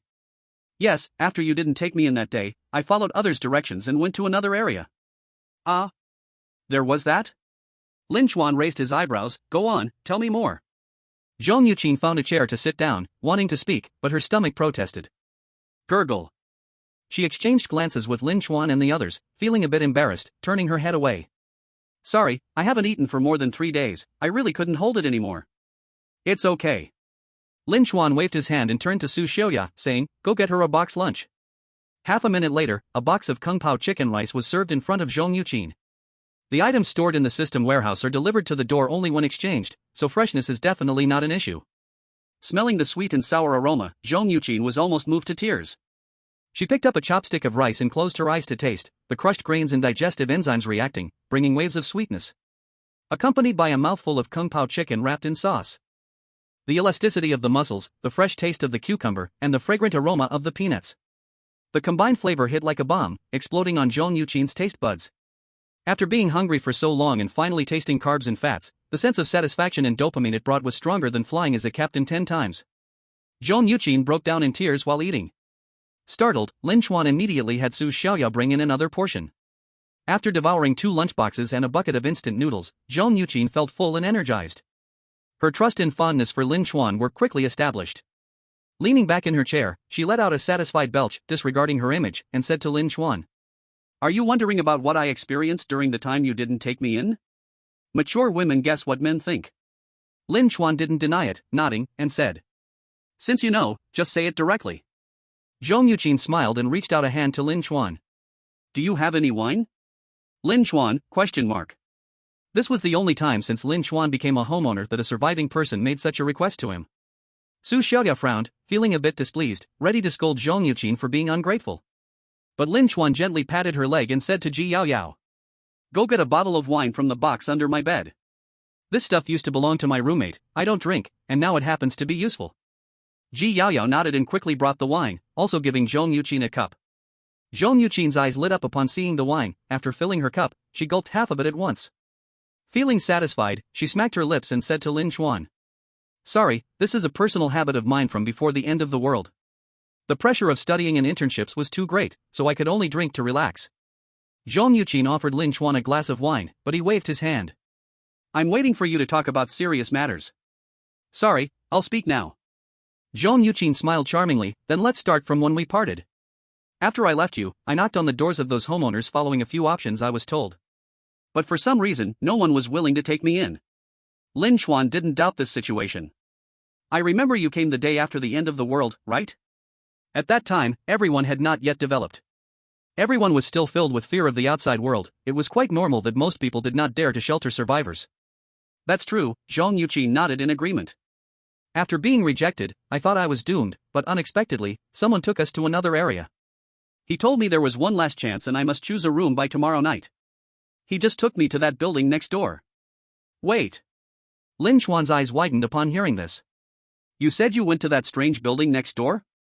Yeah. Zhong Yuqin looked confused. Is there a problem? No, nothing. Lin Chuan didn't expect Zhong Yuqin to be so bold. You can continue. Chapter 63, Preparing to Recruit Survivors. That person led me up who knows how many levels, then told me to find a room. I went up the stairs and came to a corridor of another area. But over there it wasn't like your school dormitories, it felt more like a hotel setup. As Zhong Yuqin said this, she finished the remaining half of her drink and poured herself another cup. After that, there wasn't much good to hear. I entered a shelter of a female homeowner. I then found out I had come to Area D, and afterward, the pseudo-military personnel demanded the homeowners to hand over people. Then fewer and fewer people remained, and the pseudo-people's attacks became more frequent. I felt if this continued, I would die there, so I left the shelter seeking a way out. As a result, I encountered a mysterious person in the corridor, who took me back to Area C, and that's how I came to find you. Lin Chuan fell silent for a moment, and at that moment, Zhong Yuqin finished another glass of wine. Is the person who took you away a man or a woman? A man. And he doesn't feel like a survivor, nor does he seem like a homeowner. He feels more like an observer of this apocalypse. It's a bit like the players on the field and the referee off the field. This description immediately triggered Lin Chuan's memories. The big brother who bravely confronted the tall, pale man also gave him a similar feeling. I didn't expect there to be such a group of people, but why don't they choose to help us? Lin Chuan did not receive an answer to his question, as he looked up. He found that Zhong Yuqin's wine glass was already empty, and she was slumped on the table sleeping. Su Xiaoya crossed her arms and scoffed nearby. Humph. So she's just a drunkard. She came in without contributing anything, just ate 2 boxes of our food, and drank half a bottle of wine. Brother Chuan, why did you bring someone like her in? Do you like her? Is me and sister Yao Yao not enough for you? As Su Xiaoya spoke, she was about to drop little pearls of tears, and Lin Chuan didn't know how to explain. But fortunately, the gentle and caring Ji Yaoyao helped Lin Chuan out at this critical moment. What nonsense are you talking about, you little girl? Brother Lin Chuan is trying to learn more about the outside information. And Zhong Yuqin is a medical student, very useful to all of us. What if we encounter a small illness or injury, we can find her to treat it? Lin Chuan decided to go along and nodded solemnly. Right, right. Why do you always think too much? He stood up and looked at the already fast asleep Zhong Yuqin. Let her sleep here tonight. If she's this drunk, she probably can't even climb into bed. There are definitely more visitors coming, so you two have to keep guarding. Su Xiaoya patted her chest. Don't worry, Brother Chuan, my archery tower is currently 100% accurate. Ji Yaoyao also gently said, Brother Lin Chuan can rest first, Zhao Lingfeng and Pansy are here, nothing will happen. Lin Chuan nodded and went to his bedroom to sleep. Today was indeed a bit exhausting, and as soon as he lay on the bed, he fell into a deep sleep. When he woke up, it was already noon. He opened the bedroom door and walked to the dormitory, finding that Ji Yaoyao and the others had used the floor as their beds yesterday. After the battle yesterday, Lin Chuan hadn't had time to fix the dormitory and went straight to sleep. As for the beds and the partition, they were still usable. For ordinary survivors, Lin Chuan held an attitude of just being able to live there. As long as they could survive, it didn't matter. Long live 60 points, an extra point is a waste, and a missing point is no big deal. Let me see how many gold coins were settled yesterday. Lin Chuan walked to the computer to check the gold coin balance. After deducting the 360 coins from the day before yesterday, he had settled a total of 510 gold coins yesterday.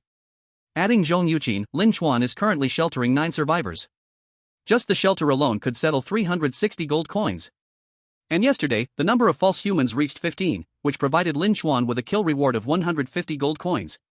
At the same time, Lin Chuan still had 2 kill gift packs in his warehouse. These things, based on rough calculations, should drop 2 for every 10 false humans. Since nothing dropped the day before yesterday, yesterday's drops were compensated accordingly. Let me open the gift pack and see what I get. Ding! Opened kill gift pack. Received reward, wooden plank *20, stone materials *10, iron ingot *5. Another pile of junk. This gift pack is totally useless. Received reward, 20% discount card for the store. This is also junk weight. This actually seems a bit useful. Kill gift pack, what? Lin Chuan's eyes lit up as he looked at the 20% discount card for the store. He was currently saving money to recruit survivors. Originally, he thought he would have to save for another day, but now with the discount card, isn't that enough? Lin Chuan immediately opened the survivor recruitment interface. He still remembered that when he unlocked this feature, there was a crying beauty on the first page. Now her photo was in black and white. They're dead. Lin Chuan.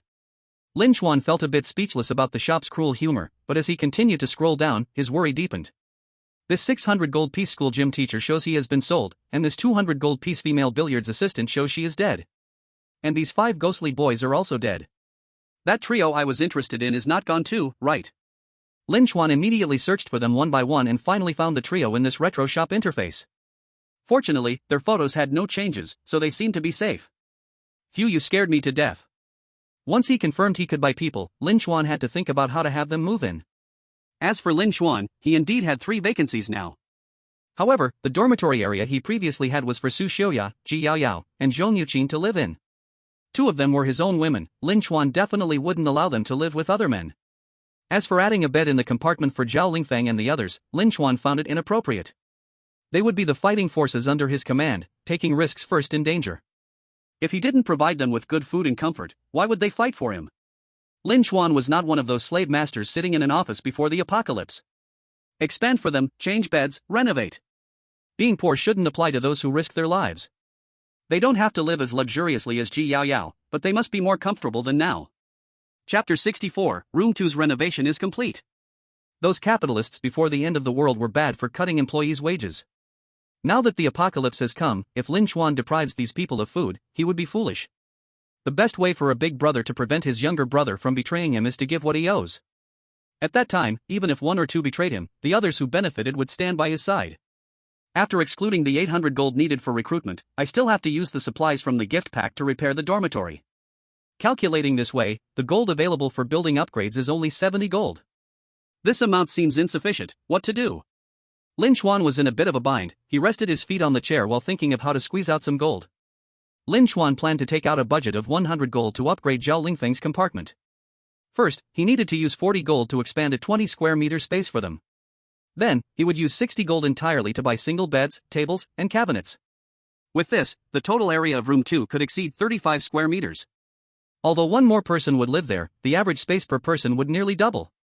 With this setup, the comfort level of room 2 would likely reach level 4. Lin Chuan didn't think this was extravagant. After all, these people would risk their lives, so it was only fair they lived well. But how to save up the money now? I'm just short 30 gold.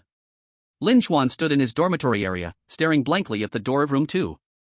Next to him, Su Xiaoya and Ji Yaoyao opened their sleepy eyes and asked when they saw Lin Chuan. Brother Chuan, you're awake. Is something bothering you, Lin Chuan? You look so worried. Lin Chuan smiled bitterly, sitting on the chair and sharing his confusion with the 2. Upon hearing this, Su Xiaoya said, "No need to worry, Brother Chuan, if we really can't, we can save gold for another day." Lin Chuan retorted, "Waiting is absolutely not an option. The earlier we recruit these 3, the lower the chance they'll die or be sold." That's true. Su Xiaoya murmured and then fell silent. Ji Yaoyao smiled and said to Lin Chuan, "Don't be unhappy, Brother Lin Chuan, I believe you will definitely find a way." Ji Yaoyao remained gentle. Every time Lin Chuan found himself in trouble, she would cheer him up and provide emotional support. But if it really required Ji Yaoyao to step up and make decisions, she really had no way out. She belonged to that silly, sweet type. I have a way to help you save those 30 gold coins. Just now, the seemingly asleep Zhong Yuqin propped her head up against the nightstand. Every move she made revealed the charm of a mature woman. Your dorm area is currently shared by me, Su Xiaoya, and Ji Yaoyao, and there is one bed space left empty. Since no one is living there, can't you save money for one person when you repair the dorm? Lin Chuan suddenly had a flash of inspiration, as if enlightened. With Zhong Yuqin's hint, Lin Chuan immediately figured it out. It seems to be. I was stuck in a misconception, always thinking that I had to finish the dorm repairs.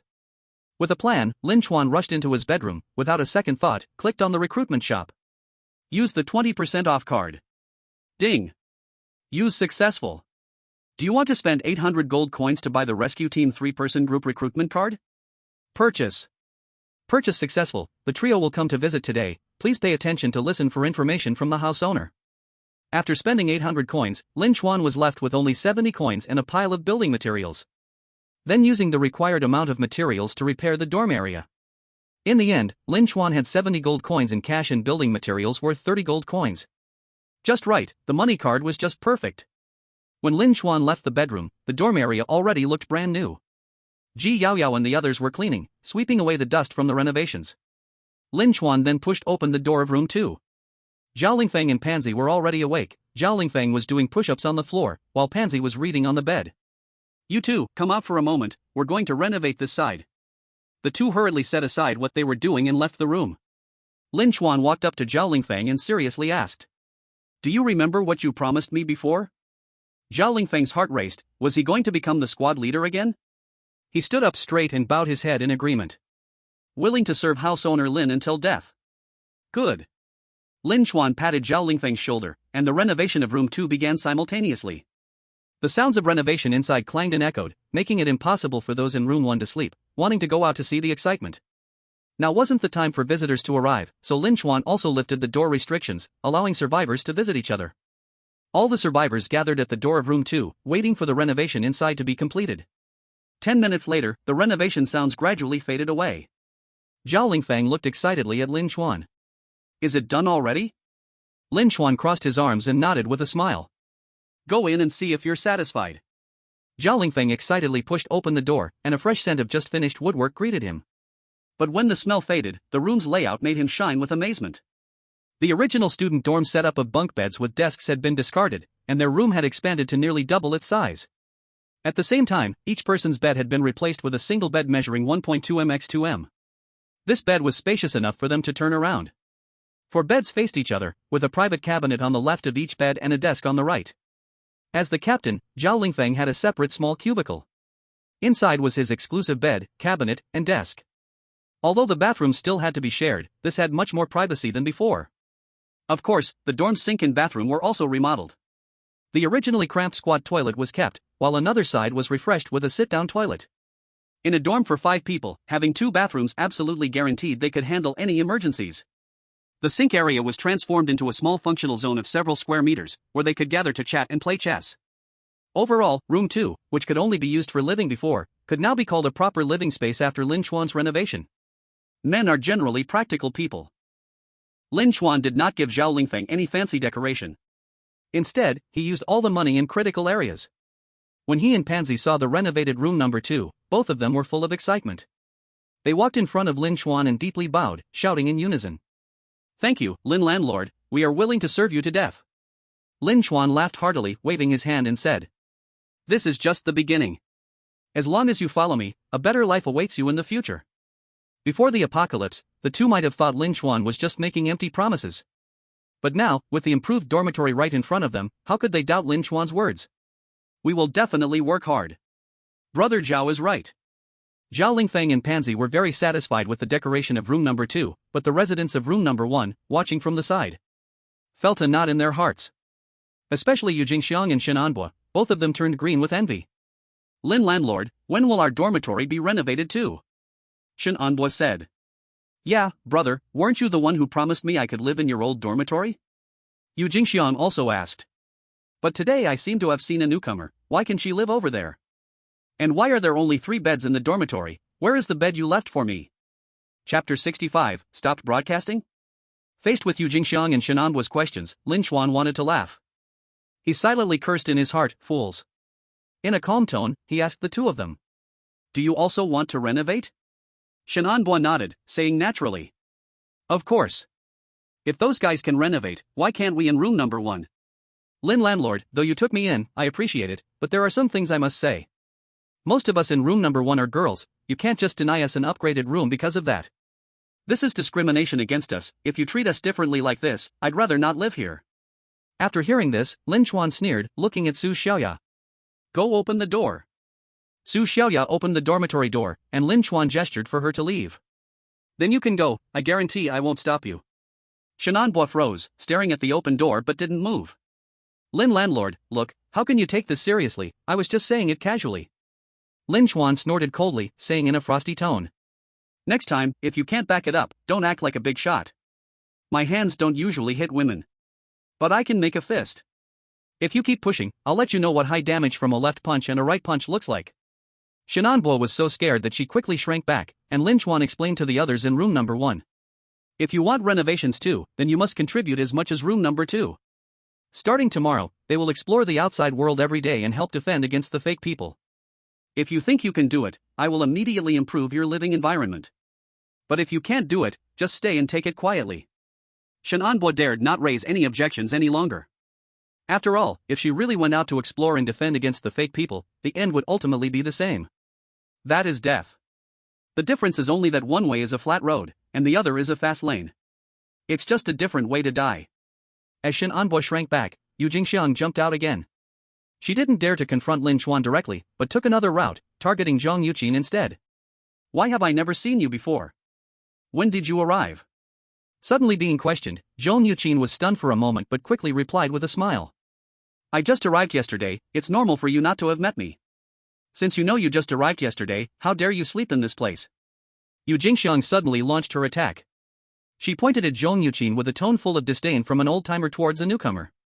Su Xiaoya wanted to help Zhang Yuqin speak. Although she didn't like either Zhang Yuqin or Yu Jingxiang, she hated the green tea Yu Jingxiang a bit more. As Su Xiaoya just opened her mouth, Lin Chuan gave her a look, and she immediately shut her mouth in silence. Facing Yu Jingxiang's questioning, Zhang Yuqin smiled with interest. Because I am useful. I can treat injuries for the master of Lin's house. So what can that little sister do? Yu Jingxiang was stunned. She didn't expect that Zhang Yuqin wasn't just a pretty face. But luckily, she also had contributions to Lin Chuan, and she proudly said, I can review the visitors at the door for my brother. Wow, so impressive. Zhang Yuqin pretended to exaggerate. But little sister is even more amazing, reviewing visitors is like this. In comparison, I just have to carefully check if everyone is sick or injured, and treat them when I find something. While little sister has to look out the observation window every day and take a closer look, such a difficult job has a lot to consider. After Zhang Yuqin said this, Lin Chuan was holding back laughter, his face turning pale.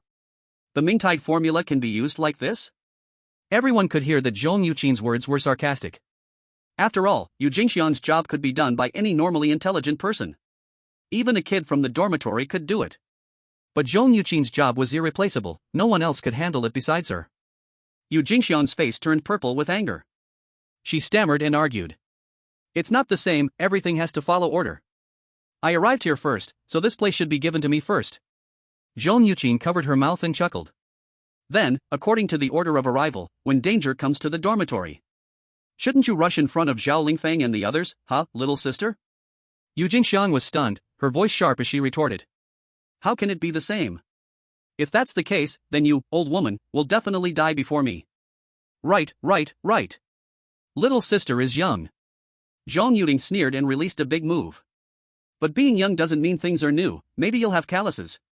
Yu Jingxiang was completely furious after having her truth exposed, cursing loudly as she lunged at Zhang Yuqin. But Zhang Yuqin just took a small step back, still smiling as she watched Yu Jingxiang being stopped by Zhao Lingfeng and others. A very coincidental thing was that Zhang Yuqin had seen Yu Jingxiang when she was interning at the hospital. As for what disease Yu Jingxiang was seeing at the time, as a doctor, Zhang Yuqin chose to keep it a secret. Lin Chuan watched Yu Jingxiang, who had gone completely mad, and yelled. Shut up. Go back to your cubicle. Yu Jingxiang looked at Lin Chuan in disbelief. Brother, why don't you just like me? Lin Chuan almost spat out yesterday's food. What on earth are you? Do I have to like you? Hurry back to your cubicle, or do you believe I will throw you out? Yu Jingxiang cried loudly after being shouted at by Lin Chuan, and the people in room 1 quickly retreated to their cubicles. As for Zhang Yuqin, currently, there were no extra beds, and no one could swap with her. So she naturally stayed in the dormitory area. Zhang Yuqin showed a faint smile, and Lin Chuan saw it but said nothing. He had felt that a woman of this age was not simple. It seemed his analysis was indeed correct. Alright, now everything is ready, everyone wait for today's broadcast. Lin Chuan took Su Xiaoya and Ji Yaoyao back to his bedroom, while others went to busy themselves with their own matters. Time unknowingly drifted to the afternoon. The sky gradually darkened, and Lin Chuan ate his lunchbox while looking out the window. Today, the impostor forces did not come, and neither did the rebels. The C-zone, after the great cleansing yesterday, had become very desolate. No one was chatting in the master group anymore, everything seemed to be heading towards annihilation. Lin Chuan sighed, sitting in front of the chair waiting for today's broadcast. But until 6 o'clock arrived. The video window has not popped out for a long time. Lin Chuan and the others were stunned, and Su Xiaoya's voice trembled as she said, The broadcast won't stop today, will it? Chapter 66, The Pseudo-Human Breaking Through with Weapons, Extra Update. The 6 o'clock broadcast every night is the hope for the survivors in Area C to continue living. Although the content started relatively objective, it became increasingly biased later on. But at least its existence can reflect that Area C has not been abandoned. Or rather, Area C still has the presence of the anti-pseudo-human forces. But now, if even the broadcast is gone, does it mean that Area C no longer has anyone directly in charge? Will all kinds of monsters and strange beings emerge, turning Area C into an arena of beasts? The absence of control means the loss of order. The situation is still worsening, but Lin Chuan has almost gotten used to it. The original channel of the radio can hear the internal communications of the anti-pseudo-human forces. Turn it on and listen. Su Xiaoya immediately turned on the radio, and two people's conversation came through right away. Is there really no broadcast today? Isn't that a bit bad, a man said. What's bad about it? Anyway, there are hardly any survivors left in Area C. The next batch of landlords won't come until 2 days later, another replied. Okay then. The first man asked again, how's the experiment going? Are they obedient? The second person sighed, don't mention it, it's been called off. The pseudo-humans have gained a new characteristic, and we are currently verifying what this characteristic is. ZZZZZZZ. Lin Chuan and the others widened their eyes. The dialogue of these two provided them with massive information. The pseudo-humans have a new characteristic, but we currently don't know how to identify it. What should we do? Su Xiaoya felt a bit anxious about the future, but Lin Chuan couldn't answer her question. There's nothing we can do, we can only wait until we have more samples. For today, we don't have to worry, as the vacancy has already been reserved for others. Su Xiaoya and Ji Yaoyao both nodded, and Lin Chuan added. Change the channel to 9527. After Su Xiaoya adjusted it, a segment of speech came through. The crimes of the anti-pseudo-human forces have added another item, all landlords and tenants who survived in Area C. Everyone must follow the steps of our resistance fighters and fight against the anti-pseudo-human forces together. This nonsense made Lin Chuan laugh out loud. Damn! They could do these things yesterday, your resistance fighters are also involved. This operation is literally using a knife to kill people. It seems the survivors will likely be absorbed by the resistance fighters. I guess when the new landlords come in 2 days, the resistance and the anti-pseudo-human forces will completely tear their faces apart. Lin Chuan shook his head, thinking of that strange communication channel. After much thought, he decided to take a listen. Switch to 8820. Huh? What channel is this? Su Xiaoya was a bit confused, but still did as told. The radio immediately emitted low whispers from countless people, and Su Xiaoya and Ji Yaoyao hurriedly covered their ears. Lin Chuan, what channel is this? It gives me goosebumps all over. Ji Yaoyao complained, and Su Xiaoya chimed in. Can I turn it off? Don't be hasty. Lin Chuan frowned and listened carefully to the whispers inside. Amidst the murmurs of countless people, he heard a clear statement. Today, someone from us will come to find you. Click. Lin Chuan turned off the radio. He didn't fully believe what he had just heard. After all, the radio isn't just directed towards him, it might just be a conversation with someone else. Alright, today's content has been fully listened to. Call Zhao Lingfeng and Pansy from room 2, let them prepare for visitors. Got it. The three of them went together to the dormitory area where Zhao Lingfeng eagerly awaited behind the door to meet his team members. Everyone waited until 11 o'clock when finally someone knocked on the door. However, the person's tone was extremely urgent. Shouting into the dorm. Is anyone inside? We three need help, there's a group of imposters chasing us. 3. Lin Chuan patted his thigh and stood up. First, check the observation window to see if it's a rescue team. If it is, let them in directly. They are 100% human. This was guaranteed to Lin Chuan when he chose to recruit by the store. Ji Yaoyao opened the observation window and looked. The people outside were all wearing protective suits. Just like Zhao Lingfeng and the others at that time, she immediately opened the door and said, "Hurry, come in." The three rushed into Lin Chuan's dorm, but just in case, the rifle tower kept aiming at the three. At the same time, Zhao Lingfeng and Pansy stood at the door on either side, ready to respond to any sudden situation. "I am the owner here, what is going on with you?" Lin Chuan took a step forward and asked one of them, who swallowed and said, "Owner, we are from the rescue team. After the rescue team disbanded, we have been wandering and surviving outside. But today we encountered an attack from imposters, and we could only seek your help. If you suspect we are imposters, you can check us right now." Lin Chuan raised an eyebrow at Zhao Lingfeng. "From now on, these three will be your people, you are responsible for checking them." Zhao Lingfeng respectfully bowed to Lin Chuan and shouted to the three. "My name is Zhao Lingfeng, I used to be the captain of the rescue team, from now on, you three will follow me. Now come with me to the isolation room and accept my check. After we finish, work well and make contributions for owner Lin." Upon hearing that there's an old captain, the three immediately shouted in unison. "Thank you, Captain Zhao. Don't thank me, thank the owner." The three hurriedly faced Lin Chuan. "Thank you, Master Owner." Lin Chuan smiled and waved his hand, showing a smile like the sun. "Alright, hurry up and go for your checks, after checking, I will treat you to a meal." The three immediately followed Zhao Lingfeng into the isolation room, and at this moment, the imposters chasing them also arrived. "Others, get ready to receive guests." After Lin Chuan finished speaking, he stood beside the door, lifting his shotgun, ready for battle. Su Xiaoya was ready at the bow tower, while Pansy held a machete close against the door. Ji Yaoyao stood beside Su Xiaoya, responsible for protecting her shooting. And the newcomer, Zhang Yuqin, held a sharpened steel rod, standing slightly further back at the door. Lin Chuan's task for her was, if any imposter tried to sneak in, she would use this long stick to poke it back out. Bang bang bang. "They're coming!" Lin Chuan shouted, and Pansy immediately opened the small door. In an instant, an imposter tried to reach in, he grabbed his knife and chopped repeatedly.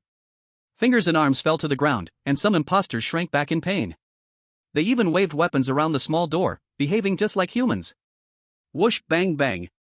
The bow tower and the rifle tower fired simultaneously, and a few of the imposters attacking the door fell down.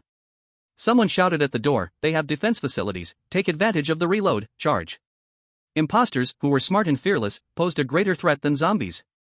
The remaining few tried to rush into the room, and Pansy's chopping alone could no longer hold them back. The only one who could step up was Zhang Yuqin.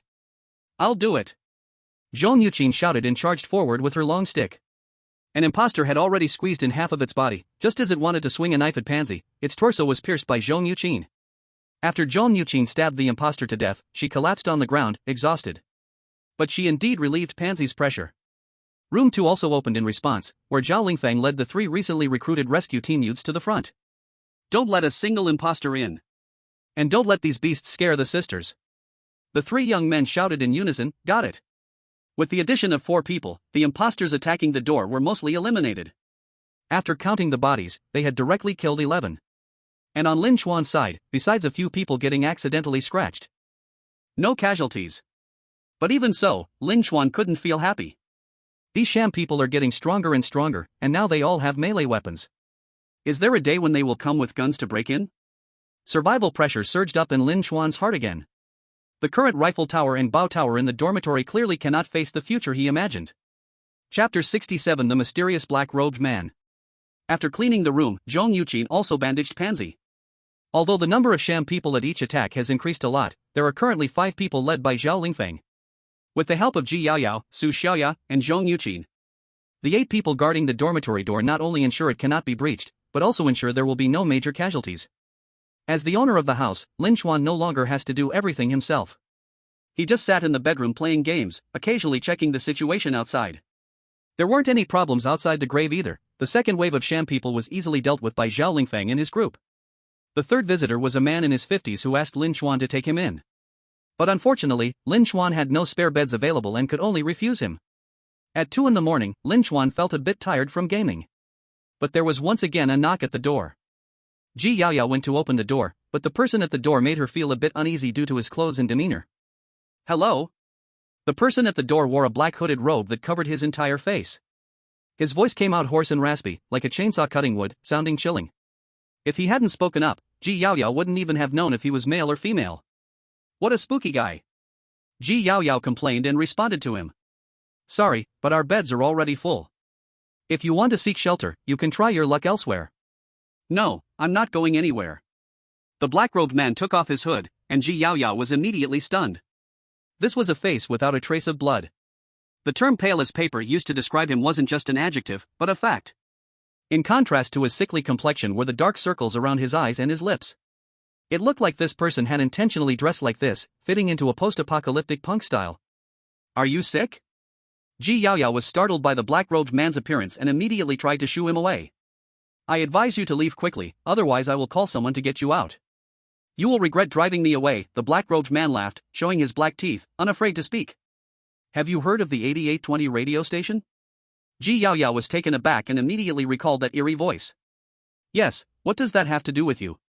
Of course it has something to do with me, little girl, because the voice on the radio has already told your master that someone will come to find him today. If you don't believe me, go ask him, and then it won't be too late to drive me away. Ji Yaoyao felt that what the black-robed man was saying made sense, so she opened Lin Chuan's bedroom door. Lin Chuan, there is a strange person outside looking for you. And he specifically wants to see you, saying he's from the 8820 radio station.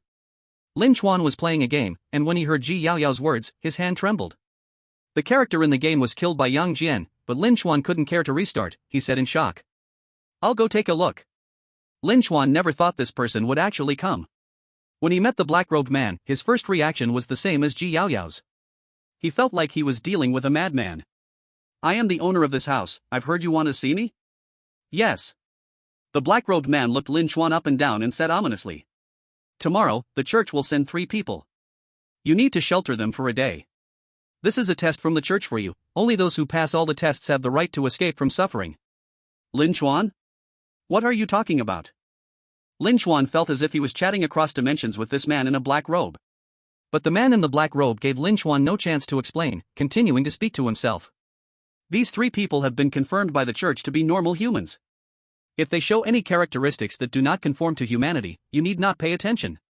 The day after tomorrow, I will take away these 3 individuals, please ensure their safety. After finishing, the black-robed man turned to leave, and Lin Chuan didn't even have time to say a word. Hey! Are you out of your mind? I haven't even agreed yet. Lin Chuan shouted at the back of the black-robed man, but he did not stop. Yet, as he walked, he spoke to Lin Chuan. The church will take note of your assistance. A batch of supplies will also arrive with the 3 people tomorrow, this is the reward from the church for you. Since there was a benefit, Lin Chuan had nothing more to say. He saw the black-robed man had already left and turned to Zhao Lingfang, asking. Old Zhao, when you were with the rescue team, did you ever encounter people like this? Zhao Lingfang also shook his head in confusion. No, this person is like a lunatic. Whenever we encountered someone like this before, we didn't even bother to take them to the shelter. Well, okay. Lin Chuan took a deep breath. Let's see what happens tomorrow. If it really is as he said. 3 real people will come, and they'll also bring a batch of supplies, then I'll take them in. But if he deceives me, he will have a good time when he comes back the day after tomorrow. After saying that, Lin Chuan returned to his bedroom. After waiting for about 3 hours, the settlement for today finally chimed. Settlement started. Host, Lin Chuan. Number of protected humans, 13. Number of pseudo-humans killed, 16. Received shelter reward, gold coins *520. Received kill reward, gold coins *160. Hearing this settlement sounded, Lin Chuan felt so happy he almost fainted. 680 gold coins in one night. Currently, the dormitory's gold coin settlement is steadily improving. As long as Lin Chuan can continue to progress at this speed, he will soon welcome new upgrades. As the host, Lin Chuan needed to think about how to improve comfort and defense levels. Currently, both levels of the dormitory are 4. Lin Chuan also opened the housing panel to check the conditions to upgrade to level 5. Comfort level 5 standard, the main house must ensure that 2 or fewer survivors reside, and the area must be no less than 50 square meters. Built-in entertainment and living areas, while also adding functional facilities such as a gym, game room, and board game room. Secondary rooms must reach comfort level 3 or above, while the main room must accommodate 4 or more people. Hiss, this comfort level 5 seems really hard to achieve. What about the defense level? Defense level 5 standard, at least 2 intermediate turrets, at least 5 primary turrets, at least 2 trap facilities. Doors must be upgraded to alloy doors, with at least 2 doors, and walls must be upgraded to steel sandwich walls. Inside the house, the number of combat personnel responsible must be at least 4. A combat area must be set behind the door, and another door must separate the living area from the combat area. What the heck, this feels even harder. The cost in gold coins for upgrading defenses is probably higher than for comfort. Currently, there is only one intermediate turret in Lin Chuan's dormitory, which is a rifle turret. And just this item alone is worth 1,000 gold coins. To raise the defense level, he must get another one, and also fulfill many other conditions. But Lin Chuan really found it hard to point out any flaws in this assessment standard. Such defenses basically cover all aspects. As the door's defenses become increasingly solid, the walls were gradually lagging behind. If the door is harder than the wall, then eventually the wall just becomes the door. This level up finally took this into account. But it also made the cost of Lin Chuan's upgrades higher. Just got a little money, but it seems like it's going to be spent again. However, before that, let's create a new room to accommodate those 3 people coming tomorrow. Chapter 68, Going Out to Explore. Currently, there are 680 gold coins in the account, enough to expand a new room. Lin Chuan is always decisive in his actions and directly begins to operate the system. Give me another 4-person room. Ding. Expansion failed. Huh? Why? A house with defense level 4 can accommodate a maximum of 16 survivors. Currently, there are 13 survivors, and it can still accommodate 3 more. Lin Chuan suddenly understood. So there's this rule. Then let's just expand to a 3-person room. Ding. Expanding. The new room is next to room number 2, still in a dormitory style. This place is mainly for the 3 people coming tomorrow, so it doesn't require too much thought. After finishing, Lin Chuan planned to wash up and sleep. He was preparing to do something big tomorrow, which is to take Zhao Lingfeng's exploration team out for a turn. The reason Lin Chuan formed them was to utilize their ability in exploration. Currently, Area C is a region that all forces are unwilling to take over. During a period of supervision vacuum, Lin Chuan certainly wouldn't miss this opportunity. However, before that, he must make sufficient preparations. On the first day of the apocalypse, Lin Chuan received a shotgun from a gift pack. As time passed, the bullets were all used up. Whenever he had some spare money, he would buy a batch of bullets. In general, the ammunition was still barely enough. But now, there's more than just one gun in the dormitory. Shotgun bullets cost 2 gold coins each, rifle bullets cost 1 gold coin each, and submachine gun bullets cost 1 gold coin for 2. Going out to explore tomorrow definitely requires guns, and with not enough bullets, it seems this money truly can't be saved. Although Lin Chuan earns a lot of gold coins every day. But as the dormitory developed, his expenses also increased. He took out 400 gold coins to buy bullets. Bought 50 rounds for the shotgun, 200 rounds for the rifle, and 200 rounds for the submachine gun. These ammunition sounds like a lot, but when something happens, shooting is like splashing water. Before the apocalypse, Lin Chuan followed a battlefield blogger. The amount of ammunition he carried to the front line was never less than 200 rounds. But even so, he often complained about insufficient ammunition. Now I finally understand why shooting is like spending money. Who can withstand such expenses? I hope the money I spent on decorating and buying bullets won't be wasted. Looking at the gold coins that hadn't even warmed up yet, they float away like water. Lin Chuan could only lay down and sleep, looking forward to tomorrow's harvest. Another day passed, and Lin Chuan habitually glanced at the clock. When the broadcast no longer appeared, he always felt an emptiness in his heart.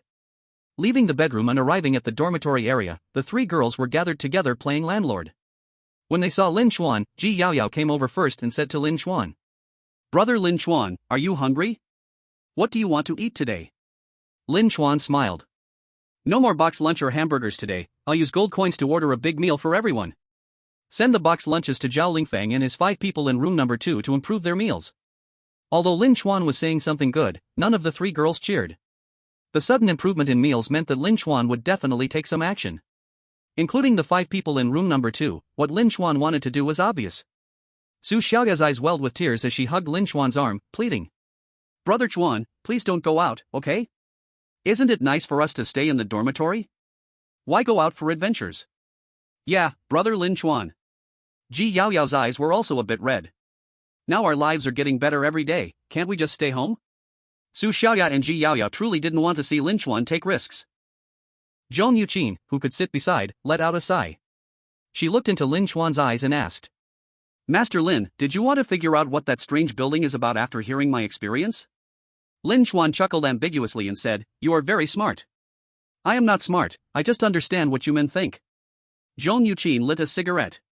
"You men always think highly of yourselves. Everyone has a determination in their heart to change the world. Whenever there is even a slight chance in reality, you are willing to try for it. You want to use this building to find a way to another area, right?" Lin Chuan felt a bit startled. Talking to a mature woman was a dangerous thing. She could always read your thoughts. If her heart was yours, she would be your greatest support. But if her heart held ill intentions, she could be the most dangerous ticking bomb. Lin Chuan didn't know which kind Zhong Yuqin truly was. But if it was the first kind, it would be a great help to him. Seeing Lin Chuan didn't respond, Zhong Yuqin knew she was right and asked him again. "So, can you tell me why? What can going to another area achieve?" Lin Chuan narrowed his eyes, smiling without speaking. He looked at Su Xiaoya and Ji Yaoyao beside him. "Are you two hungry?" The two nodded. "Then let's eat." Lin Chuan stood up, patting his butt, and exchanged all the remaining gold coins for food. Before his journey, he had eaten hot pot, and he had been craving this meal for a long time. As the hot soup bubbled and boiled, Lin Chuan picked up a piece of beef tripe and cooked it in the pot. After 8 seconds, he stuffed the beef tripe covered in spicy oil into his mouth. The numbing and spicy taste, mixed with the crispiness of the beef tripe, made Lin Chuan's appetite soar and his spirits lift. The hot pot meal lasted a full hour. When Lin Chuan put down his chopsticks, the sky outside had gradually darkened. "It's time to go," Lin Chuan murmured as he stood up. The 3 women, knowing they couldn't change his mind, could only prepare for him. "Brother Chuan, there's a bottle of energy drink stuffed on the left side of your bag, and a machete on the right. It's more convenient for you. I've packed bullets into your tactical vest. This vest has been modified to specifically hold shotgun shells." Zhong Yuqin placed a small bag in the center of the tactical vest. "Master Lin, I have prepared a simple surgical kit for you. It contains some necessary items for first aid. Only those who survive are worthy of talking about infection. Once you go out, be sure to pay attention to safety. I hope you never have to use these things." Zhong Yuqin's words didn't sound perfunctory, and Lin Chuan rarely gave her a good expression in return. "Thank you." Lin Chuan took the tactical vest, which had also been strapped onto him by Su Xiaoya. Ji Yaoyao slipped the bulletproof vest onto Lin Chuan's torso and checked the buckle. Lin Chuan put on the tactical vest, placed a small bag on his back, and said to the 3 women, "I'm leaving." Ji Yaoyao nodded. Wait for you to come back." Su Xiaoya quickly wiped away the tears at the corner of her eyes. "You must pay attention to safety, Brother Chuan." Zhong Yuqin then handed Lin Chuan a cigarette, took a puff, and placed it in Lin Chuan's mouth. No extra words, just said lightly, "Go." Lin Chuan took a puff, feeling a bit choked. But his focus and spirit were greatly lifted. "Go do what you have to do." After leaving this sentence, Lin Chuan opened the door to the outside world. In the corridor, Zhao Lingfeng and a group were already waiting at the door. When they saw Lin Chuan come out, the 5 immediately surrounded him, and Zhao Lingfeng asked, "Master, what is our mission?" Chapter 69, Ghost Wall? Endless corridor. Go to the 4th floor of that building next to the dormitory and see what is up there. After Lin Chuan finished speaking, the 5 looked calm. This reaction made Lin Chuan instantly feel that the money he spent on recruitment was not wasted.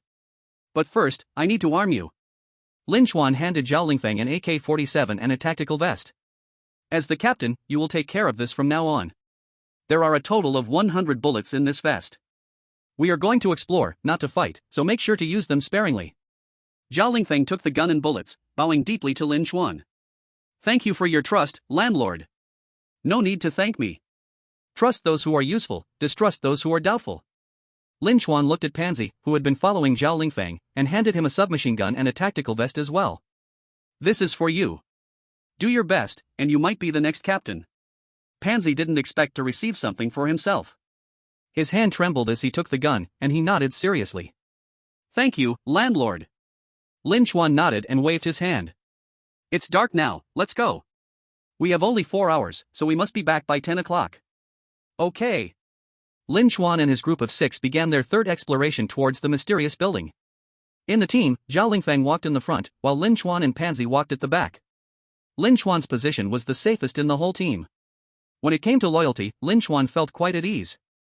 Now he only had 5 people under his command. If he couldn't manage them, he would just restart. After the depurification troops wreaked havoc, the dormitory building was a complete mess. Blood and corpses were everywhere, and the corridor was filled with a terrible stench. But with the arrival of the next group of landlords, all of these things would disappear without a trace. In this world, even death cannot leave any marks behind. The 6 of them arrived at the square, where remnants of the large cleaning from that day still remained. Lin Chuan and the others were used to it, pointing directly at their target area. After some time, they reached the ground floor of the mysterious building. Lin Chuan was quite familiar with this place, leading everyone into the building. When a team member arrived at the first floor atrium, he was stunned to see a car parked there. What the heck? How is there a car in the atrium? Seeing too much already. Zhao Lingfeng chuckled, this is our landlord's car. We might leave the safe zone later and explore the outside world. The person exclaimed in surprise and hurriedly climbed upstairs. The first and second floors of the building were completely empty. The third floor, with its backroom style of architecture, was not Lin Chuan's exploration target. Today, he mainly needed to find out what was happening on the fourth floor. When everyone reached the fourth floor, they found it to be extremely small compared to the floors below. How small, exactly? The entire floor had only one corridor, wide enough for a maximum of 2 people to walk side by side. About 50 meters away was a corner, where they couldn't see the situation beyond it, they could only notice the lights flickering. Although they had seen many strange things, the isolated and cramped space would still bring considerable pressure to the mind. Zhao Lingfeng took a few deep breaths and shouted to his teammates. Don't be afraid. For our landlord, everyone follow me forward. Although everyone had serious expressions, no one showed any signs of fear. Lin Chuan was very satisfied with their performance, and he followed closely behind with a shotgun. When all 6 people fully stepped into this corridor area. Bang! A loud noise came from behind, and when they turned to look, the stairway they had just come up had vanished without a trace. Behind them had completely turned into a wall, seamlessly closed with the surrounding walls. There was no sign of a mechanism at all. Not good. Pansy protected Lin Chuan from behind and rushed to the wall to search. A minute later, the group received an unwelcome answer. This is a solid wall, there's no hollow space behind it. We are trapped. Everyone felt a jolt in their hearts, but the order of the group remained unaffected. Lin Chuan frowned tightly. Since the way back is gone, let's go forward. Yes, master of the house. Zhao Lingfeng slightly bowed, facing forward without fear. Everyone stay close to me, Pansy, protect Master Lin. Yes. The group started moving again, but everyone's speed was slow. Each step was taken cautiously, to avoid traps and attacks. The first segment of the corridor was about 50 meters long. From the arrangement on both sides, it looked more like a corridor in someone's home. The walls were adorned with children's drawings, along with some family photos. There were not just one family in the photos, roughly, there were dozens, maybe even hundreds. But their smiles were all very sweet, appearing harmonious and joyful. We're at the corner. Zhao Lingfeng reminded the teammates behind, everyone tightened their grip on their weapons. Zhao Lingfeng raised his gun, aiming at the corner, only to find it was still a corridor. However, there were now 2 additional rooms on both sides. Lin Chuan walked to the door, lifted his hand, and waved lightly. Open it. Hey, bang! 2 team members, each wielding a fire axe, swung one door each open, like a bloodthirsty beast. With their urge to chop, the doors were forcefully broken open. Behind the door on the left side of the corridor was a bedroom, while the one on the right was a dining room. Master of the house, there are no supplies inside. This discovery left Lin Chuan a bit helpless, he could only point to the door at the end of the corridor and say, let's see what's behind that door. The 6 of them walked to the end, Zhao Lingfeng led 2 team members at the front. Lin Chuan was protected behind by Pansy. Zhao Lingfeng first turned the doorknob and suddenly said, This door can be opened. Upon opening, there was a staircase leading upward. When everyone climbed up, they found they were back in the first segment of the corridor again. Is this a wall of ghosts? Lin Chuan was a bit confused, and he continued leading the group toward the corner. As he walked, he observed the photos on the walls of the corridor. The differences in the photos made Lin Chuan realize they were not simply encountering a wall of ghosts. The joyful photos from the previous segment now appeared somewhat eerie in this one. Some photos still featured a 3-person family, but they seemed more like ID pictures taken with parents and children. Everyone's smiles looked a bit stiff and fake, as if they weren't familiar with each other. Damn, did we walk into Silent Hill PT? This place looks a bit too strange. Lin Chuan couldn't help but complain as they passed the corner and arrived at the next segment of the corridor. Once again, there was a door on each side, and once again, they forcefully chopped open the doors. This time, while the bedroom yielded nothing, the dining room did reveal something. Inside, the walls were plastered with countless candid shots of people eating. Some were just opening their mouths, while others were chewing or swallowing. The types of food varied, but Lin Chuan had no time to examine them closely. However, in his mind's eye, he could think of almost every type of food seen here. Master Lin, we found a small amount of fresh food in the dining room. Lin Chuan looked at the food Zhao Lingfeng brought over and was surprised to find it was some leftovers, not snacks or treats. This made him feel a bit astonished, but for safety's sake, Lin Chuan said, "We won't take these, open dishes might be toxic." Zhao Lingfeng nodded and continued leading the group toward the end. When everyone arrived, another door stood before them. Opening the door and climbing the stairs, another corridor with the same structure appeared before them. Wait! This photo! Lin Chuan looked at the photos on the wall, his pupils shook violently. On this first wall, filled with photos, all had turned into single portraits. Some people in the photos, Lin Chuan recognized a bit. They seemed to have appeared in the previous two segments of the corridor. But now their state is quite strange, expressions stiff and gazes vacant. Everyone is staring directly at the camera, with no sadness and no joy. Let's quicken our pace, I feel this place is getting creepier. Lin Chuan urged Zhao Lingfeng to speed up, and the six of them jogged to the corner. This time, the doors on both sides were already opened by themselves, without needing to be broken. On the left side of the dining room, there were still countless photos, but a certain amount of food was found inside. And among them were some unopened instant foods. After collecting these items, Zhao Lingfeng's shout came from the bedroom. "Master of the house, come over and take a look at these." Lin Chuan immediately ran to the bedroom, and this time, there were numerous photos on the walls of the bedroom. The backgrounds of these photos were different bedrooms, and the subjects were both male and female. But their actions were all sleeping, and the photos captured them in different sleeping positions. Lin Chuan frowned tightly, his scalp prickling, and his brain was racing. At first, the corridor was filled with various expressions, and the dining room had different people eating. The bedroom shows everyone in their sleeping states. Lin Chuan had some guesses about the purpose of this corridor in his heart but still couldn't be sure. Keep moving forward. Pushing open the door at the end, it was still a corridor. As they stepped into the section, it seemed that the surrounding photos came to life. A series of murmurs from different genders, ages, and tones came from behind the walls. It was just like that annoying voice from station 8820, which would be miserable to listen to for a day, yet equally hard not to listen to for a day. Life is dull, fake people imitate humans.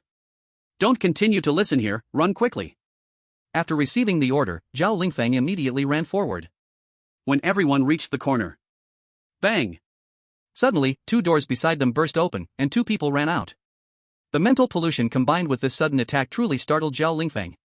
But in a moment, he regained his senses and raised his AK-47. Searching for death. Bang bang! Two shots rang out, and the two fell into a pool of blood. After a trickle of red blood flowed out, it turned into black blood. Undoubtedly, the two were fake people.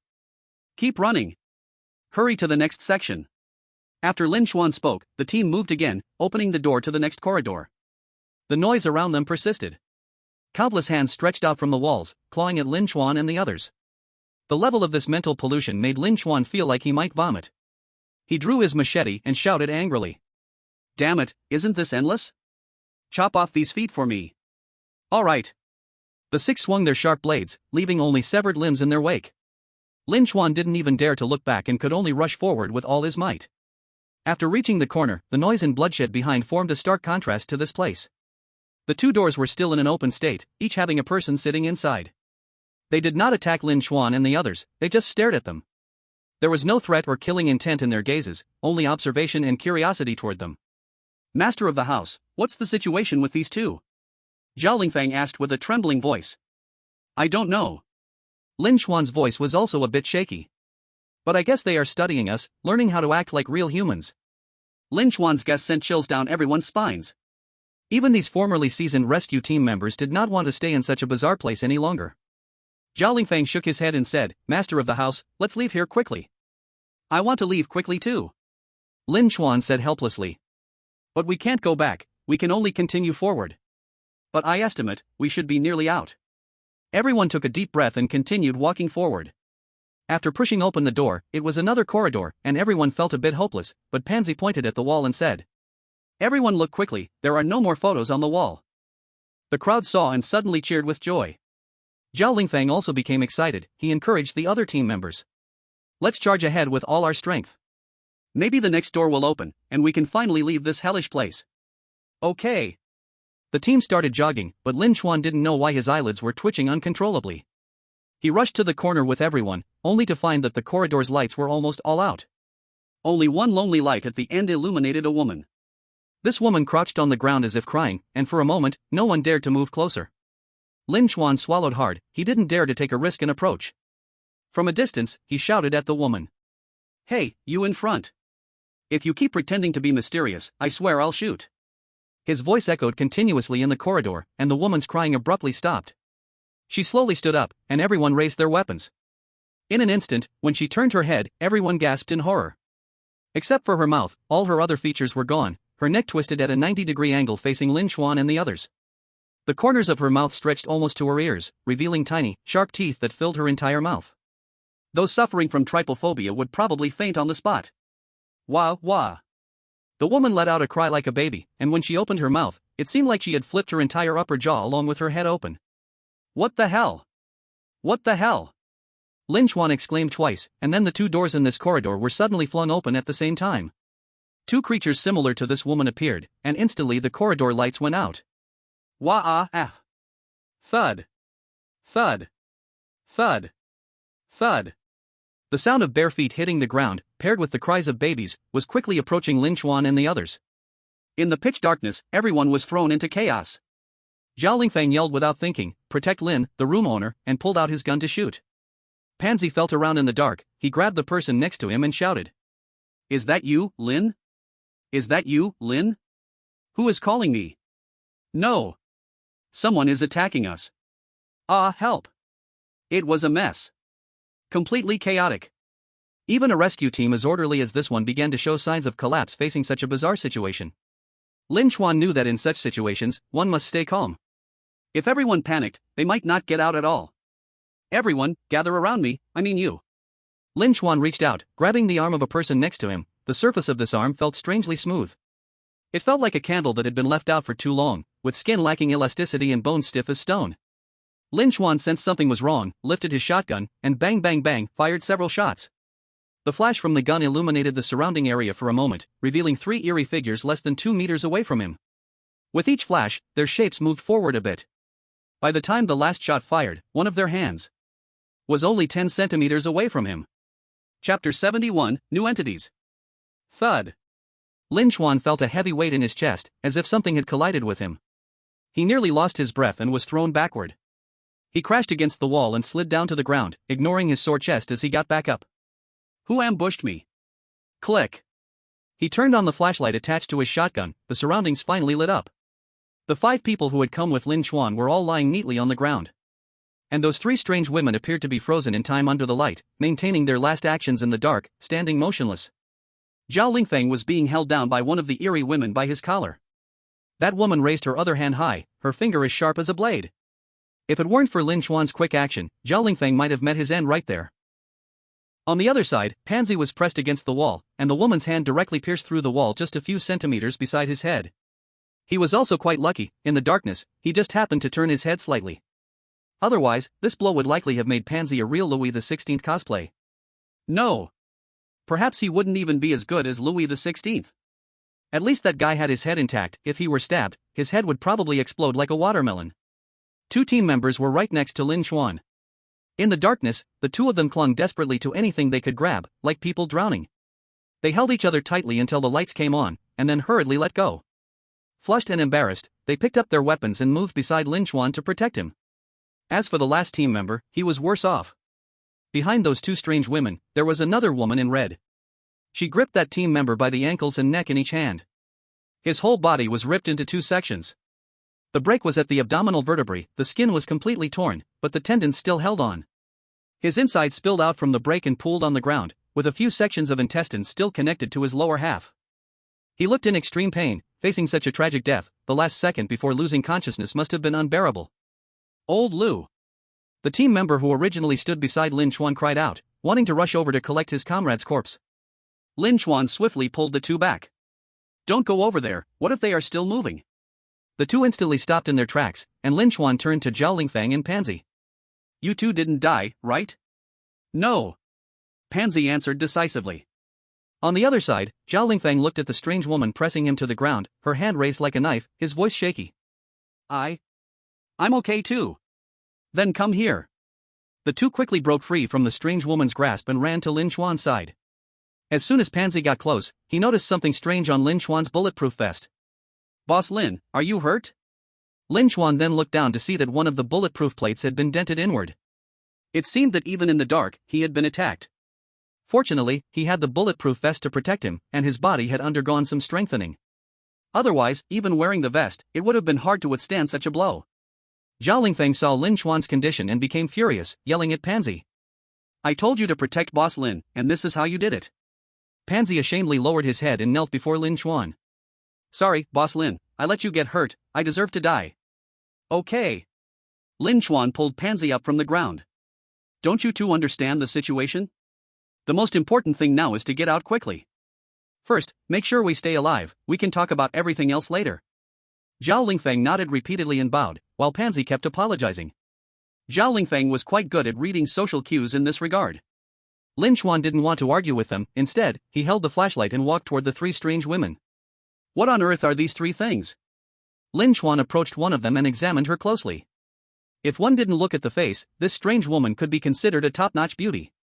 Full hips and a slim waist, long legs. Put her outside, and she'd definitely be a real stunner. But if you looked at her face, even a steel pipe would go soft in fear. Like the urban legend of the slit-mouthed woman, but somehow even more brutal, as she had no other facial features apart from her mouth. And when she opened her mouth, the densely packed teeth made one want to vomit, and it felt like your head was getting ripped off. This must be a new kind of entity, I wonder if we are the first group to discover her. We need to study her characteristics more, everyone step back. After Lin Chuan finished speaking, he shone the flashlight on the strange woman and pulled everyone back about 30 meters. I'm going to turn off the lights now, everyone get ready. Everyone swallowed a mouthful of saliva. Zhao Lingfeng muttered inwardly, why was Lin Chuan so bold? A faint button sound echoed, and the light beam disappeared. Wow, Bang bang bang bang. The sound of an attack, just like before, came again, and Lin Chuan immediately turned on the lights. Click. Hiss. Everyone gasped in unison. Lin Chuan had the lights off for less than a second.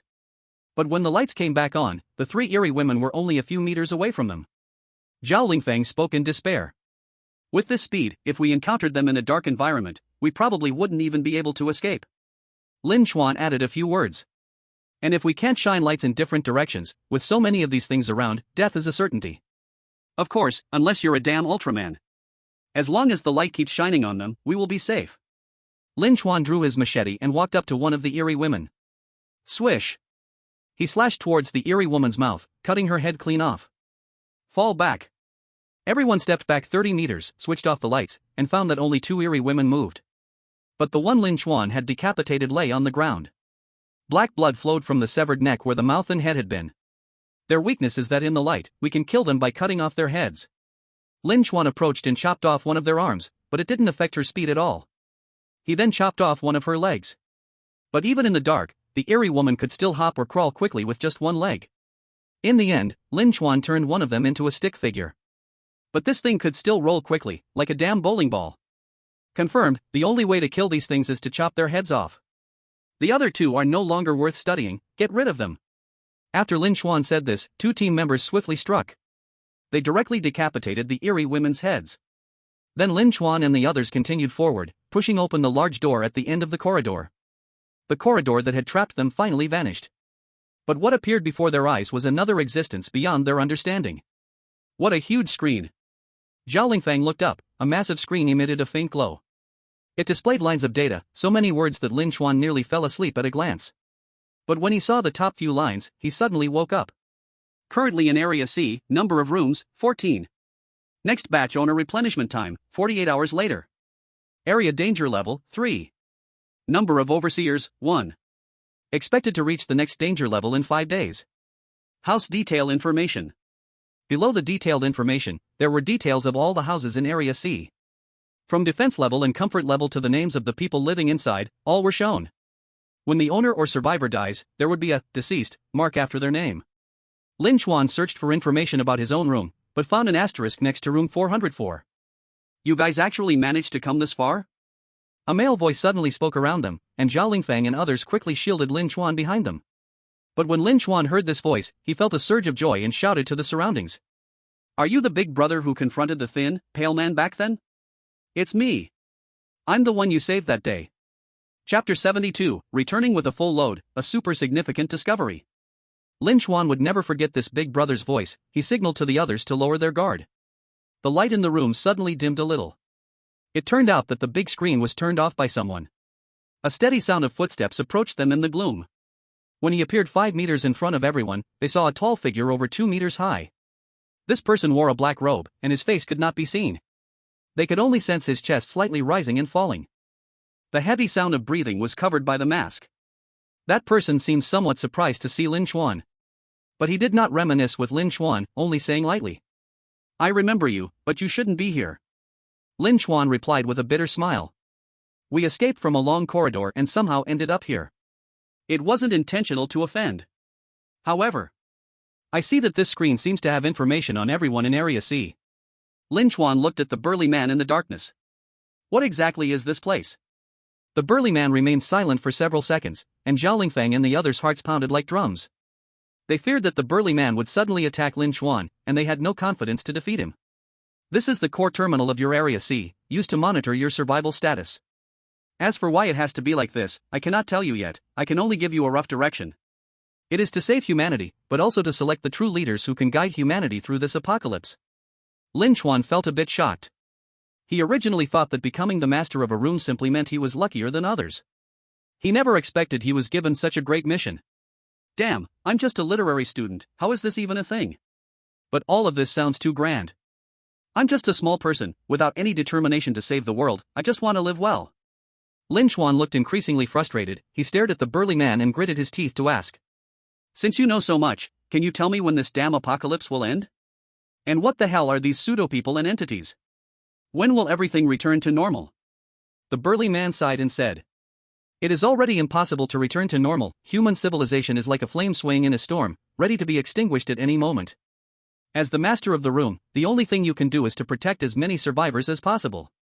The pseudo-people will be the most trouble you encounter, but they are definitely not the hardest problem to solve. Most entities also originate from the transformation of pseudo-people, but they are completely different from pseudo-people." Lin Chuan kept repeating the last sentence the burly man said in his mouth. Entities originate from pseudo-people but are completely different from them. This made Lin Chuan feel as if it were humans and monkeys. Though both can trace back to the same ancestor. Though monkeys can evolve to become human. But they ultimately are two different species, with completely different positions in the food chain. Lin Chuan became even more curious about the burly man in front of him. "What about you?" Lin Chuan squinted and asked while observing. "Are you human, or a pseudo-person, or are you one of the entities?" The burly man shook his head. "I am not any of the parties you guessed, I am merely a derivative of rules. Humans have their own survival rules, and pseudo-people have their rules too. This world operates under different rules. No matter how good your relationship is with a certain entity, it cannot escape the rules. Other things I cannot tell you, you need to explore on your own. It's almost 10 o'clock, you should be going back, let me send you off." The burly man picked up a lantern and lightly blew on it. The light of the lantern instantly illuminated the surroundings, and everyone couldn't help but close their eyes. But that light appeared for just a moment before vanishing. When Lin Chuan and the others opened their eyes again, they found themselves standing in the corridor on the 4th floor of the dormitory. Damn! We were teleported back. Zhao Lingfeng looked around and let out a strange shout, while Lin Chuan turned around with a gloomy expression. "Let's check our gains, we can't have gone out this time only to die without bringing anything back." Everyone quickly opened their backpacks to check.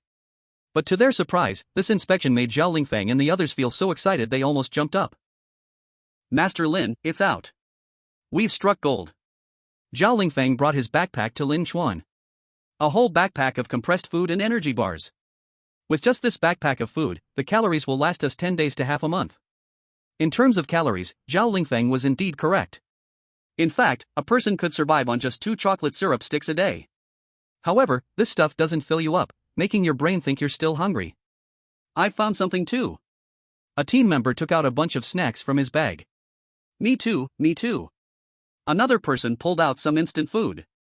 Pansy also opened his bag to show Lin Chuan. Inside was a whole bag of drink powders. "Wow, that guy is really generous, sending us so many good things." With these supplies, Lin Chuan could be considered quite lucky this time. He casually took out 2 packets of coffee from Pansy's bag, planning to make himself a cup later. Everyone immediately returned to the dormitory, preparing for visitors and fakes. When Lin Chuan returned, an eruption of cheers filled the dormitory. And when Lin Chuan dumped the gathered items onto the floor, the cheers grew even louder. All the survivors taken in by Lin Chuan were called to the dorm area to celebrate the harvest of this adventure. The mountain of food before them meant that, barring any accidents, they could survive for nearly a month. Ji Yaoyao and Su Xiaoya sang Lin Chuan's praises, and even Zhong Yuqin was generous with her compliments. Of course, amid the cheers, the expressions of Yu Jingxiang and Shen Anbo fluctuated between dark and light. They glared at Su Xiaoya and Ji Yaoyao in anger. Bo Gang stood to the side, swallowing hard, her entire focus on the food. After replenishing the food, Lin Chuan immediately decided everyone should have an extra meal. Each of Zhao Lingfang and the others received a boxed meal, and the people from room 1 also got some chocolate bars. Once the rewards were handed out, Lin Chuan returned to his bedroom. He hummed a tune while making coffee for himself, ready to conquer the game Black Myth tonight. He opened the game and took a sip of coffee. Just as Lin Chuan was about to play, his features scrunched together. Yuck, what coffee is this bad? Lin Chuan looked at the liquid in the cup, smacking his lips. After tasting it, he felt something was off. Strange, I feel like I've had this taste somewhere before. Lin Chuan looked at the trash can, where a lonely blue coffee powder packet lay. Picking it up, he saw the brand of coffee written on it. Blue He. Seeing the name, Lin Chuan suddenly became dazed and rushed to his computer to close the game. He opened the host terminal and found Li Fan. Lin Chuan 404, Li Fan, are you there? I've discovered something big. Lin Chuan sent 3 messages in one go, and Li Fan quickly replied. Li Fan 716, what is it, brother Lin? What has got you so excited? Lin Chuan 404, today I roamed the 4th floor of that strange building, guess what I found? Blue He. The horrible coffee created by students in our school's exclusive store. There was a long silence on the other end, and then the messages exploded. Li Fan 716, what? Li Fan sent what a full 20 times before stopping. His shock was evident. Li Fan 716, so, that means the underground supermarket of our school is still there. And it's very possible it's merged into that building, we just haven't discovered it yet, right? Lin Chuan's hands were trembling as he typed. Lin Chuan 404, I think so too. Li Fan 716, damn, brother, this discovery is amazing. I'd like to call you the Columbus of Zone C. When should we go check it out? As long as we find the supermarket, we'll never have to worry about food and drink again. Lin Chuan 404, there's no rush, I just went there today, and my team needs some rest. Give me 2 days to slow down, we'll meet in 3 days. In 3 days. You gather your people, I'll bring the recently recruited ones, and we'll go find the underground supermarket together. Li Fan 716, okay. It's a deal. Chapter 73, The Tenderness of Zhong Yuqin. After Lin Chuan and Li Fan confirmed some details, the two ended their chat. Today's exploration brought great benefits to Lin Chuan. Besides the food, that mysterious man at Terminal C also brought a lot of information. So there has always been a terminal monitoring us. And the danger level is currently at 3. Moreover, it will rise in 5 days. 5 days. Lin Chuan figured it out. Isn't that just the time to meet the tall, pale man again? As for the regulator inside, it should also be the pale man. Because unless one fails to meet his demands or breaks some rules, he wouldn't actively attack. Lin Chuan felt he seemed to touch upon some underlying logic of operation. In this space, everyone must follow their own rules. But who sets the rules? Is the existence of the safe zone a filtration device or humanity's last hope?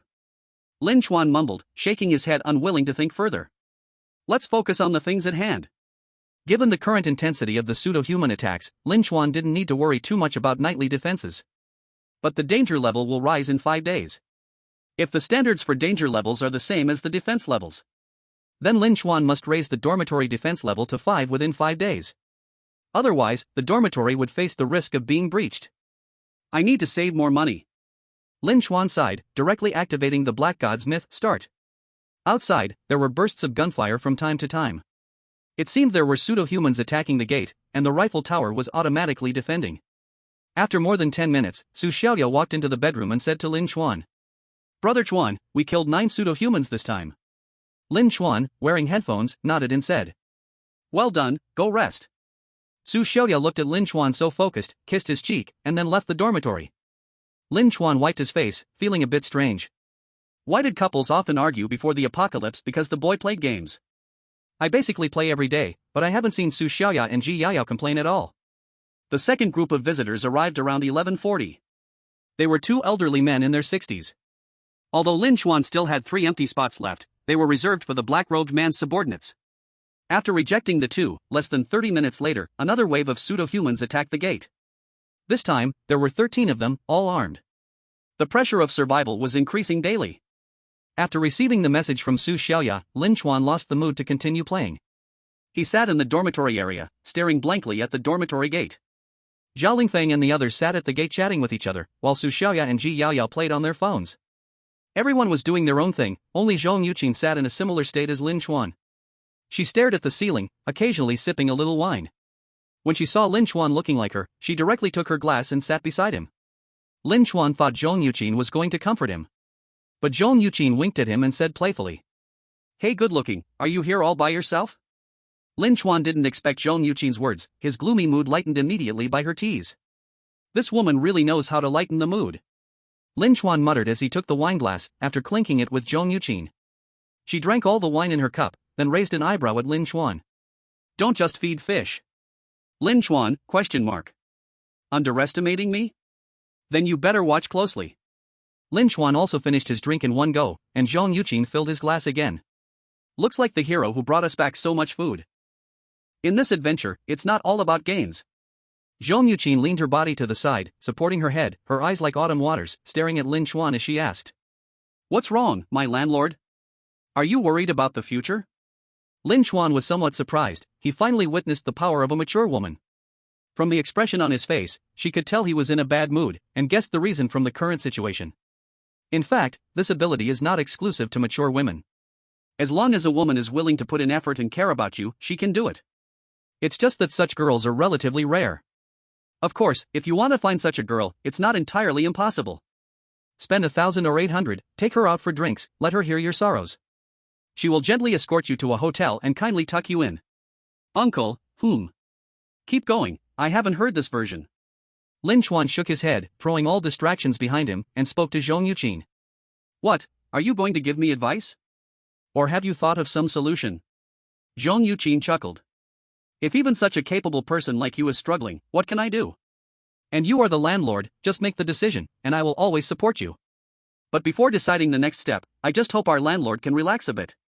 In the apocalypse, it's not just about survival, sometimes, we need to enjoy life. Don't you think?" After saying this, Zhong Yuqin clinked glasses with Lin Chuan again. The two of them downed their drinks once more. At this moment, Lin Chuan also became interested in Zhong Yuqin. He unwrapped a snack to change his taste. While eating, he said to Zhong Yuqin, "I didn't expect you to be such an optimistic person." Zhong Yuqin huffed, "Yeah, living this way isn't tiring, after all, what does thinking too much do? Who can guarantee they will live to tomorrow? In a world like this, being content and living in the moment is enough." Lin Chuan fell silent. He took Zhong Yuqin's advice to heart. You're right, rather than thinking about this and that, it's better to live in the present. Lin Chuan finished his last drink, and he heard Su Xiaoya calling from the door. Brother Chuan, 3 people in black robes with white faces are outside seeking our protection. Su Xiaoya called while running, until she reached Lin Chuan. She glanced at Lin Chuan and Zhong Yuqin, then at the alcohol on the table. Su Xiaoya first glared at Zhong Yuqin with a somewhat displeased tone, saying, "Brother Chuan, have you been drinking?" Just a little." Lin Chuan stood up, tugged at his pants, and walked toward his bedroom. "I'm tired, I'm going to sleep." But before entering, he gave a final order to Su Xiaoya. "Let those 3 in, don't entertain any more visitors." Bang. Lin Chuan closed the door, while Su Xiaoya stared blankly at the door, mumbling, Okay. She sighed, and looking down at Zhong Yuqin, her anger flared. What kind of potion did this old woman feed Brother Chuan? Why does he seem so tired? Hey, who told you to give Brother Chuan alcohol? Don't you know drinking is bad for health and can easily lead to problems? Zhong Yuqin lit a cigarette and patiently explained to Su Xiaoya. It is indeed harmful to health, but drinking occasionally is fine, think of it as relaxation. Zhong Yuqin's explanation clearly didn't extinguish Su Xiaoya's anger. Su Xiaoya continued to complain, occasionally is still not okay, Brother Chuan is the landlord, what if he has matters to decide? Zhong Yuqin wanted to say something, but ultimately sighed and mumbled. Those who advise you not to drink care about you, but those who drink with you understand you. Watching Su Xiaoya storm towards the door, Zhong Yuqin extinguished her cigarette and followed. Lin Chuan rested, someone had to stand guard for him. Chapter 74, Choosing an Upgrade Direction. Drinking does indeed help with sleep. Although Lin Chuan only had 3 drinks, the alcohol didn't get him drunk, it made him feel heavy. He went straight to bed and fell asleep. This sleep lasted directly until the afternoon before he woke up. After waking up, Lin Chuan felt much better. The tense emotions and weary body from yesterday had recovered. He washed up a bit, ate a meal, and checked the gains from yesterday. Currently, Lin Chuan's dormitory had taken in 15 survivors. Last night, they made a total of 600 gold coins. In addition, yesterday he killed 22 fake people. The total loot from last night was 820 gold coins and 4 kill packages. The boxes dropped by the ordinary fake people basically have nothing good in them. Let's open them and see. Lin Chuan pulled directly for a 4-time draw. The items dropped were indeed as he expected. 100 packaged meals, and a pile of building materials. Not even a store discount card. It seems this time, the upgrade must rely on real gold and silver. Although he felt a bit regretful since buying things is crucial. As long as it's expensive, it's a blood loss. But Lin Chuan didn't dare to become a waiting party. This is the apocalypse, don't wait yourself to death. 820 gold coins, plus the building materials from the boxes, can almost provide for 1,000 gold coins of expenditure. This amount of money is still considerable and I need to discuss with someone first. Lin Chuan went to the dormitory area. Ji Yao Yao and the other 3 were already awake. Upon seeing Lin Chuan, they greeted him immediately, and Lin Chuan nodded before addressing everyone. Everyone tidy up a bit, then call Zhao Lingfang, let's go to the cafeteria for a meeting. This was Lin Chuan's first formal meeting. Once everyone was in place, their expressions were very serious. Lin Chuan scanned the crowd, feeling puzzled as he said. Why does everyone look so serious? Is something happening? Everyone? Didn't you call us for a meeting? Could it be you just want to take a dump? Su Xiaoya's lips twitched as she was the first to ask. Chuan Gu, you just woke up and gathered us. Aren't you going to discuss something important? Yes. Lin Chuan nodded affirmatively, but you all don't need to be so nervous. Currently, you should have also sensed that the attacks from the fake people are becoming increasingly fierce. So I have decided to enhance our defensive capabilities, but now there are 3 specific directions. Lin Chuan grabbed Su Xiaoya's tablet and started writing a draft on it. The first aspect is passive defense, simply put, it's about stacking armor. We can upgrade the gate and walls first, making our rooms sturdier passively. The second aspect is active defense, which means adding more rifle turrets and the like. The third aspect is a bit special, it is to expand the combat area, designating a specific area for combat within our room. Upon hearing this, everyone began to discuss. Ji Yao Yao scratched her head, puffing out her cheeks adorably, and asked Lin Chuan. Lin Chuan Gu, what does dividing the area mean? I don't quite understand. Simple. Lin Chuan snapped his fingers, you see our current entrance. Everyone looked in the direction Lin Chuan was pointing. We usually hide behind the door to defend against the fake people, but this just happens to be the living area of the dormitory. Surrounding the sinks, pots, plates, and various odds and ends could potentially hinder us during battle. At the same time, if fake people break through the door, they can directly invade our living quarters. Everyone nodded in agreement, expressing understanding. Lin Chuan continued. Setting up a combat area can separate the living area and the combat area. Even if the fake people break through one door, we can still engage in a struggle with them. Relying on traps and turrets within the combat area, we can repel their attacks without letting them invade the interior. That's the purpose of setting up a combat area. After Lin Chuan finished explaining, everyone became enlightened. Currently, we can only choose one to upgrade, so I came to discuss it with you. If you have any thoughts, feel free to speak, we need to make sure every coin is well spent. After Lin Chuan finished speaking, everyone immediately began to discuss. Su Xiaoya and Ji Yao Yao chatted for a while and reached a consensus. Then, Ji Yao Yao raised her hand in front of everyone and called out to Lin Chuan. Brother Lin Chuan, I think we don't need to complicate things, we can just upgrade the walls and the gate. Zhao Lingfang immediately refuted after hearing this. I don't think that's right, even the strongest fortress can be breached one day. Attack is the best defense, if our firepower is strong enough. Even with the gate open, those imposters can't rush in. Su Xiaoya put her hands on her hips and pouted. What you said is totally unrealistic, we don't have that much money to buy artillery. Zhao Lingfang was not going to back down either. I just meant that, I didn't say we should really buy so much artillery. Zhao Lingfang's ideas were completely opposite to those of Su Xiaoya and Ji Yao Yao. Caught between the two sides, Zhong Yuqin wiped the spit off her face. I think the last option is the best, what are you all discussing? Su Xiaoya and Zhao Lingfang were taken aback when they heard Zhong Yuqin's words. The two sides simultaneously turned their fire on Zhong Yuqin. Su Xiaoya was the first to attack. What's good about the last option? It's just adding another gate, with this money, we might as well renovate the walls. Zhao Lingfang added. Aside from that, creating a new space is useless, if the firepower is strong, those imposters can't even get close to the gate. The two criticized the last option as completely useless. Lin Chuan frowned, and Zhong Yuqin immediately understood when she saw this. Got it. Zhong Yuqin slammed the table and stood up, speaking very firmly. Renovating the walls and upgrading the gate is the wrong direction. If the shell is breached, the impostors can directly invade our living area. Even if we manage to repel them, we will have to spend a lot of gold for repairs later, isn't that money? Seeing that she was refuted, Su Xiaoya shouted back at Zhong Yuqin. Then wouldn't it be fine if we aren't breached? Is that possible, Sister Xiaoya?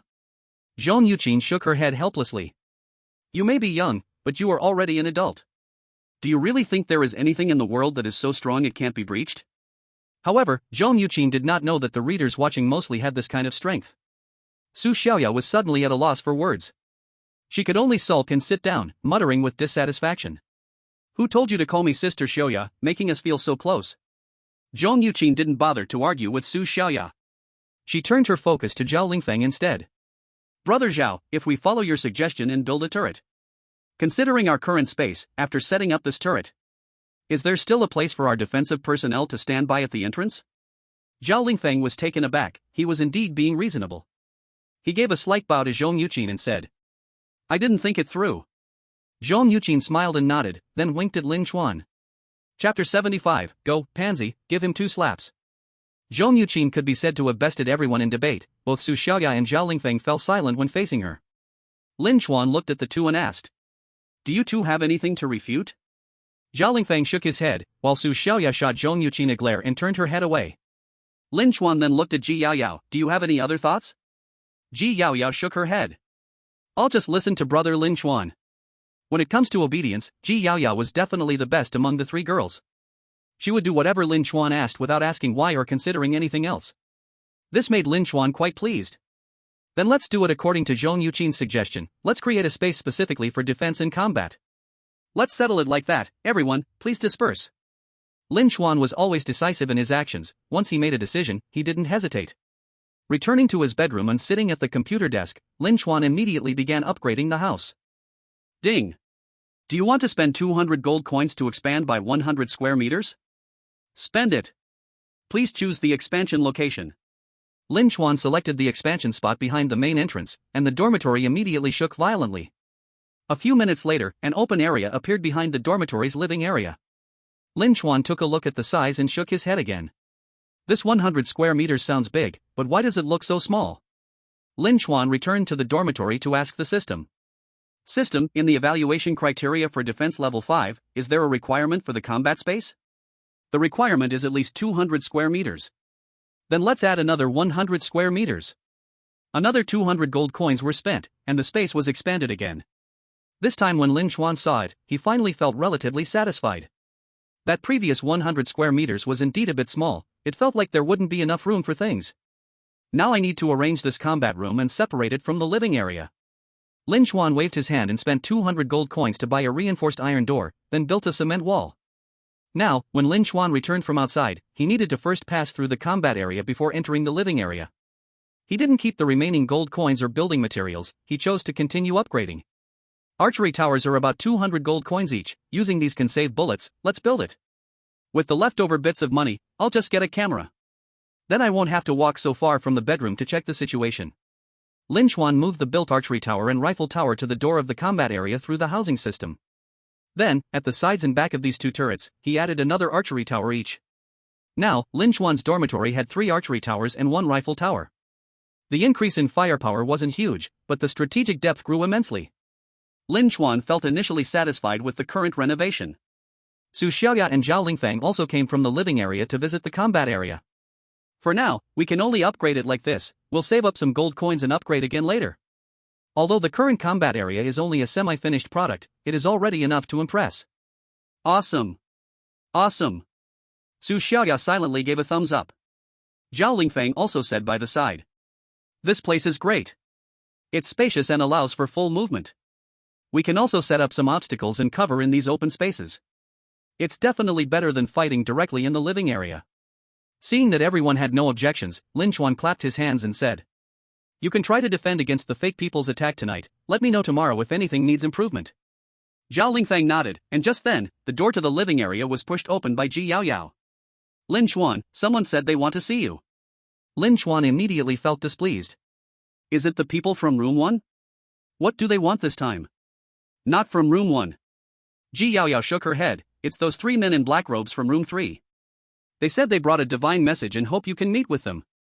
So mysterious. Lin Chuan's eyes widened. Let's go take a look at what's going on. As soon as Lin Chuan stepped forward, Zhao Lingfeng grabbed his arm and asked, Master of the room, do you want to bring some people with you? Lin Chuan thought for a moment and beckoned to Pansy. Go get ready, bring some guns, be alert, and don't lose face.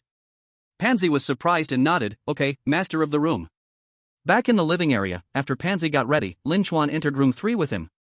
As soon as he pushed the door open, a series of chanting sounds filled the room. The 3 men were kneeling and chanting some scriptures in front of an oddly shaped sculpture. When they saw Lin Chuan enter, they stopped chanting immediately.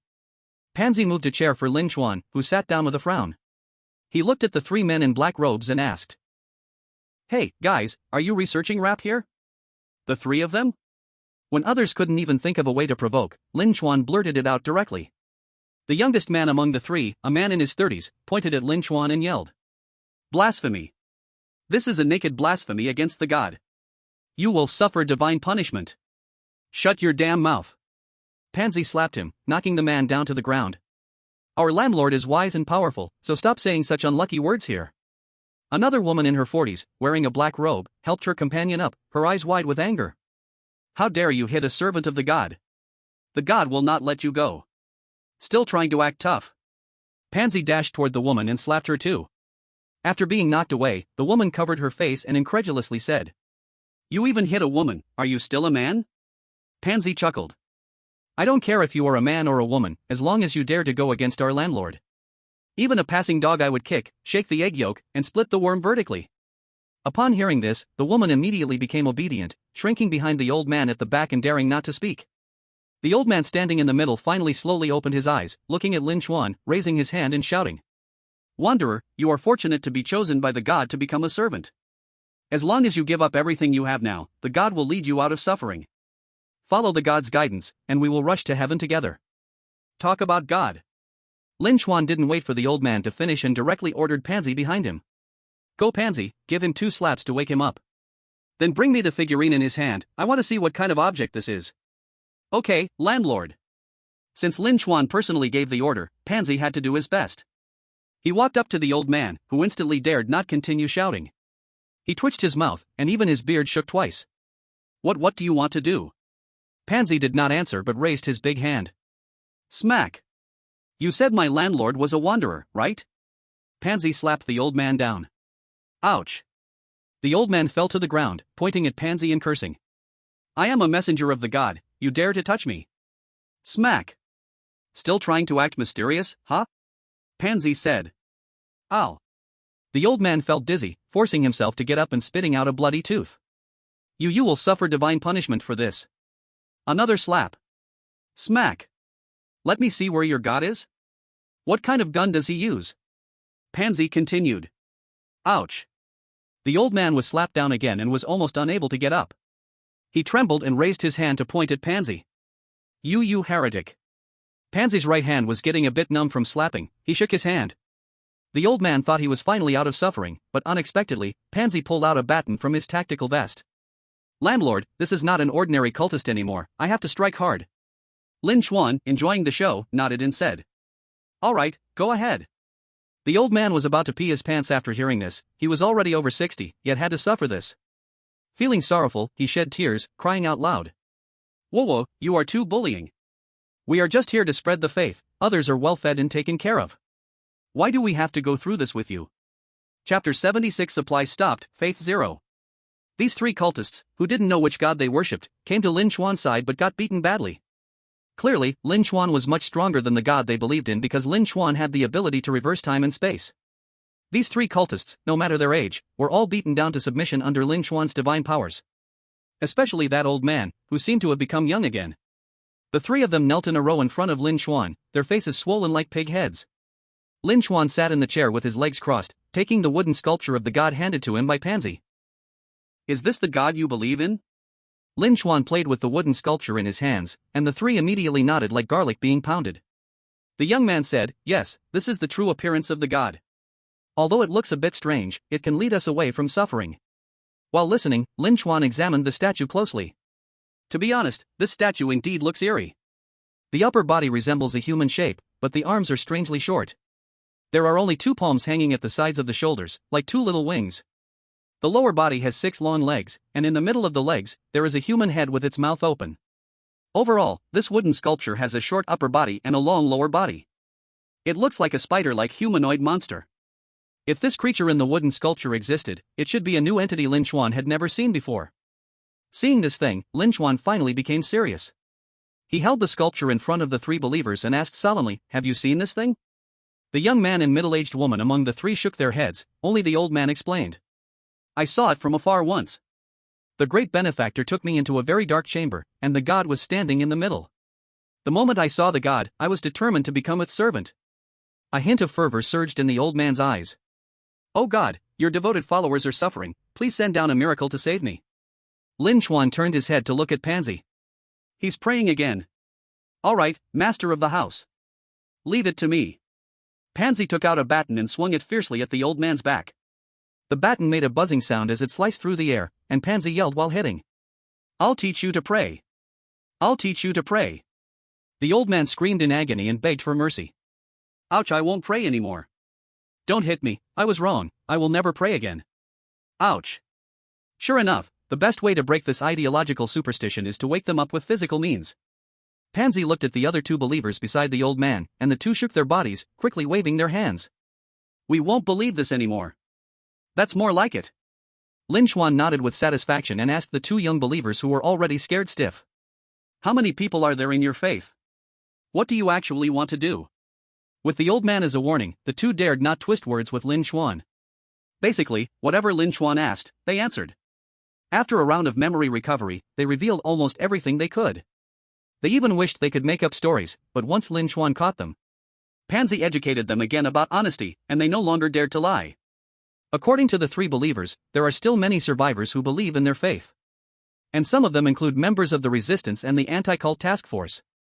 These believers think that the god they worship can help them escape suffering. They believe this apocalyptic world is fake, and only through the guidance of the god can they reach the real world. Lin Chuan even found a piece of paper on the old man. It had a message written on it. No matter where you are now, no matter what you are doing, if you read or see this message, it means you still have hope. The world you live in is fake, and the god is trying to awaken you. We don't know where this message will appear in your dreams. But we hope that after you see this, please follow the god's guidance in your dreams. It will awaken you, allowing you to escape this false and despairing world.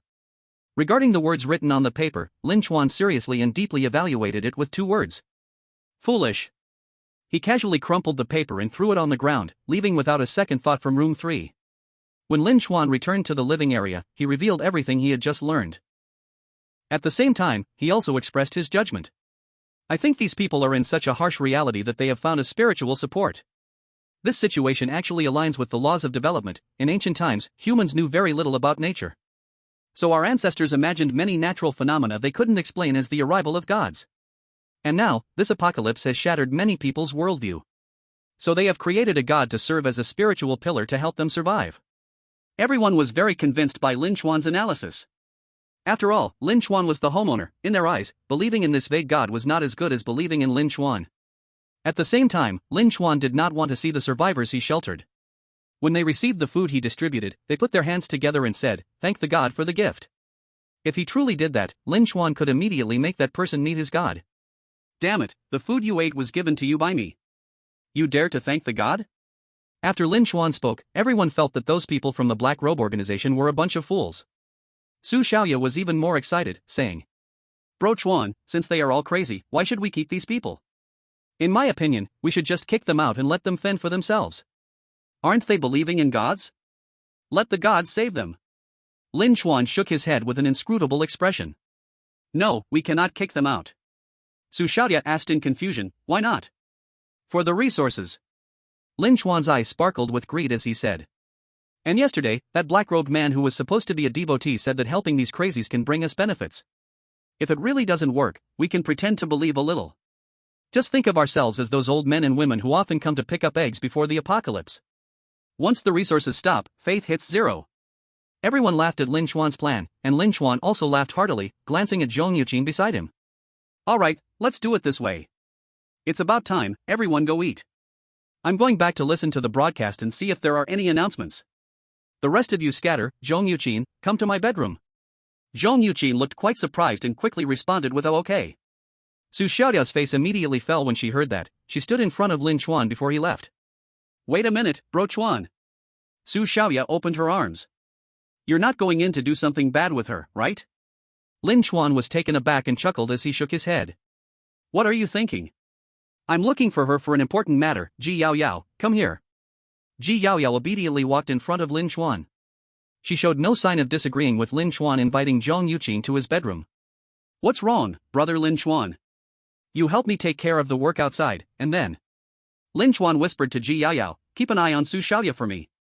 Before we finish talking, make sure she behaves. Chapter 77, The Master of Ignorance.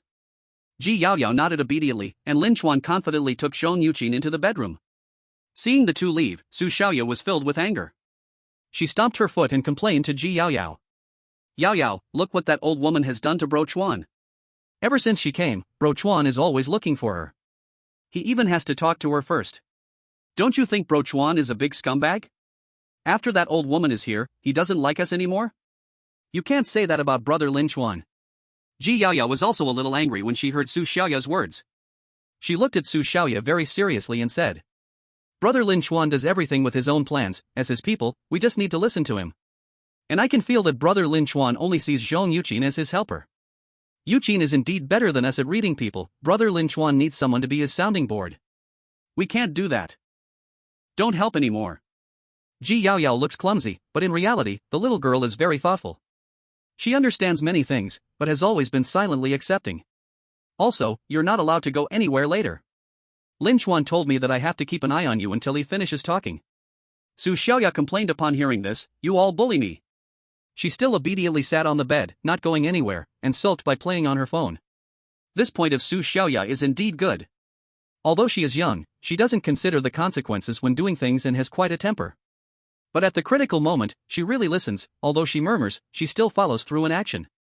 Zhong Yuqin followed Lin Chuan, and when the door closed, she began to size up the interior of the bedroom. This is also her first time entering Lin Chuan's bedroom. Previously, only Ji Yao Yao and Su Xiaoya had this honor. Now that she finally qualifies to come in, Zhong Yuqin is quite happy about it. Your room is very tidy, and it smells nice inside, a scent of laundry detergent. It's just. Zhong Yuqin looked at the paper on Lin Chuan's bedside, and Lin Chuan immediately shut the door. I have rhinitis, this is me blowing my nose.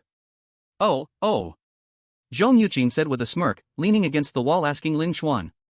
Did the landlord Lin invite me over for something? Could it be that you crave my presence? It wouldn't be impossible to be with the landlord Lin, after all, he really likes you. Lin Chuan waved his hand. Stop with that nonsense, you should know why I brought you here. I ask you, do you believe there are gods in this world? Zhong Yuqin opened her mouth, hesitated for a few seconds, and replied. I don't believe. You don't believe, but I do. Lin Chuan's tone suddenly rose. Look at the environment we live in now. After the apocalypse, there are both fake people and entities. If these things have happened, then if a god or a being with powers similar to a god were to appear, I don't think it would be strange at all. Zhong Yuqin tilted her head and asked. Then what did you mean by what you said outside just now? Lin Chuan sighed helplessly and said. Isn't it to ensure that the people being contained don't get tempted by these things? If this kind of thought spreads in the dormitory, we might as well have reached our end. Who would still be interested in living on if they could follow a god? So even if there is a possibility that gods or false gods exist, we cannot believe it. Zhong Yuqin nodded in agreement and then asked Lin Chuan. So why did the landlord Lin call me in here? Lin Chuan glanced at Zhong Yuqin with a slightly displeased tone. I find you really good at playing dumb, neither of us is foolish, do we need to spell everything out? Zhong Yuqin fell silent for a few seconds, then nodded and said. Don't worry, landlord Lin, I will become the most steadfast atheist in the dormitory. Lin Chuan let out a sigh of relief. Zhong Yuqin's answer proved she understood his words. You're great, ever since you came, I felt much lighter. Zhong Yuqin smiled and said, I'm very happy to be able to help you. Humph. Lin Chuan hummed twice, no need for pleasantries, just tell me what you want. Once I have gold coins, I will give them to you first. Zhong Yuqin waved her hand, no need. Just being able to stay with you again makes me very satisfied. Plus, the meals you give me every day count as my payment. Lin Chuan's eyes widened. Are you sure you don't want anything? Definitely don't want. Zhong Yuqi nodded and insisted. Then let's leave it at that. You go eat, and I'll listen to the broadcast. Zhong Yuqi prepared to turn around and leave, but as her hand rested on the doorknob, Lin Chuan called her back. Wait, tell Ji Yaoyao about the task I assigned you. Zhong Yuqi thought for a moment and asked, what about Su Xiaoya? You can't tell her. Lin Chuan shook his head. This little girl has a pure heart, and she can't hide anything in her belly. Just like Ji Yaoyao said, she is sensible and very understanding, and she can help you out. Zhong Yuqi slightly bowed. Okay. Lin Chuan waved his hand, too lazy to speak, and after Zhong Yuqi closed the door, she left the bedroom. Lin Chuan leaned back in his chair, narrowing his eyes at the door, mumbling to himself. Hiss, this person is so good everywhere, feels very useful. But they don't want any benefits for helping me. Do they have other motives, or are they truly sincere? Seems like I need to observe for a while longer. Zhong Yuqi is not a fool, but Lin Chuan is even smarter. He has made it this far because of bravery, not recklessness. He came back to his senses, stopped looking at the door, and turned on the radio to listen to the channel. Chapter 78, What's wrong with these three people? From 6 o'clock to 6:10, Lin Chuan sat at the computer desk, hoping to spot that familiar video window. But unfortunately, the remaining homeowners in Area C felt abandoned by the world. What could they do? Only heaven knows. I guess we have to wait for the next batch of homeowners to come in before the anti-purge troops make any moves. Until then, I can only listen to the radio. Lin Chuan tuned the radio to 95.27, it was still the same old clichés. I guess the rebels are also waiting for new homeowners in Area C. Although they fight tooth and nail with the anti-purge troops, they are actually all in the same boat. They're all pests, I bet they will cause trouble in the next 2 days. When he switched the broadcast to 8820, the noise coming from it made Lin Chuan unable to hold back. This is really heavyweight. Others only go left or right, you're directly taking giant steps backward. Lin Chuan was about to turn off the radio, but he heard some other sounds from channel 8820. The light of the divine will soon shine upon you, evolving this filthy land. Get lost. Lin Chuan immediately turned off the radio. Isn't it chaotic enough? When those two sides start fighting, you'll have to get involved. Lin Chuan was speechless. His current situation is just like this book, at the end of the line. Sigh. A grain of sand in history, when it falls on an ordinary person, it's like a mountain. After reading a bit and watching a cached movie, it was almost 10 o'clock.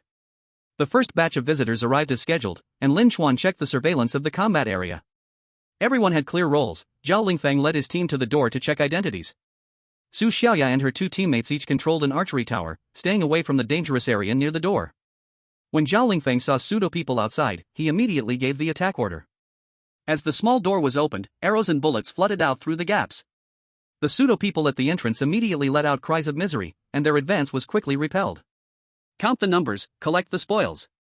After Zhao Lingfeng shouted this, he took his team down the corridor and brought back a sack of cold weapons. Lin Chuan in the bedroom was very satisfied. Seeing this scene proved that his gold coins were well spent. Lin Chuan turned off the surveillance, and soon Su Xiaoya came to report. Brother Chuan, the first wave had pseudo people, and we killed a total of 7. Got it. Lin Chuan replied and felt relieved to go play games. Until 1 o'clock, 3 more waves of visitors came outside. 2 waves hoped to be taken in, but Lin Chuan's side was already full. So Zhao Lingfeng didn't even check, he directly let those people leave. The other was a pseudo-people assault. This time, pseudo-people were wielding big hammers.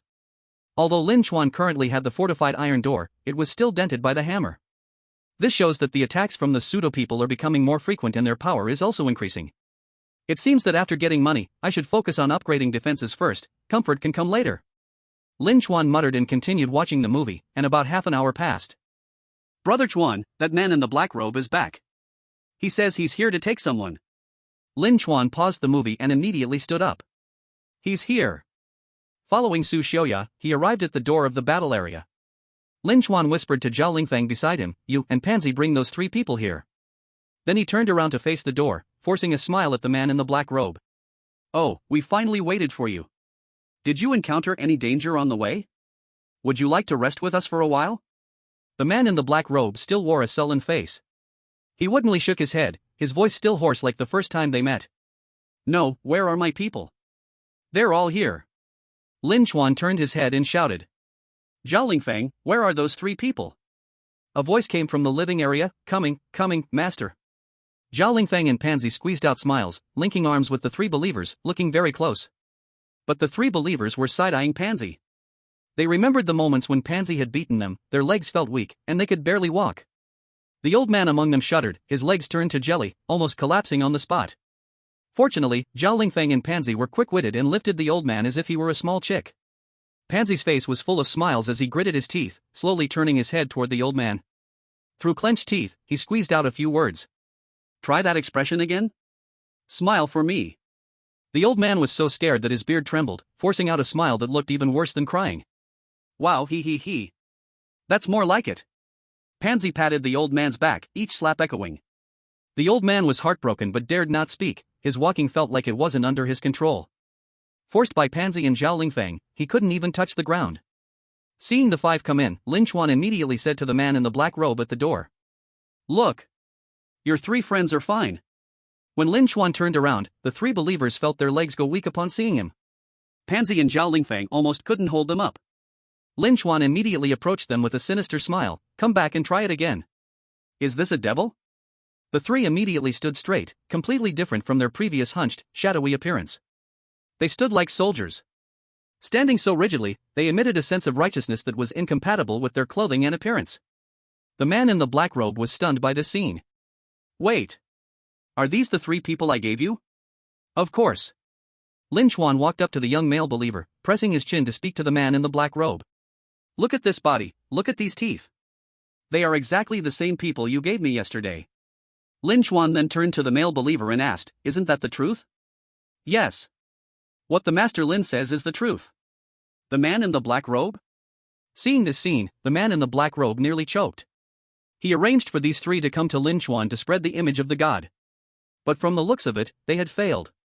What's worse, they were tamed by Lin Chuan like this. Brother. Lin Chuan interrupted the black-robed man's thoughts, rubbing his hands together. Did you promise me before that after I took them in for a night, you would give me a batch of supplies? Could I take a look at those supplies first? Fearing the man in the black robe would refuse, Lin Chuan quickly added. It's not that I don't trust you, I just worry that there might be things we can't use. It's impossible that we can't use them. As long as the man in the black robe dares to give, Lin Chuan can find ways to use even a fairy stick. Maybe it could be used to torture a female impostor. Although the black-robed man had a layer of white paint on his face, Lin Chuan always felt he had a dark complexion. I brought the supplies, here's a box of food. The black-robed man placed the box at the doorway. Zhao Lingfeng's other two team members immediately rushed in. Lin Chuan took a quick glance inside, and there was indeed nothing wrong. The packaging was intact and had not been opened, ruling out the possibility of poisoning. Thank you, big brother. Don't thank me, the man in the black robe shouted harshly. If you want to thank someone, thank the deity. Only she can lead us out of this hypocritical darkness and back to a true happy life. Right. Praise the deity. Lin Chuan pretended to be pious and stretched out his hands to the sky. After putting on the act, he raised his chin toward Zhao Lingfeng and Pansy. You two can hand over the people. The door opened, and three followers were pushed outside. They looked like sheep escaping from hell, immediately shrinking behind the man in the black robe upon seeing him. One of the female followers even broke down in tears. You three shameful things, I'll settle the score with you when I get back. The man in the black robe looked back at Lin Chuan. Master Lin, I have something else to discuss with you. I will bring another person over tomorrow, and I'll pick her up in 3 days. At that time, I will come back with even richer gifts to thank you. Lin Chuan's mouth curved into a smile. I look forward to your gifts. Chapter 79, Sealing Wave Gang. After the man in the black robe finished speaking, he left. Lin Chuan looked at the box of food at his feet and felt overjoyed. You'd be a fool not to take a good deal.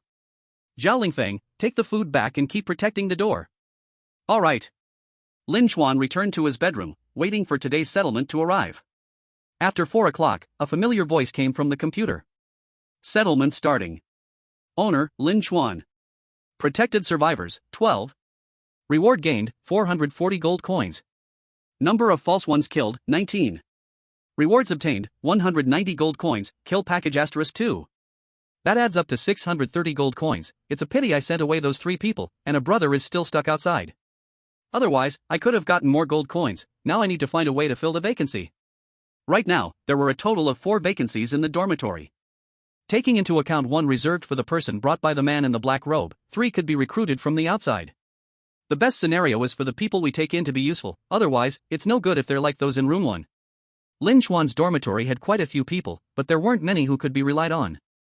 I need to find something for the people in room 1 to do. Lin Chuan watched Zhao Lingfang and Su Xiaoyao on the surveillance, cleaning up the remains and blood from the combat area. An idea suddenly formed in his mind. Alright, now that we have a combat area, the workload for cleaning and recovery has increased. They guarded the door all night, this cleanup can be handed over to someone else. Lin Chuan walked to the combat area and called out to Zhao Lingfang and the others who were cleaning up the mess. You guys go back and rest, let the people from room 1 handle this work. Upon hearing this, everyone put down what they were doing, and Lin Chuan also muttered to himself. Before, when the house was small, just shouting would do. Now that we have a combat area, I need to install a speaker. Lin Chuan took out 30 gold coins from today's harvest and bought an indoor speaker. After setting it up, he pushed open the door to room 1. It had been a long time since Lin Chuan visited room 1, and when he pushed the door open, he found the place was a complete mess. Similarly, a 5-person room, Zhao Lingfeng's side was tidy and clean. But room 1 looked like a garbage dump. As soon as Lin Chuan pushed the door open, he could smell a sour odor. Moreover, from deep inside the room, there were even sounds like a devil's howl. Fow. What the hell? Who the hell drove a tractor into my room? The people inside the room had already fallen asleep long ago, completely ignoring whether it was safe outside. Using the light from outside, Lin Chuan roughly saw the internal environment of room 1. The floor was littered with food packaging bags, and most people's sheets and pillows had turned a bit yellow. Among them, the situation of Wave Gang was the most serious. She, due to her body type, secreted much more oil than others. As long as she kept clean and washed often, Lin Chuan wouldn't say anything. But in reality, her sheets and pillows were already covered in grime. They were wrapped in a slippery layer and had yellowish black stains. At the same time, food remnants or spilled oil were everywhere on the blanket, sheets, and pillows. She emitted a kind of aura that could make an ordinary person faint within a meter of her. It was as if she had unleashed a powerful oppression like a domineering queen. Just now, the sound that Lin Chuan heard, similar to a tractor, was Ba Gang snoring while he slept. Seeing room 1 in this state, Lin Chuan's anger surged, and he turned on the lights. Once they were awakened by the light, Ba Gang's deep, forced scream rang out immediately. Who turned on the lights? Can't you see everyone is sleeping? You sleep, damn it. Get your asses up. Lin Chuan's roar echoed throughout the room. When they heard it was Lin Chuan, they all quickly scrambled out of bed. Each one stood by the bed with their heads lowered, seemingly aware of the storm they were about to face. Lin Chuan covered his nose and walked in front of Yu Jingxiang, pointing at the pile of food packaging on her floor. Why didn't you clean this up? Yu Jingxiang didn't dare to look up at Lin Chuan and stammered a reply. Brother, I used to have Tian go help me with these things, I don't know how to sew. Waste. Lin Chuan slapped her directly, not caring about anything else. I provide you with food, I provide you with safe shelter. All you do every day is eat and sleep, yet you can't even manage basic hygiene? Yu Jingxiang deserved that slap. If most people turned their home into such a mess, their parents would probably hang them from the beams and beat them. Lin Chuan was already considered gentle. He then walked up to Ba Gang. Previous experiences had made Ba Gang see Lin Chuan as a terrifying ghost. He crumpled to the ground, his legs trembling, and before Lin Chuan could say anything, he begged for mercy. I'm sorry, Landlord Lin, please don't hit me. I've never done housework since I was little, so I don't know how to wash clothes or sheets. But I'm willing to learn now, I can learn quickly. Even as Ba Gang said this, it still couldn't quell Lin Chuan's anger. The child is dead and you're breastfeeding, the car crashed into a wall and you know to turn? Where the hell were you? You're the dirtiest and smelliest in the whole dorm, look at your sheets. Lin Chuan wanted to throw the sheets on Ba Gang, but upon seeing the blackened surface, he pulled his hand back, afraid of getting corroded. However, upon looking closely, Lin Chuan discovered a shocking surprise. In the middle of the sheets, there was a black, hardened stain. Damn! Was this stuff? Lin Chuan's head suddenly grew heavy, his eyes wide open like an emoji, unwilling to believe what he was seeing. What kind of joke is this? Lin Chuan looked at a streak of blood on Ba Gang's inner thigh, which led straight to her lower abdomen. This was from her period. It got on the bed and on her, and she didn't even wash it. Lin Chuan painfully covered his eyes and howled upwards. Ha ha ha. I'm going to ruin you, Feng. With his hand covered by his clothes, Lin Chuan grabbed Ba Gang's ankle, ready to drag her out. He couldn't hold on with just one hand. Fortunately, Lin Chuan had enhanced his genes, but even so, dragging Ba Gang was still a struggle. Ba Gang couldn't escape, her flesh dragged against the floor as Lin Chuan pulled her towards the door. At the same time, she let out a series of screams like a slaughtered pig. Zhao Lingfang and others in the combat area had not yet returned to the living area, they were waiting for the people from room 1 to take over the work. But Zhao Lingfeng, who was joking with his team members, suddenly fell silent. He sharply sniffed and seriously told his team members. "Where's that smell of corpses?" Everyone stopped chatting, and Pansy sniffed around. It seems to be true. Zhao Lingfeng kept sniffing to find the source of the smell as he looked towards the door between the fighting area and the living area. Just then, Lin Chuan's shout came from behind the door. "Open the door!" Zhao Lingfeng immediately rushed forward to open the door, and upon seeing what Lin Chuan was dragging, he excitedly said, "Wow! Master of the house, why didn't you ever mention there were pigs in the dorm?" Bo Gang, who had been crying, immediately exploded with anger upon hearing this. "You guys are the pigs. What I have is sexy." Zhao Lingfeng was so startled by this voice that he took a half step back. "Not a pig, that should be a new entity. Master of the house, it's dangerous." Zhao Lingfeng guessed everything, but he just couldn't believe Lin Chuan was dragging a person. Lin Chuan was quite helpless too. He was already dripping with sweat, half from exhaustion, half from the stench. "Stop staring, help me drag her outside, I've exiled this person." "Oh, okay." Zhao Lingfeng and the other three immediately rushed forward, pressing Bo Gang down as if he was a pig. Harder to press than a pig. Pigs are cleaner than Bo Gang. Once Bo Gang was thrown outside, Zhao Lingfeng and the others finally breathed a sigh of relief. They had been holding their breath so long they almost passed out. Years later, when people recalled this, they would say it was the most dangerous experience of their lives. Chapter 80, Exploring with Li Fan. After dealing with Bo Gang, Lin Chuan realized that there seemed to be a problem with his management of personnel. He had fallen into the trap of experience. Following the principle of use good people more, he mainly assigned tasks to Ji Yao Yao and the other three girls, as well as Zhao Lingfeng and the other four. The 5 people in room 1 had been treated like pigs. Too much free time breeds laziness. In the pre-apocalypse, being lazy was inconsequential. If your family is wealthy, you can lie around your whole life. But now it's the post-apocalypse. What they were gnawing on wasn't just Lin Chuan's leftovers. It was Lin Chuan's life. Lin Chuan returned to room 1, and the people inside were already shocked by his presence. "Your roommate has been exiled by me. If you don't want to follow in her footsteps, you must contribute every day. Clean this room, and then go to the fighting area to clean. Of course, I'm not unreasonable. I just heard that some of you can't do housework, right?" Lin Chuan grinned as he pulled out his shotgun. "For those who can't do it, I have other arrangements." "Who here can't do it? Please raise your hand." Though Yu Jingxiang and Shenanbo really couldn't do housework. But Lin Chuan's reasoning was too strong, nearly making them cry. The 2 of them didn't dare to raise their hands at all, afraid they might die from acute copper poisoning. Lin Chuan scanned the room and snorted coldly. "Since no one raised their hand, then get to work. If you don't finish your tasks today, you won't be allowed to sleep. Anyone who dares to slack off will be exiled." The people in room 1 had been lax for too long, it was time to tighten up. After speaking, Lin Chuan left the room and installed cameras in all the compartments. Yu Jingxiang and Shenanbo didn't dare to slack off. These pampered princesses and dreams of devoted followers all fell from heaven into the world under Lin Chuan's hands, turning from fairies into mere mortals. Scared by Lin Chuan like this, their work basically needed no supervision. They only returned to their room to sleep after working hard until 10 in the morning. As for Lin Chuan, he was already sound asleep. Because after waking today, he had something big to do, which was to explore that mysterious building with Li Fan. After waking up at noon, Lin Chuan first confirmed the time with Li Fan and then began to make preparations. Currently, Zhao Lingfeng was down a team member, but Lin Chuan wasn't in a hurry to fill the spot. Because this operation was a joint effort, and Li Fan's side had 6 people. In terms of numbers, they definitely wouldn't have a problem this time. In terms of equipment, all Lin Chuan could do was replenish ammunition. He originally wanted to buy a batch of military supplies in the store. For example, bulletproof vests, or other firearms, and so on. But unfortunately, these items can only be unlocked for purchase after reaching level 5 in defense. Lin Chuan was not discouraged though, because he was currently working on upgrading his dormitory. The day of leveling up was not far away, it was just a matter of saving money for a while. Upgrading defense levels will unlock more weapons and turrets. Increasing comfort levels will unlock and expand more housing functions, plus provide options for recruiting other personnel.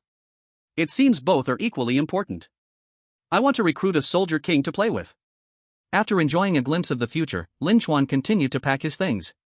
Before going out for an adventure, Lin Chuan still followed his routine of having a big meal. The lunchboxes from Zhao Lingfeng had been delivered, and Lin Chuan's choice was barbecue. Everyone wash your hands and get ready. The big meal is here. Lin Chuan set down 2 iron racks on the table, and immediately the aroma of lamb spread everywhere. Today, we're having Northwest roasted lamb and tandoori meat. Next time, we will eat rolled grilled meat from the Qilu region. Su Xiaoya and Ji Yaoyao's eyes sparkled, and Su Xiaoya was even drooling. Wow, this is so fragrant. The meat is sizzling and dripping oil on the rack. Ji Yaoyao chimed in. You put in a lot of cumin, I just love that taste. Lin Chuan happily said, as long as you like it. Besides the lamb, I have something else. Lin Chuan pulled out a box of wine and 3 packs of cigarettes. Zhong Yuqin, you take this wine and these cigarettes, and deliver the rest to Zhao Lingfeng and the others. Regarding this aspect with his subordinates, Lin Chuan had absolutely no complaints. This is also why Lin Chuan was not a typical heroic figure, but Zhao Lingfeng and others were still willing to work hard for him. Zhong Yuqin exclaimed in surprise, wow. Thank you, Lin Landlord. After taking out a few bottles of wine and a pack of cigarettes, she delivered the rest to Zhao Lingfeng. She also advised them to wait until they returned to drink, not to delay Lin Chuan's matters, and then join this feast. Barbecue. An ancient cooking method. But it can maximize the inherent flavor of the food. Lin Chuan spent 100 gold coins on this meal, wine, and cigarettes. But as long as he could fill his stomach, it was worth it. Lin Chuan picked up an iron skewer, and the unique scent immediately assaulted his nostrils. With a hint of smoky flavor and charcoal taste, just the smell was enough to make one drool. Gulp. Even Lin Chuan couldn't help but swallow a mouthful of saliva as he bit into the meat. Boom. The fragrance of chili mixed with cumin, combined with the aroma of lamb fat, exploded in Lin Chuan's taste buds like a bomb. His body's craving for protein and fat made this flavor multiply several times. Lin Chuan could not stop eating. He devoured 10 large skewers of roasted lamb and plenty of lamb ribs before he finally stopped. He rested until dark and adjusted his body to its best condition. Lin Chuan slowly stood up from the chair, fully dressed in his bulletproof vest and exoskeleton. He said to Zhao Lingfeng and the others, "It's time for us to go." Yes. Chapter 81, Are there others coming? The door of 404 was opened, and Lin Chuan and his 5 companions quickly moved downstairs with flashlights. Lin Chuan seemed much more experienced in exploring outside now. He quickly led the team downstairs, and just as they exited the door, he saw Li Fan waiting at the bottom with people. Brother Lin, this way." Li Fan waved at Lin Chuan from not far away, and the two sides immediately joined forces. Upon meeting, the two didn't greet each other right away, but first confirmed if the other was real. After confirming each other's identities, they both relaxed. Then Li Fan excitedly hooked his arm around Lin Chuan's shoulder and asked him, "Brother Chuan." Before I had the chance to ask in detail, how many floors of this building have you explored? Lin Chuan glanced sideways at Li Fan and moved his hand away from his neck. "The 4th floor, what's wrong?" Li Fan took a step back and gave Lin Chuan a thumbs up. "Awesome, Brother Lin. Ever since the last time I explored with you, I haven't gone back since. This time, my life is in your hands, you must protect us." Li Fan snuggled closer to Lin Chuan and rubbed his arm. Lin Chuan pushed him away with annoyance. "Alright, I get it, don't act like that with me. I would rather be stabbed in the back." Li Fan was clearly taken aback by this and quickly picked up a stick to chase after Lin Chuan. "You damn dirty my reputation." The two, along with their followers, chased down to the bottom of the building. Li Fan looked up at the darkness above, deep and gloomy. So deep that standing below, he couldn't see anything up there. This feeling was like being in a rural night, so dark that he couldn't see a wall right in front of him. "Damn it, I don't know why but I feel really nervous." Li Fan turned to look at Lin Chuan. "Brother Chuan, are you nervous?" "It's okay." Lin Chuan replied calmly, "At least I know what the situation is for the first 4 floors. But from the 5th floor onwards, we have to explore for ourselves. As long as you and your people stick with me, I can keep you safe on the first 4 floors. Li Fan nodded and then emphasized Lin Chuan's words to his followers. Including Lin Chuan and Li Fan, their exploration team had a total of 12 people. The number was definitely enough, giving the team stronger risk resistance in the face of danger. And in terms of firepower, this team was absolutely luxurious. Among the 12 people, most had guns. If they encountered a lone enemy, they would probably find the body among the bullets. "This is the richest battle I've ever fought." Lin Chuan sighed and then waved his hand toward the big door in front. "Let's go." The 12 of them marched into the first floor of the building, and as soon as they entered, they saw a Toyota Corolla. Li Fan laughed and said, "Brother Lin, the car is still parked here? Why don't you think about getting a garage?" Lin Chuan's face went dark. "Do you think I don't want to? My dorm is on the 4th floor, and I can't park it up there. If it can't be parked, I wouldn't let you get one." Li Fan patted the car's hood. Once your comfort level reaches level 5, you can unlock the garage, and the car can be lifted up there directly. Just put it down when you need it, so the garage is still very useful. After hearing this, Lin Chuan suddenly understood, but knowing the prerequisite was a comfort level of 5, he calmed down. Although the garage function was very useful, Lin Chuan felt that upgrading the defense level was more important at the moment. We'll figure that out later. Let's continue up the stairs. Tell me what the 4th floor is like. Lin Chuan said to Li Fan while leading the way ahead. The 4th floor is more complicated than this floor, it's like an endless corridor. Thud, thud, thud. Lin Chuan's gaze sharpened, instinctively looking toward the lower staircase. He quickly pulled Li Fan back to the 3rd floor and lowered his voice to sternly speak to the others. Everyone, turn off your flashlights.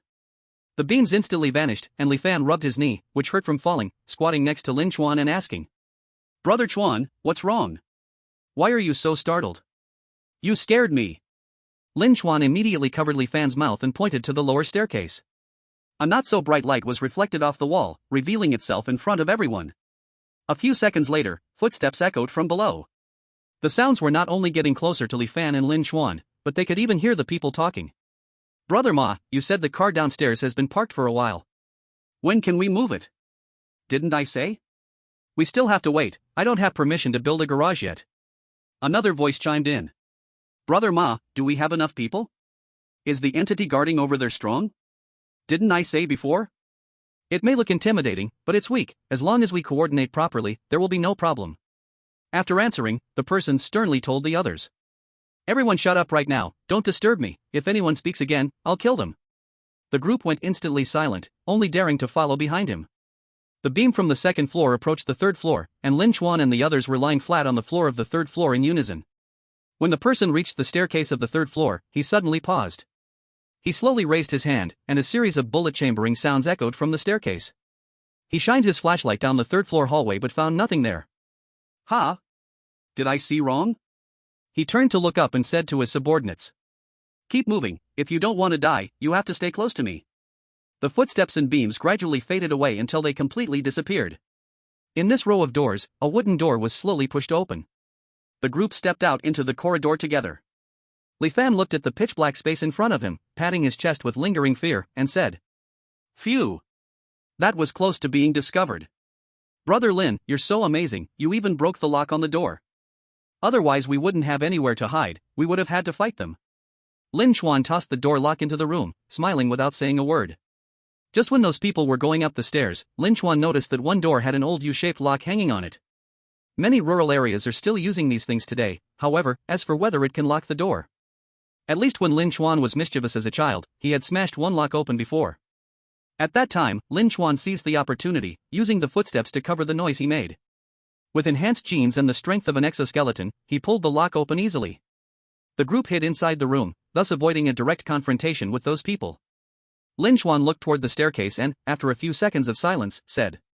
It seems someone is going to take the lead, do you know who that person was just now? Li Fan blinked in confusion. I don't know. As soon as I heard that voice, I recognized it. Lin Chuan replied, it's Ma Junming, it looks like he's also here to look for the supermarket. What? Li Fan's voice suddenly got louder, so it's that show-off. No. Our supermarket can't be taken away by him. Li Fan pulled the gunbolt and grabbed Lin Chuan's arm. Brother Chuan, hurry and take me up, I'm going to fight him. Chapter 82, follow? Li Fan gets injured. As Li Fan ran toward the staircase, he was suddenly pulled back by Lin Chuan. What are you so anxious about? Do you know how many people are over there? I know.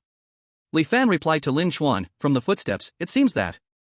It is estimated there are more than 20 people. Lin Chuan felt even angrier upon hearing this response. Since you know this, why are you rushing over there to deliver? Isn't it to catch them off guard? Li Fan chuckled mischievously. Brother Chuan, though I may be reckless, I'm not foolish. Didn't you say it's dangerous upstairs? We'll take our people and follow behind them. When they encounter danger, we will ambush them from front and back. Their numbers are at most double ours, not 10 times, so it's still worth a shot. I must say, Li Fan does have something about him. From the first day he dared to let the impostors in, it's clear that Li Fan has an extraordinary level of courage. Your plan, while sounding somewhat useful, have you considered a problem? Lin Chuan posed a soul-stirring question to Li Fan. After we kill Ma Junming and the others, who will lead the way for us? Also, I heard them say, over there is guarded by an entity. After they die, do we have to go up and confront the entity? Li Fan's expression froze on his face. Hiss. Brother Lin, now that you mention it, that does seem to be true. Lin Chuan slapped his forehead. He couldn't understand how Li Fan had survived until now. Though he is not stupid, his actions are still a bit reckless. It's probably due to some unbeatable luck. Alright, from now on, just follow my arrangements. We need to hurry and follow behind. If they get too far, we won't catch up. Li Fan didn't waste any time and immediately led his men to follow behind Lin Chuan. Lin Chuan also set off towards that eerie place on the 4th floor, quickening his pace. Upon reaching the corridor on the 4th floor, their group made the hallway seem extremely narrow. If a machine gun were set up here, as long as the ammunition were unlimited, we could kill as many as came. Wait, where did the staircase go? And there are so many photos on this wall. Lin Chuan interrupted Li Fan's observation. Don't look, it's important to hurry, we'll have time to look later. Lin Chuan led his group forward in the dark. Having experienced it once, Lin Chuan had long memorized this simple layout. After passing through the first corridor, Lin Chuan and the others encountered no danger. Upon reaching the second corridor, aside from the surrounding scene becoming a bit eerie, nothing major happened. However, the third corridor was the watershed of the 4th floor. The faces in the photos on the wall became blurred, and it seemed there was a faint whispering sound. The noise made Li Fan grimace, and Lin Chuan encouraged him. This segment is purely spiritual pollution. We will encounter a new entity in the next segment. Be ready. Alright. After confirming this segment of the corridor was safe, Li Fan rushed to the front with his men. It seemed he truly couldn't stand the whispering sound and wanted to get out of there as soon as possible. But just as he was leading his men swiftly towards the next door, Li Fan was affected by the surrounding sounds, and his focus momentarily slipped while running. He suddenly felt like he stepped on something, and a snap echoed underneath his foot. A sharp pain shot up his calf. Ugh! Li Fan groaned and collapsed to the ground, while a subordinate beside him rushed to help him up. Snap! Ah! Whoa! That subordinate let out a scream, but Li Fan covered his mouth. Don't shout. Be careful not to alert Ma Junming. Oh no! Hearing the commotion behind, Lin Chuan hurriedly led Zhao Lingfeng and others to the scene. Using a cloth to cover the flashlight, Lin Chuan shone it ahead and confirmed no one was lying in wait at the end before looking down at the ground. He saw several specially made animal traps scattered on the corridor leading to the next door.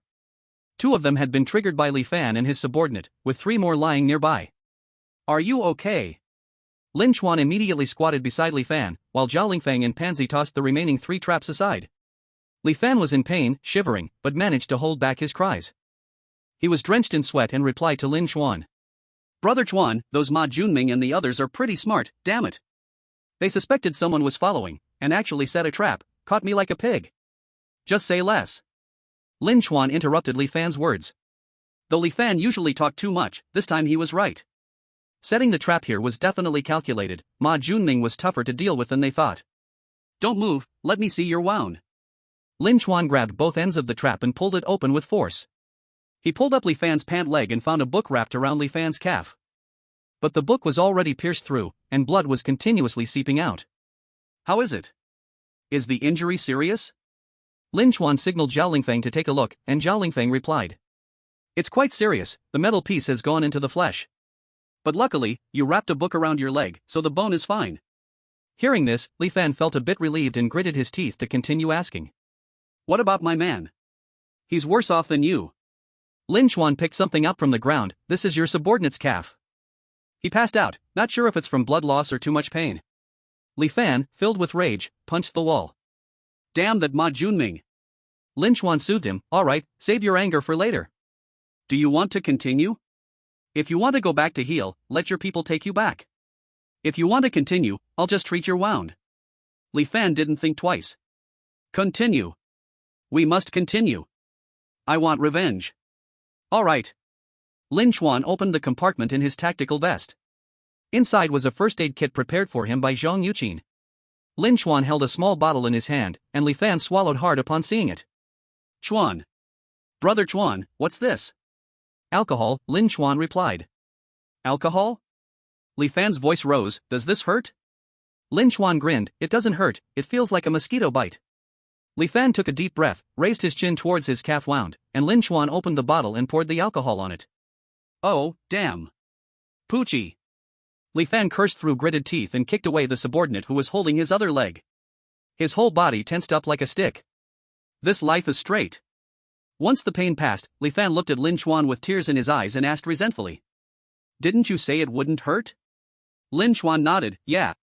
I'm not hurt, and you didn't ask me. Damn you, Brother Chuan. Lin Chuan ignored his curses and still had Zhao Lingfeng quickly treat his wound. Zhao Lingfeng was the squad leader of the rescue team and knew how to handle wounds in an emergency. He used a stapler to pin the torn flesh together and applied a tourniquet above the wound. Li Fan's wound was preliminarily treated. Li Fan was somewhat lucky, although this injury was quite severe. At least his leg could be saved, and there were no serious bone injuries. His subordinate, on the other hand, was unfortunate. Losing a leg in the apocalypse was basically a death sentence. Li Fan looked at his unconscious subordinate and could only sigh. Let's move forward, we'll come back for him if we can. Though they said this, everyone knew there wouldn't be another chance to come back for him. Chapter 83, The Central Door Showdown. Though abandoning a comrade sounded cruel, being ruthless was a necessity to survive in the apocalypse. Li Fan was supported by his other two subordinates and was able to continue walking. Lin Chuan repeatedly confirmed with him whether to continue and, upon receiving a positive answer, led the way. With the previous experience in mind, Lin Chuan proceeded with extra caution. Pansy led the way at the front and pushed open the door to the next corridor. Lin Chuan and the others heard a dense burst of gunfire. Everyone, watch out, something big is coming. After Lin Chuan shouted, he immediately rushed into the corridor with his people. In the corridor, the floor of the front half was covered with countless severed hands. Lin Chuan had done the same thing when he came here before. There is still a human corpse down here, it seems someone from Ma Junming has fallen here. Deserved it. Li Fan spat on the corpse. Lin Chuan looked towards the corner of the corridor, where the gunfire was coming from. They're probably just down the next corridor, let's wait until the gunfire stops before we go. Okay. Lin Chuan waited with everyone at the spot while Ma Junming was battling with the split-mouthed woman. Don't be afraid, as long as you shine the light on them, nothing will happen. Ma Junming stood at the back to maintain order, but one person broke down facing the split-mouthed woman. Ah. Help, I want to go home. He dropped his machete and turned to run, but he was shot dead by Ma Junming before he could run 2 meters. His brain matter splattered on the faces of the others. Seeing this, the other subordinates immediately gave up on the idea of escape. They trembled as they picked up their weapons and charged at the split-mouthed woman. Who dares to run, this is the consequence. This monster is afraid of light. As long as we keep the lights on her, we will be fine. Although Ma Junming was brutal, under his command, the few split-mouthed women blocking them were gradually eliminated. Ma Junming glanced at the fake bodies and the corpses of his subordinates on the ground, and with an expressionless face, spoke to the survivors. Don't let them cry, the supermarket is upstairs. As long as we kill the other entity inside, we can go straight to the first floor after getting the supplies. Under a heavy reward, there must be brave men. The dispirited morale was immediately gathered by Ma Junming, and the sorrow of teammates' deaths vanished in an instant. His remaining subordinates howled and charged towards the next door, their footsteps fading in the corridor. 2 minutes later, Li Fan's voice came from the darkness. Brother Lin, did they leave? Lin Chuan patted Pansy's back, and Pansy quickly rushed to the corner to take a look. Then he turned back and switched the flashlight on and off to Lin Chuan and the others. They've left. Li Fan loosened the tourniquet for a moment and then tightened it again, shouting excitedly. Then let's hurry, I just heard that it's the supermarket ahead. I feel pain about the supplies being moved even a little, we need to rush. Lin Chuan nodded. Meisham, I know. Victory was in sight, and Lin Chuan felt there was no need to wait any longer. If he were really to confront Ma Junming, the next floor was just right for it. He would be attacked from both sides by himself and the entity, it was definitely the best opportunity. Lin Chuan led the group down the corridor, where 7 or 8 fake bodies lay on the ground, along with 3 split-mouthed women bodies. But Ma Junming's group also paid a price. One person was shot dead, and another was killed by a fake. The remaining 2 piles of severed limbs should have been done by the split-mouthed women. Ma Junming lost 4 more people here, our chances of winning have increased. After analyzing, Lin Chuan didn't procrastinate and immediately shouted to everyone. Victory is ahead. Although I don't know the situation on the next floor. But the bold are fed and the timid starve. Let's move first and talk later. Lin Chuan quickened his pace, and everyone in the group became excited. Just as Lin Chuan and the others reached the end of the corridor, he suddenly realized something. Everyone, wait a moment. Li Fan questioned in confusion. Brother Lin, we don't have much time, they can go straight to the first floor after taking the supplies. I know. Lin Chuan raised his shotgun and aimed at the doorway. But they were in such a rush to run away, yet now there's no noise from the other side. That can only mean these guys are playing tricks. Ma Junming, hiding behind the door, was shocked. This bastard is quite alert, open fire directly for me. Bang bang bang bang. Both sides opened fire at the same time through a door. In the center of the door, a sniper duel. Lin Chuan's side reacted faster because of his reminder. As the opposite side counterattacked, they had already ducked into the restaurants and bedrooms on both sides of the corridor. On the other side, Ma Junming's response was a beat slow, and 3 of his men were shot dead on the spot. The gunfire shook everyone's eardrums, buzzing. Ma Junming hid behind the wall, and a roar suddenly came from behind him. Roar! Damn, this entity has woken up Lin Chuan. He cursed and looked at his bewildered subordinate beside him, quickly giving orders. Everyone, stop being scared. We may have lost a lot of people, but we still outnumber them. Leave 5 people at the door to suppress Lin Chuan, do not let them in. The rest prepare the Molotov cocktails, follow me to deal with the entity, then bring back some food. Otherwise, if the pseudo-humans get alerted, both we and the others will be stuck here. With Ma Junming as the backbone, his team regained their order. Yes. Chapter 84 Breakthrough. Bang bang bang. The 2 sides continued to shoot passionately, but those hiding on both sides of the corridor felt something was off. Lin Chuan patted Li Fan, who was firing in faith beside him. Stop wasting ammo, can't you hear their gunfire? Li Fan paused for a few seconds and replied to Lin Chuan. Their gunfire has become much steadier, it seems the other side has reacted. Lin Chuan nodded, his expression serious, as Li Fan became anxious. What should we do now, Brother Lin? With all this noise, we'll probably alert the pseudo-humans. There's no way back on the 4th floor, we can only go down from the 5th. If they keep blocking us, waiting for them to finish collecting supplies and then burn the supermarket, then we will have lost both the woman and our troops. Lin Chuan waved his hand decisively. I know. But this won't happen.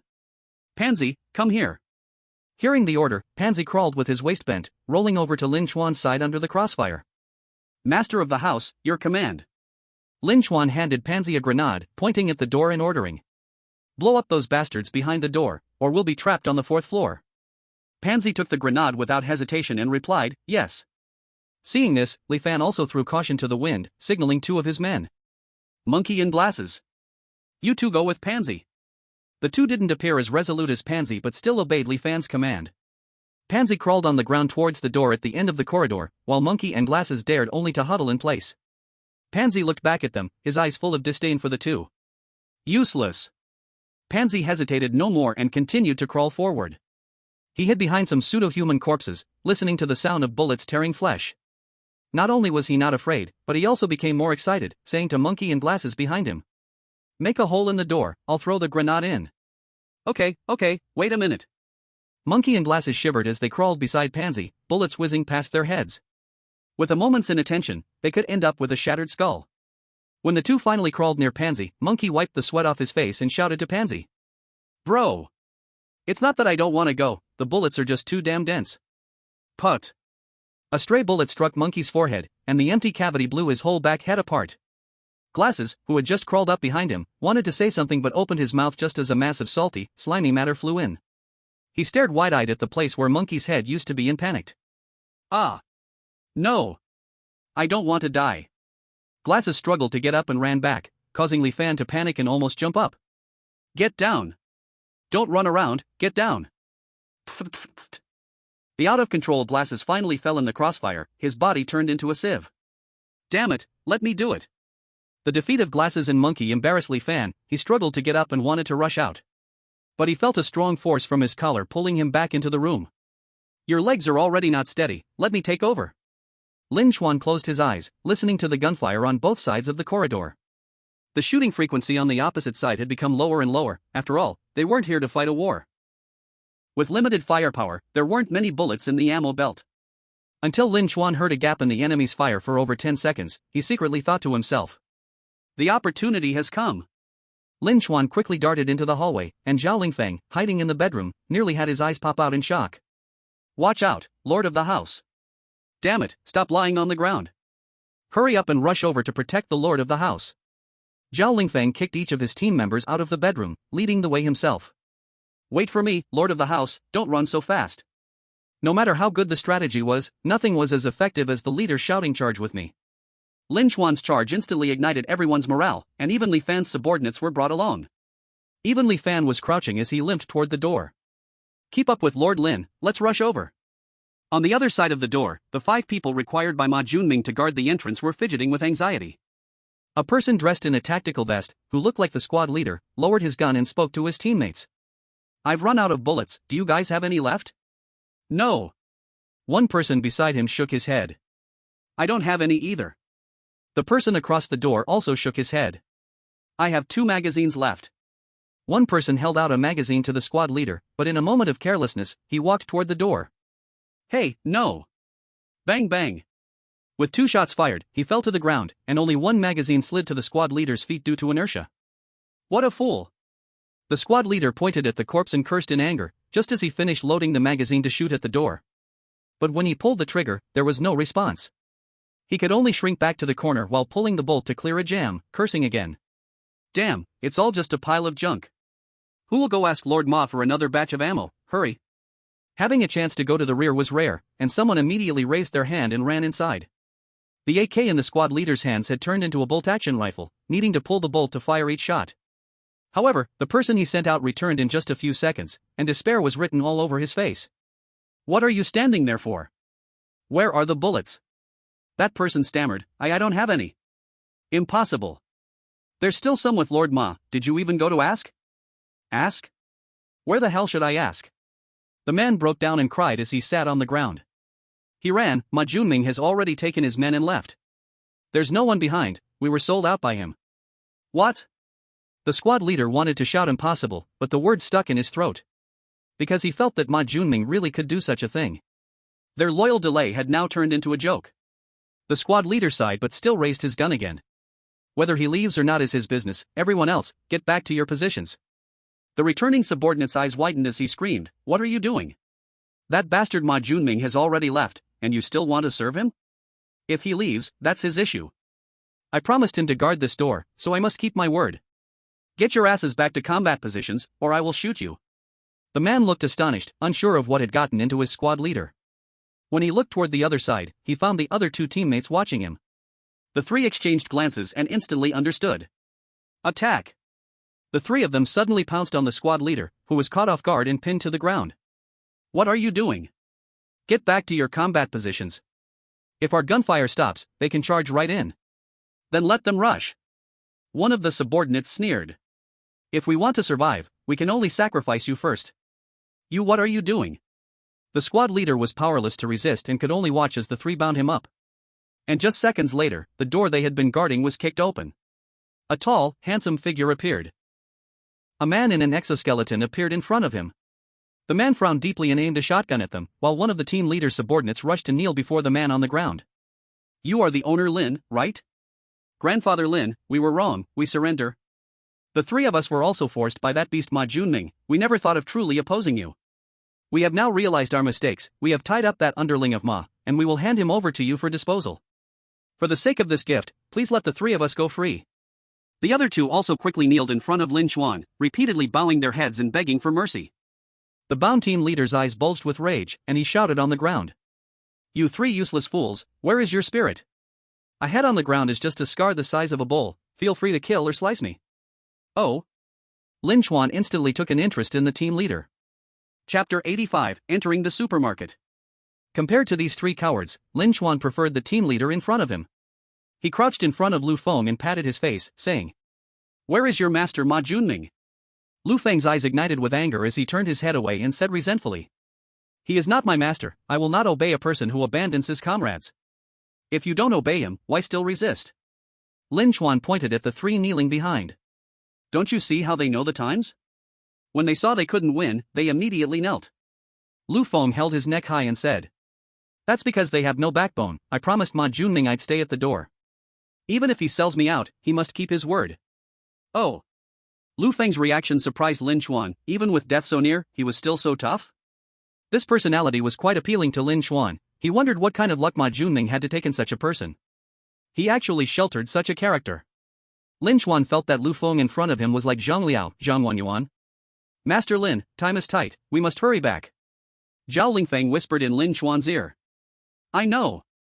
Lin Chuan nodded and looked at the 4 people left by Ma Junming. "I ask you, do you still want to serve Ma Junming?" The 3 surrendering immediately shouted in unison. "Not willing." He is an idiot, we were all forced into this. Owner Lin, to be honest, I've disliked him for a long time. The three were truly loathing Ma Junming in front of Lin Chuan. They wished they could eat his flesh and wear his skin. Lu Feng also looked indignant and shouted at Lin Chuan. He is a disgrace, the thing I regret most is following him. After receiving the answer, Lin Chuan waved his hand to Zhao Lingfeng. Kill these three who surrendered. What? No, Master Lin, we all surrendered. Bang! After a few gunshots, the surroundings immediately fell silent. Lin Chuan looked at the three bodies and murmured. This land has never believed in the idea of half surrender, as for you. Lin Chuan looked at Lu Feng, who lowered his head, accepting death as his fate. Come on, if you kill them, you will fulfill my last wish. Give me a quick death, then hurry to chase Ma Junming.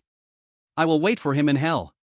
Lu Feng's attitude was what Lin Chuan wanted to see. He raised his hand. Don't kill him yet, capture him and take him back as a prisoner. Zhao Lingfeng and Pansy pulled Lu Feng up from the ground and escorted him elsewhere. Li Fan saw this and, feeling a bit sour, leaned next to Lin Chuan and said, Owner Lin, you have so many talented people under you, can you give Lu Feng to me? Look, he killed 2 of my men, this person should be handed over to me for handling. What? Lu Feng is so outrageous? Lin Chuan patted Li Fan's shoulder. It seems I have to punish him well when I go back, don't worry, I will definitely avenge your brothers. Li Fan opened his mouth, shocked by Lin Chuan's shamelessness. As the owner, Lin Chuan and Li Fan would not think the same as the survivors under them. For them?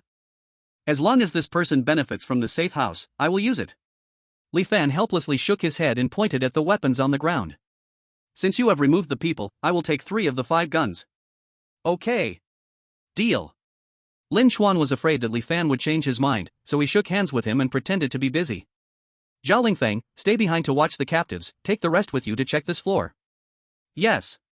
Pansy stayed in place, while Zhao Lingfeng led 2 team members to search the nearby area, preventing any ambush.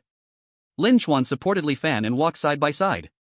Just as Ma Junming said, the 5th floor of this mysterious building was the underground supermarket inside the school. Although the supermarket wasn't big, it held many memories for Lin Chuan. Once, these shelves full of goods were now toppled and scattered all over.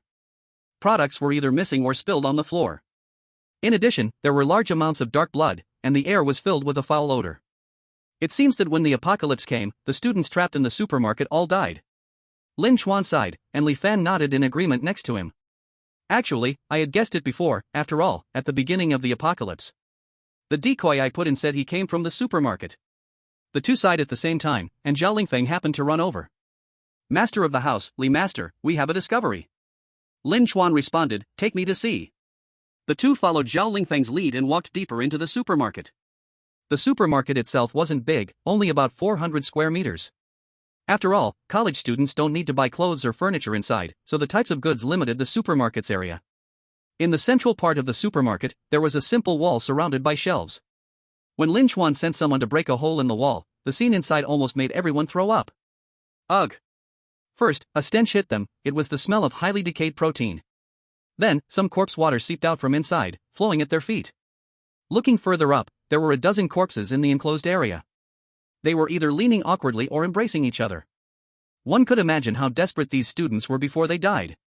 Among the corpses, some wore shorts and tank tops, while others were in pajamas. They might have just finished playing ball and were about to buy a bottle of water, or they were in the dormitory watching a show, itching to buy some snacks. But they never expected that their young lives would be forever frozen on the day the apocalypse came. Zhao Lingfeng, wearing a mask, said to Lin Chuan, master of the house, based on our exploration. Most of the food inside the supermarket is gone, but it shouldn't have been taken by Ma Junming, he didn't have time. And in the middle part, there is still a small amount of food left. Although it's little for the supermarket, for us, this food is vast. Upon hearing this, Lin Chuan didn't hesitate and waved his hand to give orders. Select some edible, non-contaminated food and pack it up. When we're done, let's hurry and leave, this place is not suitable for staying long. Yes.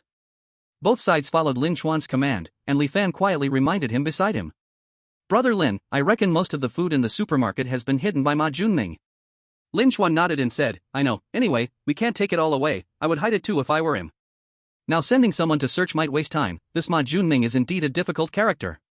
Li Fan completely agreed with Lin Chuan's words, after all, he had experienced it with his own body.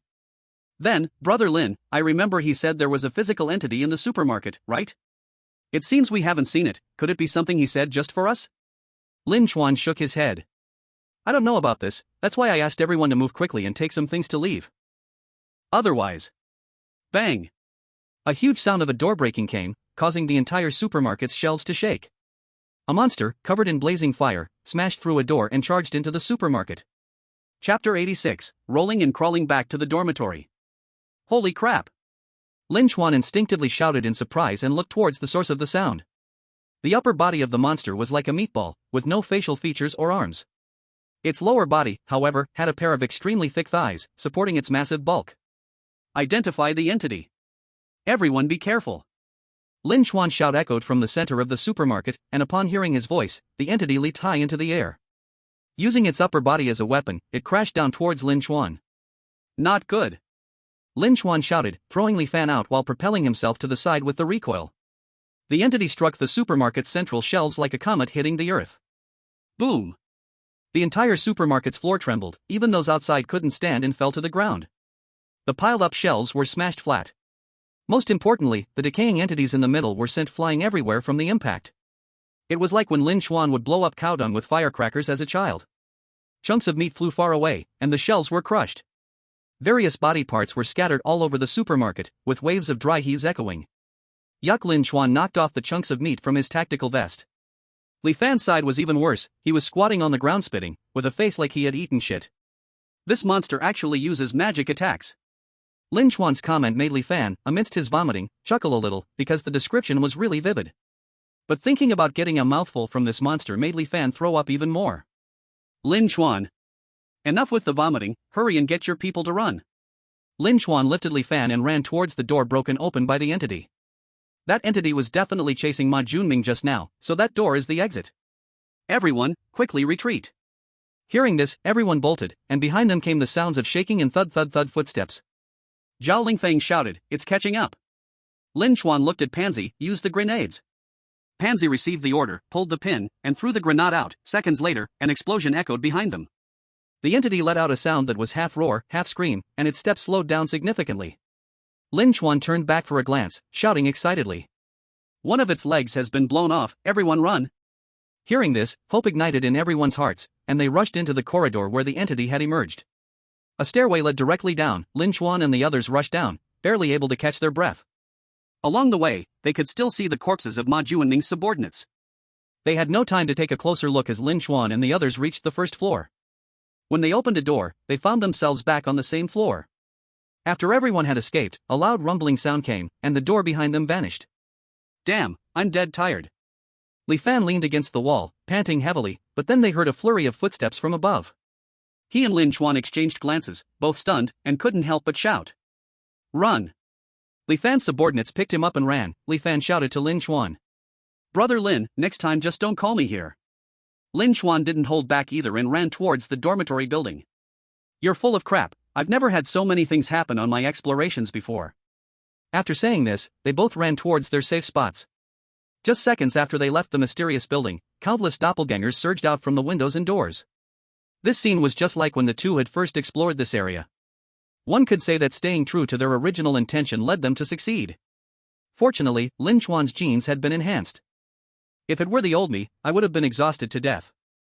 Zhao Lingfeng and the others closely followed Lin Chuan, preventing any last-minute surprises. Upstairs, Ji Yaoyao and Su Xiaoya saw Lin Chuan being chased by the fake people, and they grabbed the guns stored in the room, shooting down below.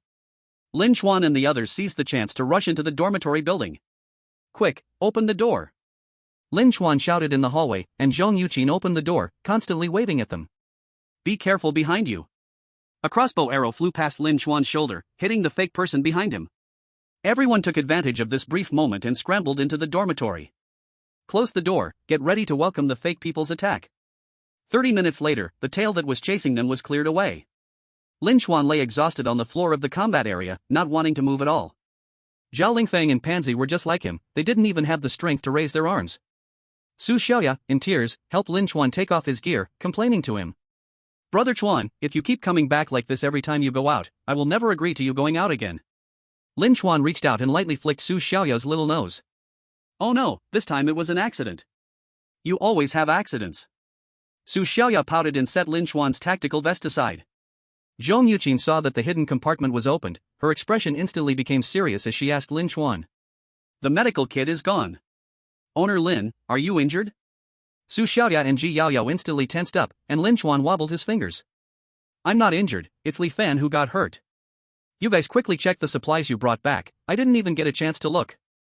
Chapter 87, Unexpected Joy, Someone Else's House Terminal.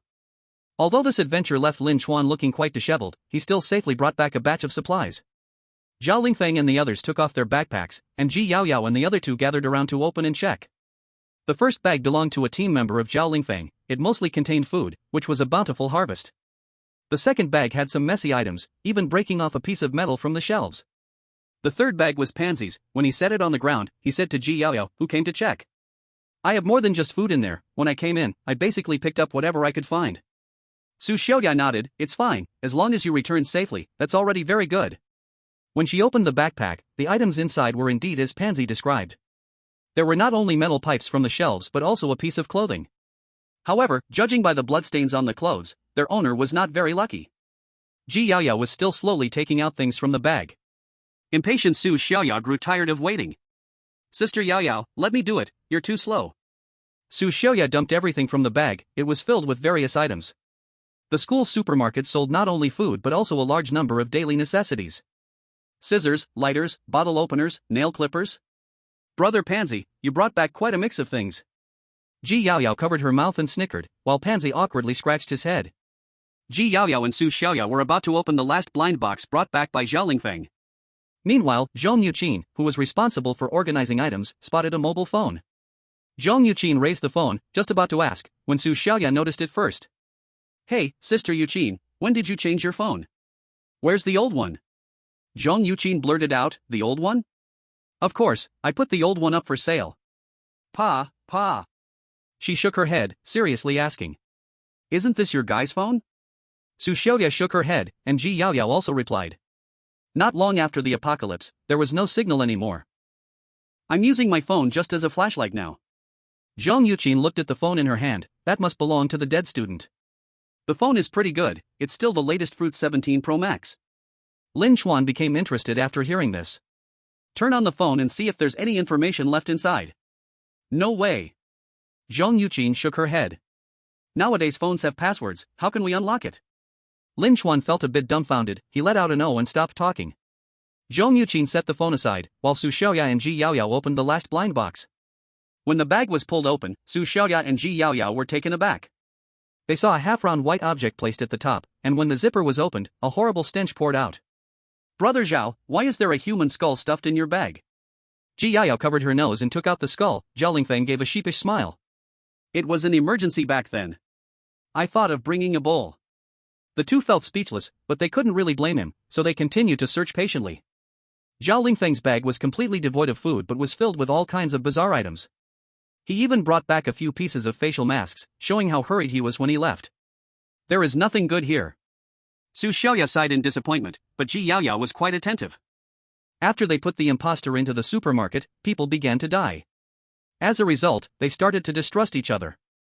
A group of students left, and those who remained began to kill one another. The girl in the video was lucky to survive, and then the main point came. In the video, a group of students who had left the supermarket to find help returned. They said they had found a safe place and had taken a group of people away.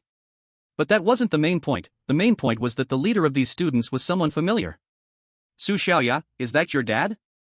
When Su Xiaoya saw that familiar face in the video, she was already frozen in place. Tears streamed down her face as she held her phone and cried out again and again. It's him, it's really my dad. But why isn't he coming to find us? Lin Chuan wanted to tell Su Xiaoya that this person might be an imposter in disguise. But the words caught in his throat, and he let Ji Yaoyao take Su Xiaoya back first. There was nothing else important in the remaining video. The girl ultimately chose not to leave. She died along with the last 10 or so people. However, she left an important message behind. This building is the root of the impostors. They will keep appearing from here. Sometimes, I feel like the supermarket is moving. Perhaps during a certain time period, you can go to other places through this building? Besides that, I've hidden something good. If you are the owner, it will be very useful for you. The female student placed a small glass ball in the corner of the shelf, and when Lin Chuan saw it, he put down his phone. From the items brought back by Pansy, he found that small glass ball. You guys guard here, I'll go back to rest first. Lin Chuan wanted to see how to check the content of the CD. But the moment he stepped into the bedroom, the small glass ball disappeared into thin air. Then, the owner system sent out an announcement. Detected other house terminals, would you like to exchange them for coins? Chapter 88, the new batch of house owners are not newcomers? What the hell? Is this the supermarket's owner system? Crack it. Ding. Obtained, 2,000 coins.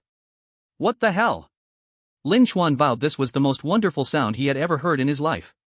He took a spin outside, brought back a lot of food, and could also earn coins? It seemed not only could he survive in the house, but he could also level up by hunting outside. But before he could realize his idea, Lin Chuan still needed to ask clearly. System, can I also casually take others' owner systems to upgrade my shelter in the future? Lin Chuan immediately thought of the bunch of empty rooms on the third floor. If he went to stock up there, wouldn't he make a fortune from then on? The owner terminal must be actively unbound by the owner themselves to be exchanged for coins. If the owner dies, the room will be left unowned. If all survivors in the room die, the house will be reclaimed. Ha! So all this time, this house system is considered an inheritance, but since the owner can actively unbind the terminal, there doesn't seem to be any stipulation about whether it's voluntary.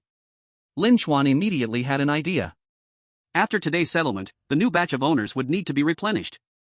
Could he take advantage of these owners being unsure of their footing to go door to door offering warmth? Demanding they hand over their owner terminals or face death? Wait a minute. A flash of inspiration struck Lin Chuan. This anti-impostor unit and the resistance forces, could it be that they came this way? The reason they are fighting fiercely in various regions isn't just for population. Their main goal should be to plunder the house terminals. So, these two forces are actually a giant safe house. The forces behind them must be controlled by their respective owners. Lin Chuan had this suspicion before, but he thought even more that the anti-impostor unit and the resistance forces. It exists in an organizational form. From the information currently known, they should also be derivatives under this apocalyptic rule. No one is nobler than the other, it's just that these two parties are bigger landlords than Lin Chuan. If my guess is correct, then this is a winner-takes-all game. They rely on plundering the landlord terminals to become stronger, and then use their strength to plunder the landlord terminals. This is a classic case of big fish eating small fish, growing fatter with every bite. One day, Area C will be swallowed too. Lin Chuan sighed. Although the situation was dire, there was still a chance to turn it around. But now they are going to clash over the issue of profit distribution. This is an opportunity for me. Lin Chuan muttered and went directly to take a shower. At the door, Zhao Lingfeng and the others could only drag their weary bodies to continue defending against the attacks of the impostors. Lin Chuan rewarded them with another meal to motivate them to better sell their lives for him. As for Lu Feng, he was temporarily placed in room 3 by Lin Chuan. When he rested well, he would deal with the matters concerning him. The first wave of impostors was brought back by Lin Chuan and the others, so there were quite a few. One wave directly eliminated 23 of them. After that, they waited for a long time, and finally someone knocked on the door around 1 o'clock. This person wore a black robe and even had a mask on his face. Zhao Lingfeng and the others knew the situation, so they let him in directly. Then another wave of impostors tried to sneak into the house, but they were all dealt with when discovered. After these 3 waves, all visitors for today were done. Lin Chuan didn't even have the time to check the settlement before he fell asleep on the bed. But he could happily enter dreamland, while the others couldn't sleep. In front of Ma Junming, 7 people knelt. They were the subordinates who escaped back with him. But after returning, these people not only didn't receive a reward from Ma Junming but were instead held at gunpoint. Waste. Waste. I told you a million times before I left, that glass bead in the supermarket is the most important. You brought back so much food, what use is that? The 7 felt wronged, and one of them murmured quietly. Lord Landlord, this can't be blamed on us. The situation was so chaotic, we could only grab whatever we could. Before leaving, you said we could stay in the supermarket for an hour to look slowly. But who knew we would run in less than 10 minutes? We were too busy hiding stuff. Who had the spare time to look for that glass bead? Seeing someone daring to retort, Ma Junming glared angrily. Are you questioning me? That person saw Ma Junming getting angry and was about to explain. No, Lord Landlord, I just... Bang! With a gunshot, the person fell to the ground. The remaining 6 trembled like leaves in the wind, no longer daring to defy Ma Junming. I told you, no one is allowed to question my decisions from now on. It seems some have forgotten. To tell you the truth, that glass bead is worth 2,000 gold coins. If obtained, I could use this money to quickly swallow up several safe houses just like before. But now this opportunity is gone because of your foolishness. If I had known, I should have sent you to attract that entity while I searched for that glass bead. Ma Junming was also a tough character. The entity was originally his responsibility to deal with. Others were responsible for hiding food and looking for the glass bead. But he didn't expect that his choice would lead to losses. Seeing Ma Junming silent, the 6 people began to bang their heads like garlic, begging for mercy. They were not afraid of being scolded, they were afraid that Ma Junming suddenly wouldn't speak. Ma Junming looked at the 6 people, and his killing intent surged higher and higher. But in the end, he could only sigh. Right now, I need people, I won't kill you. But you must atone for your mistakes. Without that glass bead, I still have other methods. Let's leave it at that for today. You all go back and rest. There are some things I need to think about. The 6 of them quickly ran away like they were pardoned, while Ma Junming returned to his bedroom with a gloomy face. As soon as the door closed, the emotions that had been bottled up for so long exploded in an instant. Lin Chuan, where the hell did you come from? In Ma Junming's plan, this operation was supposed to be calm and effortless. But in front of Lin Chuan, they completely flopped. It could be described as rushing around, rolling and crawling. Lin Chuan, who lived just below him, sneezed and then turned over to continue sleeping. He slept straight until the afternoon. When he woke up, he didn't even remember to brush his teeth and hurriedly got in front of his computer. As expected, a new batch of homeowners arrived in the C District owner group. But Lin Chuan discovered that this batch of homeowners was actually different from the previous one. They didn't share their experiences curiously in the group, nor did they interact with each other. Everyone was very taciturn and didn't speak, and the group was still lifeless. What the hell is going on? Are these people all so aloof? Lin Chuan was about to ask Li Fan, but then he thought better of it. That guy was hurt when he went out, so he probably didn't have time to care about the changes outside. Lin Chuan also had another person in mind. Lin Chuan 404, brother, have you talked to this batch of new homeowners? Why do I feel like they're so high and mighty? Not long after Lin Chuan sent the message, a reply came from the other side. Dingyan 317, Lin homeowner, I was just about to come find you if you didn't contact me. I just chatted with a few new homeowners, and this batch is completely different from the previous one, they are not new anymore. Lin Chuan raised his eyebrows and immediately asked. What does this mean? Dingyan 317, some of them are survivors from previous rooms, and some know about the existence of homeowners. In simple terms, they are a bunch of veterans who have lived for a while in the apocalypse. These people are much more dangerous than the previous batch of homeowners. So Lin homeowner, as we are from the same batch of homeowners, we need to look out for each other. Lin Chuan realized this and was also amused by Ding Yan's response. This guy only thinks of me in times of danger, but never remembers me during good times. Though Lin Chuan was complaining, Ding Yan's actions were indeed a survival strategy for ordinary people. The situation was complex, having one more friend meant one more path. Lin Chuan agreed to Ding Yan's invitation to team up and began to think about strategies for the coming days. If this batch of people are all old players, then the strategies of the fake troops and the resistance should also lean towards softening. But what is the attitude of these new homeowners towards each other? They won't start fighting as soon as it gets dark, right? Lin Chuan felt there was a real possibility of that. He immediately thought of the money still lying in his account. Chapter 89, Huge Upgrade. Defense Level 5. Yesterday, the fake people killed 30, plus rescued 13 people. A total of 820 gold coins were settled. There are also 3 kill packages, which contain building materials worth about 200 gold coins. Plus the 2,000 gold coins from yesterday's reward, I can now spend over 3,000 gold coins at once. So if I work hard, can I reach level 5 today? This time Lin Chuan wasn't just making a little profit, he was making a huge profit. Thinking about upgrading the defense level to level 5, the most expensive part was not the rifle tower worth 1,000 gold coins, but the modification of the door and wall. Previously, upgrading the reinforced iron door required 10 iron ingots. 1 iron ingot is 10 gold coins, which means the door was originally worth 100. Now, to upgrade the reinforced iron door to armored alloy door, I need to buy 10 alloy steel ingots. One costs as much as 50 gold coins. This means Lin Chuan would spend 1,000 just to upgrade the 2 doors. Upgrading the doors alone won't do, after all, if the door is much harder than the walls, then the walls are just doors. So the walls must be remodeled.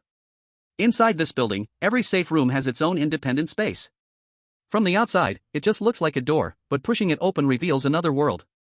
So the walls don't need to cost too much, replacing all the walls would only take about 1,000.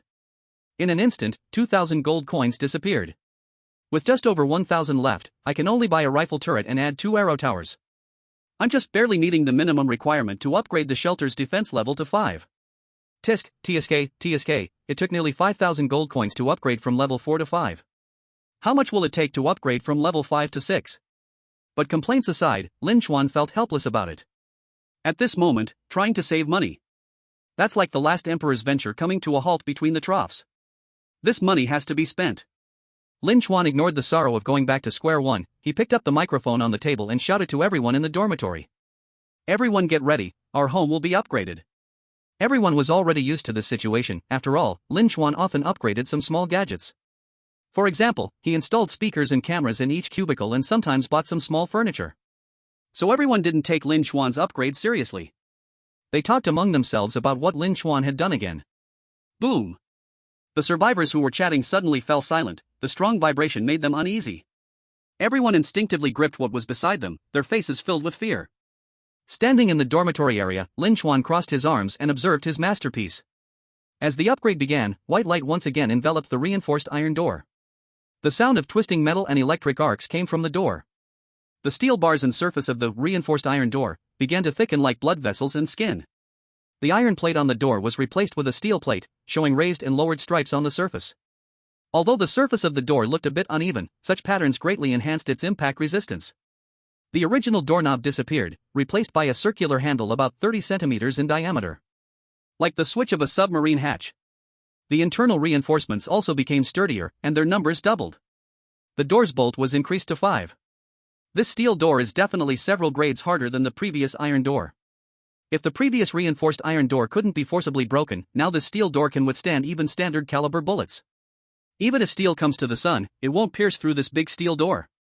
Before Lin Chuan could praise the steel door any further, the upgrade of the walls immediately began. Cement peeled off from the walls, white light illuminated the walls of the dormitory. After the dazzling sparks ended, a layer of steel plate appeared in the middle of the walls.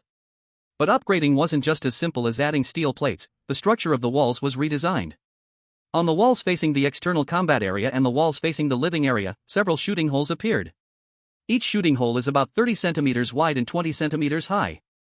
They could be opened and closed freely through steel observation windows, the holes forming a trapezoidal shape with a narrow outside and wide inside.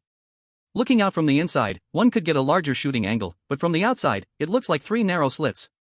The newly installed arrow towers and rifle turrets were placed directly behind the shooting holes. And their original brackets had turned into sliding tracks. The arrow towers and rifle turrets could move freely along the sliding rails to any shooting hole in front without worrying about firing points being to the left while unable to reach enemies on the right. Ding! Congratulations to the homeowner for upgrading the dormitory's defense level to 5, the housing panel has changed. Homeowner, Lin Chuan. House type, student dormitory. Comfort level, 4, living conditions are acceptable. Defensive level, 5, enough to withstand any cold weapon attack, can block most bullets directly. Current capacity, 13/16. House facilities, alloy gate, 800/800, bow tower *5, rifle tower *2. Due to the increase in defensive level, the primary turret is being upgraded. Ding! Bow tower upgraded successfully. As the halo from the upgrade dissipated next to the bow tower, the bow arms thickened significantly.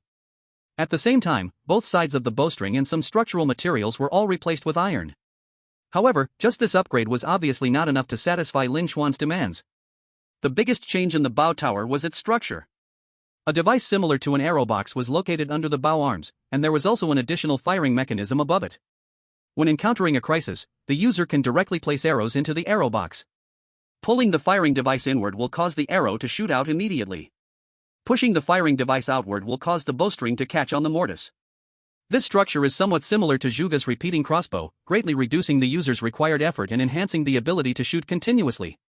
Wow, I didn't expect that upgrading the defensive level would come with extras. These over 5,000 gold coins were worth spending. Lin Chuan was very satisfied with the transformation of the dormitory.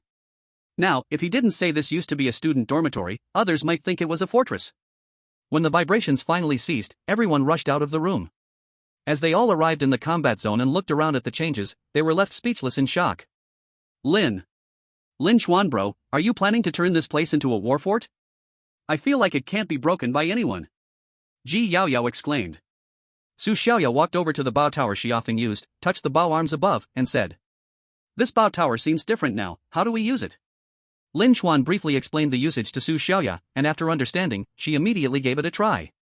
She placed 10 arrows into the arrow box, then pulled the handle on top repeatedly. Whoosh, whoosh, whoosh, whoosh. In under 10 seconds, Su Xiaoya shot out 4 arrows in succession. And each arrow's force showed no sign of weakening. While a trained archer could achieve such shooting speed, reaching the accuracy of the bow tower would be extremely difficult. And most importantly, for an archer to accomplish this, they would require decades of relentless practice. Yet the upgraded bow tower only needed 10 minutes of aiming practice to master this skill. Zhao Lingfeng, after witnessing this performance, sincerely exclaimed, "This upgraded bow tower is way too strong. I feel like we won't need the rifle tower anymore." Lin Chuan was quite happy with such praise, but he also realistically pointed out the bow tower's current shortcomings. No, the rifle tower is still the most important defensive turret for us. Although the bow tower's shooting speed has improved, the arrow box can only hold 20 arrows at most, and after shooting, it needs to be reloaded. Moreover, no matter how powerful the bow arrows are, they are still cold weapons in the end. This thing won't even penetrate a bulletproof vest. At that time, if fake humans wrap themselves in a few thick books, we might not even cause damage. Chapter 90, Ultimate Excitement. The rewards from the upgrades. Zhao Lingfeng nodded, praising Lin Chuan for being humble and low-key, stating he should learn more from the housemaster. Lin Chuan also accepted the compliment with a bit of pride. Zhong Yuqin ignored the flattery between the two. Her attention was on the large steel door. She walked in front of the door and kicked it. It didn't budge at all. Then she reached out and touched the patterns on the door, asking Lin Chuan. This door has gotten so big, and its original structure has changed too. When visitors come at night, how are we going to check their bodies? Lin Chuan smiled and walked to the door. He patted the door panel and said, "This door is much more advanced than our previous one. First of all, there are small doors on both sides of this door that are half a person's height. If we encounter a pseudo-human, we can stick our body out and attack them, or directly stab from inside to outside. And in the center area of the door, there is a small door that is 1 person wide." Lin Chuan opened the small door. If visitors want to enter, they can only line up. If it's crowded, no one can come in. And next to the small door, there is also an alloy anti-theft door. If you are not at ease with this visitor, you can first observe through the anti-theft door. Lin Chuan closed the anti-theft door, which had a honeycomb design. You can see the people outside through the holes. Though it covers part of the view, it greatly enhances the defensibility. The last observable place is the peephole. The glass of this peephole is even made of bulletproof glass, and there is an eye patch. Don't worry about being attacked when looking through the peephole. Lin Chuan picked up an intercom device next to the peephole. When you see a visitor outside, you can first talk to him through this. After a preliminary assessment of whether he is dangerous, you can use the previous method for screening. As long as the steps are correct, checking in the future won't be afraid of being attacked by pseudo-humans. After Lin Chuan introduced the functions of this big steel door, everyone was left with one word in their hearts. Awesome. The homeowner is really tough. Zhao Lingfeng praised again, giving a thumbs up. Now, those ordinary pseudo-humans coming to us are like physical attacks against concrete. As long as we don't open the door, I estimate we can live until the end of time. This time, Lin Chuan didn't smile because he really didn't have confidence in this statement. I really can't guarantee this because in one day, the danger level here will increase. Now, pseudo-humans can already use tools to break the door. I estimate they will have more methods in a day.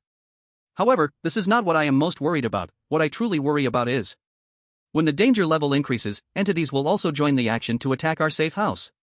Lin Chuan's expression became increasingly serious. Their destructive power and strength are much greater than that of pseudo-humans. At least, I can't assure that this door can withstand the attack of the tall, pale man.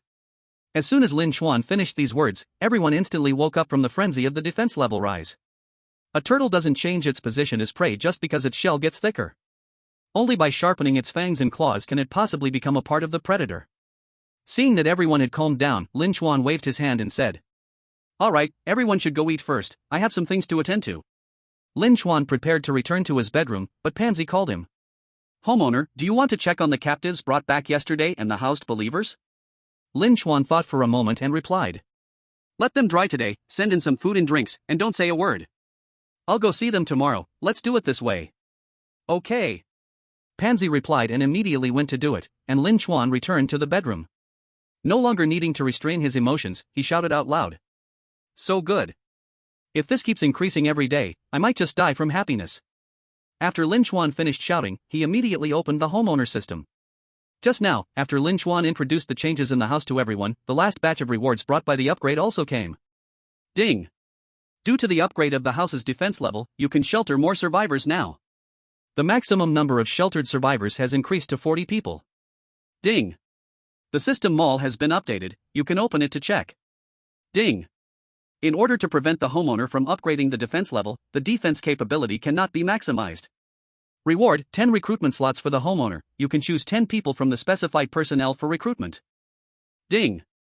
To prevent homeowners from not having enough coins for shelter, one minimum level compartment can be copied within the house. At that moment, Lin Chuan almost let out a chuckle when he heard these words after finishing an upgrade.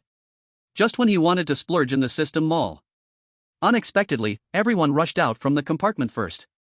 He could only hold back his excitement and explain the version update announcement to everyone. Once he finished, he could finally return to his bedroom and let loose. The defense level from 4 to 5 isn't as simple as just changing a number. It's like a king unleashing a powerful move from level 3 to 4, it's a complete transformation. Lin Chuan first looked at the section for maximum survivor capacity increase. Now, I can finally accommodate more people. The maximum number at level 4 was 16.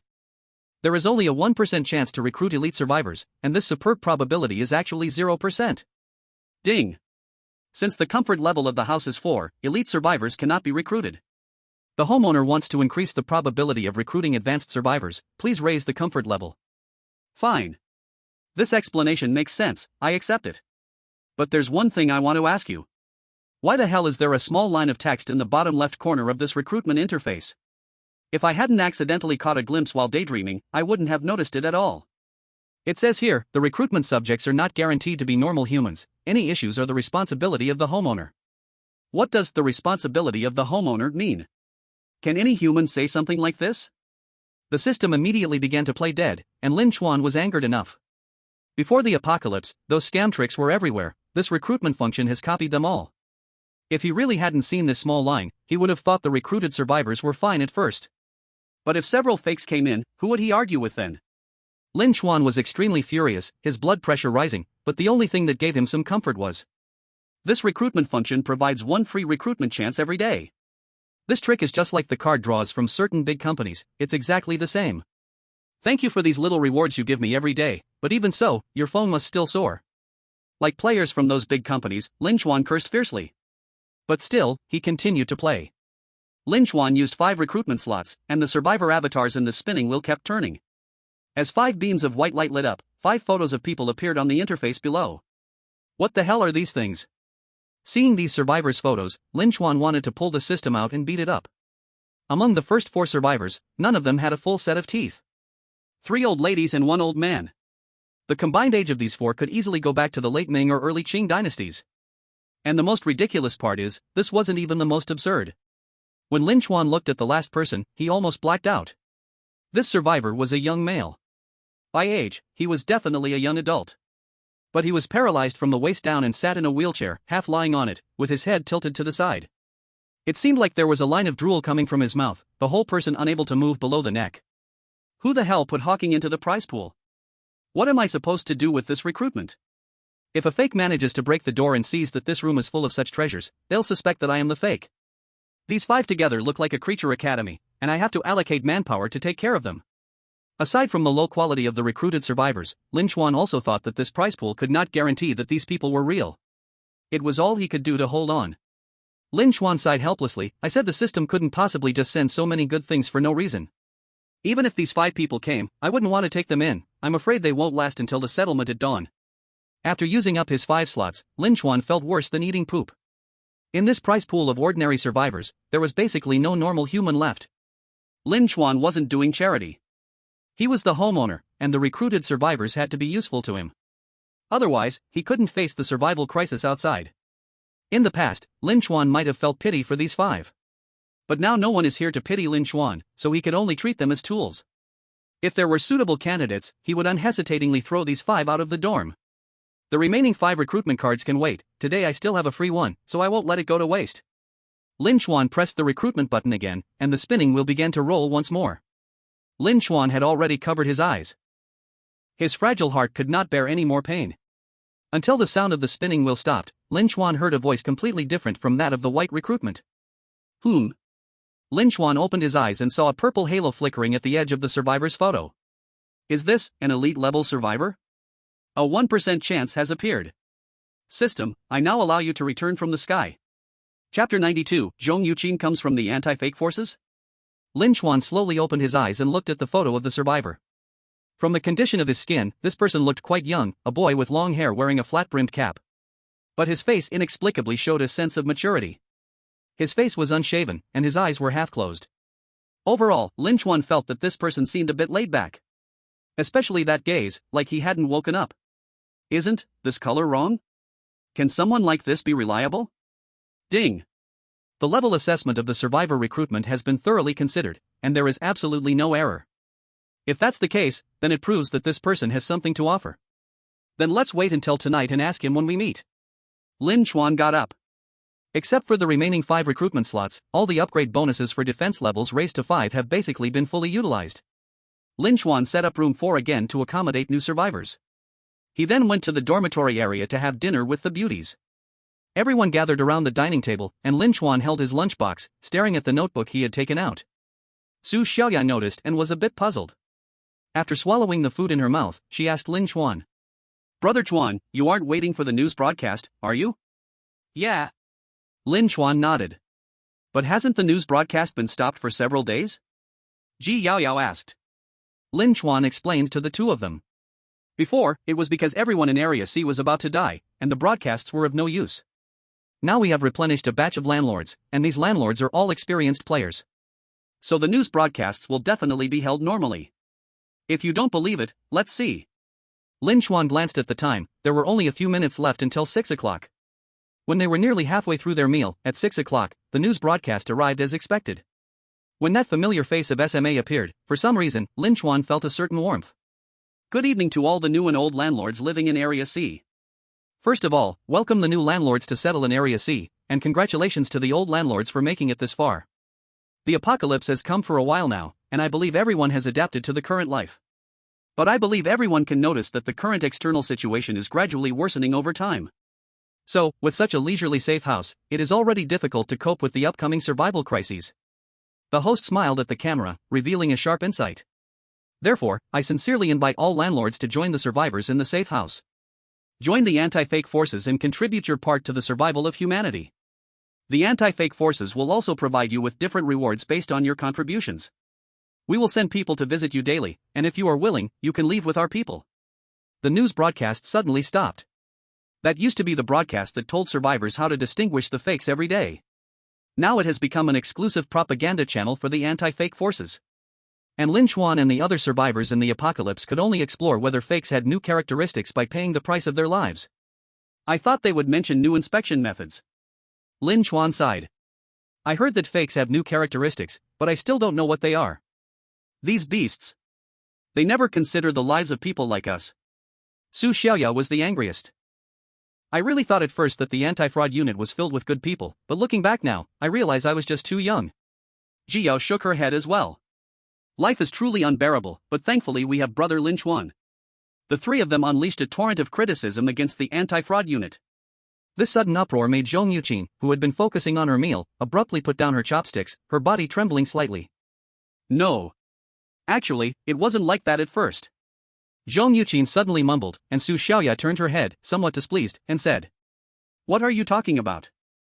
I mean, the anti-fraud unit wasn't like that in the beginning. Zhong Yuqin's emotions became intense in an instant, her hands shaking uncontrollably. With trembling hands, she grabbed a glass of liquor and downed it in one gulp, which calmed her a bit. Su Xiaoya and Ji Yao were both taken aback, especially Su Xiaoya. She had been speaking sharply to Zhong Yuqin before, but Zhong Yuqin always laughed it off, and Su Xiaoya had become somewhat accustomed to it. But this sudden outburst from Zhong Yuqin caught Su Xiaoya off guard. She felt a bit dazed and said softly, I'm sorry, did I make you angry?" Ji Yao also wrapped her arm around Zhong Yuqin's shoulder. "Sister Yuqin, what's wrong? Why are you shaking so much? Don't touch her." Lin Chuan's voice suddenly rang out. He sat like a king in his chair, looking across the table at Zhong Yuqin. "Just now, your reaction when we talked about the anti-fraud unit was very strong. Speak. Are you someone who came from within the anti-fraud unit?" With a loud bang, Lin Chuan slammed his hand on the table, and Su Xiaoya and Ji Yao obediently stood to the side. Zhong Yuqin's face showed a hint of fear and pain. This was the first time Lin Chuan felt such emotions from this woman. He had always thought Zhong Yuqin was full of stories, but he never expected them to be this thrilling. After 10 seconds, Zhong Yuqin still hadn't said anything. She appeared to be trapped in a vast panic. Lin Chuan's patience was wearing thin, and he gritted his teeth and asked, "Are you going to speak or not?" Zhong Yuqin regained her senses, a bitter smile on her face. "What if I tell you?" Yes, I did indeed join the anti-fraud unit for a period. Bang! Lin Chuan slammed the table and stood up, pulling out a microphone he always carried and shouted towards room 2. Zhao Lingfeng, bring your people here to see me. After a few seconds, Zhao Lingfeng and others rushed to the dorm area. He stood at attention and asked Lin Chuan. Host, what orders do you have? Lin Chuan pointed at Zhong Yuqin and said, throw this woman out. Huh? What? Zhao Lingfeng was dumbfounded upon hearing this order, and Su Xiaoya and Jiyao were even more startled. Host, did you have a quarrel with your sister-in-law? Life is just like this, full of quarrels, it doesn't need to be so serious. Lin Chuan slowly turned his head to look at Zhao Lingfeng, startling him into shivers. I told you to kick her out, do you understand? Lin Chuan's tone was cold and serious, not like someone just saying angry words.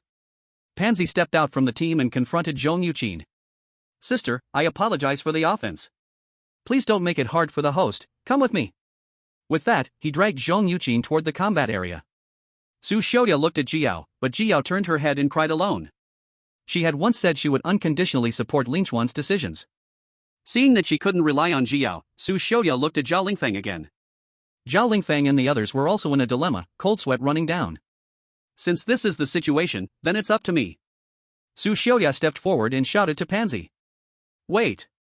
I have something to say. Pansy stopped, and Lin Chuan looked at Su Xiaoya. What do you want to say? Lin Chuan's authority made Su Xiaoya feel immense pressure, but she still mustered the courage to say. Brother Chuan, I think there might be some misunderstanding here. What if Sister Yuqin was captured by the anti-fake unit? Then she must have been forced to join. Lin Chuan looked at Zhong Yuqin. Were you forced? Zhong Yuqin smiled, her tone open and honest. I was not. Not only was I not forced, but I was also among the first 2 batches to join the anti-fake unit. Pansy listened and continued to escort Zhong Yuqin away. Su Xiaoya instantly panicked, shouting in her heart. How is Zhong Yuqin more stubborn than me? Seeing the door to the living area already open, if they go through another door, they would truly be expelled. Su Xiaoya's brain raced as she shouted again. Wait. This time, Su Xiaoya shouted directly at Zhong Yuqin. Sister Yuqin, what was your job in the anti-fake unit? It wasn't some harmful scheme, was it? Upon hearing this, Zhong Yuqin immediately puffed out her chest, her face full of pride.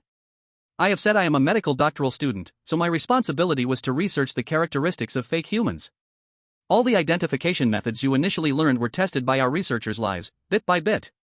I am very proud of my work because I saved countless people in the early days of the apocalypse. As for the things done by the anti-fake unit after that, it was because internal chaos arose. Chapter 93, the elderly group arrives, can't hold it in anymore. Lin Chuan couldn't help but snicker upon hearing Zhong Yuqin's words, crossing his arms and laughing. You tested the methods for identifying fakes. Don't tell me you didn't rely on the lives of normal humans for testing? Of course, we used them, but not the lives of normal humans, Zhao Lingfeng. Zhong Yuqin suddenly looked at Zhao Lingfeng. Zhao Lingfeng was stunned for a moment and quickly nodded. Sister-in-law, you speak. Let me ask you, how did your rescue team deal with those evildoers who took advantage of the apocalypse to loot, burn, and kill? Zhao Lingfeng immediately answered. They were all handed over to the headquarters. The people at the headquarters said that those lives should contribute to ordinary people. Zhong Yuqin looked at Lin Chuan and said openly. Those were the human sources we used for our experiments. Every single one who could become a test subject was a vicious evildoer. The apocalypse brought forth the evil in people's hearts, and I sent no fewer than 20 iron-smelting people into the laboratory. Damn! They truly deserve to die. Upon hearing this, Lin Chuan suddenly calmed down a lot. He even applauded Zhong Yuqin's actions. But he still had doubts in his heart. Then why afterward did they start a massacre against us ordinary people? Zhong Yuqin replied, because a major change occurred within the anti-fake unit, and I am not clear on the specifics. But that batch of people either got killed or died. When new people came to power, the direction began to gradually spiral out of control. All previous policies turned around, and the rescue team was disbanded. Zhong Yuqin said sadly. The anti-fake unit after that became the image of a warlord in your hearts. When I felt it was gradually deviating from my ideals, I chose to leave it. After hearing this, Lin Chuan fell silent. He was not unable to accept that Zhong Yuqin had killed people. In the apocalypse, who hadn't been stained with blood? What he couldn't accept was that Zhong Yuqin was one of those executioners. However, it was clear that the anti-fake unit had some similarities with the world before the apocalypse. At first, their intentions might have been good, but later they were hijacked. When Zhong Yuqin arrived, the broadcast happened to stop. And seeing the content of the broadcast today, combined with the comments from Lin Chuan and others about the anti-fake unit, it caused her to momentarily lose control of her emotions and break down. Are we, your generation, to let our ambitions go to waste? Zhong Yuqin pondered for a moment, a towering figure appearing in her mind. She looked at Lin Chuan, neither humble nor arrogant, and said, "My fate is in your hands, how you decide, tell me." For some reason, Lin Chuan felt a sense of relief on Zhong Yuqin's face. Standing to the side, Ji Yaoyao saw an opportunity. Finally spoke up. "Lin Chuan, go, let Sister Yuqin stay. We all know what the latest characteristics of the fakes are, right? Sister Yuqin is good at researching these things, let's leave this to her." Su Xiaoyao reacted quickly upon hearing this and added, "Right, Chuan Gu, Sister Yuqin is still a doctor. When you came back yesterday, a brother got injured while exploring, and it was Sister Yuqin who stitched him up." Zhao Lingfeng hurriedly said. "And there's another thing, Your Honor. If your sister-in-law wanted to harm you, she would surely tamper with the medical kit. But the medical kit worked very well on Li Fangzhu. So your sister-in-law must be sincere towards you. This is the time we need people, don't act impulsively." It must be said, Zhong Yuqin indeed has charisma. Before today's incident broke out, Lin Chuan had a good impression of Zhong Yuqin. She is smart and responsible. If I'm not in the dormitory, the only one who can take up the burden is probably Zhong Yuqin. But Lin Chuan didn't do this because he still had some caution about her. And it seems that my judgment is correct at this moment. I know all that you said, and I can't deny she is very useful. But Lin Chuan's but made everyone's hearts hang in their throats. She has to pay the price for her concealment and deception. She doesn't deserve to live in the dormitory area right now, send her to room 1. Unless she can prove her worth, only then will I consider giving her a chance to return to the dormitory. Lin Chuan's decision sounded very heartless, after all, Zhong Yuqin had contributed to the dormitory before. But it is indeed the best way to handle it right now, and no one said anything about it. Life has become much harder, but overall, they have managed to survive. Pansy escorted Zhong Yuqin to room 1. The bed that once belonged to Bo Gang now became Zhong Yuqin's bed. Zhong Yuqin said nothing about this arrangement, her eyes were still as calm as a deep well. After settling Zhong Yuqin's matter, Lin Chuan called Ji Yaoyao to the bedroom. This was one of the few leisure times Lin Chuan had. As the saying goes, beating a child on a rainy day, if you're idle, you might as well. But Lin Chuan had no children, so he'd better create one first. But given the current living conditions, a child would just suffer. So Lin Chuan just conducted a brief rehearsal. Good words and bad words, he said them all anyway. After 2 hours, Lin Chuan finally stopped. Ji Yaoyao also lay on the bed resting. Today Lin Chuan gave her a break and didn't make her guard the door. The dormitory's defense level had been greatly improved, sufficient to cope with today's fake attacks. And just as Lin Chuan had predicted, the first wave of fake visitors came. One of them was even wielding a big hammer. If it had been a normal door, one smash would have dented it even if it didn't open. But now with the alloy door, his hammer only caused his hand to go numb. From the shooting hole, Zhao Lingfeng heard a bang and scratched his head. What the hell is that noise? He opened the observation window and shot the fake with the hammer dead with one arrow. I thought someone was smashing the door. The dormitory's defenses were as solid as an iron wall, standing strong. Even without using the arrow tower, these fakes could exhaust themselves trying to break the door. The second wave came in the form of a young couple, asking Lin Chuan for refuge. According to the previous inspection rules, the couple basically had no issues. Since the dormitory was in need of people, Lin Chuan instructed Zhao Lingfeng to let them in. Around 11 o'clock, the third wave came again. When Zhao Lingfeng peeked through the peephole, his eyes nearly bulged out. He hurriedly grabbed the intercom to communicate with the bedroom, shouting at Lin Chuan. "Your Honor, there's a group of elderly outside. Are we taking them in or not? These people seem older than my dad." Lin Chuan knew at once that those idiots drawn from the recruitment function had arrived. Sitting on the chair, Lin Chuan pondered for a long time, while Zhao Lingfeng waited at the door. 10 minutes later, Zhao Lingfeng's voice came again. "Owner, among the 5 people who came this time, one old man had a sudden heart attack." "I see." The young man in the wheelchair claims he is paralyzed from the waist down. He has no feeling below his neck, and has been waiting too long, so his bottom couldn't hold it, and he pooped right in his pants. Zhao Lingfeng's desperate voice echoed through the speaker. "Owner, where on earth are these Pokemon released from? Are we taking them in or not?" "I'm afraid if you delay any longer, 2 more will die." Lin Chuan slapped his forehead, looking both crying and laughing like a meme. "No matter who comes now, it's impossible to hold back. First let them in. Put the newcomers in room 4. If there are imposters, at least these people can be used as bullet shields. That was the only use Lin Chuan could think of for these people. By the way, let the people from room 1 take care of them. Try to keep them alive a little longer, accidental deaths can't block knives. Chapter 94, Elite Level Survivors, is it the kid brother?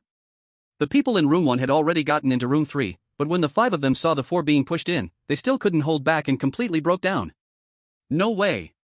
Are we so short on people that we're taking in any kind of survivor? Yu Jingxiang trembled as she looked at the 4 people, and Shenanbua felt the sky was about to fall. I've always been taken care of by others since I was little, I've never cared for anyone else. Now we have to make sure these people don't die. How are we supposed to do that? Yu Jingxiang and Shenanbua kept complaining.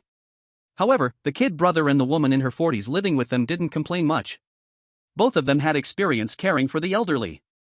They had some insights on how to take care of old people. But in room 1, the strongest was still Zhong Yuqin. After all, she was studying medicine, and taking care of patients was part of her training. After Lin Chuan demoted her to room 1, she immediately faced exclusion from Yu Jingxiang and Shenanbua. The two had some conflicts with her beforehand. Now, taking advantage of Zhong Yuqin's situation, they immediately showed their true colors. Zhong Yuqin was still selecting the target she wanted to care for, when Yu Jingxiang and Shenanbua conspired. After Zhong Yuqin chose her target, the two immediately jumped out and said, "Hey! Isn't this Zhong Jie? Haven't seen you in days, why do you look so shabby?" Zhong Yuqin glanced at the gloating Yu Jingxiang and Shenanbua. She prepared to report her chosen target to Zhao Lingfeng at the door. "Hey! Don't go!" Yu Jingxiang grabbed Zhong Yuqin's arm. "This person was originally the one that Anbua and I planned to take care of, you must change to another." The elder Zhong Yuqin chose was suffering from Alzheimer's disease. While her spirit was decent, she couldn't remember things well. Yu Jingxiang and Shenanbua believed Zhong Yuqin would definitely choose a target that was easier to care for. So as soon as she chose, the two immediately jumped out to snatch the target. Zhong Yuqin looked at the two blocking her path and said indifferently, "Are you two planning to take care of the same person together?" Shenanbua crossed her arms and said, "Yes. There are 5 of us in room 1, and there are only 4 people here. So it shouldn't be a problem for both of us to take care of this grandma, right?" After hearing this, Zhong Yuqin didn't refute. She was originally planning to accept reality, but was pulled back by Zhao Lingfeng behind her. "Sister-in-law, your task is different from theirs." Suddenly, the expressions of Shenanbua and Yu Jingxiang turned sour, and Zhao Lingfeng continued. The homeowner said he could not guarantee that these people being accommodated are all normal humans. If any of them are killed by a fake person, you will have to find out who the fake person is. And figure out what extra features the fake person has. A professional like Zhong Yuqin is someone Lin Chuan definitely wants to make use of. After the tasks were assigned, Zhao Lingfeng went back to guard the door. Then, another wave of fake people came, but as before, they were easily repelled by Zhao Lingfeng and his team. It is estimated that Lin Chuan will only feel some pressure when the danger level increases tomorrow. Today, there was absolutely no way any fake person could shake the defenses of Lin Chuan's dormitory. Around 3 o'clock, when Zhao Lingfeng reported that another batch of visitors had arrived, Lin Chuan immediately got excited. "It's 3:40, this is probably the last batch of visitors.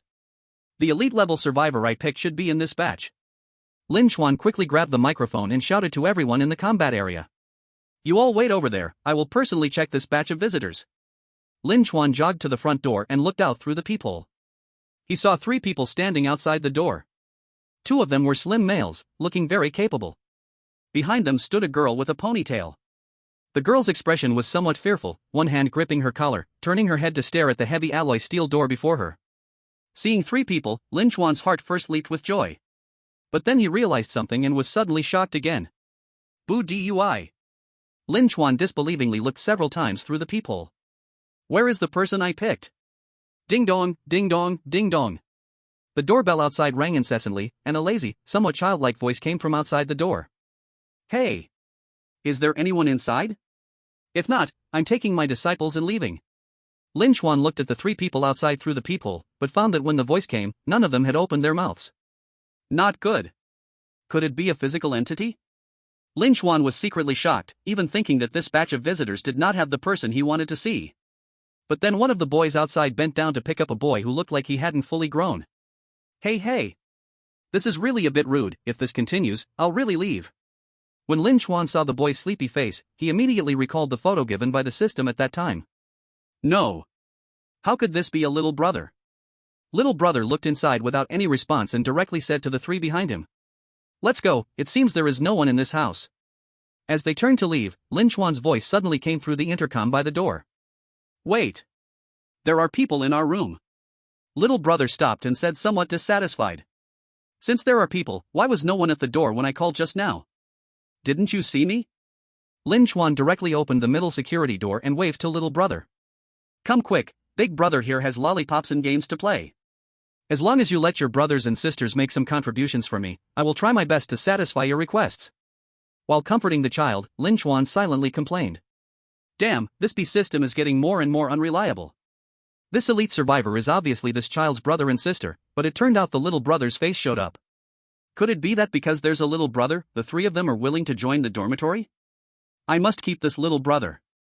Lin Chuan squeezed out his kindest face during the apocalypse. But clearly, little brother did not appreciate it. His three siblings slowly opened their mouths as they heard Lin Chuan's words. And little brother's face turned redder and redder, directly turning the color of pig liver. One of the boys next to little brother said shivering. Master. Master, he seems to be in URUU. The child brother's blood boiled, and for a long time he couldn't say a word. Angrily biting his lip, with tears in his eyes, he said to his disciples, "Let's go, I would rather die than go to this safe house." Lin Chuan was stunned to see the child brother turn and leave with the others. He quickly shouted from behind. It doesn't matter if you don't want candy. I have plenty of cartoons here. Toys, whatever you like to play with, I can get it for you, don't go. Hey! Why are you running away? Damn it, I finally found a chance to be soft, and you don't know how to appreciate it, right? Seeing the four still not looking back, Lin Chuan shouted at Zhao Lingfeng. Go! Bring them back and tie them up for me. I worked really hard to get them out, don't let them escape. Although Zhao Lingfeng did not know what Lin Chuan had pulled, as his subordinate, he only needed to execute orders unconditionally. The door was slowly opened, and four burly men ran out. In no time, they dragged the child brother and the others back from the darkness. The child brother was grabbed like a handbag, directly squeezed under Zhao Lingfeng's armpit. No matter how he struggled, he couldn't break free from Zhao Lingfeng's grip. He could only cry while shouting. Woo woo! You guys are you me? Just because I look short, why do you call me a child? I am already an adult, understand? Hearing the cries, Lin Chuan was taken aback. Ha!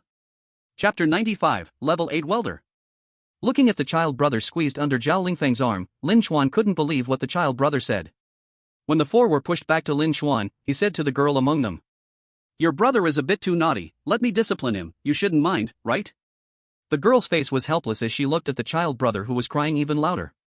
She stammered to Lin Chuan. Brother, is it possible that the child brother you mentioned is actually our master? Although he looks small, he is actually an adult. Lin Chuan looked at the other two boys, and they both nodded at the same time. Brother! He really is our master, we learned our skills from him. What the heck? With the unanimous statement from the three, Lin Chuan finally believed that this child brother was the elite survivor mentioned by the system. With a wave of his hand, Zhao Lingfeng and the others immediately released their hold on the four. The free child brother, furious, rushed forward and jumped to punch Lin Chuan in the stomach. Zhao Lingfeng was about to make a move but was stopped by Lin Chuan's gaze. Lin Chuan looked at the not-so-childish child brother and awkwardly smiled. Ha, this little guy is quite unique, like a small figurine. I was wrong just now, quickly tell me what skills you have. Lin Chuan really wasn't good at comforting people. After last time comforting Su Xiaoya, she almost wanted to act as a trapeze artist on the spot. This time, comforting the child brother directly hit the mark. The child brother, holding his heart in anger, cried while pointing at Lin Chuan. Let me tell you something. Even if you kill me, I won't do anything for you. Daring to talk to the landlord like this is seeking death. Pansy directly pointed his gun at the back of the child brother's head. He was just stunned for a moment, then shouted in even more anger. Come on. If you dare, shoot me dead. Anyway, I've long wanted to die. Lin Chuan quickly pressed down on Pansy's gun. What are you doing? Put the gun down. Threatening someone with skills is useless. If you really kill him, are you going to take his job? As the landlord, Lin Chuan had to consider more than others. In the past, emperors would pay a high price for talented individuals. Lin Chuan had to respect technical talents accordingly. I admit that I was wrong just now. Not understanding the situation, I thought you were just a child. But since you've come to my safe house, I guess I will be your landlord from now on. I provide you with shelter and food, so at the very least, you should let me know what you can contribute. Lin Chuan glanced at the faces of the four people. They all looked a bit sallow, with their cheeks showing some hollowness. That's easy enough. Lin Chuan picked up the intercom and shouted to Ji Yao Yao in the bedroom. Yao Yao, bring out 4 servings of food. Moments later, Ji Yao Yao arrived, carrying 4 boxes of heated meals. Lin Chuan even asked Zhao Lingfeng to set up a table for the 4 of them. For those who survived in the apocalypse, being greeted with a full meal upon first meeting is the greatest courtesy. When the 4 saw the boxed meals, all their toughness instantly disappeared. They all leaned over the table to dig in, until 5 minutes later. The kid with an oily mouth finally wiped his lips in satisfaction. How about that? My food is pretty good, right? Lin Chuan asked with a smile. The kid nodded honestly. It's really good. If you had done this earlier, I could have brought my apprentice. Lin Chuan waved his hand. Before we had a bit of a misunderstanding, now can you tell me what you all can do? The kid grinned, stood on the chair, crossing his arms. He said to his 3 apprentices. Come on, let the landlord see our abilities. The 2 boys and 1 girl each picked up a toolbox from the ground. They opened it, which was filled with various repair tools. The tallest boy said. Hello, landlord, you can call me Xiaodong. I'm the master's eldest apprentice, good at maintaining and repairing the defenses and doors of safe houses. Another boy said. I'm the master's second apprentice, skilled in weapon maintenance and simple repairs. The shy girl, who had always been timid, said with a bit of insecurity. My name is Xiao Yu. I'm currently learning from the master, not as skilled as my 2 brothers. I can only maintain the living facilities in the house, but my master is really amazing. Xiao Yu pointed to the kid, introducing him. My master is called Lu Xiaonan, he can basically do anything. Don't judge him by his short height, his skills are top-notch. His grandfather was an 8th level welder, and after being forced to retire, he passed the skills to my master. 8th level welder. Lin Chuan was shocked when he heard this term. Although Lin Chuan was young, this term was quite unfamiliar to him. Being young doesn't mean lacking experience. An 8th level welder is someone famous for crafting everything by hand. As long as you give him a blueprint and the right tools, he can truly create anything for you. This system indeed didn't trick me, one shouldn't judge a book by its cover. Lu Xiaonan raised an eyebrow at Lin Chuan's surprised expression and pride. So, now you know I'm amazing, right? But I must admit one thing, my skills can't match my grandfather's. But they are enough to deal with most items made in your safe house. My apprentice and I are tired, can you show us the rooms? Ding! Congratulations, landlord, for recruiting an elite-level survivor. This survivor can accelerate house upgrades by 20%. Construction materials for items will reduce consumption. According to the item level, the reduction rate decreases gradually. Hint: primary items can reduce material consumption by 40%, intermediate items by 20%, and advanced items by 10%. Chapter 96, The Craftsman Room, Lu Xiaonan's True Power. Reducing materials, reducing upgrade time. When Lin Chuan heard about the various buffs they had, he finally understood just how incredible elite-level survivors were. Fortunately, he had stopped Pansy at the time and hadn't shot this little guy. Otherwise, wasting such a talented one would truly be a huge loss. Although it seems they had already decided to stay with him. Lin Chuan now has an embarrassing problem. There are no beds available. Although the number of survivors in the dormitory is still far from the system's upper limit requirement. But Lin Chuan doesn't have extra beds to take these people in. The system has comfort requirements even for elite-level survivors. Lin Chuan needs to ensure that Lu Xiaonan and their living comfort reaches level 4 or above within 3 days. Otherwise, these buff enhancements will be temporarily sealed. They will start to activate only when the requirements are met. Lin Chuan thinks this arrangement is quite reasonable, but he simply can't do it right now. What's wrong, Lin host? Are you not welcoming us? Why don't you show me and my apprentice, see where we will stay? Lu Xiaonan urged Lin Chuan, who awkwardly replied. Currently, our dormitory does not have beds available for you to rest. After the settlement, I will use the gold coins earned to build you a new house. Upon hearing this, Lu Xiaonan and the others complained a bit but did not choose to leave. Of course, even if they wanted to leave, Lin Chuan would not let them go. Lin Chuan stayed with these 4 people, sitting in the combat area for a while, waiting for today's settlement. In fact, Lu Xiaonan and the others were the last batch of visitors. Not long after confirming the formal shelter, the system began today's settlement. Settlement start. Host, Lin Chuan. Sheltered survivors, 19 people, have no bed assigned, not participating in today's settlement. Rewards earned, 760 gold coins. Number of fake people killed, 31. Rewards earned, 310 gold coins, kill package *3. A day passed, 1070 gold coins. This is Lin Chuan's current power. But Lin Chuan hasn't had a chance to hold on to this money, as it will likely be spent again. This money must be used on Lu Xiaonan and the others, whether he can save some is uncertain. Foreman Lu, today's settlement is done, Lin Chuan said to Lu Xiaonan. Lu Xiaonan nodded and stuffed a lollipop into his mouth. He looked even more like a little kid. How many gold coins did we settle? 1,000. Lu Xiaonan jumped down from the chair, resting his hands behind his head as he walked towards the dormitory. 1,000 is about enough, I'll give you a list, you go buy the things we need at the store. Then the rest, just leave it to me and my apprentice. Lu Xiaonan handed a piece of paper to Lin Chuan, who looked like he had prepared it in advance. Lin Chuan took a glance at the prices on the list and felt a wave of darkness. Exactly 1,000 gold coins. Are you planning to leave me with just the spare change? Lin Chuan tucked the list away and went back to his bedroom to start shopping for the items on the list. The dormitory now has a total of 4 compartments, and Lin Chuan needs to create a worker's room for the little kid. The items on the list include both furniture and tools. Although Lin Chuan didn't know what the little kid wanted to do, he bought everything just to be safe. Following the requirements on the list, Lin Chuan expanded a space of 70 square meters. It should have cost 140 gold coins, but he found it was completed with only 100 gold coins. Then he crazily bought various tools and furniture, with countless materials blending in the blue light. Lu Xiaonan held a wrench in one hand and a drill in the other. Looking at the various items being built before his eyes, he pushed the brim of his hat back. Disciples, go! The 4 entered the halo, and a series of knocking and sparks echoed from within. Whenever the houses are upgraded and expanded, the survivors in the dormitory would come out to watch the excitement. Everyone gathered at the entrance of the workers' room. Su Xiaoya looked at the 4 being engulfed by the blue light of the constructed items and asked Ji Yao Yao beside her. Sister Yao Yao, what are they doing? I don't know. It seems like they are building things with the system. The 2 girls were stunned, while Lin Chuan quietly watched with curiosity.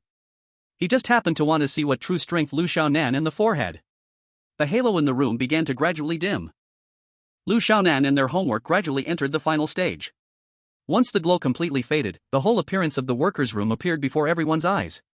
Everyone let out a gasp when they saw it for the first time. The 70 square meter room was divided into 2 parts. The inner area is the living space, and from the bed position, it should be Lu Xiaonan's exclusive cubicle. The layout inside seemed a bit compact, with no suspicion of wasting Lin Chuan's gold coins.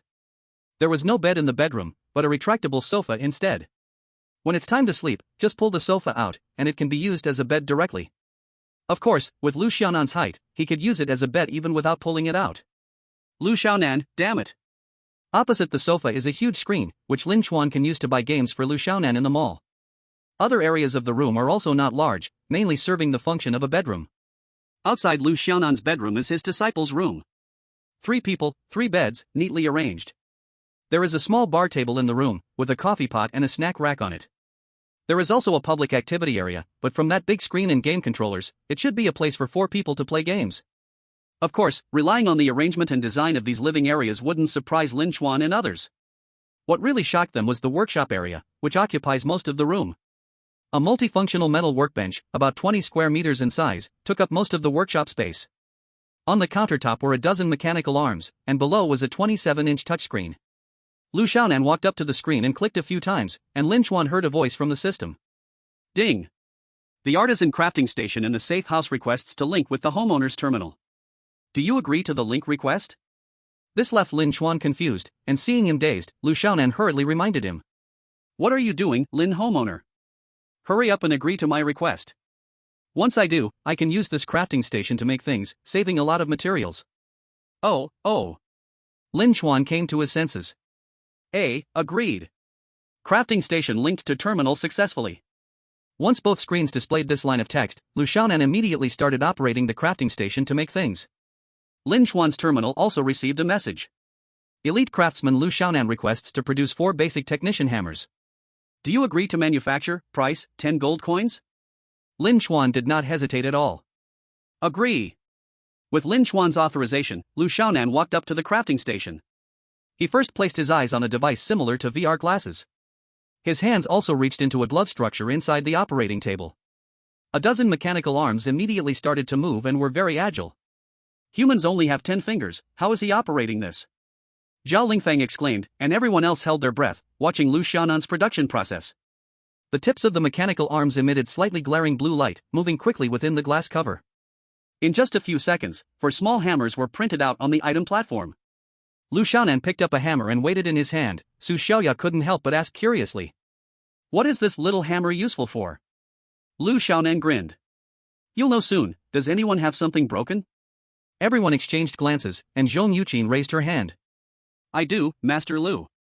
My bed has a bit of an issue. The previous person who lay on it was too heavy. When I sleep now, it creaks a bit when I turn over. Lu Xiaonan patted his chest. Leave it to me, take me over to have a look. Okay. Chapter 97, Steaming the Eagle. Everyone flocked to room 1. This room, which was the first cubicle Lin Chuan built, appeared somewhat old. Moreover, the previous occupants did not maintain it well. It looks much older than the other rooms. Lu Xiaonan frowned and stood in room 1, unable to help but complain. What kind of smell is this? It's so sour and stinky. Shenanhua and Yu Jingxian's faces instantly turned red, and they hurriedly shrank back into the crowd. Lu Xiaonan didn't mind too much. After all, he came here to show off his skills and had no time to care about reality. Where's your bed? Over there, bed 3. Zhong Yuqin pointed to her bed. Lu Xiaonan walked to the bed and nodded in satisfaction. You are cleaner than the others, your spot smells good. I'll help you fix your bed. Lu Xiaonan casually raised the small hammer in his hand and struck the iron sheet of the bed. Clang! The bed made a crisp sound, and everyone held their breath, waiting for a change to happen. 3 seconds. 5 seconds. 10 seconds. Nothing changed. Until Shenanhua couldn't hold it in any longer, she slightly dissatisfied shouted at Lu Xiaonan. What are you doing? Are you going to fix it or not? If you're not going to fix it, get out of our cubicle, we need to sleep. Why are you in such a hurry? I'm thinking about how to change it. Lu Xiaonan rolled up his sleeves and beckoned to his disciple Xiaodong. Xiaodong understood and lifted Lu Xiaonan up onto his shoulder. Lu Xiaonan began to strike at the bed's frame. This time it was completely different from before. With every blow, sparks flew from the striking point. Moreover, a blue ripple radiated from the hammerhead, enveloping the entire bed. After a dozen strikes, the originally shabby dormitory bed and table setup transformed completely. And not only did it become new, but Lu Xiaonan also added a partition and a pull-out table above the bed. Lin Chuan, who had been standing at the back of the crowd, widened his eyes like copper bells and couldn't help but exclaim. Wow! It can be done like this. This craftsman gave him the feeling of being the protagonist in a sand river game. With a hammer, he strikes something, clang clang, and a house is built. He strikes a nearly broken wall, clang clang, and it's fixed. Upon hearing Lin Chuan's voice, Lu Xiaonan grinned and looked at him, asking. How is it, Lin homeowner, are you satisfied with my skills? Not bad. Lin Chuan appeared calm on the surface, but he was already exhilarated inside. Although at first, it was a bit painful to part with so much money. But looking at it now, this 1,000 gold coin spent was totally worth it. Everyone present was as shocked as Lin Chuan. Especially the people in room 1, seeing Lu Xiaonan's displayed abilities. Their dissatisfaction turned into jealousy towards Lu Xiaonan. The dormitory renovation completed, Lin Chuan let everyone go to sleep. Tomorrow he still needed to go to room 3 to interrogate prisoners and believers and needed to maintain good physical strength. Though they could sleep peacefully, the people in room 4 could not sleep at ease. When Lin Chuan woke up the next day, Su Xiaoya rushed to his bedroom to report the situation. Big brother Chuan, a high-level paraplegic in room 4 died. The cause of death was not due to illness but was killed by a physical entity. That means among the newly recruited survivors, there are 2 or more impostors. Hearing Su Xiaoya's report, Lin Chuan was slightly shocked but quickly regained his calm. This situation was something he had pushed for, with the aim of discovering new characteristics of the impostors. What did Zhong Yuqin say? Lin Chuan asked. Yuqin said she has already identified 2 possible traits of the impostors. There were 2 people in room 4 with bleeding ears, and 2 others had significant hair loss. These 2 points are very suspicious, but more days of verification are needed. Lin Chuan waved his hand. Alright, let me give her some more time. Take the couple we took in yesterday to room 4. She needs to prove her value to me before these 4 precious items die. Otherwise, she knows my methods, let her arrange it herself. Su Xiaoya sighed and said a sentence. I will convey this to Sister Yuqin. Then she left Lin Chuan's bedroom. After that, Lin Chuan washed up and prepared to go to room number 3 to meet the believer in Lu Feng. These 2 people, after being taken in, seemed to have been forgotten. When Lin Chuan entered room number 3 with Pansy, Lu Feng, whose hands were bound, suddenly rushed forward. Pansy, startled, pushed him down, but he sat up and shouted at Lin Chuan. Master Lin. You are really ruthless. Even if you hate me, you can just kill me directly, but there's no need to punish me like this.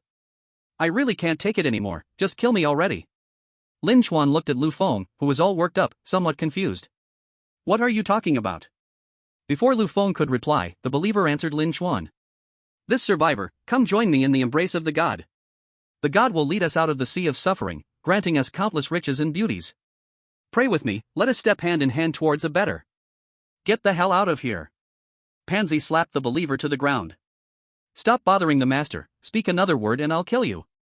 After being knocked down, the believer struggled to get up, still mumbling beside Lin Chuan. Basically pinned down by Pansy, that annoying mouth kept babbling, making Lin Chuan's head spin.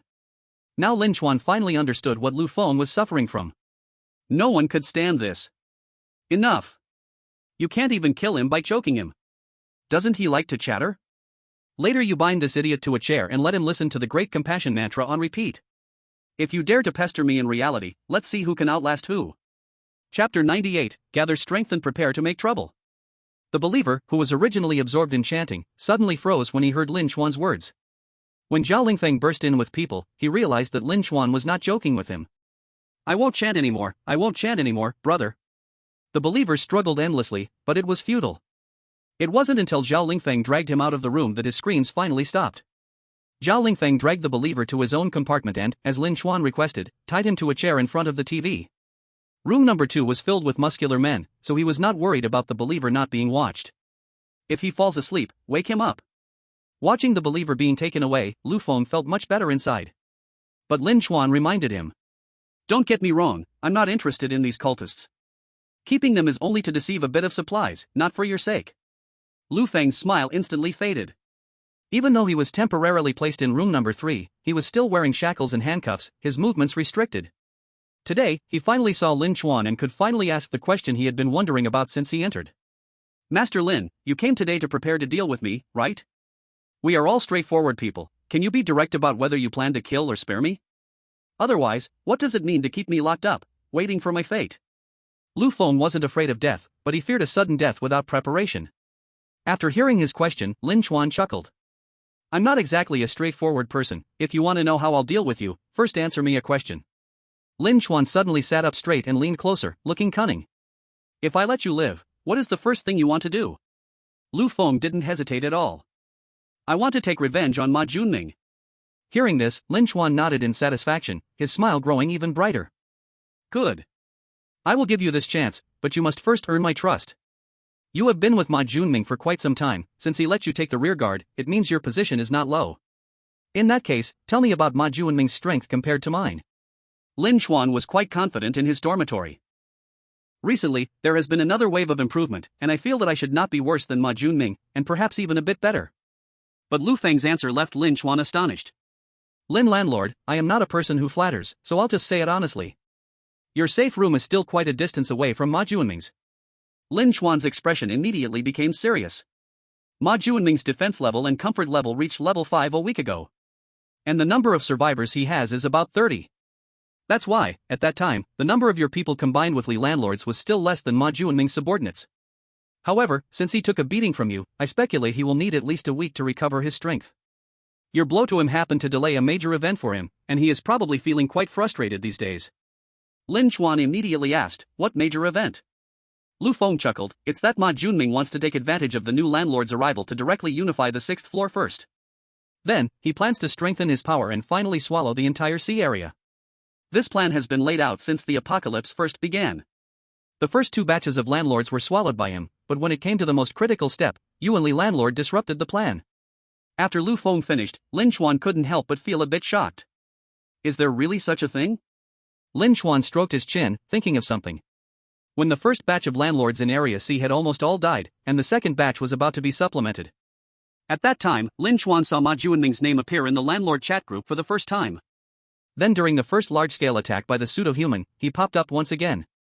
And during this time, he killed the landlord of 207, Zhao Taizhu. At that time, he should have already had considerable strength, but he was still in the development and accumulation stage. This old fellow originally didn't plan well at all. He actually advanced my plans by so much. Seeing Lin Chuan lost in thought, Lu Feng added, Landlord Lin, don't think too much. Although Ma Junming had good strength before, it's not the case now. Your operation in that strange building directly gave him a serious setback. So you two are currently on the same level, and maybe you are even a bit better. Upon hearing this, Lin Chuan's brow relaxed a little. However, he also had his own judgment in mind. The information Lu Feng provided would not affect his next decision. I have a rough idea about Ma Junming's situation, now let's talk about you. I intend to assign you a task, let's see if you want to do it. Lu Feng immediately replied, as long as I can kill Ma Junming, I am willing to do anything. Hearing this answer, Lin Chuan felt very happy. Ha ha ha. Good. What I want you to do is the first step in killing Ma Junming. Later tonight, I have some special arrangements for you. When the time comes. Lin Chuan informed Lu Feng of his plan, and Lu Feng couldn't help but laugh and cry. Landlord Lin, can it work? I feel like it's a bit unreliable. Lin Chuan patted Lu Feng's shoulder. Unreliable or not, it has to be tried. Anyway, if we can't kill Ma Junming, we should at least make his life miserable. But even though you're doing this for me, I need to say something up front. You are not one of my own, and I still have no trust in you. If something goes wrong, don't expect me to save you, just take care of yourself. After Lin Chuan finished speaking, he directly left the room. As for whether Lu Feng would follow his instructions to carry out the task, Lin Chuan did not care. Although Lu Feng was a part of his plan, he was not the most critical one. Lin Chuan was now waiting for an opportunity that would inevitably come. And he felt that this opportunity would appear soon. Leaving room 3, Lin Chuan found Lu Xiaonan. Pushing open the door to the craftsman's room, Lin Chuan saw him playing a game with his apprentice. Lin, the master of the house is here. Xiaoyu saw Lin Chuan in her peripheral vision and immediately nudged Xiao Dong beside her. The three apprentices were just about to hide the game controllers, but Lin Chuan waved his hand and said, Your master hasn't said anything, so I won't bother you about playing games. Anyway, there's nothing to do right now, so you should have fun. I need to talk to your master about something. Lu Xiaonan, hearing Lin Chuan's words, tossed the controller to Xiao Dong. You help me play first, don't let me die. Then he walked up to Lin Chuan. What do you need, Master Lin? Lin Chuan said, It's not a big deal, I just want to ask. If you and your apprentice wanted to create a separate space with a comfort level of 3 with the least budget, how much gold would you need? Lu Xiaonan frowned slightly. Generally, it would take 200 gold. The difference between comfort levels 2 and 3 is basically the living area. But if you want to say I can't save anything at all, that's not true. It just needs some time to calculate. Is 1 day enough? Lin Chuan asked. Yes, 1 day is enough. Lu Xiaonan confidently nodded and then asked. Is Master Lin planning something? Is there going to be a large-scale recruitment? Lin Chuan smiled without speaking, nodded, and then left. Lu Xiaonan looked at the closed door of the artisan room and murmured. It seems something big is about to happen. It's rare to have such a peaceful time. Chapter 99, The Pale Man's Visit. After finding the people he needed to find, Lin Chuan waited early in front of the computer today. After dinner, the broadcast came as scheduled. The anti-deception forces were still trying to create a buzz around their appearance in Area C, hoping to gain support from the masters. They didn't forget to attack the rebels, calling them traitorous madmen. The rebels spoke badly of the anti-deception forces as well. The tension between the two sides was heating up, both treating Area C as their target for recruitment. And the newly added masters in Area C were indeed experienced players. Although they had not been there long, they were gradually starting to adapt. Lin Chuan also felt that the quiet days were probably coming to an end. Today, the tall, pale man will come to visit. Last time, he requested that there must be more than 10 survivors in the dormitory. At that time, I thought it would not be difficult, but unexpectedly, we encountered a major purge by the anti-deception forces in Area C. After this meeting, I wonder what bad news he will bring to me again.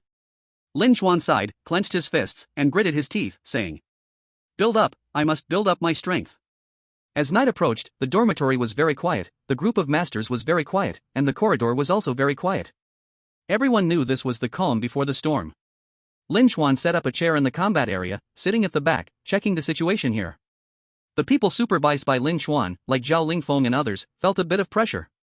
Everyone was tense, not daring to make a single mistake. The first group of visitors was a few survivors requesting shelter, 2 men and 3 women. Although they were from the same batch, they did not know each other. One woman who did not pass the inspection was eliminated, and another who looked useless was also rejected. In the end, 3 people were kept.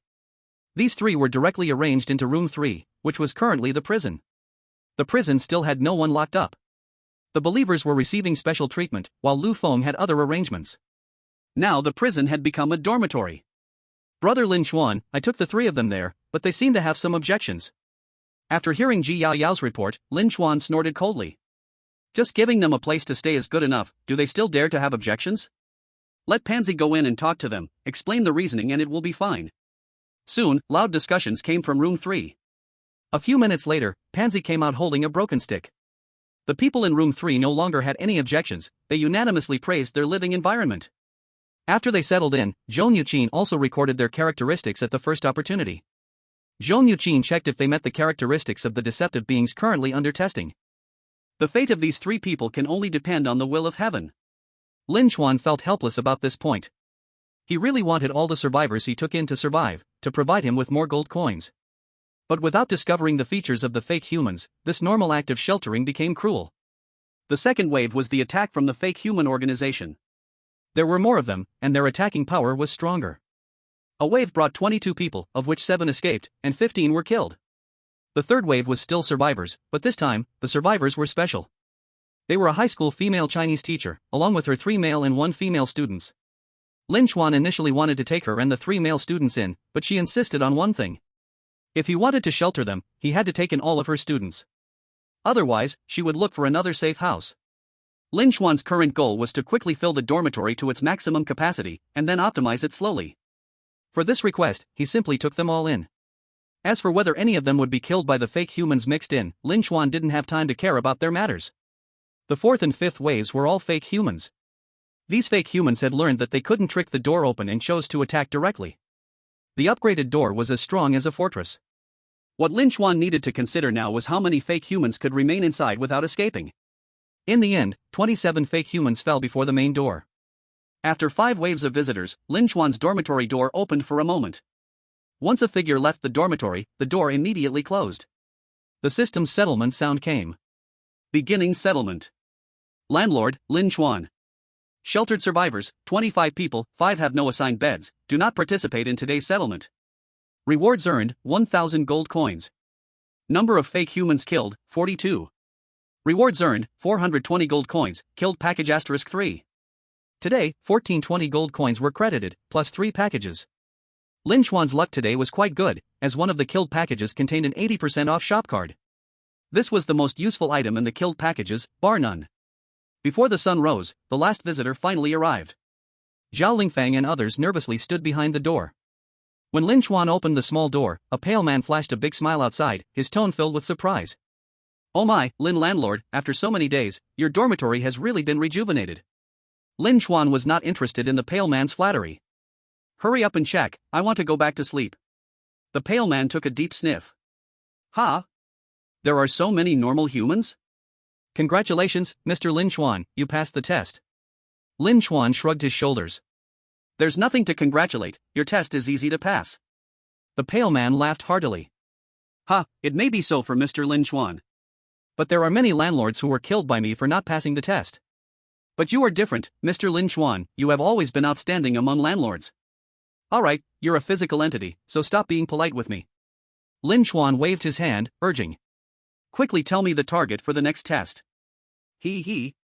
The pale man's smile grew wider. The next test will be in 15 days, and the requirement is. Your shelter must have 30 or more normal humans. But if you think it's easy, it might not be. Because from today onward, in addition to fake humans, there will also be my kind visiting you. And I can also smell my kind in your room. Lin Chuan's pupils shook, but he still forced himself to appear calm. I know there are fake humans and entities in the room right now, this is to test the new features for identifying fake humans. The pale man applauded. A wise choice. The current fake humans are very different from the start. These low-level beings have put in a lot of effort to become existences like me. I hope Landlord Lin is doing well, after today, you will have your hands full. Chapter 100, Great Change. Do fake humans assimilate normal humans? Back in the bedroom, Lin Chuan lay on the bed, staring blankly at the ceiling. The sound of Su Xiaoya showering came from the bathroom. Lin Chuan looked at the fogged glass door, where a hazy and graceful body appeared, and lit a cigarette. After smoking 3 cigarettes, Su Xiaoya finally walked out of the bathroom. Seeing Lin Chuan staring at the ceiling with a frown, she jumped onto the bed and hugged Lin Chuan, saying, Brother Chuan, what are you thinking? Tell me, and I'll help you. Su Xiaoya was not as gentle as Ji Yaoyao, nor as mature and soft as Zhou Yuqin. But her quirky and vibrant personality always brought a sense of enthusiasm for life. Lin Chuan was first startled, then he pinched Su Xiaoya's little nose. "What can you help me with?" "The biggest thing you can do for me is not to cause trouble." "TCH. Who do you look down on?" Su Xiaoya knelt up and patted her own little pride. Lin Chuan even saw waves undulating. Before he could understand the meaning behind it, he suddenly froze. He looked at Su Xiaoya, who sank into the blankets and smiled knowingly. This little girl can really hold something over me. Although Su Xiaoya wasn't very smart, she had her own ways of making Lin Chuan happy. At least tonight, Lin Chuan was quite happy. By the time the sun was high outside, Lin Chuan finally relaxed. The two of them fell into a deep sleep, and Lin Chuan awaited new news from Zhong Yuqin. Since the defense level of the dormitory was raised to level 5, the number of important rooms Lin Chuan could choose reached 2. Lin Chuan chose the craftsman room and Zhao Lingfeng's room 2 as important rooms. Including Lin Chuan's own dormitory, a total of 10 survivors would not be attacked by the pseudo people in the dormitory. Of course, the rules also place limits on the number of survivors. In the 2 selected important rooms, the maximum number of people per room was 5. So even if Lin Chuan stretched himself thin, he can only guarantee 15 people would not be attacked by the pseudo people at night. Most people would still die at the hands of the pseudo people. Those in ordinary divisions could only rely on luck. When he woke up, he immediately received a good news and a bad news. And both of these messages pertained to the same matter. Lin Chuan leaned against the headboard, not even having the time to get dressed, and stared in disbelief at Ji Yaoyao. "Are you sure no one died last night?" "Absolutely," Ji Yaoyao said seriously. "Sister Yuqin specifically checked around today, and no one was found dead in several rooms. Even the newly placed survivors from yesterday showed no signs of death." Lin Chuan rubbed his cheek. "Then that's really strange. Is there anything else discovered?" "Yes." Ji Yaoyao's expression grew more serious. "Sister Yuqin said that not having any deaths doesn't mean the pseudo people didn't act. It's possible that after they killed someone, that person was then assimilated into a pseudo person and mixed in with us. So now everyone inside the division has the suspicion of becoming a pseudo person. This increases the difficulty and workload of screening compared to before." Upon hearing this, Lin Chuan felt a chill down his spine. He jumped out of bed grabbing his clothes. "Call Zhong Yuqin, I have something to ask her." Lin Chuan didn't even have time to wash up and rushed to meet Zhong Yuqin with messy hair. Since she was driven out of the main dormitory area by Lin Chuan to room 1, she had become much more haggard. Her eyes were a little red, and her dark circles were heavy. She looked like she hadn't rested well. Lin Chuan asked Ji Yaoyao to make a cup of coffee for Zhong Yuqin. She needed to perk up to work better. Zhong Yuqin took a sip and immediately spat it out, looking incredulously at the coffee in the cup. "Why is it so bad? What brand of coffee is this?" Lin Chuan took a sip. "Our school's own brand, called Lanhe. Before asking you about the situation, I need to ensure you are not a pseudo person. Because now, the imposters can kill people and directly disguise themselves as the real person." Zhong Yuqin smiled and handed a report booklet to Lin Chuan. "The owner of Lin is indeed cautious, but you don't need to worry about this for now. These are some experiences I summarized during my time in the anti-imposter team.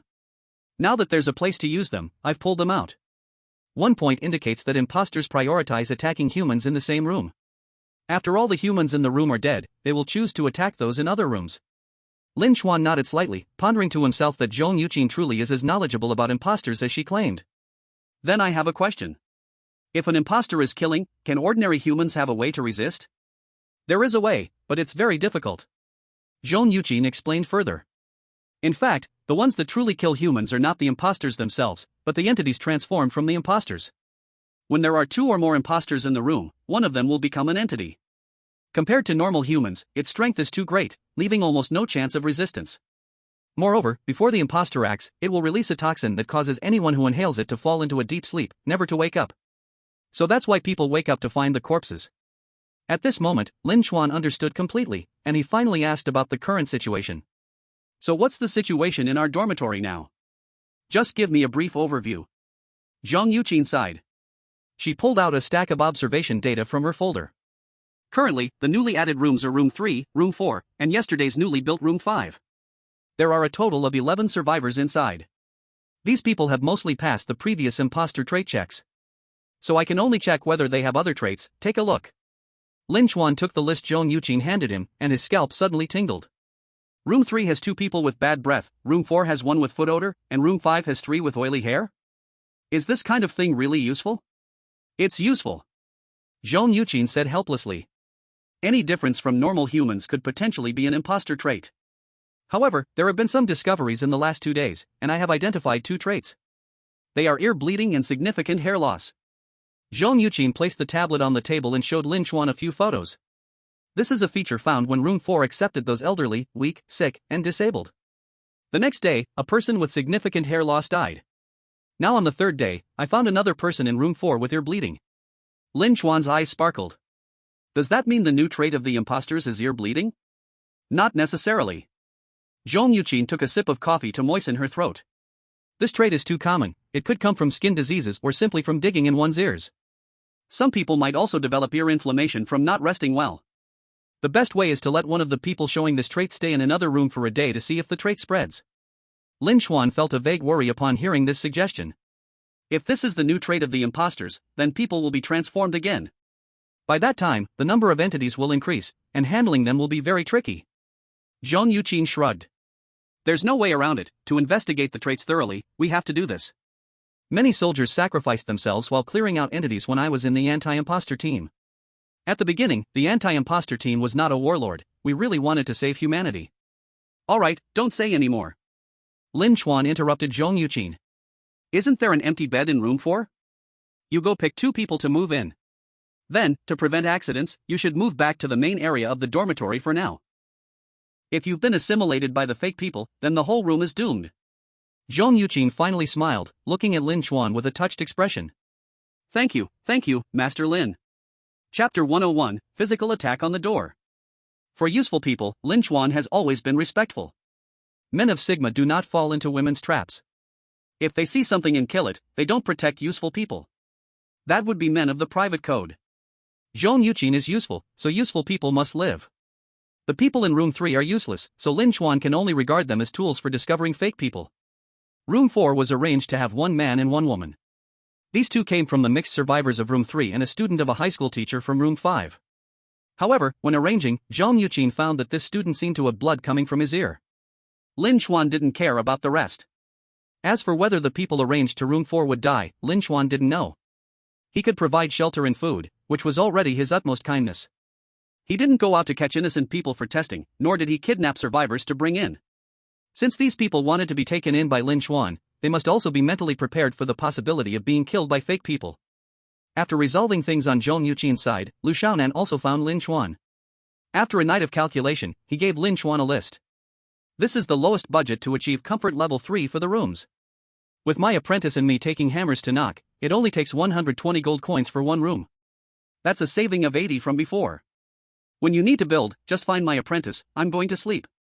Lu Xiaonan, with dark circles under his eyes, staggered into the bedroom to sleep.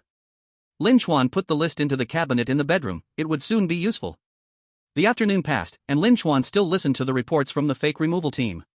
Today, the host not only urged everyone to join the fake removal team but also mentioned they would send a small team to pick people up. As soon as it got dark, Lin Chuan heard the sound of wheels downstairs. He was just loading his gun, preparing to bring some local specialties to the convoy. Then he heard a series of crackling sounds from other windows. Damn! This new batch of homeowners is full of martial virtues. Just as Lin Chuan exclaimed, Su Xiaoya clapped her hands and shouted happily. Ha ha ha! Brother Chuan, look, these people have all been chased away. Seeing the convoy attacked by the homeowners in Building C, they directly turned around and fled. Among them, the leading car was even left behind. Ji Yaoyao looked out the window, feeling very good and said. These fake removal team people finally suffered. Zhong Yuqin, who was moving, could only sigh, and Su Xiaoya suddenly patted Lin Chuan's shoulder. Brother Chuan, look, someone is coming out of the building. Following the direction Su Xiaoya was pointing, a survivor tried to sneak in the dark to the car to see if there was anything useful. Should we go take a look? What if there are good things that got taken away? Bang! The sound of a gunshot came from Lin Chuan's upper floor. That survivor fell to the ground, convulsed a few times, and became still. Su Xiaoya, who was just about to go out, froze in place, and Lin Chuan shook his head with his arms crossed and said. It seems there are still some tough people inside the building. It's better not to go out for now. Lin Chuan opened the broadcast, wanting to hear what actions the resistance had. The resistance was still asking everyone to join them. They would arrive at District C tomorrow. Everyone was so disinterested, they were almost tired of hearing these words. Su Xiaoya turned off the radio, waved her pink fist, and said. Humph. They are not good either. Lin Chuan smiled and said, I know, so if any of them dare to come. Even the resistance can't escape the norm. Others may not know, but as long as they dare to show their faces tomorrow, I will treat them well with local specialties. Su Xiaoya covered her mouth and giggled, while Ji Yaoyao leaned back in her chair, sincerely sighing. Brother Lin Chuan, the homeowners in Building C are pretty strong now. When the time comes, if they dare to come over, they won't be able to confront us head-on. If that's the case, are we much safer? You're overthinking. Lin Chuan shook his finger. What just happened was indeed satisfying, but ultimately, the homeowners in this building are still a scattered bunch. If we truly want to have the strength to confront the purification forces and the resistance, the most important thing is to let the whole building speak with one voice. Otherwise, just wait and see if the purification forces really come at us hard. Those who lead and the opportunists will definitely be more dangerous than the purification forces. The situation inside the building was brewing as well. Today's event of repelling the purification forces convoy was like a giant rock tossed into a lake. Many homeowners inside had already begun to take action. One day, just gather strength for one more day. Lin Chuan sat in the combat zone, looking at the large gate in front of him. In one day, I have to start making moves too. According to the tall, pale man, starting today, in addition to the purifiers' attacking rooms, there would also be entities joining in. The problem of insufficient personnel in the combat zone became prominent after the gate was upgraded. Currently, the defense task fell to Zhao Lingfeng and 3 others. Ji Yaoyao and Su Xiaoya helped as needed. But even so, they were still struggling. Lin Chuan had the new male survivors from yesterday also bring weapons to the combat area. But they were not combatants and could provide little help. This situation could only wait until tomorrow for relief. Lin Chuan needed to use the resources he had to face the approaching danger. While Lin Chuan was still troubled, Zhao Lingfeng, who was peeking through the peephole outside, suddenly shouted. Homeowner, the first wave of visitors has arrived.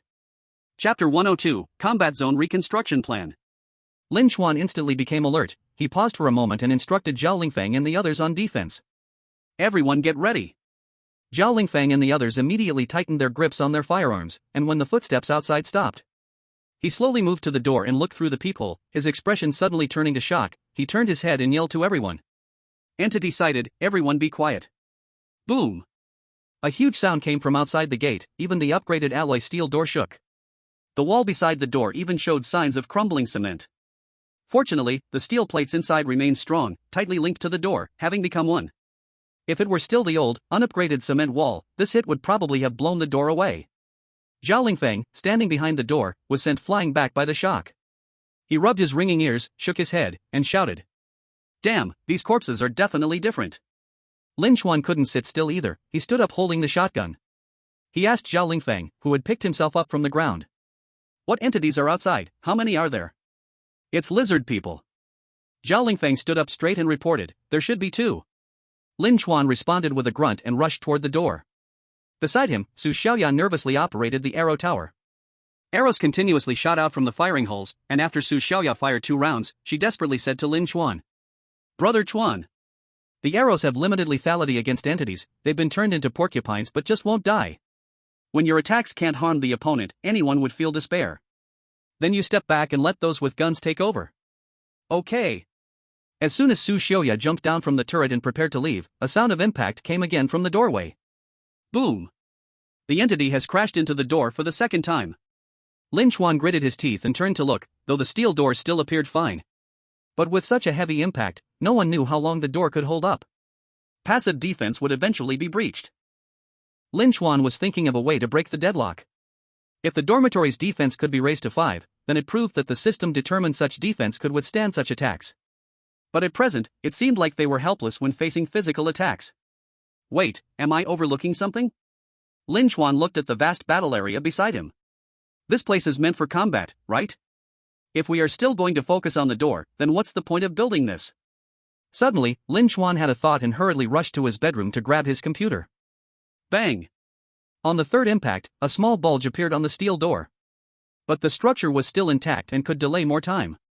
This battle area must have something to set up, otherwise, leaving such a large space empty is just plain crazy. Lin Chuan quickly scanned the area and finally spotted his target. As for where he had been earlier, there was only one reason. No money. Got it. This is it. In the mall, there was a special section for battle area, and all defensive facilities could only be placed within the battle area. Traps were abundant, such as the spike trap Lin Chuan possessed, which was relatively ordinary. The second type was walls, which did not have to be as strong as doors. Their purpose was to briefly delay the attacks from entities and pseudo-humans and could retreat like a defense line. And they could also be surrounded by some defenses, like traps placed on the walls. The third type was bunkers, which could be operated by one person or multiple people. Bunkers were much sturdier than walls, and they were also more expensive. They could house fixed weapons but required manual operation. In terms of accuracy, they were not as good as automatic turrets but were cheaper than them. For instance, an automatic machine gun turret costs 5,000 gold coins. The machine gun bunker available here only costs 3,000 gold coins. The fourth type, and the last major category, was roadblocks. From simple wooden stakes to high-voltage electric nets, everything was included. They could be directly placed on the wall. When the attacks from pseudo-humans or entities broke through the wall, the rear roadblocks could trigger and cause damage. These things were more like an embellishment for defense. It would be quite difficult to rely solely on these roadblocks to play a decisive role. Lin Chuan did not have time to look at other miscellaneous items because he needed to quickly decide what to build. Bang! Another impact sounded, and Lin Chuan had even started to get used to it. Damn! Is this annoying? You can't get in, and I have no way to deal with you right now, so why not just go back? Why spend so much time here with me? Lin Chuan glanced at the still sturdy steel door and was no longer as anxious as before. He had previously overestimated the defensive capability of his dormitory, but during the first impact, he almost underestimated it. Lin Chuan quickly arrived at the craftsman room, and as soon as he entered, he saw sparks flying everywhere. Lu Xiaonan was swinging a small hammer, forging a mountain-cleaving knife. His apprentice, Xiaodong, immediately came forward upon seeing Lin Chuan. Master Lin, my teacher is forging weapons. If you don't have anything, please step outside. I will bring it to you once he finishes. No need. Lu Xiaonan called Xiaodong back, took the cloth from Xiaoyu, and wiped his hands. What's up, Master Lin? Are you here to assign me some new work? Lin Chuan did not hold back. He. You guessed it. Lu Xiaonan had already spent a lot of money to join, so it was only natural for him to work. People are meant to be used.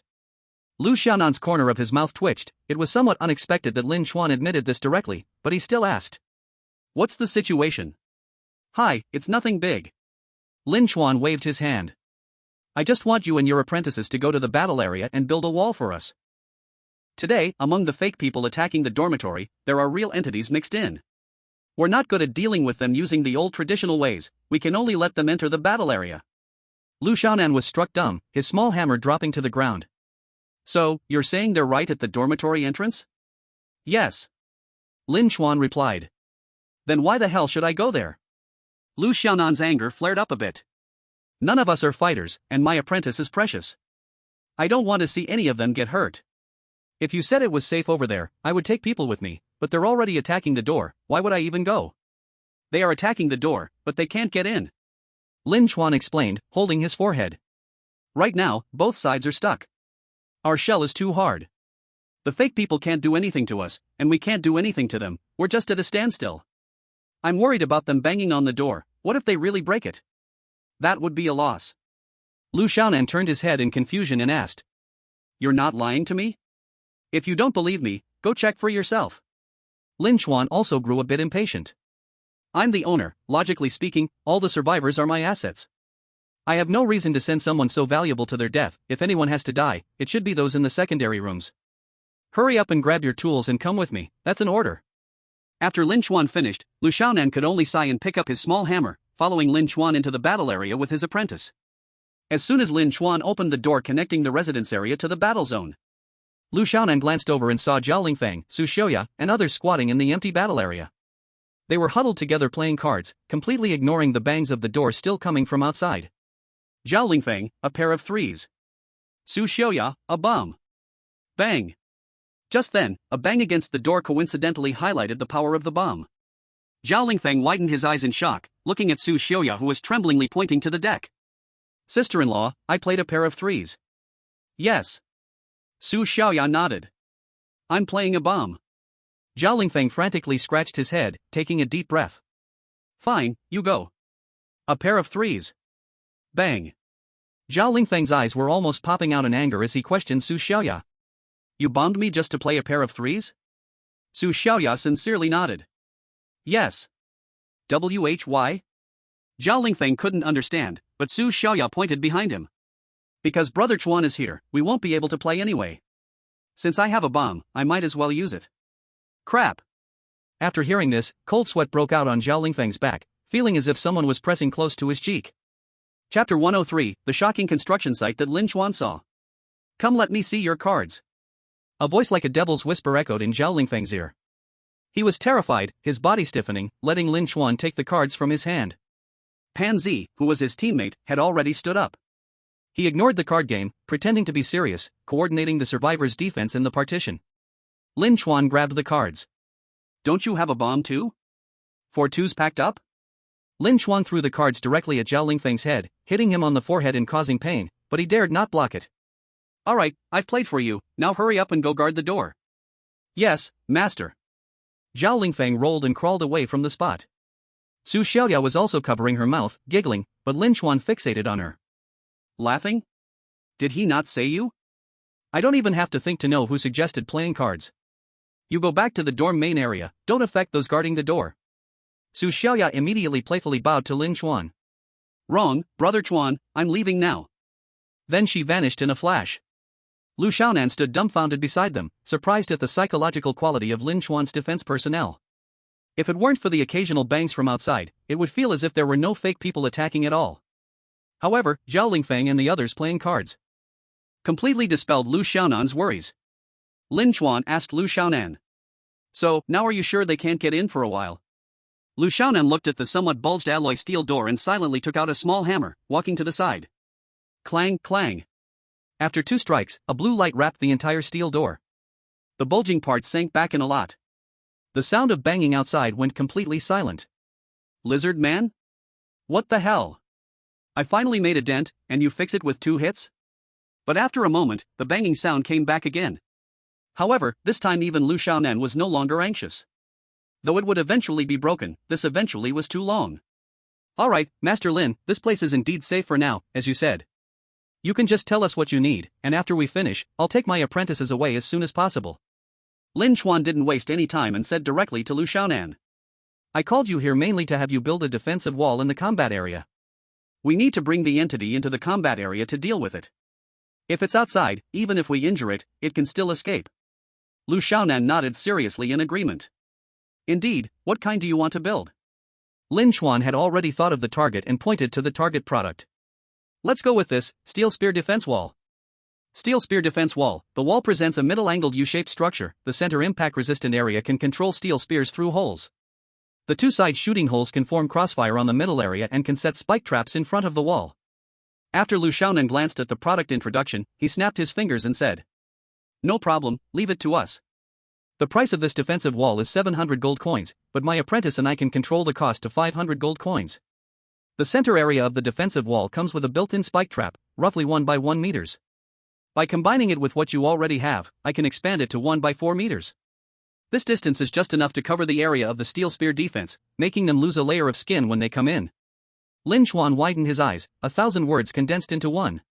Awesome. Lin Chuan's eyes sparkled. What is called professionalism?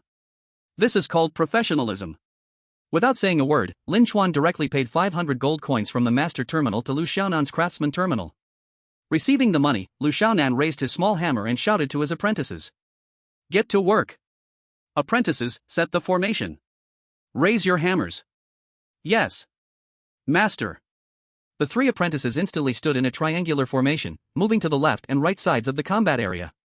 In the middle was the eldest apprentice, Xiao Dong, with Lu Xiaonan standing right behind the 3. Start hammering. Clang, clang, clang, clang. A dense sound of hammers echoed throughout the combat area. The small hammers in the 4 people's hands swung out shadows, while a blue halo gradually appeared in the center of the 4. The light began to weave and outline the shape of the defensive wall in the air, guided by their hammers. A substantial amount of construction material worth 500 gold coins appeared out of thin air, suspended in mid-air as if magnetically attracted. The short Lu Xiaonan kept correcting the errors of his apprentices. At the same time, while hammering, he even started to sing a work song. We workers have strength. Oh hey! The young face contrasted somewhat with this song from an earlier era. But as he finished singing, the half-meter section below the blue light immediately solidified. Every day, busy with work. Oh hey! With the shout, the apprentices swung their hammers simultaneously again. The entire wall began to solidify, and Lin Chuan even felt it would be finished soon. Chapter 104, Opening the Door to Battle. Everyone in the combat area was attracted by the ding-ding-dang-dang sound of hammering. All turned to look at Lu Xiaonan and the others, witnessing their construction process.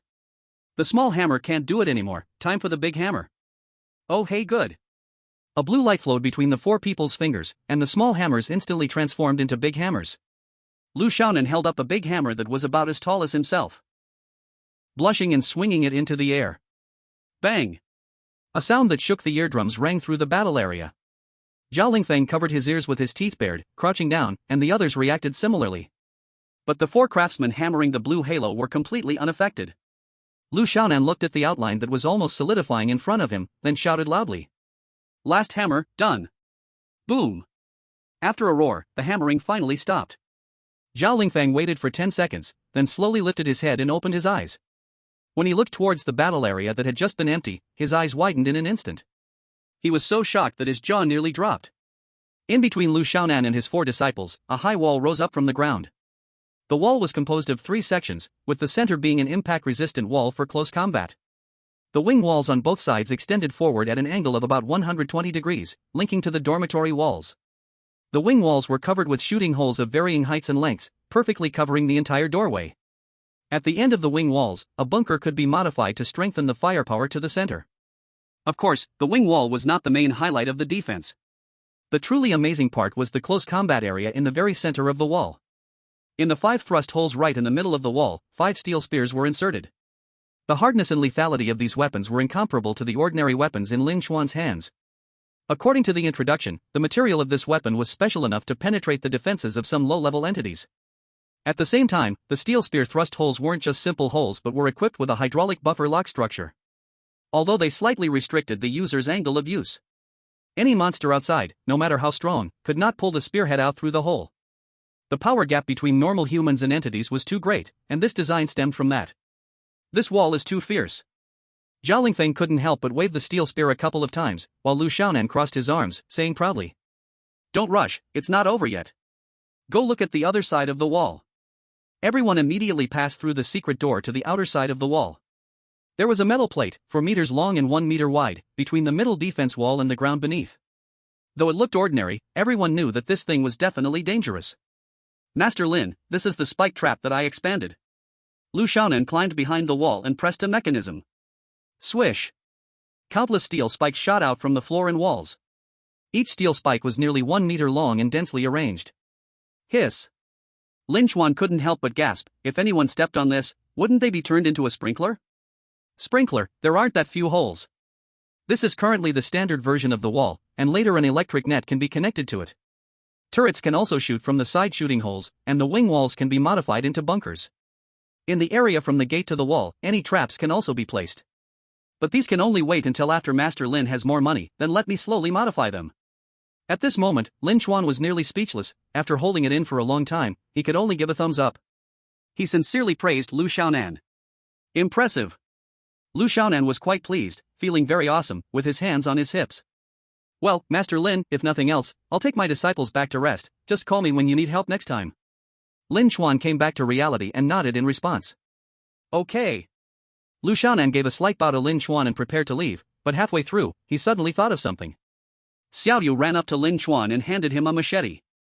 "Master Lin, this is something my master prepared for you." Lin Chuan took the machete and examined it in his hand, while Xiaoyu introduced it to him. "This weapon is custom made by my master, and its material is comparable to that of this steel spear. Even sharper. Now the enemies you face are real, and this weapon can hurt them. But my master also said, I hope you never have to use it. Because that would mean the situation hasn't worsened." After Xiaoyu finished speaking, she turned and caught up with Lu Xiaonan, and they left the battle area together. Lin Chuan silently looked at the mountain-splitting knife in his hand, sheathed it, and moved behind the wall. There are more important things to do now, no time to daze. The sounds of impacts continued. There were only about 10 minutes until the next wave of visitors arrived. If the next wave is still the fake humans, they will join the attack on the gate. If the next wave is normal humans, Lin Chuan will miss the opportunity to shelter them. So, no matter what, he must deal with this wave of attack. "Everyone, get into position!" Lin Chuan shouted, and everyone in the battle area began to find their positions. Zhao Lingfeng had already arranged this during the wall construction. He and 3 team members were at the center of the meat grinder area, facing the fake humans and the real enemies head-on. Su Xiaoyao was also called out again. She and Ji Yaoyao were at the wing wall. Use guns and cannons to clear as many fake humans as possible and reduce the pressure at the front. When everyone was in position, Lin Chuan operated beside the gate and then immediately ran away. Woo woo woo. The circular handle on the steel door started to turn by itself, and the speaker inside was emitting waves of alarms. The lights in the battle area turned a warning red, constantly flashing. The alarm sounded very loud, but everyone seemed to hear nothing at all. Their eyes were fixed on the gate, waiting for the enemy to pour in. When the steel door opened a narrow gap, a fake human tried to slip in. But as soon as half of its body had entered, it was pulled in half. Then a big hand with claws and sharp nails grabbed the door gap. A low, hoarse roar came from outside the door. Damn it, we've been knocking on this door for so long, and you say it's fixed. I was about to leave, and you opened the door again. We are the fake humans and entities, are you walking us like dogs? Lin Chuan, hiding behind the defense wall, ? So, you want to leave? Lin Chuan felt a little embarrassed as he looked through the hole at the lizard man still sticking out its tongue. I said I didn't mean it, I don't know if you believe me? The response from the lizard man was a loud roar, as one of them couldn't wait to charge in through the door gap. Stop struggling, be my stepping stone on the road to evolution. The lizard man, now mutated, ran on all fours and in just 2 seconds charged from the door to the wall. One team member didn't even have time to grab the steel spear before the lizard man broke open a hole in the wall. Roar! Swish! The wall shook, and outside came a series of meat-squelching sounds. The first charging lizard man stopped roaring and moving. Lin Chuan turned his head to look through the side observation hole. Goodness, it got knocked out cold by the spike trap. And what shocked Lin Chuan the most was that the lizard man died in a terrible way. Although its mouth was still wide open in anger, there wasn't a single good piece of flesh on its body. Its body was punctured into a honeycomb shape, directly forming the shape of the trap. The fake humans rushing in saw the fallen lizard man and were startled. But killing Lin Chuan, this normal human homeowner, was their duty. The fake humans came charging with weapons, and some even threw firebombs. Fortunately, these flames could not harm Lin Chuan and the others behind the front wall. Day. Gunshots rang out from both sides of the wing walls. A large number of fake people fell down. The fake people screamed and shrieked like humans when facing slaughter. If some weak-hearted people saw such a terrible scene, they would probably shake with fear. However, Lin Chuan and the others were already used to it, and he kept checking the situation through the observation holes. A few seconds later, he rushed back behind the front wall and shouted to Zhao Lingfeng. The second lizard man is coming. Chapter 105, the pressure is high, money is needed everywhere. As soon as Lin Chuan's words fell, the lizard man's attack instantly arrived. The 200 square meter battle space seemed a bit cramped in the face of real combat. After using the ground spike trap once, it fell silent, and the lizard man seized this opportunity to start destroying the walls continuously. Zhao Lingfeng gritted his teeth and did not retreat at all. He tightened his grip on the steel spear and shouted at the people around him. Don't be scared. Follow my orders, thrust. The steel spear thrust out from the hole, and the lizard man in front let out a scream. When the spear was pulled back, Zhao Lingfeng noticed it was stained with black blood. If it was a heavily made defensive wall, it could only be poked at once. That would be a bit of a loss. As Zhao Lingfeng and the others pulled back the spear, the piston in the center of the hole began to exert force. The thrusting of the spear became incredibly smooth and quick, the speed comparable to a piledriver, just like the readers. Lin Chuan smiled knowingly upon seeing this. On both sides, Su Xiaoya and Ji Yaoyao were stunned for a moment, and for some reason, their faces turned even redder. The lizard man still attacking the wall was poked 5 times in 3 seconds. Its companion turned into the shape of a ground spike trap, while it became the shape of a steel spear. A few seconds later, another lizard man also fell silent. Lin Chuan glanced over. Goodness, another one has fallen asleep. Even its head was pierced through with a hole. The fake people who launched this wave of attack, seeing that the 2 entities who came along with them were dealt with. The fake people at the door were ready to escape. But as they turned around, they hopelessly discovered the big door had been closed at some unknown time. For the remaining time, the battle area echoed with the wails of the fake people. In less than a minute, only a ground of dismembered bodies was left inside. This wave of offense killed at least 30 fake people, plus 2 entities. This was Lin Chuan's highest kill count in a single attempt so far, achieving such a record. It was truly thanks to the steel spear defensive wall. Let those in the isolation room clean the battlefield, the rest can rest. After shouting, Lin Chuan sat down in his exclusive chair.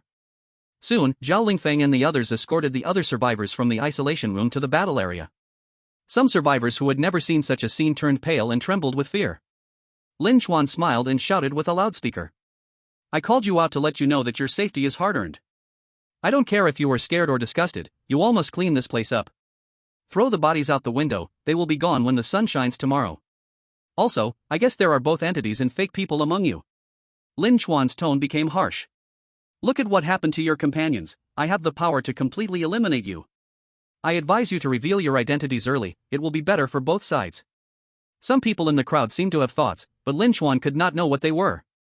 After all, he couldn't read minds. After more than 10 minutes, the battle area was clean spotless. Except for a lingering smell in the air, it was hard to tell that a fierce battle had taken place here. Lin Chuan stood behind the wall, looking at the empty space at the door, and sighed deeply. Alas, there are still too few people. Lin Chuan patted the defensive wall.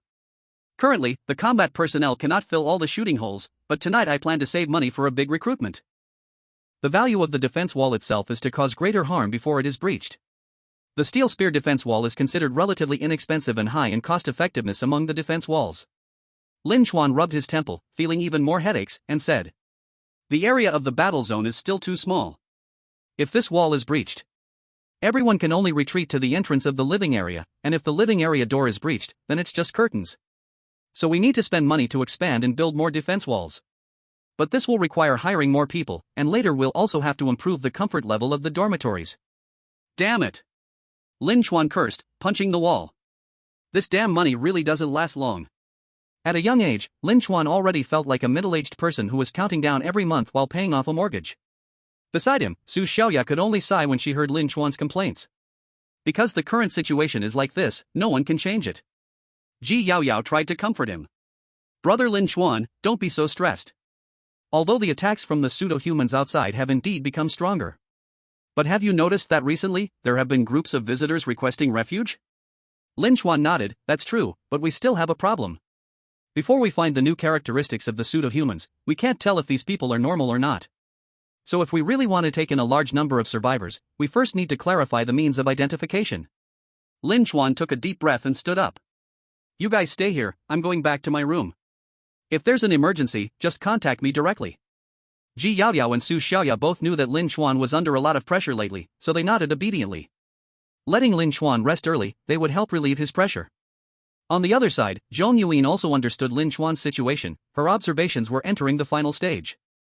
As long as tonight passes, the entire observation can come to an end.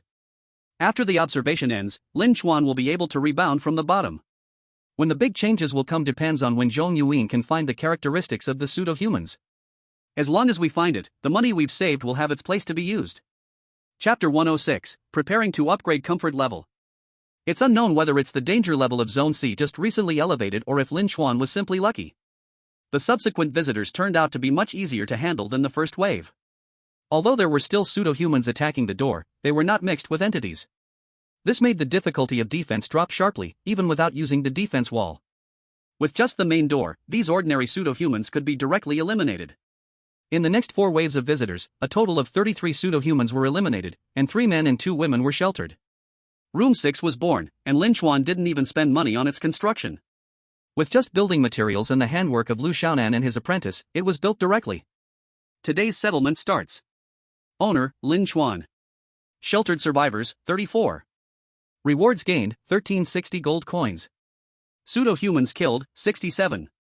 Rewards gained, 670 gold coins, kill package *6. Entities killed, 2. Rewards gained, 200 gold coins, basic entity package *1. Total gold coins, 2230. Today, he earned a total of 2,230 gold coins, plus over 900 gold coins saved from yesterday. Lin Chuan's current gold coin count reached 3,300. Moreover, aside from these gold coins, the building materials stored in Lin Chuan's warehouse were worth about 700 gold coins.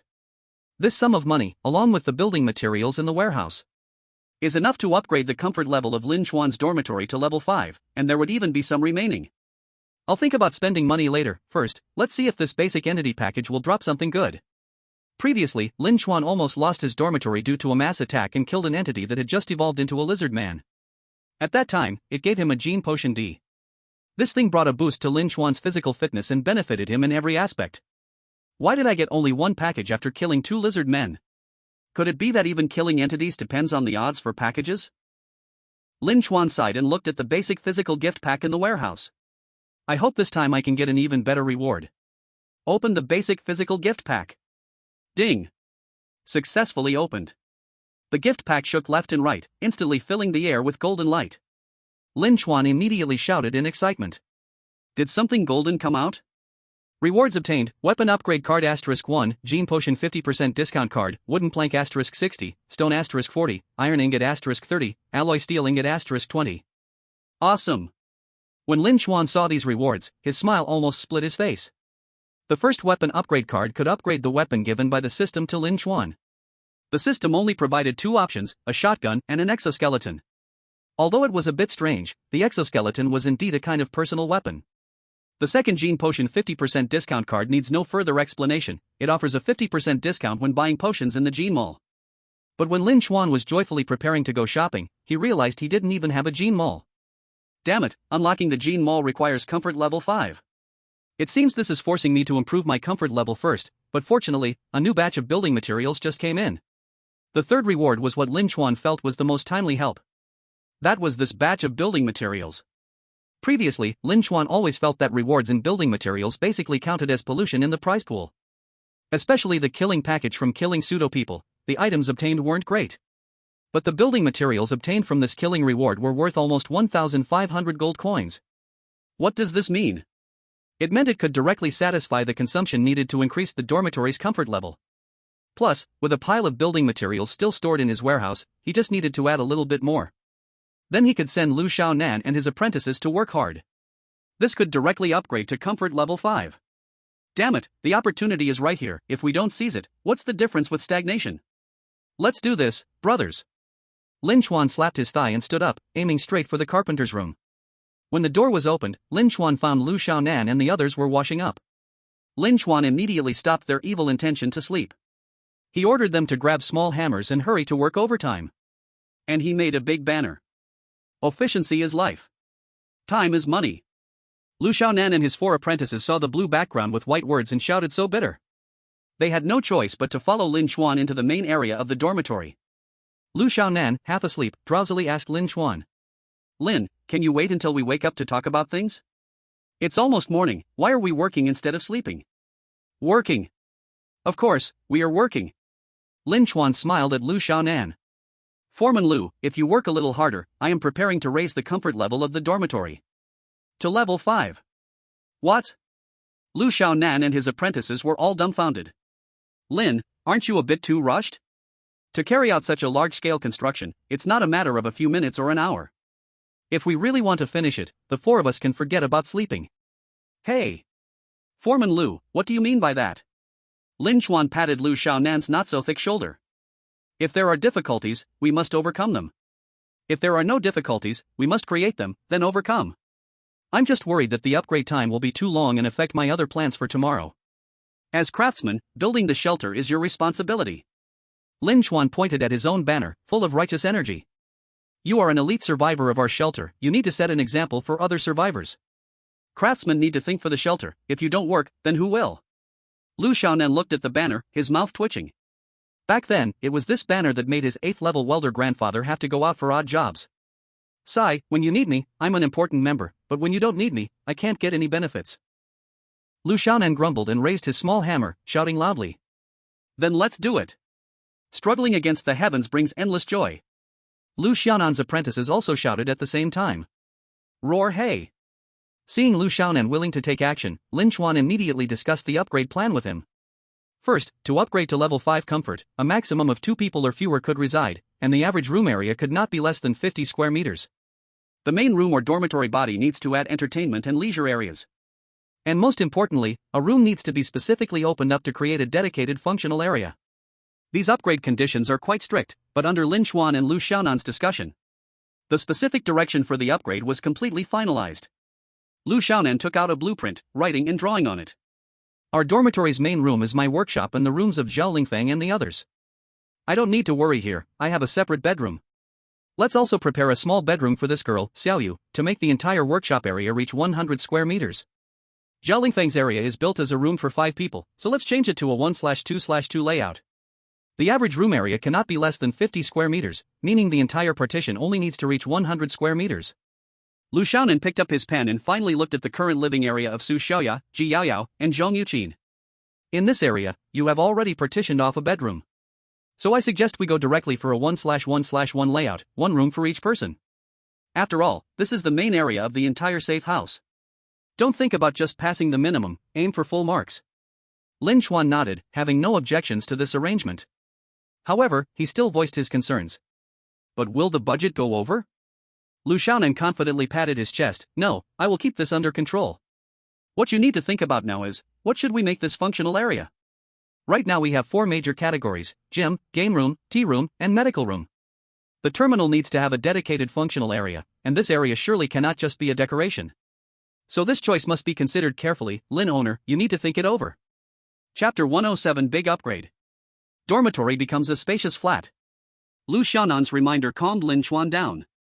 He looked at the several options on the terminal and began to think deeply. The gym doesn't need dedicated staff to watch over it, anyone can use it, this is a solid choice. Lin Chuan then looked at the game room and started to comment. The game room is nice for me personally, but I can play directly in my bedroom. We are currently under survival pressure, so letting everyone play games feels a bit absurd. Also, some people don't know how to use a computer, so from the current view, the game room is out. As for the tea room, Lin Chuan rubbed his chin. Everyone can also come to drink tea and lift their spirits. This is actually a good choice, let's go for the top tier. As for the medical room, we need to hear the opinion of a professional. Lin Chuan looked at Zhong Yuqin. Do you think it's necessary to set up a medical room now? If Lin Chuan set up a medical room, Zhong Yuqin's importance would instantly rise. But after thinking for a moment, she shook her head and replied to Lin Chuan. Lin owner, I think it's unnecessary to set up a medical room right now, mainly for 3 reasons. First, setting up a medical room would require a large-scale purchase of medicines, which is a huge expense. Second, the main people I serve are you, Master Lu, and Zhao Lingfeng, among others. As for other ordinary survivors, if they encounter possibly fatal injuries or illnesses. Zhong Yuqin looked at Lin Chuan. Would you choose to buy medicine for treatment, or would you choose to recruit more survivors? Lin Chuan grinned, his words filled with the cruel reality of the situation. I don't care what happens in the future, but right now, these survivors aren't worth wasting precious medicine on. Exactly. Zhong Yuqin nodded. So, it's not too late to set up the infirmary after the quality of survivors improves. If we do it now, it feels like using a cannon to hit mosquitoes. Lin Chuan had a decision in his heart after hearing this answer. Then let's follow the expert's advice. The infirmary can only rank after other things. Then the final result will be decided. We will set up a gym. Lu Xiaonan also nodded and said, great, this actually aligns with my suggestion.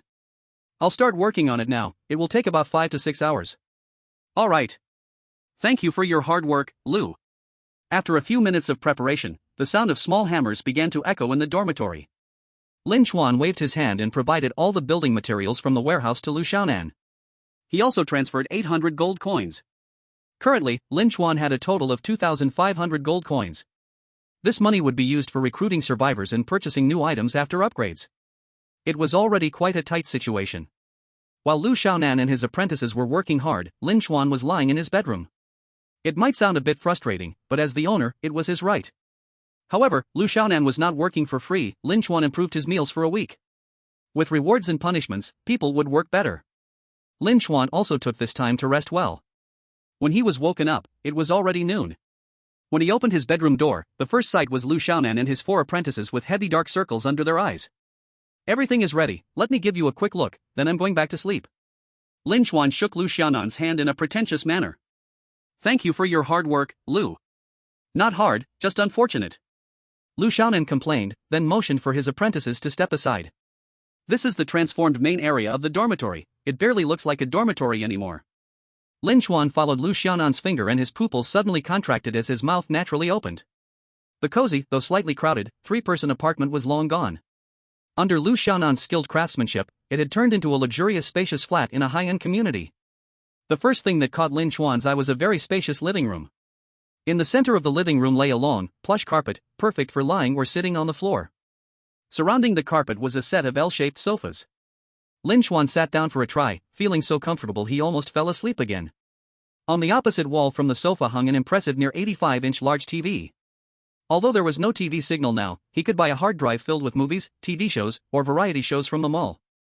Or use it to play games, the visual impact would definitely be cinema level. Wow, is this really my dorm? Even before the apocalypse, I wouldn't have dared to think I'd live in a place like this. Lin Chuan's astonished expression was the best reward for the craftsman. Lu Xiaonan patted Lin Chuan's leg and pointed to another direction. Look over there, there's a kitchen too. Lin Chuan looked again following the direction and found that the previous partition walls had all been removed. A semi-open kitchen appeared in front of him. There were 2 cooking stoves, an oven beside them, a double-door refrigerator, and a built-in oven all complete. The kitchen connected to a long dining table that could seat 10 people together for a meal. This was much more comfortable than the small table they had set up for meals before. In the balcony area of the room, Lu Xiaonan designed it as an entertainment zone. Facing the balcony, there was an L-shaped bar counter, with tall stools beside it. There was also space for a dartboard and a tabletop game area. In the future, if they had some wine, sitting here for a drink. Looking at the scene of the apocalypse night outside the window, that sense of contrast was simply wonderful. How is it, Lin, the homeowner? Are you satisfied with the hard and soft decoration? Satisfied.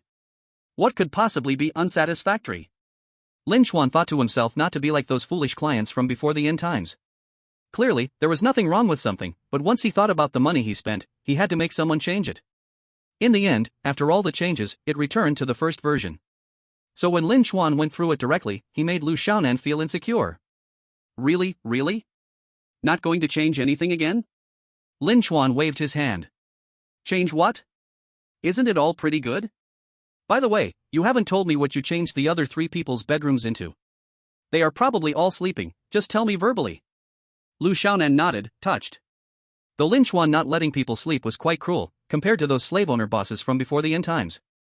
Lin Chuan was somewhat cruel, but those bosses were cruel to the point of being almost human-like. The 3 sisters also have their own special bedrooms, though the area is not as large as yours. But the furniture is all configured for the highest level of comfort, and the key point is, the sound insulation is top-notch. Damn. This is good. As soon as Lu Xiaonan said this, it instantly dispelled the last trace of worry in Lin Chuan's heart. Sure enough, professional matters should be left to professionals. Then take me to see the gym, I won't look at your in Zhao Lingfeng's room. Okay. Please follow me. Lin Chuan followed Lu Xiaonan, arriving at a corridor connecting various rooms. Just as he opened the innermost door a crack, Lin Chuan caught a whiff of a rubber smell. When fully opened, the arrangement inside appeared before Lin Chuan. The room was roughly over 300 square meters, not very large, but the layout was quite reasonable. The floor was covered with black high-density rubber mats, soft and firm when stepped on, greatly absorbing the noise of equipment dropping. On either side near the door, 4 treadmills and 4 stationary bikes were placed. Though the number wasn't huge, given the limited number of survivors, there was definitely no worry about queuing issues. The central area was the fixed equipment area. A large power rack contained high pull-downs, rowing, pull-ups, and a place for free rope training. In addition, various basic fixed equipment was fully equipped. For instance, there were bench press racks, squat racks, seated chest press machines, leg press machines, and so on. At the deepest part of the area was the free training zone. The dumbbells on the rack ranged from 2.5 kilograms to 60 kilograms, everything was available. Overall, it gave a practical and simple feeling.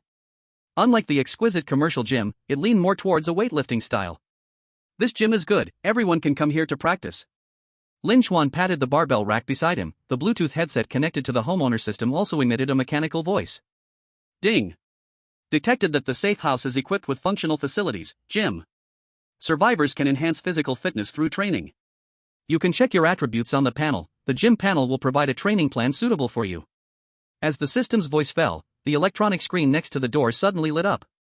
Lin Chuan placed his thumb on the fingerprint lock below, and his attributes popped up. User, Lin Chuan. Current physical level, D level. Today's training plan has been generated. Wow, there's a daily training plan too.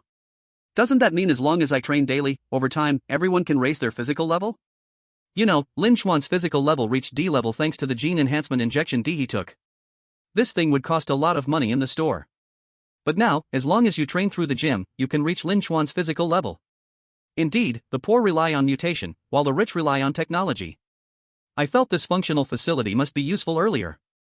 But I didn't expect it to be this useful. When the time comes, let Zhao Lingfeng and the others come to practice with me. If they all become like Astartes or Sparta too, then I can walk sideways in the apocalypse. Lin Chuan was very satisfied with the gym's function, but the system's cold water came at the right time. Ding. The current gym level is level 1, which can raise survivor physical quality to D level, the human limit. To break the genetic lock and raise the physical level to C level or higher, you need to spend coins to upgrade the gym level. Huh? It can only go up to D level? But it's still pretty useful. If everyone under me can reach the level of a soldier king, that combat power will be a qualitative leap. However, Lin Chuan gave a bitter smile. It seems I've got another place to spend money on. Powerful functions require strong financial support. As the owner, Lin Chuan must think of all ways to make money. After touring the gym, Lin Chuan patted Lu Xiaonan's shoulder. Boss Lu, I'm very satisfied with this upgrade, there's not a single flaw to pick. You've worked hard all day, you should hurry back and rest. When you all wake up, I'll have Ji Yaoyao serve you a feast. Lu Xiaonan, who was already so tired he was swaying, felt a wave of relief upon hearing Lin Chuan's words. He hurried back to the craftsman's dormitory to sleep. Lin Chuan also returned to his own dormitory area, which is now the spacious flat. He sat on the sofa in a comfortable position, and the system's voice arrived as expected. Congratulations, you have raised the comfort level of your house to level 5. House panel changed. Owner, Lin Chuan. House type, student dormitory. Comfort level, 5, living conditions are good. Defense level, 5, sufficient to resist any cold weapon attack, can withstand most bullet direct hits. Current capacity, 36 of 40. Detected that the owner's comfort level and defense level have both risen to level 5. The house now has the ability to shelter and care for more people. Daily survivor settlement rewards increase by 40 coins. Due to the rise in comfort level, all room beds are upgraded. Settlement rewards increased again. This time, accommodating one person directly gives 80 coins. Taking off now. Lin Chuan felt a tingling pleasure on his scalp. If I accommodate 40 survivors in the dormitory, that's 3,200 coins a day. This really is money for doing nothing. What can't I buy later? Right now I eat box meals daily, and in the future, I probably won't even need to eat those. Every day a feast. Lin Chuan licked his lips. Recalling how at the beginning of the apocalypse he could only eat instant noodles daily, and not always even that. Now, eating proper meals every day, the hardships of each step, only Lin Chuan knew. Damn it, I'll treat myself to a big meal today. Then let Su Xiaoya and Ji Yaoyao know what it means to be fulfilled and satisfied. Besides the increase in settlement rewards, the system also upgraded all the beds in Lin Chuan's rooms. Lu Xiaonan, who had just finished washing up, stumbled towards his bed. I'm dead tired, thankfully, this Lin guy hasn't made me change anything else. After grumbling, Lu Xiaonan jumped onto his bed. But in midair, he saw his bed turn into a blue light. What the hell? Thud. Lu Xiaonan fell into a mess on the ground. After lying there for a while, he gritted his teeth and got up, clenching his little fists. What's going on? Is it not allowing people to sleep? He angrily prepared to rush into the main area to ask Lin Chuan what's going on, but suddenly the blue light appeared again before his eyes. His bed was back. However, this time, the bedboard below him was replaced with some high-tech bed. The bed gave off a blue light, just looking at it made one feel drowsy. Did they upgrade my bed? Let's try it. Lu Xiaonan lay down on the bed and heard a sound as the bed seemed to release gas. Then every breath he took became incredibly smooth. This is like adding an oxygen chamber to my bed, it's just too good. Before Lu Xiaonan could finish his sentence, he fell into a deep sleep. The upgrade to the bed significantly improved the rest efficiency of the survivors. For Lin Chuan, the owner of the room, it was also a boost to his soft power. Of course, the benefits of the upgrade went far beyond this. Just like when he upgraded the dormitory's defense level last time, a series of notifications echoed in Lin Chuan's mind once again. Ding! Gene shop unlocked, the owner can spend gold coins to purchase gene enhancement syringes. Ding! Increased probability of survivor recruitment. Ding! The number of buildable items increased, details can be checked at the terminal. Each of these 3 newly unlocked functions was useful to Lin Chuan. Chapter 109, Gene Enhancement Syringe Type C. He couldn't care about anything else and quickly clicked into the gene shop. If there's a 50% discount card, I have to use it. Let's see how much the C-level gene serum costs. Gene Serum Type C significantly enhances all physical functions of the injector. Greatly boosts cell vitality and bone density, grants basic self-healing abilities, immune system fully evolves. Note, before injecting Gene Serum Type C, it is necessary to inject Gene Serum Type D, otherwise the effects cannot be endured. Price, 5,000 gold coins. What the heck? Originally filled with ambition, Lin Chuan broke into a sweat when he saw the price. I mean, the D-level gene serum is only 2,000 gold coins, and you want 5,000 for the C-level? You could obviously just go out and rob someone, but instead you're giving me this syringe. This price left Lin Chuan dumbfounded, but he couldn't blame the system for being expensive. Things that can enhance the human body in every aspect are no ordinary animal medicines that people inject. Those who obtained the power of the Empress of Heaven lost the most precious aspects of being a man. Even more seriously, their heads might even turn sharp. But this gene serum is purely enhancing with no side effects. And the Type C gene serum can even surpass human limits. But this is just too expensive. I only have 2,500 gold coins right now, and I need to save money for recruitment. Lin Chuan fell into a dilemma, not knowing whether to spend the money or not. Until he saw that in the survivor recruitment, his lottery chances had changed from the expected 7 to 27. Wow, after upgrading the room, I've been given 20 extra lottery chances. What else is there to say? Let's buy the syringe directly. But before buying, it seems there is something else here. Lin Chuan spotted an unknown 20% discount card in the system's storage. With this thing, I can save even more money. Use the 20% discount card for me. Ding. Discount has been applied. Gene Serum Type C. Price, 2,000 gold coins. Purchase for me. A blue light appeared in Lin Chuan's hand, and a syringe materialized in his palm. Just as he was about to inject it into himself, he suddenly remembered that there were professionals in the dormitory. I need to let Zhong Yuqin supervise me. If something like last time happens, she might have a way to ease it. This wave of thought was like calling a spirit, and the ladies were all awakened by the recent bed upgrade, walking out of their rooms one by one. Since they were present during the dormitory renovations, they were not as shocked as Lin Chuan about the comparison between the dormitory before and after renovation. The only thing that surprised them was that Lin Chuan was holding a strange small syringe. Chuangu, please don't scare me, that thing is not to be messed with. Su Xiaoya immediately pictured some bad scenarios in her mind. Seeing her reaction, Lin Chuan couldn't help but roll his eyes and said, "This is a gene-enhancing syringe, I've used it before. And if it was real, you don't know that the records can be sealed, right?" Su Xiaoya found herself momentarily at a loss for words. But Zhong Yuqin did not wait for the two to continue their chat, she interrupted them. "Master Lin, there are some things I need to report to you. I have already found the characteristics of the impostor." Lin Chuan felt a slight shock in his heart but quickly calmed down and raised his hand. "Let's talk about this later, I have something to discuss with you too. You're a doctor, this thing will cause some physiological reactions when injected, you need to keep an eye on me." Zhong Yuqin nodded and said, "Okay, Master Lin, are you ready to inject now?" "Right now." Lin Chuan handed the syringe to Zhong Yuqin, who slowly pushed the medicine into Lin Chuan's body. At first, Lin Chuan didn't feel much.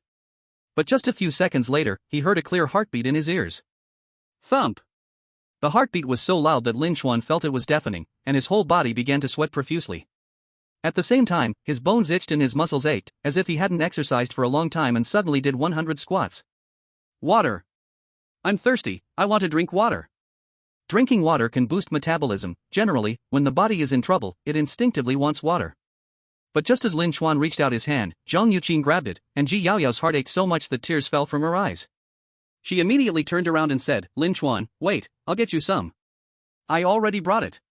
Su Xiaoya ran over with a bottle of mineral water, and just as she wanted to hand it to Lin Chuan, she was stopped by Zhong Yuqin. "Don't give it to him. Drinking too much water will cause some of the medicine to be metabolized away.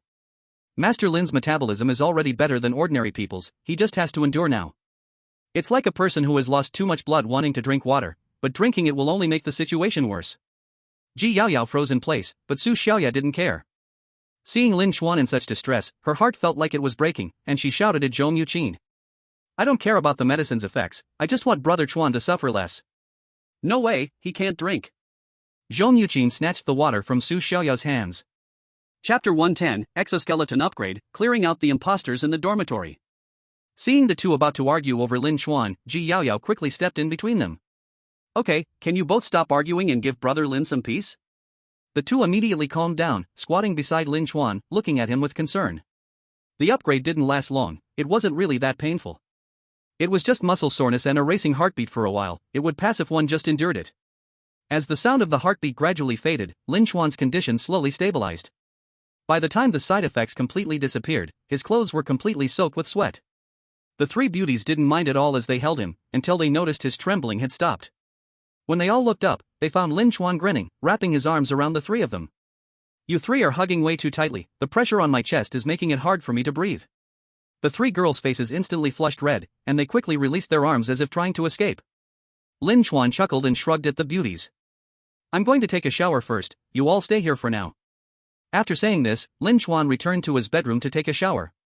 Once Lin Chuan was confirmed safe, Zhou Muqin and Su Xiaoya exchanged a glance. Neither of them said anything, sitting at opposite ends of the sofa. In the middle, Ji Yaoyao sighed and stopped talking, pretending like nothing had happened. The sound of water stopped in the bathroom, but Lin Chuan didn't come out. Instead, he shouted towards the door. Zhou Muqin, come in for a second. Zhou Muqin immediately walked into Lin Chuan's bedroom with her data in hand. She looked at Lin Chuan, who was wrapped in a bathrobe, sitting on a chair with a flushed face, and asked with concern. Master Lin, how is your condition now? Do I need to perform a medical checkup on you? I'm fine for now, just feeling really excited. Lin Chuan waved his hand, then shifted the topic. I want to hear your findings. Have you found new characteristics of the counterfeit people? Yes. Zhou Muqin handed a document to Lin Chuan. Room 4 served as our testing ground, and after 6 survivors tested it, I found they all had a common characteristic. Ear bleeding. Zhou Muqin pointed to the reports from the first and second days. At first, I suspected hair loss because this condition is not common among normal people. But later, after research, I found that after the apocalypse, everyone had hair loss. Lin Chuan nodded. That's true, after all, everyone is malnourished. Except for you few who can eat hot meals every day, everyone else is only eating snacks now. Exactly. Zhou Muqin confirmed Lin Chuan's answer. The reason I consider hair loss normal is mainly because Zhao Lingfeng mentioned. At first, they had the same situation, until later when you improved their diet, the situation disappeared. But ear bleeding isn't that common after the apocalypse. It wouldn't spread among several people within just a few days to cause such symptoms. Zhou Muqin lowered her voice as she spoke. Moreover, those with these symptoms have been experiencing some mental issues recently. Some people have shown signs of confusion and mania, some among them may not have even realized their changes. Lin Chuan sighed and continued to ask Zhou Muqin. Are there any normal humans in room 4 now? Zhou Muqin answered, no, they should all have been assimilated into counterfeit people. Alright. I understand now. Cleaning out 5 people at once. Relying on waiting for survivors to fill the gap is definitely all about luck. First, deal with the people in room 4, then recruit a new batch of survivors. Finally, replace the useless ones. Perfect. As long as the identification direction is found, Lin Chuan's subsequent actions would follow one after another. He opened the warehouse and looked at the weapon upgrade card, selecting to use it. A few minutes later, the alarm broke the silence of the shelter. All compartments echoed with this deafening sound. Woo! Attention all personnel! Attention all personnel! According to our verification, counterfeit people are found inside the safe house. All survivors please stay in your rooms and do not go out, violators will be shot. Combat personnel, immediately proceed to the combat area to stand by. The loudspeaker continuously broadcasted Ji Yaoyao's voice. Zhao Lingfeng was not informed of this situation in advance. Lin Chuan could just take today's live combat to see if they were still as vigilant as before. A little over a minute later, Zhao Lingfeng ran into the combat area with his 3 team members. They opened the big door but did not find Lin Chuan's figure. What came into view was a figure wearing a helmet and armor. Zhao Lingfeng and the others immediately stopped and became alert. Until that person took off the helmet, Zhao Lingfeng finally breathed a sigh of relief. What's wrong? You can't recognize me just because I changed my outfit? Lin Chuan said as he patted the armor on his chest. Zhao Lingfeng exclaimed, I really almost didn't recognize you, master of the house, your gear has upgraded again. Hee hee, my new toy. Lin Chuan spread his arms and twirled around. Zhao Lingfeng and the others stared in awe. No man dislikes mechas, just like no reader dislikes banana peels. This time, Lin Chuan's exoskeleton upgrade had the biggest change in appearance. The previous exoskeleton was just an ordinary military version. Steel bars wrapped around the limbs and torso, providing basic weight-bearing and strength assistance. There was always a feeling of exposure when moving, it basically provided no protection. Now this exoskeleton has integrated alloy steel plates. It transformed into a semi-encased shape. The steel plates are made of a special material created by the system, lightweight yet defensive.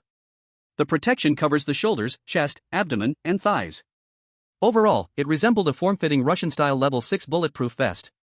Aside from the protection of key areas, the original steel bar structure was not completely discarded. Instead, it was replaced with a type of steel plate that wrapped and covered more extensively. The steel plates left gaps at the joints to ensure smooth movement. There was also a complete spinal exoskeleton at the back, linked to the front exoskeleton. This greatly enhances athletic performance. The AI chip inside the exoskeleton can automatically recognize the user's upcoming actions. although there are technology companies currently researching this area. But clearly, the maturity of the technology and the computing power, compared to what Lin Chuan was wearing, is like heaven and earth. Zhao Lingfeng sincerely gave a thumbs up and praised Lin Chuan. This is so cool. It feels like the owner can face low-level entities head-on. Isn't it time to give it a try? Lin Chuan smiled. As long as you all work hard, I will equip you with exoskeletons later. But before that, we must complete my task, which is to clean out everyone in room 4. Lin Chuan stopped smiling, his expression turning serious. According to Zhong Yuqin's research, those inside should have all been assimilated into pseudo-humans. Your task is to clean out everyone in room 4, so I can safely recruit new survivors. And when the newcomers arrive, as the first batch of combat personnel under me, you will be entrusted with important duties. I hope your performance won't let me down. Move out. Yes. The 4 stood at attention and saluted, marching in line towards room 4. The survivors in each cubicle felt anxious, unsure of where the pseudo-humans were. Everyone watched each other warily, fearing that at any moment, their roommates would suddenly turn aggressive. Until they heard Zhao Lingfeng shout from outside room 4. We are the combat team of the owner Lin, cooperate with the inspection. As soon as Zhao Lingfeng shouted, Pansy behind him kicked the door open. The 4 acted like an FBI raid from a video, throwing in a grenade and then going in to clean up. Gunshots rang like firecrackers, causing the survivors in other cubicles to tremble in fear. Lin Chuan stood at the door, waving his hand to clear away the dust. Until the screams inside ceased, Zhao Lingfeng suddenly shouted, "Be careful!"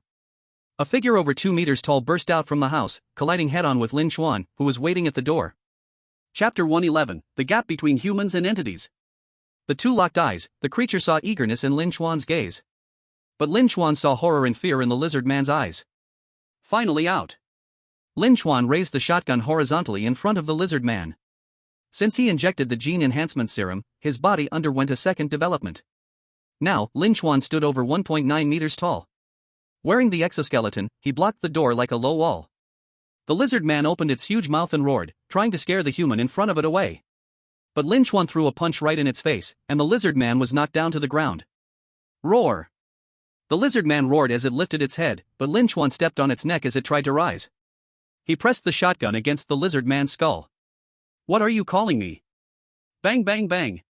He fired 3 rounds at close range. The first shot sparked, while the second and third splattered flesh and blood. A third of the lizard man's head was blown away by the shotgun, but its physical vitality exceeded human imagination. Even so, it still struggled to rise and ran towards the door. It's not dead yet. Lin Chuan didn't hesitate and quickly chased after it. This is the survivors' living area, where there is not much defense. If that lizard man breaks in, the survivors inside will probably not survive. Fortunately, Lin Chuan understands the principle of surrounding the enemy's weaknesses. When he came to clear room number 4, he had already opened the door from the living area to the combat zone in advance. By the time the lizard man plunged into the combat zone, he discovered that this was a trap Lin Chuan had set for it long ago. Click! The door was closed, and the entire combat area was left with Lin Chuan and the lizard man. The fear in the lizard man's eyes had turned into helpless rage, and it roared at Lin Chuan in front of it. Why couldn't you wait a few more days? I am about to evolve, or do you really think you can win against me? Hearing this, Lin Chuan couldn't help but laugh. What a joke! You guys, as physical entities, still want me to wait for you to become stronger before I deal with you? Did your brain also evolve away after you evolved into a physical entity? After saying this, Lin Chuan didn't speak anymore and directly charged at the lizard man with his gun. The lizard man was also pushed to a desperate situation, beginning to fight like a cornered beast.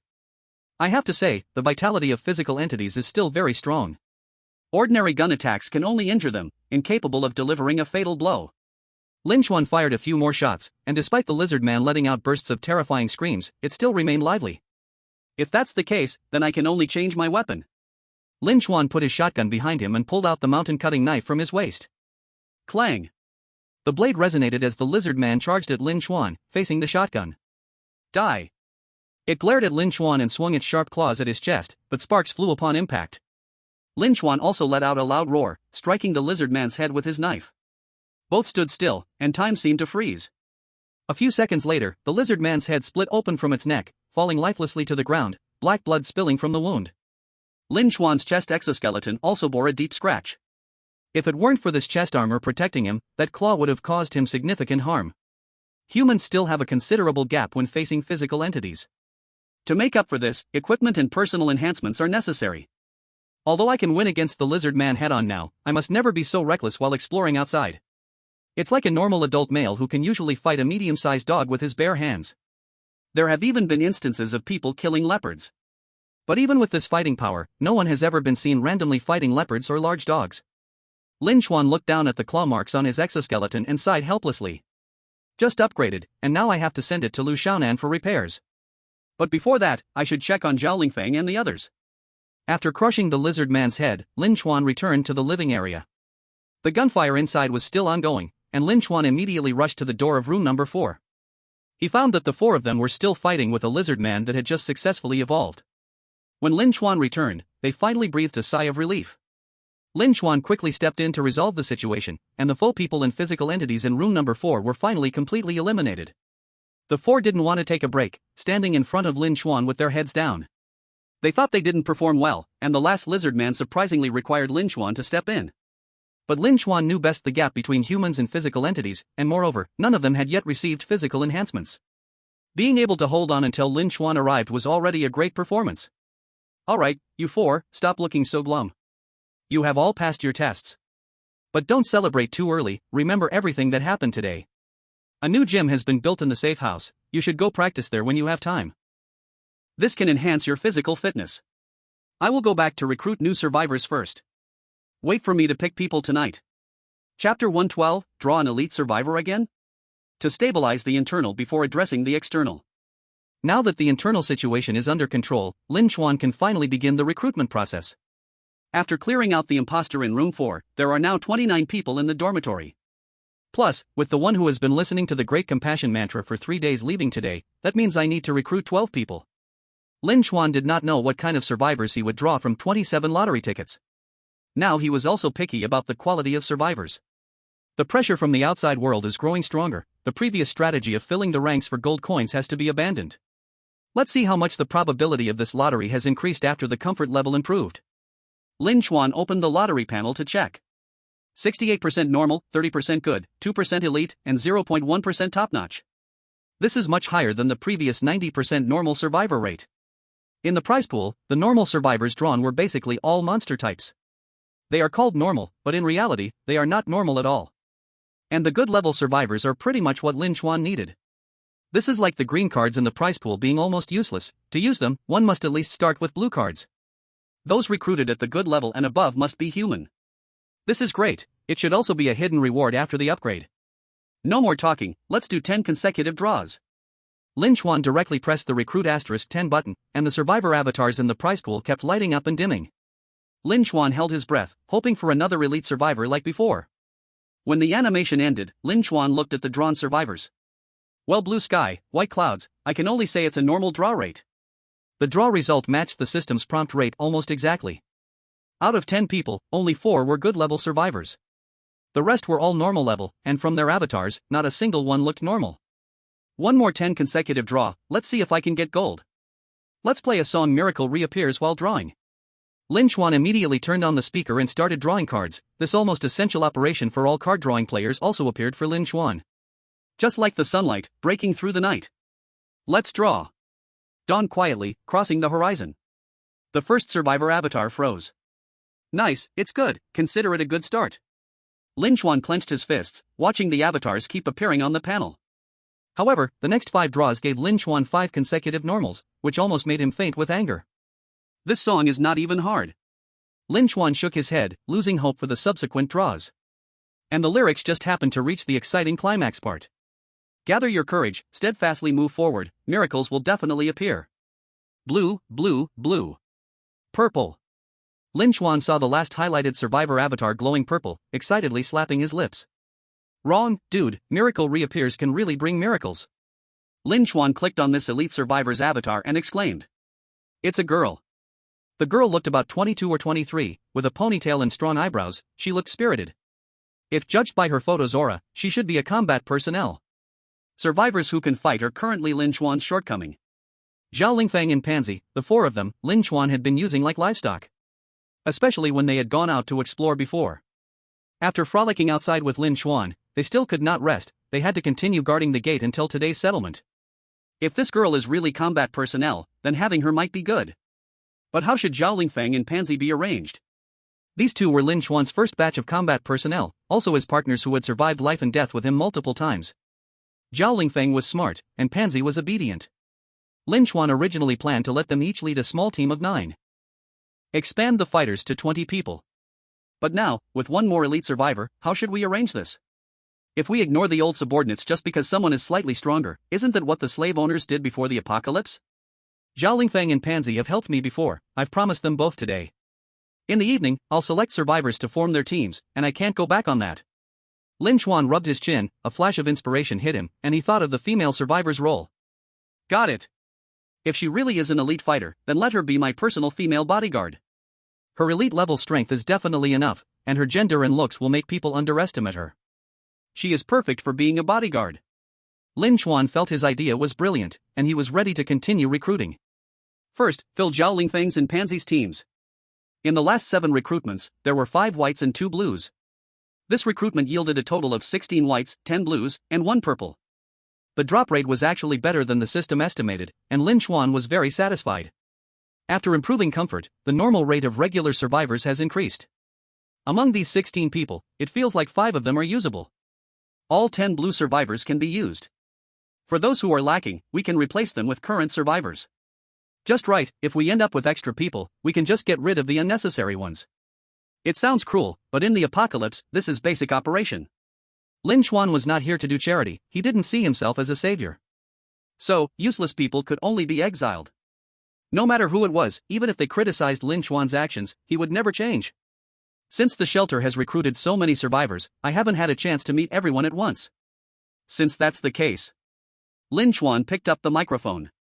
All survivors in the compartments, report a good news.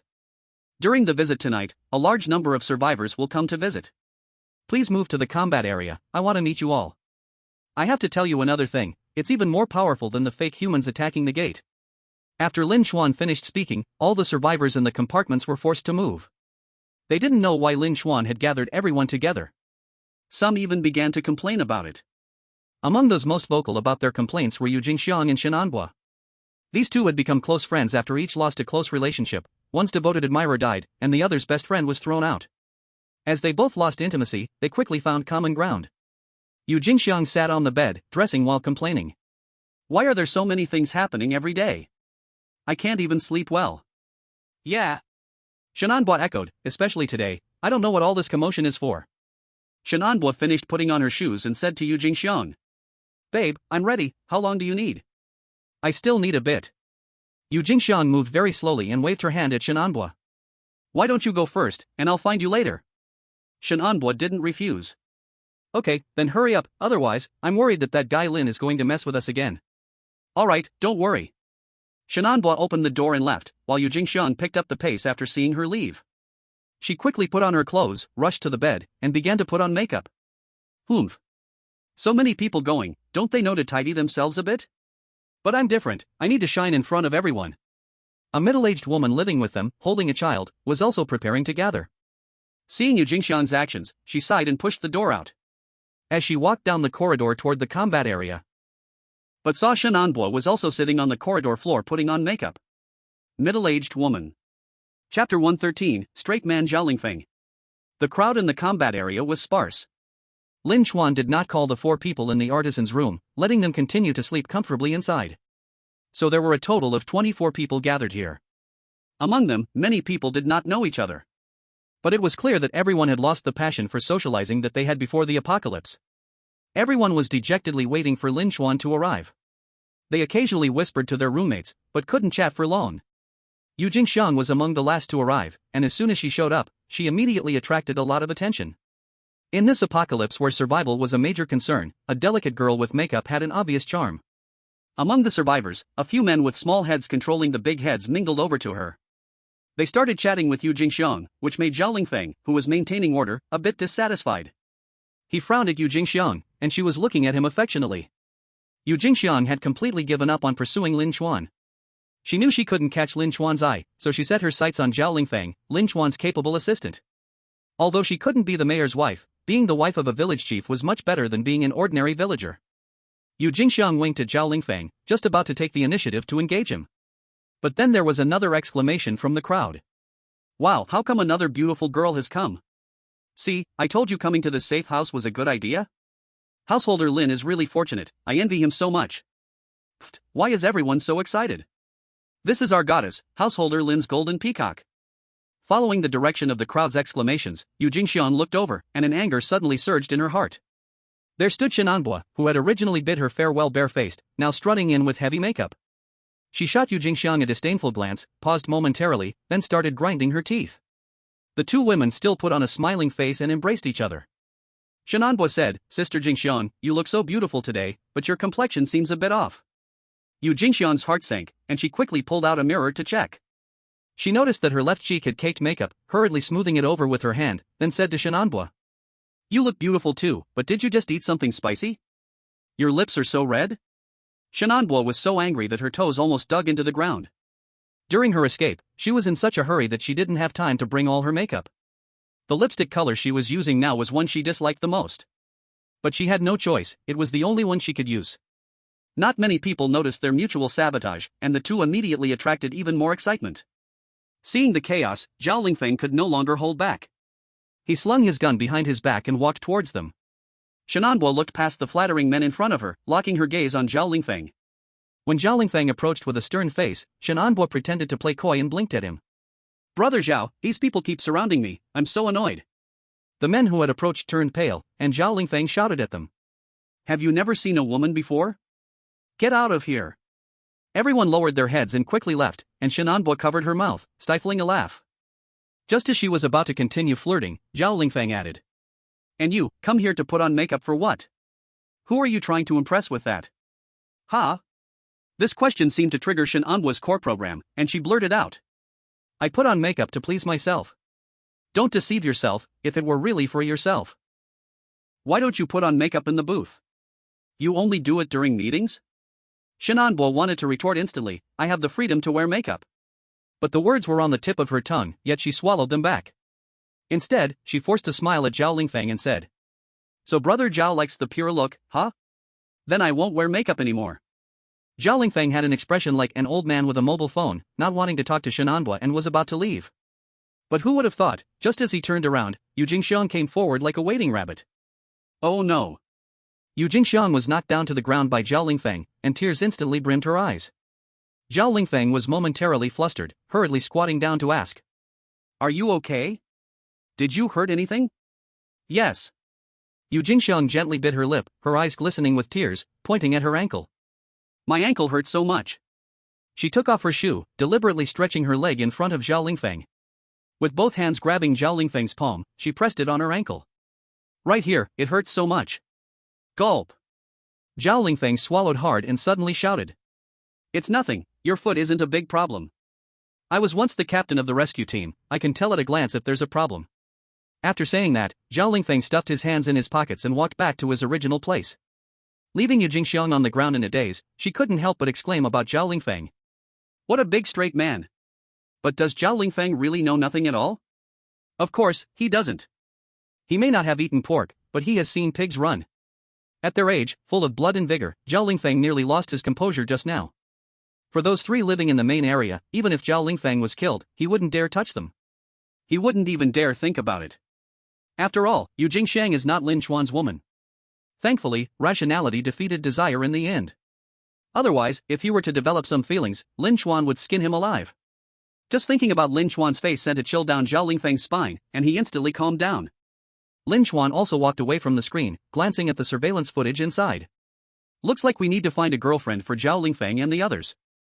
It's not a solution to keep them suppressed like this, we don't want them to end up sexually repressed and become psychologically twisted. Chapter 114, Extermination of Useless People. Lin Chuan left the bedroom and looked at the three beautiful women who had been waiting patiently in the living room. Let's go, it's our turn to take the stage. The three nodded and consciously walked in front of Lin Chuan, leaving the last position for him. The survivors had been waiting a while in the battle zone, and their complaints were getting louder. After all, if they didn't gather now, some might still be sleeping. Zhao Lingfeng, managing the order on one side, had his hands resting on his gun. When he saw the indicator lights at the entrance between the living area and the battle zone start to flicker, he immediately shouted to the crowd below, "Everyone, be quiet. The homeowner is coming out." The buzzing discussion suddenly stopped, and the large door connecting the two areas slowly opened. The first to enter were three stunning women, each with a different charm. Some were gentle, some cute, and others intellectual. They could be described as the most beautiful flowers in a palace, turning their heads with smiles that captivated all. However, even though they were all incredibly beautiful, they still shared something in common. That is, they were all prettier than Yu Jingxiang and Shenanbo from just now. When they saw these three, the crowd finally understood the difference between a phoenix and a chicken. Shenanbo and Yu Jingxiang and the crowd were filled with jealousy, but there was nothing they could do. "Good day, homeowner." Zhao Lingfeng's shout broke everyone's attention, and the other team members also shouted in unison. "Good day, homeowner." Lin Chuan walked in slowly with his hands in his pockets. For most of the survivors, it was actually their first time seeing Lin Chuan. Until today, they had only met the owner who took them in, leaving them in awe. This homeowner looks too young. Moreover, the aura around him is more striking than the three beautiful women just now. Lin Chuan casually raised a hand, signaling Zhao Lingfeng that it was okay. Then he sat on a chair beside the defensive wall, looking down at everyone. His eyes held no pity or sympathy, looking at the crowd as if they were a pile of tools. The three beautiful women stood on either side of him, surrounded by pearls and jade, as Lin Chuan picked up the microphone and spoke flatly. "Some of you are seeing me for the first time, so let me introduce myself. My name is Lin Chuan, and I am the one providing you with food and shelter. I called everyone out today to announce something big. To prepare for the visit of the survivors tonight, I need to clear out some space for them in advance. So, some people must leave my safe house." Lin Chuan calculated in his heart. Through the lottery today, it was determined that there were 16 survivors that could be recruited. Now, the dormitory can hold at most 12 people. This means at least 4 people must be kicked out. And that's still a conservative estimate. Don't forget, there are still survivors visiting normally every day. These numbers haven't been calculated, and Lin Chuan estimated it would only be more, not less. Upon hearing this, everyone gasped, and Lin Chuan announced coldly. "At least 4 people will be kicked out of my safe house today. Useless people do not qualify to waste my food in bedding here." The survivors began to wail. Zhao Lingfeng shouted for silence, but it was ineffective until he fired 2 shots into the sky, and everyone finally quieted down. Lin Chuan coldly watched the fluctuating expressions on the survivors' faces and added. "However, to highlight my humanistic care for each of you, you can vote yourselves on who to banish. The one with the lowest votes will be directly kicked out, and those behind them will be pending. If there are other better survivors requesting shelter, I will also kick you out. Now you can start discussing." Lin Chuan leaned his elbow on the chair, his left hand in a fist with his head resting on it. He smiled lightly as he watched the survivors accusing each other. The survivors, fighting for their lives, took the opportunity to bite at one another, and even some from the same dormitory started arguing. Su Xiaoya watched with her eyelids twitching. She leaned close to Lin Chuan's ear and asked, "Brother Chuan, won't this make them dislike each other? Aren't they becoming ununited?" "Exactly, I want them to be ununited." Lin Chuan nodded as if it were obvious. "If they unite, that would be terrible. Although we control the arms inside the dormitory, we must admit we rely on these ordinary survivors to sustain ourselves. If they all unite and pressure me, I would really have to give up some benefits to stabilize them. But now, I stir up their internal conflicts, making them fight among themselves. These people will be too busy with each other to care about us." After hearing the explanation, Su Xiaoya suddenly understood and admired Lin Chuan even more. "Brother Chuan, you are amazing. Where did you learn all this?" Lin Chuan chuckled. "Your brother Chuan didn't learn this from books." Zhong Yuqin, with her work experience, chuckled and said nothing more. On the other side, the discussion among the survivors had reached an intense moment. These people either formed factions or stepped on each other, but there was one point that was very united. That is, they were all ready to agree to vote out Yu Jingxiang and Shenanbo. Not picking on the diligent or the lazy, just targeting those who are blind. Originally, these two people were normally just gathering, and it probably wouldn't have aroused such public anger. But they had to put on makeup. In the end, it was jealousy among the women that led to the desire to vote them out. Some men think they can never have it, so they plan to destroy what they can't get. As a result, the votes for 2 people soared, determining the bottom 2 directly. The third person voted out was a woman in her 50s. In the face of disaster, everyone wouldn't show any humanitarian glow. The weak would not receive care or sympathy, only to be abandoned. The fourth one pointed directly to the child who had previously helped Lin Chuan trap the fake grandma. The child was only 11 or 12. His role was indeed not as great as that of an adult. But Lin Chuan remembered that this kid had made contributions before, even though he was quite unruly when he first arrived. However, after being beaten by Lin Chuan twice, he became obedient. So Lin Chuan kept him safe and voted out a middle-aged man in his 40s instead. This man, Lin Chuan had heard, was basically useless at anything he did. After 5 minutes of cleaning up the battlefield, he claimed he couldn't continue. Now, realizing he was being kicked out, he finally panicked. He knelt before Lin Chuan, hugging his leg and shouting. Lin, I was wrong, I will never be lazy again. Please give me another chance, I will definitely prove myself, I beg you. Let go of me, great master. Zhao Lingfeng rushed in and hit the back of the man's head with the butt of his gun, making him faint on the spot. Lin Chuan looked at the 4 people who had been nominated and waved his hand at them. Well then, see you guys, I hope you find a better safe house after leaving me. No. Yu Jingxiang was crying heart-wrenchingly at this moment. Disregarding her image, she shouted at Lin Chuan. Didn't you promise me that I would move into the best room? Why now, not only are you not letting me go, but you are also kicking me out of the safe house, I won't go out. Lin Chuan was directly amused by Yu Jingxiang's words. Ha, you won't stay, do you think you have a choice? Didn't you promise me before to perform well and contribute? So what have you contributed? Although Lin Chuan liked to stay cooped up in his bedroom, he was not unaware of the work state of these survivors. In this regard, Ji Yaoyao had always been observing and recording. Lin Chuan reached out, and Ji Yaoyao handed him a booklet. Lin Chuan threw the booklet directly at Yu Jingxiang's face. Pick it up and see the stupid things you've done. During the cleaning up of the battlefield, you repeatedly stole and hid food or items from the combat area. You also frequently flirted with male survivors from other compartments to obtain their food rations. What do you think my safe house is? A place to make money. Chapter 115, Yu Jingxiang is dead. Yu Jingxiang was directly dumbfounded. She never dreamed that Lin Chuan knew all the things she had done. But even though she knew she was wrong, she realized one thing clearly. That is, if kicked out, she would undoubtedly die. So Yu Jingxiang resorted to every means to argue and be stubborn. I thought those things in the combat area were abandoned, that's why I took them. As for the latter, they were willing to give me food. I earned supplies with my ability, what's wrong with that? Ability? Lin Chuan's tone grew colder and colder. Your ability is just spreading your legs? What's wrong with that? Yu Jingxiang shouted hoarsely. I'm at least much better than those who kill and set fire, right? As a girl, I have no survival skills. The only thing I can rely on is this, why can't you just let me go? Lin Chuan narrowed his eyes and explained to Yu Jingxiang. If you're going to sell, then sell, don't act like you have no choice. Your twisted logic is just for self-deception, don't use it to deceive others. You just want to find some excuses for your laziness. If you don't want a hard life, then you seek a hard blessing, right? Lin Chuan didn't want to waste a second on these people. Zhao Lingfeng waved his hand. Drag them all out. Yes. Zhao Lingfeng called his team, pulling 4 people out towards the door. No matter how they struggled, they could not escape the fate of being thrown out. When the big door closed behind them, Yu Jingxiang looked at the empty corridor, and her tears gradually faded. Crying does not solve problems, she needed a way to survive. She tremblingly stood up, hugging her arms, preparing to see if any other homeowners would take her in. I still have this face, I still have my body. As long as I can live, I'm willing to do anything. As Yu Jingxiang walked while touching up her makeup with a mirror. After staggering out for about 10 meters, she bumped into a man's chest.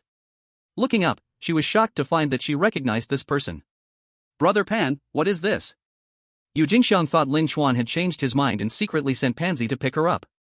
But what Pansy said immediately made her feel like she had fallen into an ice cave. On the order of the homeowner, I am here to deal with you people. If you manage to reach another safe house alive, you may reveal our information here. So, you should die. Bang bang. Yu Jingxiang felt as if her chest had been struck by a hammer, the pain causing her vision to go dark and she collapsed to the ground. She opened her mouth to moan, but found she could not make a sound. Turning her head, she noticed the mirror leaning against the wall, reflecting her face. Her makeup was already ruined from crying, and blood had stained the clothes she had carefully chosen. Golden threads outside, rotten threads inside. No matter how much she dressed up, no matter how desperately she desired to live. In the end, with a sigh, all those thoughts vanished into the void. A few gunshots echoed in the corridor, then fell into silence. Cutting the grass without removing the roots, the spring wind blows again. Lin Chuan never claimed to be a good person, these people would undoubtedly remember the hatred after being cast out. If others attacked the dormitory because of him showing mercy, suffering losses because of it, that would be too much of a loss. Lin Chuan sat in his bedroom, waiting for today's broadcast and report, and the radio began transmitting reports from the combat zone. Owner, Pansy has returned, everything has been handled. Well done. Only then did Lin Chuan feel relieved, happily turning on the broadcast. The fake troops in the resistance have become increasingly radical, targeting Area C as a must-win.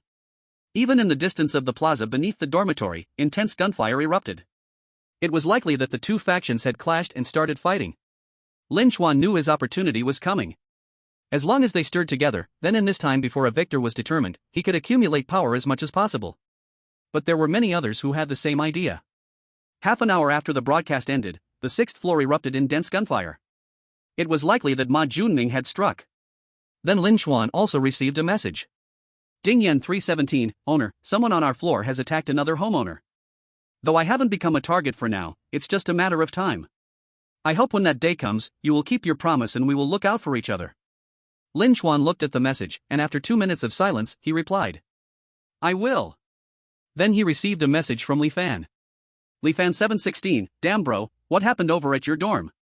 It sounds like the new year, with firecrackers going off non-stop. Lin Chuan immediately summarized the situation for Li Fan, who became interested after hearing it. So chaotic? Then I have to come too. When you're about to attack the people around, definitely call me. We will slowly share the benefits then. No one who could become a homeowner was ever a steady person.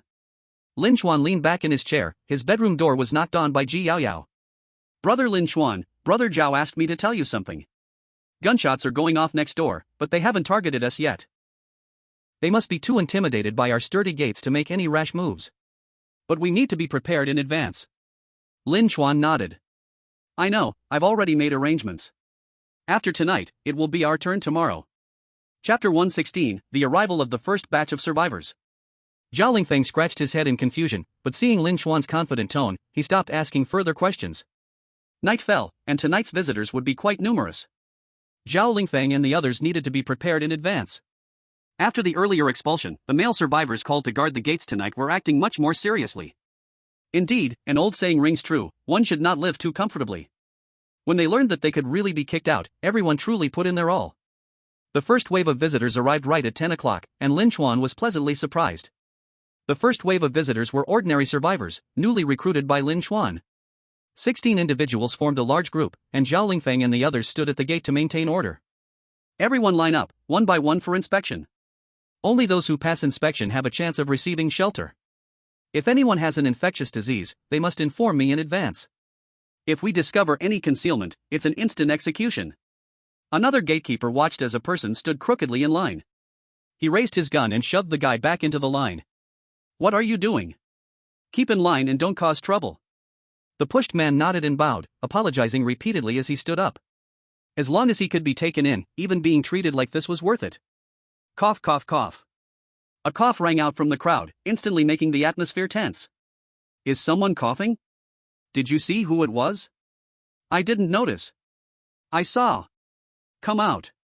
A male high school student, sheltered by Lin Chuan, pulled the coughing person out from the crowd while covering his mouth and nose.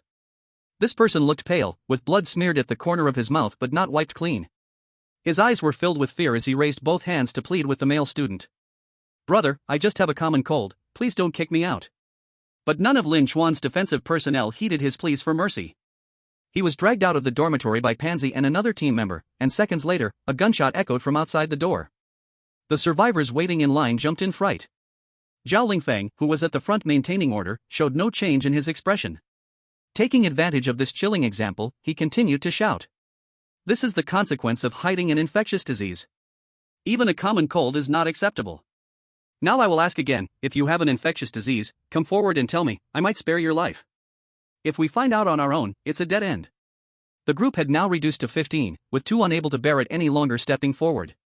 Zhao Lingfeng kept his promise and let them leave safely. At the back of the line, Yang Lulu watched as the 2 left safely, gripping the clothes draped over her back. She looked a bit scared and turned to a young man in his early 20s beside her, saying, Zirwei, should I confess early too? Zhang Zirwei hugged Yang Lulu tightly, looked around, and whispered. No, absolutely not. But what if I am found out? I'm afraid I'll end up like the first one. Yang Lulu's voice trembled, yet Zhang Zirwei gripped her arm firmly. But you need antibiotics now. Your condition is worsening, we don't have time. Yang Lulu looked at Zhang Zirwei, she didn't refute. Because as a patient, she was most aware of her own state. Not long ago, Yang Lulu was infected with the disease. And this disease was severe, nearly wiping out their entire shelter. With no way out, Zhang Zirwei knew that if they stayed there any longer, his girlfriend would end up dying of illness like the others. So he pulled Yang Lulu and ran out of the shelter, following the guidance to find Lin Chuan's side. Zhang Zirwei rubbed Yang Lulu's shoulders back and forth, seemingly encouraging her to ease her fear. He whispered to Yang Lulu, "The door of this safe house is strong, and the people inside are well equipped. They will definitely cure your illness here. What you need to do now is pretend you got sick after going in, or infect others, and everyone can get treated together." Yang Lulu silently shed tears. Though she lowered her head, she still nodded in response. 10 meters away, Pansy and another team member held guns, pointing at the two who had been queuing a moment ago. "Kneel down." The two were pressed to the ground. "Concealing your medical history, do you really think we don't know? If you want to bring the disease in, then die." The two trembled in fear, and their begging for mercy stopped after 2 gunshots. Yang Lulu was too scared to move, but Zhang Zirwei gritted his teeth and forcibly pulled her aside.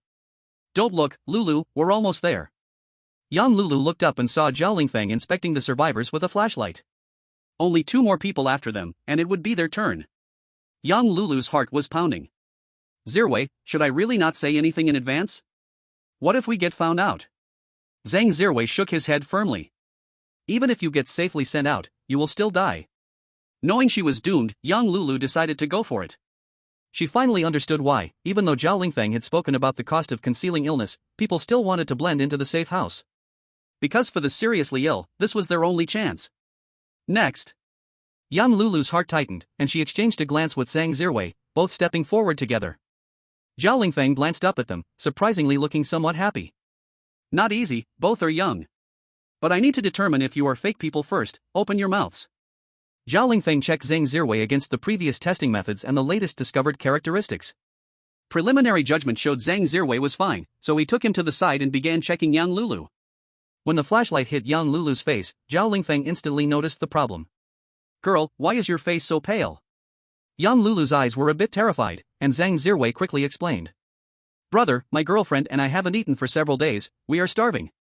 Hearing this explanation, Zhao Lingfeng didn't say much more. After all, his task was to check if they were fake people.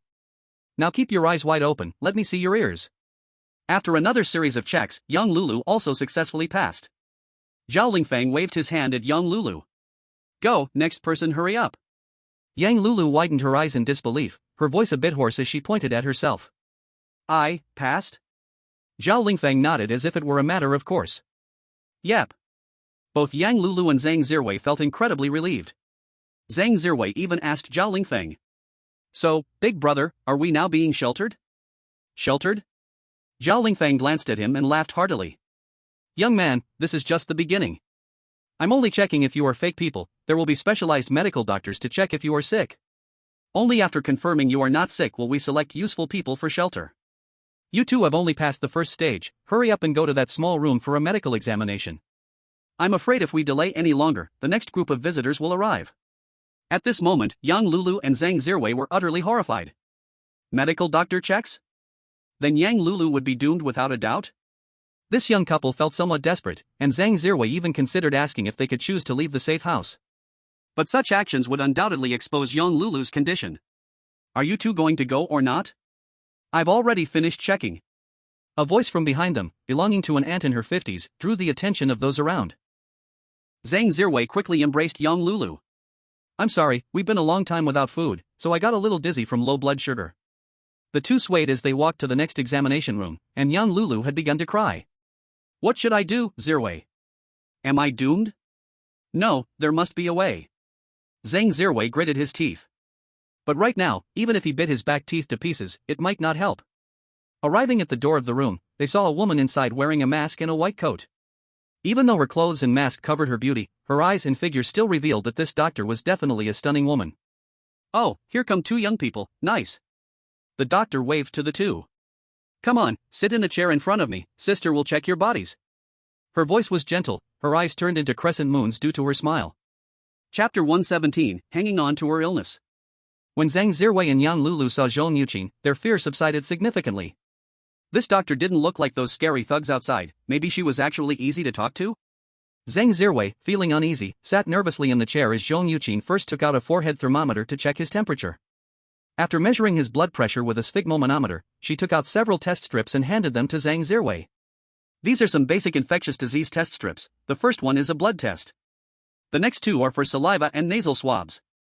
Once you pass them all, wait at the door over there. Zhong Yuqin smiled at Yang Lulu. It's your turn, little girl. After saying that, Zhong Yuqin picked up the forehead thermometer to test Yang Lulu, and Zhang Zirwei shouted in his heart that it was bad. He hurriedly stood in front of Yang Lulu, trembling as he spoke to Zhong Yuqin. Doctor, wait a minute, I still have things I don't understand. How do I get blood for the test? Do you have a needle?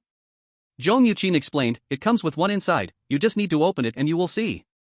After that, she prepared to test Yang Lulu's temperature, and Zhang Zirwei hurriedly continued to change the topic. Wait, sister, do you have sugar? I'm a bit dizzy, and I can barely stand. Zhong Yuqin's eyes became crescent-shaped, and her smile seemed to brighten even more. Yes, I'll give you a piece. She handed Zhang Zirwei a chocolate with filling and said to him. Now you can't disturb me, okay? If you delay my testing again, I will immediately call someone outside to kick you and your girlfriend out. Zhang Zirwei stood there stunned. He realized that Zhong Yuqin knew everything. At this moment, Yang Lulu was already in despair. Looking at Zhang Zirwei, there was no hatred in her eyes. Instead, they were filled with a longing for life and reluctance for him. Ding ding. Boom. At the moment the forehead thermometer was testing, an alarm and a loud noise came from outside. A few seconds later, Zhao Lingfeng rushed into the room and quickly said to Zhong Yuqin. Sister-in-law. Outsiders are attacking the door. I called Pansy to protect you, stay inside the room and don't run around. Zhong Yuqin was slightly surprised but quickly regained her composure. It's okay, let Pansy guard the door. I really don't need anyone to watch, it's just two kids. No. If something happens to you, I won't be able to explain to the owner. Zhao Lingfeng firmly refused. As he prepared to forcibly call Pansy to protect Zhong Yuqin, she said. Oh, don't trouble yourself. How about this? Don't test that boy, let him go with this big brother to resist the outsiders. This can count as a test for you, if you perform well, you and your girlfriend will pass. Zhang Zirwei immediately grabbed this lifeline. Really? Zhong Yuqin nodded, really. Anyway, we are looking to recruit useful people. As long as you prove your worth, it just happens to meet our criteria for acceptance. Zhang Zirwei did not hesitate at all. Okay. I'm going. Without saying another word, he left with Zhao Lingfeng. As he passed by Yang Lulu, Yang Lulu said to him, be careful. Zhang Zirwei nodded. Soon, the sounds of battle erupted outside. It seemed that among the attackers, there were lizardmen, which explained the huge commotion in the battle area. Zhong Yuqin looked at Yang Lulu, who would occasionally shiver at the sounds from outside. She put the forehead thermometer into the cabinet and took out the walkie-talkie. The red light on the forehead thermometer screen was strikingly noticeable. On the other side, Lin Chuan was lying on the sofa. The TV screen displayed the battle area and the monitoring footage from the examination room. Ji Yaoyao and Su Xiaoya sat beside him, occasionally feeding him some snacks. They were living in absolute contentment. Lin Chuan Ge, what are you watching so intently? Watching a person. Lin Chuan pointed to Zhang Zirwei on the screen. What do you think of this person? The two girls observed for a moment, and Su Xiaoya replied. Not bad, he is quite brave. But he's only better than ordinary people, still limited. Really? Looks like I made the right choice. Lin Chuan chuckled and continued to tease. This person is brave and values his life, better than ordinary people but still limited. Such people are not eye-catching but are the most favored by those above. I plan to have him work for me. Ji Yaoyao immediately became interested. Ah. Lin Chuan Ge, tell me, what do you plan to do? Lin Chuan pointed to Yang Lulu sitting in the examination room. This is that guy's girlfriend, she has a fever. Lin Chuan's words startled Su Xiaoya and Ji Yaoyao. Su Xiaoya quickly said, then what are you waiting for, Chuan Ji? Hurry and kick them out. Can't kick them out. Lin Chuan shook his head with a smile. Not kick out? Are you going to cure her? Is this really you? Su Xiaoya touched Lin Chuan's forehead. You don't even have a fever, why are you talking nonsense? Lin Chuan slapped Su Xiaoya on the butt, and she let out a gasp, dodging to the side. This time, you guessed right. I am going to treat her. But I don't plan to cure her completely, I just want to keep her hanging by a thread. As long as she doesn't die from illness, her boyfriend will still have hope in his heart, and he'll willingly work for me. After today, we will expand outward, the first step has already been taken, and he. Lin Chuan's lips curled into a wicked smile. Should be my next move. Chapter 118, the moment the man in black's defense breaks. This wave of attack was not fierce, and only one lizard man participated in the assault. After more than 10 minutes, the attack was repelled.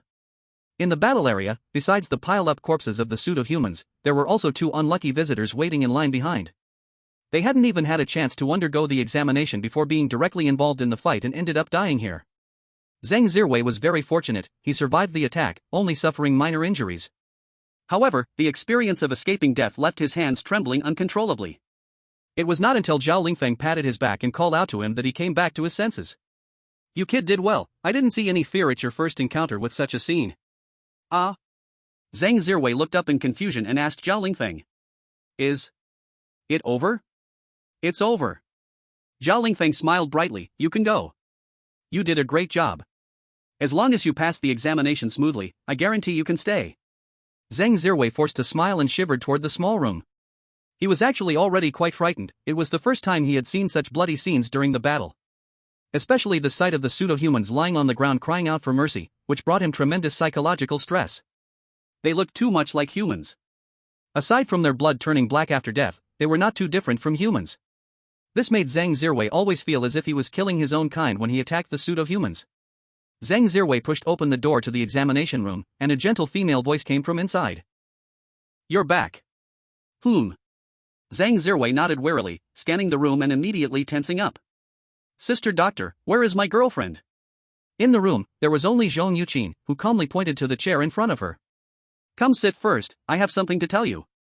Zhang Zirwei sat down nervously, but Zhong Yuqin's words made him feel like he was sitting on needles. It was as if there were nails on the chair, and he almost jumped up. "Your girlfriend is sick, right?" Gulp.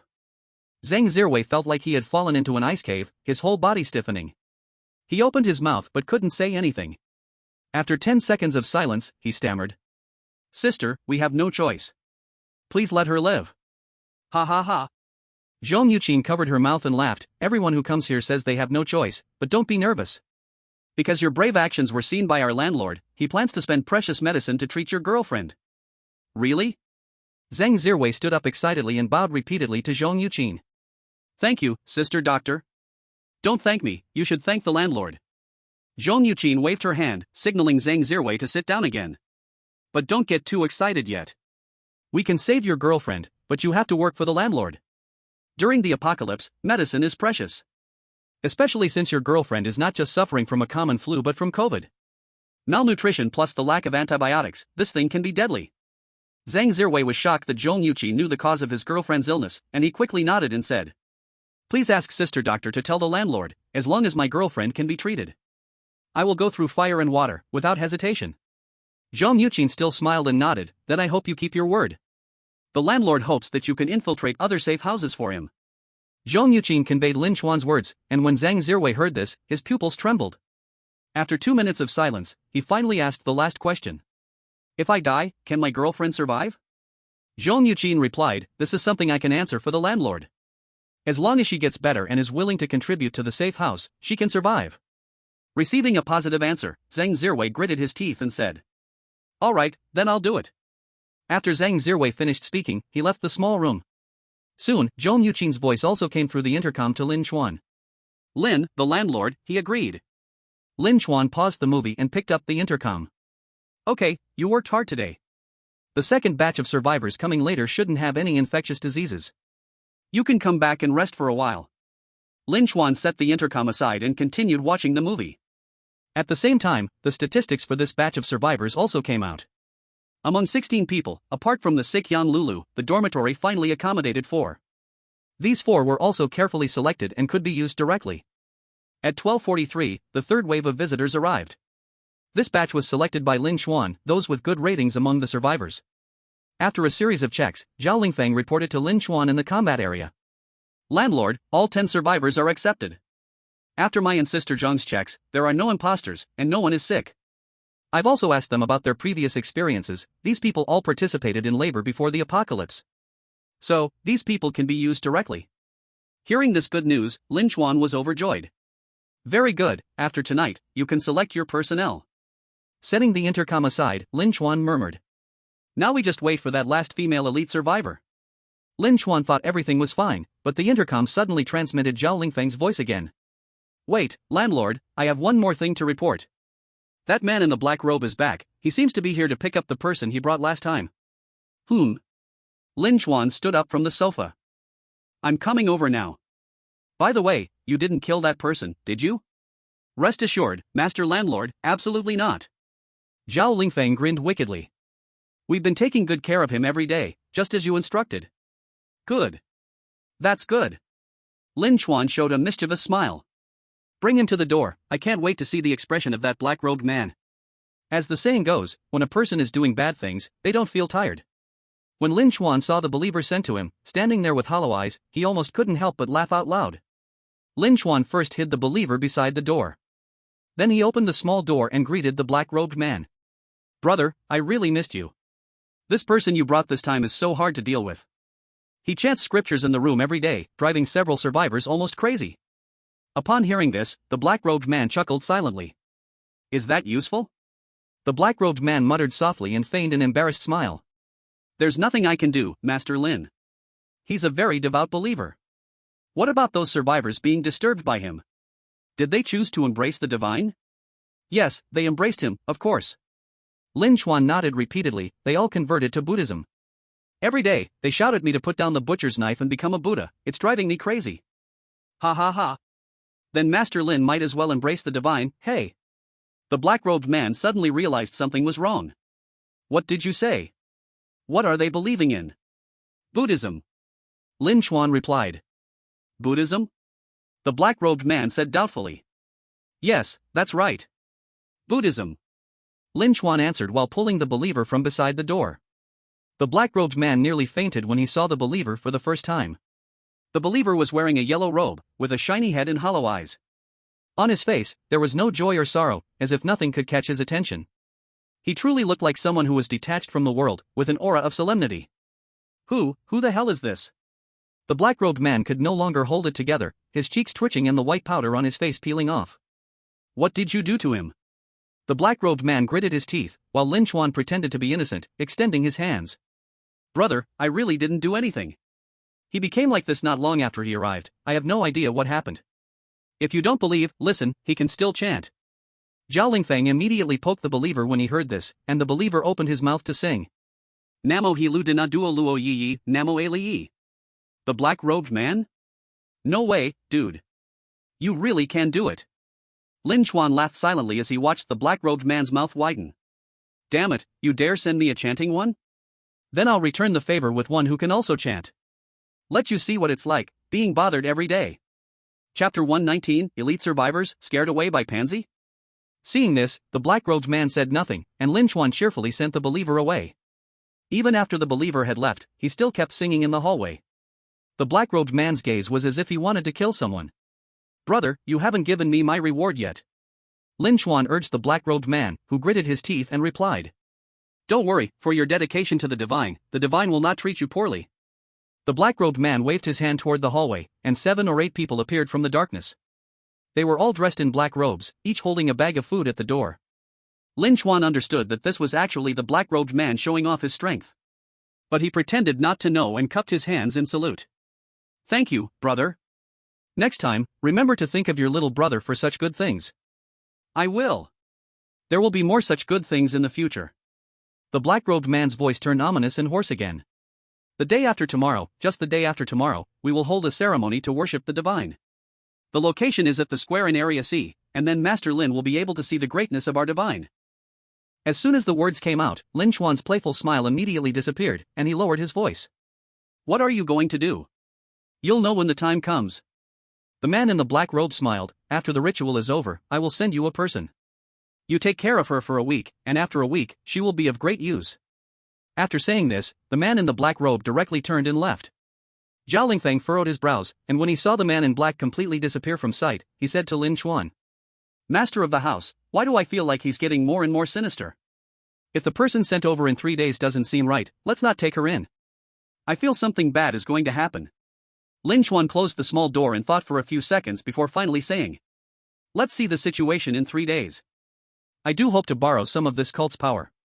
To hold back the rebels and the purification forces, buying us more time. After sending away the cultists, the battle area entered a period of peace. Lin Chuan stayed here directly, waiting for his elite survivors to report in. Half an hour later, the next group of visitors arrived. They were survivors requesting shelter. A total of 5 people came, but among them, 3 were imposters, and the other 2 did not meet the shelter criteria. After sending away these 5 people, there were no visitors for 2 hours. Just about 3 o'clock, with less than 2 hours left until the accounting, Zhao Lingfeng ran up to Lin Chuan and reported. Master of the house, there's a woman at the door carrying a gun. She says she specifically came to find you. Should I open the door? Finally, she has arrived. Lin Chuan felt a sudden joy in his heart, but at the same time, he felt a bit confused. Is she the only one? She didn't bring anyone else? Zhao Lingfeng replied, as it seems now, no. Lin Chuan felt a bit regretful. He thought this time it would be like when Lu Xiaonan came, with 4 or 5 people at once. It seems that even among survivors of the same rank, there are differences in status. Open the door, let me see her first. Zhao Lingfeng nodded and ran back to the door. But when he returned, he saw the other guards with strange expressions. Zhao Lingfeng asked everyone, what's wrong with you? Why do you look like this? Everyone glanced at the deep-breathing pansy but dared not answer Zhao Lingfeng's question. Only one survivor close to Zhao Lingfeng whispered to him. Captain Zhao, just now Brother Pansy got into a fight with that woman outside. After that, she stopped knocking on the door, probably scared away by the scolding. Ha! Zhao Lingfeng looked at Pansy, his temples pulsing with anger. He directly pointed at Pansy's nose and yelled. Pansy, are you out of your mind? This person is a survivor that the master specially wanted to see. I figure she should be of the same rank as Master Lu. How dare you scare her away? Among those present, only Zhao Lingfeng dared to scold Pansy like this.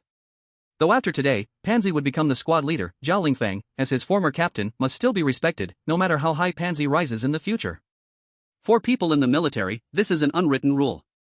It isn't uncommon for a battalion commander to salute a squad leader. Pansy turned his head away after being scolded. He didn't dare to retort Zhao Lingfeng and could only sincerely explain. Brother Zhao, this really isn't my fault, that woman had a filthy mouth.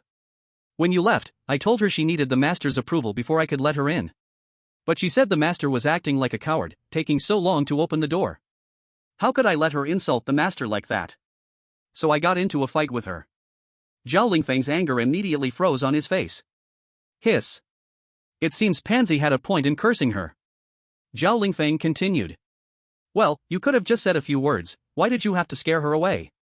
Pansy helplessly said, I didn't expect her to be so sensitive to criticism. After a few words, she just left. Zhao Lingfeng was somewhat speechless. He had gone back to report something to Lin Chuan, and unexpectedly, such a big issue occurred. Pansy also sighed and turned around, hands behind his back. Brother Zhao, take me to meet the master of the house. This matter is my own mess, it has nothing to do with you, Brother Zhao. If the sky falls, I'll bear it myself, whether killed or punished, it's up to the master of the house. Bear what, you idiot? Zhao Lingfeng kicked Pansy in the butt. Having once had a subordinate create a mess, as the captain, he certainly had to clean it up. Where did that woman go just now? Brother Zhao, are you going to find her? Pansy rubbed his butt and turned around to say, I'll go with you. Are you stupid? You just argued with her, how could she possibly want to come back with you? Hurry up and tell me, where did that woman go? Pansy dared not delay and immediately replied. Towards the stairwell, she should be going downstairs. All right, got it. Zhao Lingfeng flung the door open and dashed out. Before closing the door, he leaned his head inside and said. The master of the house is not watching the surveillance, so he doesn't know about this matter. If I manage to bring her back, none of you is allowed to mention today's events, understood?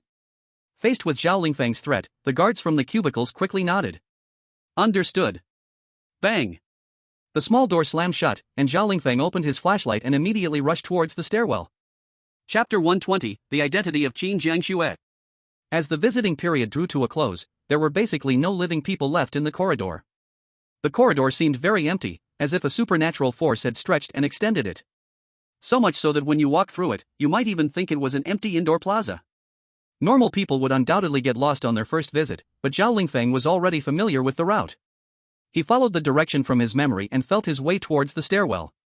After walking for several dozen meters, he finally saw bodies scattered on the ground at another safe house's entrance. The color of this blood, it's actually red. Was this safe house breached, or was it done by another master of the house? Suddenly, an alarm rang in Zhao Lingfeng's heart, and his footsteps couldn't help but quicken. After running another 100 meters, he finally reached the stairwell. Zhao Lingfeng first searched his surroundings for any signs that someone had passed through, and just as he was about to head down the stairs to continue searching, he heard a rustling sound beside him. Who? Zhao Lingfeng instinctively pointed the gun towards the source of the sound, but suddenly felt a strange force pulling at the gun. In an instant, he didn't pay attention, and his rifle was pulled directly away. The gun strap was hung around his neck, and he was yanked forward, nearly stumbling. Seizing the momentum, Zhao Lingfeng drew the knife at his waist, intending to stab, but suddenly recalled his purpose for leaving.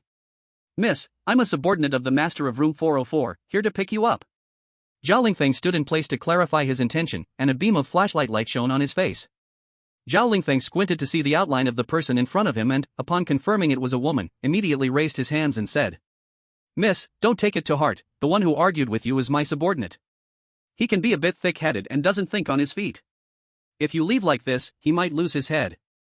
Zhao Lingfeng spoke sincerely, and after a few seconds, a female voice responded from the other side. "Your subordinate is just like your master, he's a weakling who, after making a mistake, needs his commander to clean up the mess." The flashlight beam moved away from Zhao Lingfeng's face, and he could finally see the woman's appearance clearly. The woman wore a cap and camouflage clothing, her thick brows and big eyes shining brightly. Just one glance could make you feel her impressive spirit. However, the sharpness in her eyes lacked a bit of feminine softness, making her seem overly proud. Zhao Lingfeng heard the woman's words, gritted his teeth and said nothing. Instead, he spread his hands to soothe her emotions and said, "It was me who took the initiative to find you, mainly because I was afraid my subordinates would come over and continue to anger you.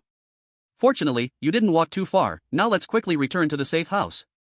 The woman took a step back, her voice cold. "I never agreed to go with you, you should return where you came from." "What?" Zhao Lingfeng's anger also rose, but thinking about how he was there to clean up the mess, he could only hold back his anger and squeezed out a few words through clenched teeth to ask, "Can you tell me why? If it's because of my subordinates, then I apologize to you." "No. It's because you are too weak." The woman shook her head, a momentary pain flashed across her face. But this reason clearly couldn't persuade Zhao Lingfeng, he was first taken aback and then laughed out loud. "Ha, sister, you must be joking. You haven't even entered our safe house, how do you know we are weak?" "As for me, Zhao, I won't say much, just talk about the defense facilities in our safe house." Zhao Lingfeng confidently patted his chest. "Just that big door alone, it's not something ordinary entities can break. Let alone the combat area inside, there are specially built defensive walls. I really can't imagine what kind of attack could break through our defenses." As Zhao Lingfeng spoke these words, he appeared to be very confident. But after hearing this, Qin Jiangxue let out a soft laugh, seeming to refute him and mock herself at the same time. "Weakness and ignorance are not barriers to survival, arrogance is. Captain Zhao, do you think the reason you have survived until now since the apocalypse came is because of your efforts?" Zhao Lingfeng blurted out without thinking. "That would depend on our landlord Lin Chuan, he is the person I admire the most in my life. I believe as long as I follow him, he will surely lead us through the apocalypse." After Zhao Lingfeng finished speaking, Qin Jiangxue fell silent directly. The two stared at each other for a full 10 seconds, and Qin Jiangxue unexpectedly laughed out loud. "Ha, Captain Zhao, I didn't expect you to be so naive. Do you really think you survived until now because of hard work? Actually, it's due to luck." Qin Jiangshue's emotions began to become agitated, seemingly falling into painful memories. In the face of truly powerful existence, any form of effort from the weak is futile. For them, destroying you, what does it matter? Just like among the stars, the blue planet can exist until now because it was very lucky not to be discovered. The real reason you survived until now is also because you haven't encountered the destruction of a powerful existence. For you, the most terrifying thing you've encountered should be entities, right? Zhao Lingfeng's throat trembled, squeezing out one word. "Yes. Humph. I knew it." Qin Jiangxue gave a bitter smile, she took out a document and handed it to Zhao Lingfeng. Zhao Lingfeng compared the photo on the document and looked at the words above, his pupils suddenly constricted. Official Disaster Quick Response Force.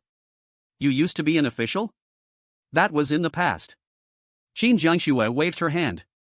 Order has long since collapsed, and we have all been scattered. And what destroyed us is even more terrifying than entities.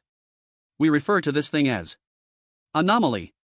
Zhao Lingfeng's heart pounded, he really wanted to question the truth of Qin Jiangshue's words. But looking at the document in his hand, he couldn't bring himself to speak. "Sister, keep your document safe." Zhao Lingfeng handed Qin Jiangshue's document back, took out his own cherished document. "Actually, I am also considered to be half a colleague of yours, I am from the rescue team. It's just that after we lost your command at the beginning, the command was taken over by the anti-fake team." Qin Jiangxue was a bit surprised. "What, you are from the rescue team?" "Yes, after we were forcibly disbanded, I led my team members to survive, and then I was taken in by landlord Lin. Even the person who argued with you today is one of my team members." The owner of the Lin house is our benefactor, and you are a distinguished guest of the owner. So I want to ask you to go back and have a good talk with the owner about this anomaly. For the sake of the survivors in our safe house and for so many people in Zone C, please help us. For Zhao Lingfeng, the interests of Lin Chuan are the most important matter in his heart. Not to mention that he would bend his back for Lin Chuan. Even if it meant losing his head, Zhao Lingfeng wouldn't blink an eye. You don't hit a smiling person. Moreover, Zhao Lingfeng's identity is already special. When Qin Jiangxue saw Zhao Lingfeng preparing to bow, she hurriedly rushed forward to support him, saying, "Brother Zhao, today is my fault. I spoke too harshly, I'll follow you back to apologize to your brother." Zhao Lingfeng was all smiles, nodding repeatedly. "Great. Then let's hurry and go, our owner can't wait any longer." Zhao Lingfeng pulled Qin Jiangxue and ran towards the dormitory. Fortunately, they didn't encounter any fakes along the way, so they weren't chased by the tall, pale man. When they reached the door, Zhao Lingfeng pressed the doorbell and shouted, "Open the door, damn it. I brought someone back." The corridor echoed with Zhao Lingfeng's voice, but there was no response from inside the door. "That's strange." Zhao Lingfeng pressed the doorbell again and knocked on the door. "Open the door. Pansy, are you eating shit or what?" There was still silence inside the room, and the expression on Qin Jiangshue's face became strange. "Brother Zhao, there wouldn't be any trouble inside your safe house, would there?" Zhao Lingfeng waved his hand and firmly retorted, "Impossible. My owner is unbeatable. They must not have hurt us." Though Zhao Lingfeng spoke with certainty, his heart was uneasy. It wasn't until several seconds later that there was movement from the security door. The door slowly opened, and Zhao Lingfeng forced a smile at Qin Jiangxue, saying, "See, I told you they must not have hurt us." He turned his head, ready to scold whoever had taken so long at the security door. "What took you guys so long? If the owner finds out." Thud. Zhao Lingfeng's legs went weak, and his expression changed as if he had seen a ghost. A kind-faced man with a smile slowly peeked out from behind the security door. Lin Chuan looked at Zhao Lingfeng and Qin Jiangxue, smiling and saying, "You're back, come in quickly." Zhao Lingfeng noticed that Lin Chuan had something in his hand behind his back. He asked, stammering, "Owner, what do you have in your hand?" "Hee, don't be afraid." Lin Chuan's smile became increasingly eerie. "This is a magical tool we're going to use later." Chapter 121, Testing Ability. The door closed, and Zhao Lingfeng looked down at his feet, not daring to look directly at Lin Chuan. The two of them felt as if they were soldiers facing their sergeant. Lin Chuan seemed to have a bloodline-like pressure over him. "You did well, bringing someone back for me." Lin Chuan smiled and patted Zhao Lingfeng on the shoulder. "To reward you for this behavior, I will promote you soon." When Zhao Lingfeng heard the words promote you, he broke out in a cold sweat. He could only shout yes, standing obediently against the wall. Qin Jiangxue observed the layout of the combat area, while also sizing up Lin Chuan as she asked him, "Are you the owner of the Lin house?" Lin Chuan directly countered the question. "Are you the one who called me a sissy?" Qin Jiangxue didn't expect Lin Chuan to ask this, but she still explained. "I'm sorry, I spoke too bluntly back then. I shouldn't have insulted you, I apologize, I'm sorry." "Humph." Lin Chuan scoffed, his expression turning playful. "All right, I accept your apology, but..." Lin Chuan stepped back and sat in his exclusive seat, while Pansy approached with a clenched fist. "But he also got insulted by you and is looking to settle the score." Lin Chuan definitely wouldn't accept the apology. Damn it, getting insulted for no reason and just saying sorry is not enough? If he didn't teach her a lesson, Lin Chuan was afraid she wouldn't be able to control her mouth. But being the rightful homeowner, engaging in a brawl isn't very dignified. So, Pansy, make her remember this. If you lose, you'll be promoted together with Zhao Lingfeng. If you win, I won't pursue your matters anymore. Hearing this, Pansy's fighting spirit ignited. A fire burned in his chest as he looked at Qin Jiangxue like she was already dead. "Damn it, don't underestimate the bond between us," Pansy shouted as he stepped in front of Qin Jiangxue, making her lean back slightly. "Are you going to hit a woman?" Pansy replied without changing his expression. "In the apocalypse, there are no women, only the living and the dead." "All right, then can you wait for me a moment?" Qin Jiangxue extended a hand. Pansy was stunned for a moment, then nodded in a very disciplined manner. "You better hurry with whatever preparation you need, my patience isn't very long." "Humph." Before Pansy finished speaking, Qin Jiangxue had already driven a knee into his abdomen. Pansy didn't even have time to react before he let out a grunt, the air knocked out of him. However, Pansy was quick to respond. He swung a punch at Qin Jiangxue, but she effortlessly leaned back to evade. The fighting arena had already been cleared in advance. This open space completely transformed into a stage for the two to showcase their skills. Lin Chuan's action not only served to give Qin Jiangxue a warning but also allowed him to see how strong she truly was. Looking closely, this woman indeed had some skills. In the face of a man's physical advantage, she showed no sign of weakness. On the contrary, Pansy seemed to be even weaker than Qin Jiangxue in terms of strength. Just from their attacks and defenses, the difference in their strength was evident. When Pansy struck Qin Jiangxue's defenses, she merely shook a bit. But when Qin Jiangxue hit Pansy's defenses, it shattered them completely. No, something's not right, her body must have been enhanced, otherwise, she shouldn't be this strong. The natural gap between male and female genes can be compensated for by hard work. It's like Zhang Weili easily defeating an ordinary man. But the problem is, Pansy is not an ordinary man, he has combat experience and is physically strong. The beautiful women watching the fight alongside Lin Chuan were also shocked by Qin Jiangxue's skills. Ji Yaoyao covered her mouth in astonishment. Oh my, this sister is too amazing. Su Xiaoya jumped excitedly, waving her little fists and shouting. Pansy, go. You mustn't disgrace Chuanji. In front of her gender and her people, Su Xiaoya completely disregarded the idea of shared glory. Unlike many girls, she would rather believe in the words of other unfamiliar women than trust her boyfriend. Zhong Yuqin, standing a little farther away, seemed to be taking notes. She approached Lin Chuan, holding a notebook, to report. Lin, her physical level has already reached grade D.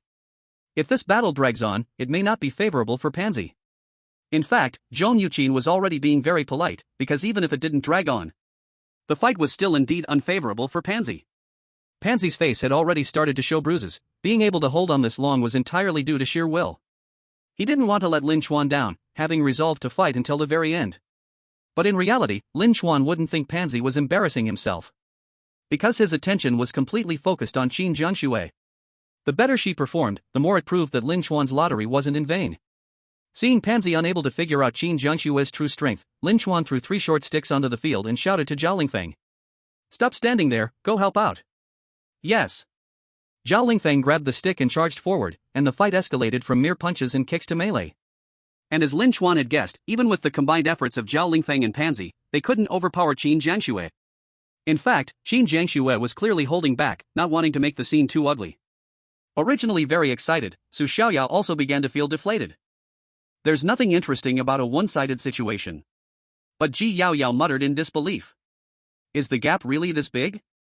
How could it be like this? This gap is normal because the upgrade of physical levels is multi-dimensional. Lin Chuan answered calmly. The gap includes not only strength but also speed, reaction, nerve reflexes, and physical fitness, among others. Imagine their abilities as pizzas. A 12-inch pizza is equal to 4 6-inch pizzas.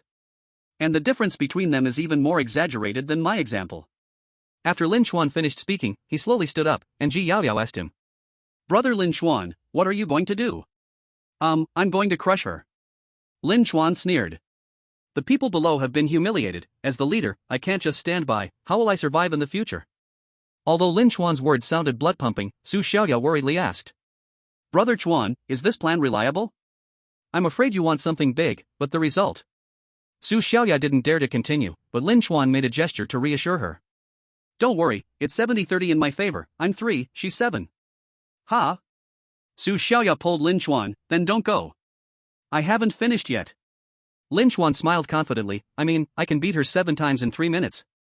Because the gap between me and her is even larger than the gap between her and Zhao Lingfeng or Pansy. As Lin Chuan spoke, he walked into the combat area and shouted to Zhao Lingfeng and Pansy. Step back. Lin Chuan's voice exploded in their ears, and they hurriedly ran back to Lin Chuan's side without saying a word. Without a word of explanation, losing meant losing. The two stood straight like students who had made mistakes, and Lin Chuan coldly said. Do you know the gap now? From now on, you will go to the gym every day to train. If you stick to it, your bodies can also be strengthened to this level. The two nodded repeatedly, not daring to say more, while Lin Chuan walked up to Qin Jiangxue.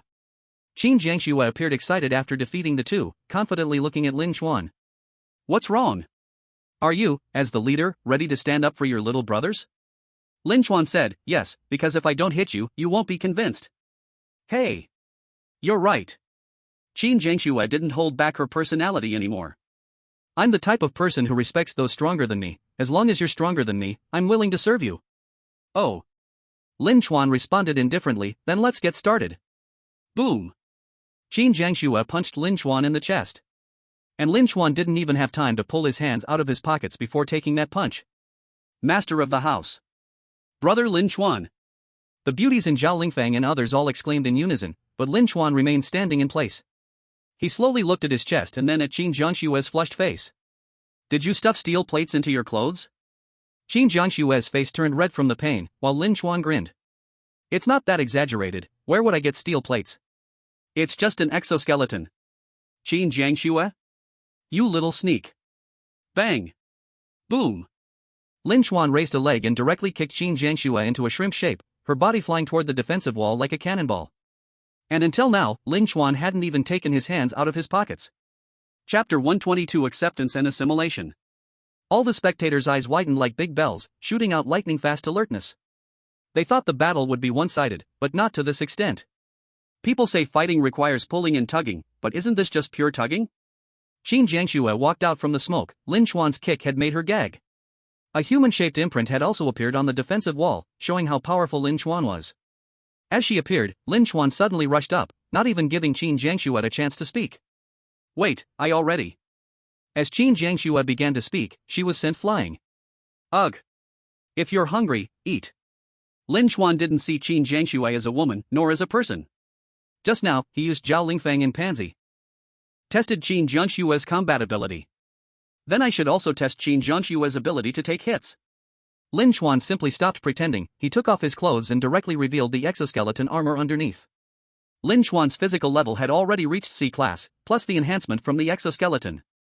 Just in terms of physical toughness, he could crush a mature lizard man. Qin Jiangshue opened her eyes and looked at the ceiling, wondering why she had come back.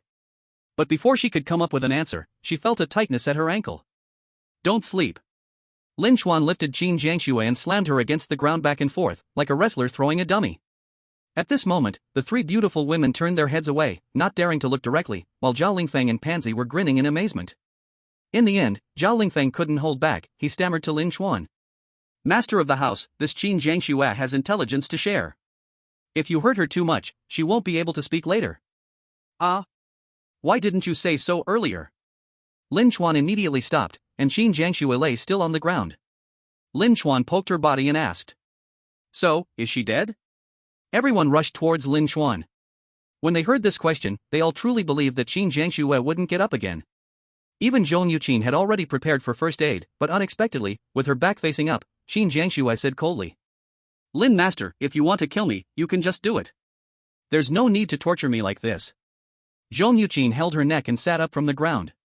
Zhao Lingfang and the others, for the first time, felt directly the abnormal physical quality after the rise in physical level. They thought their injuries would never allow them to stay conscious, but Qin Jiangshue only bore some minor damage. She wiped the blood from her nose and got up from the ground. After being beaten, Qin Jiangshue's arrogance had finally disappeared. She looked at Lin Chuan and instead burst into laughter. The beautiful women had strange expressions, and Su Xiaoya couldn't help but comment. Sister Yao Yao, don't you think Brother Chuan hit her too hard, making her silly? Ji Yao Yao shook her head. I don't know, but if I were beaten like that, I wouldn't be able to smile. Zhou Yuqin was also puzzled. Even she couldn't understand what was going on with Qin Jiangshue. But Zhao Lingfang and Pansy understood more. Having crawled through the military, the two could comprehend Qin Jiangshue's laughter. It was a recognition of her opponent's strength and the beginning of trust with Lin Chuan. For someone who is proud, you really have to temper them a bit, or they won't submit to you. And obviously, Qin Jiangshue was that kind of person. Xiao Gu.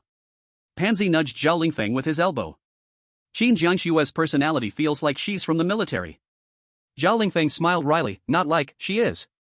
And she is from the Disaster Quick Response Unit. What? Pansy smiled calmly upon hearing this title. Originally, I thought losing to a woman was pretty humiliating, but it seems we're not losing unfairly. Because there are no boys and girls in there, only a bunch of beasts.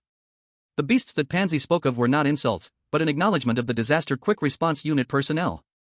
The two looked at Qin Jiangshue slowly raising her hand to Lin Chuan, thinking she would continue to hit him. Feeling nervous, they discovered she was only giving Lin Chuan a thumbs up. Okay, I admit you are strong. I just wonder who is stronger, you or my captain. But since you have this kind of strength, I'm not sure if you can survive to the end. Lin Chuan's hands were still in his pockets, and the cold expression that Qin Jiangshue had before shifted to Lin Chuan's face. Whether I'm strong or not doesn't need your acknowledgement. As for whether you can survive to the end, that's not for you to decide. I heard from Zhao Lingfeng that you have important information. Can you tell me what's going on? Qin Jiangxue responded with an turned her head, and asked Lin Chuan. From now on, we're all on the same side. Aren't you going to invite me inside to take a look?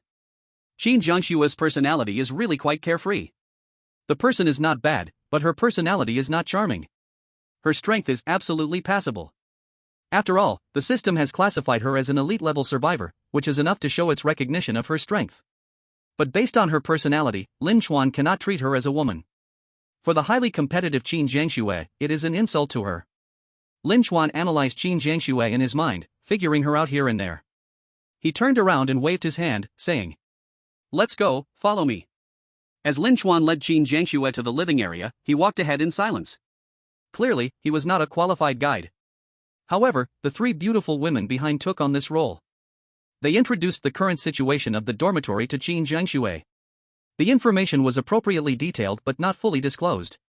Clearly, the beauties were also keeping an eye out. They still needed to observe Qin Jiangshue's performance and the passing of time. Only then could they fully trust her and open their hearts.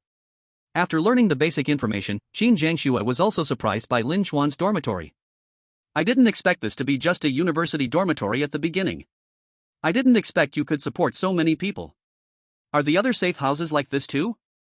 Ji Yaoyao replied, "We don't know about that. We currently know very little about other safe houses. However, brother Lin Chuan has made arrangements, and this situation will change soon. By the way, Sister Qin, I heard from brother Zhao that you come from the disaster rapid response team, right? What were you all doing when the apocalypse hit? I've never heard that you took any action. Instead, the rescue missions fell to other organizations." Ji Yaoyao directly caught Qin Jiangxue off guard with her question. A painful expression reappeared on her face, as if this was a memory she didn't wish to recall. Zhong Yuqin, who was following behind, suddenly spoke. "I have heard something about this, but I can't guarantee its accuracy. On the day the apocalypse fell, all the official organizations in all countries on Blue Star suffered devastating blows. In other words, in just one day, they were all destroyed." Lin Chuan, walking in front, couldn't help but stop, feeling a storm stirring within. All destroyed overnight. What kind of terrifying power could do such a thing? Is human civilization really so fragile in the face of this strange power? In the face of nature's great power, humanity always seems too small. And nature's great power also seems insignificant in front of this strangeness. No way, that can't be true. Su Xiaoya, who was happily munching on a bag of chips, dropped them to the ground, her body trembling slightly. "We have so many planes, cannons, and tanks, and we even have nuclear bombs. How could we be destroyed in a single day? It must be false, right?" Chapter 123, Anomaly, Strange Building. Su Xiaoya looked at Qin Jiangxue, hoping to get an answer from her. But Qin Jiangshue's pupils were trembling, her head was lowering lower and lower, biting her teeth as she replied. "Dr. Zhong was wrong. See, I told you." Su Xiaoya perked up again, but was interrupted by Qin Jiangxue. "We weren't completely destroyed in one day, rather, we lost our organizational capability in half a day." This reply even made Lin Chuan feel a bit incredulous. Given his understanding of his own country's army, their organizational capability and mobilization speed shouldn't have faltered within 2 hours. Qin Jiangxue noticed Lin Chuan's doubt. She forced a bitter smile and replied. "I know what you want to say, let me tell you the truth. Among all of Blue Star, we are the team that resisted the longest. In some countries, the armies completely disappeared within an hour of a bizarre event." Lin Chuan's brow was tightly knit, and he asked Qin Jiangxue with a serious expression. "What exactly happened at that time?" Qin Jiangxue looked at the floor, and no one could notice her current expression. One could only hear that her voice seemed to tremble, whether from excitement or fear. Or perhaps from tears. "When the bazaar arrived, we were the first to bear the brunt. The sun underwent a change, and just this situation threw everything into chaos. But we quickly reacted and gathered in the underground fortress to prepare for a counterattack. However, the terrifying existence we faced was even more frightening than you could imagine." Qin Jiangxue raised her head, her cheeks already covered with tear stains. "We are not afraid of the fakes, as long as we can identify them carefully. In the end, it merely turned into a heated battle between both sides. We are also not afraid of the entities, even though some of them are extremely powerful. But even if we have to pile bodies, we firmly believe we can defeat these monsters. Yet what we face is not these, but a kind of existence you have never heard of. It's called anomalies."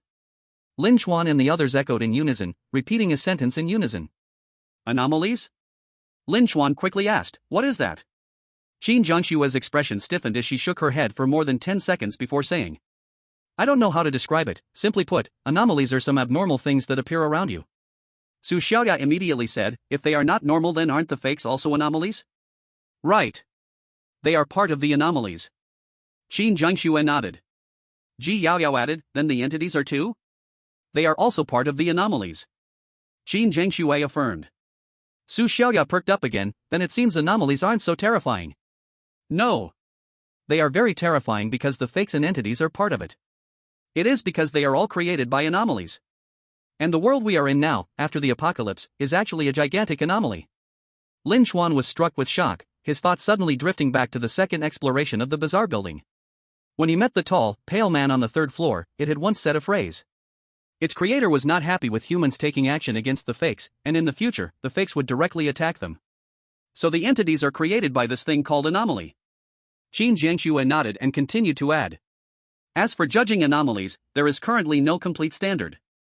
But simply put, when its existence is unreasonable and can produce widespread effects. Whether the effect is good or bad, it can be called an anomaly. Lin Chuan rubbed his chin. Unreasonable existence that can produce widespread effects, wait. Lin Chuan ran to the window, pointing at the bazaar building that did not belong to the school before. So that building is an anomaly? Qin Zhangxue looked at the building and replied.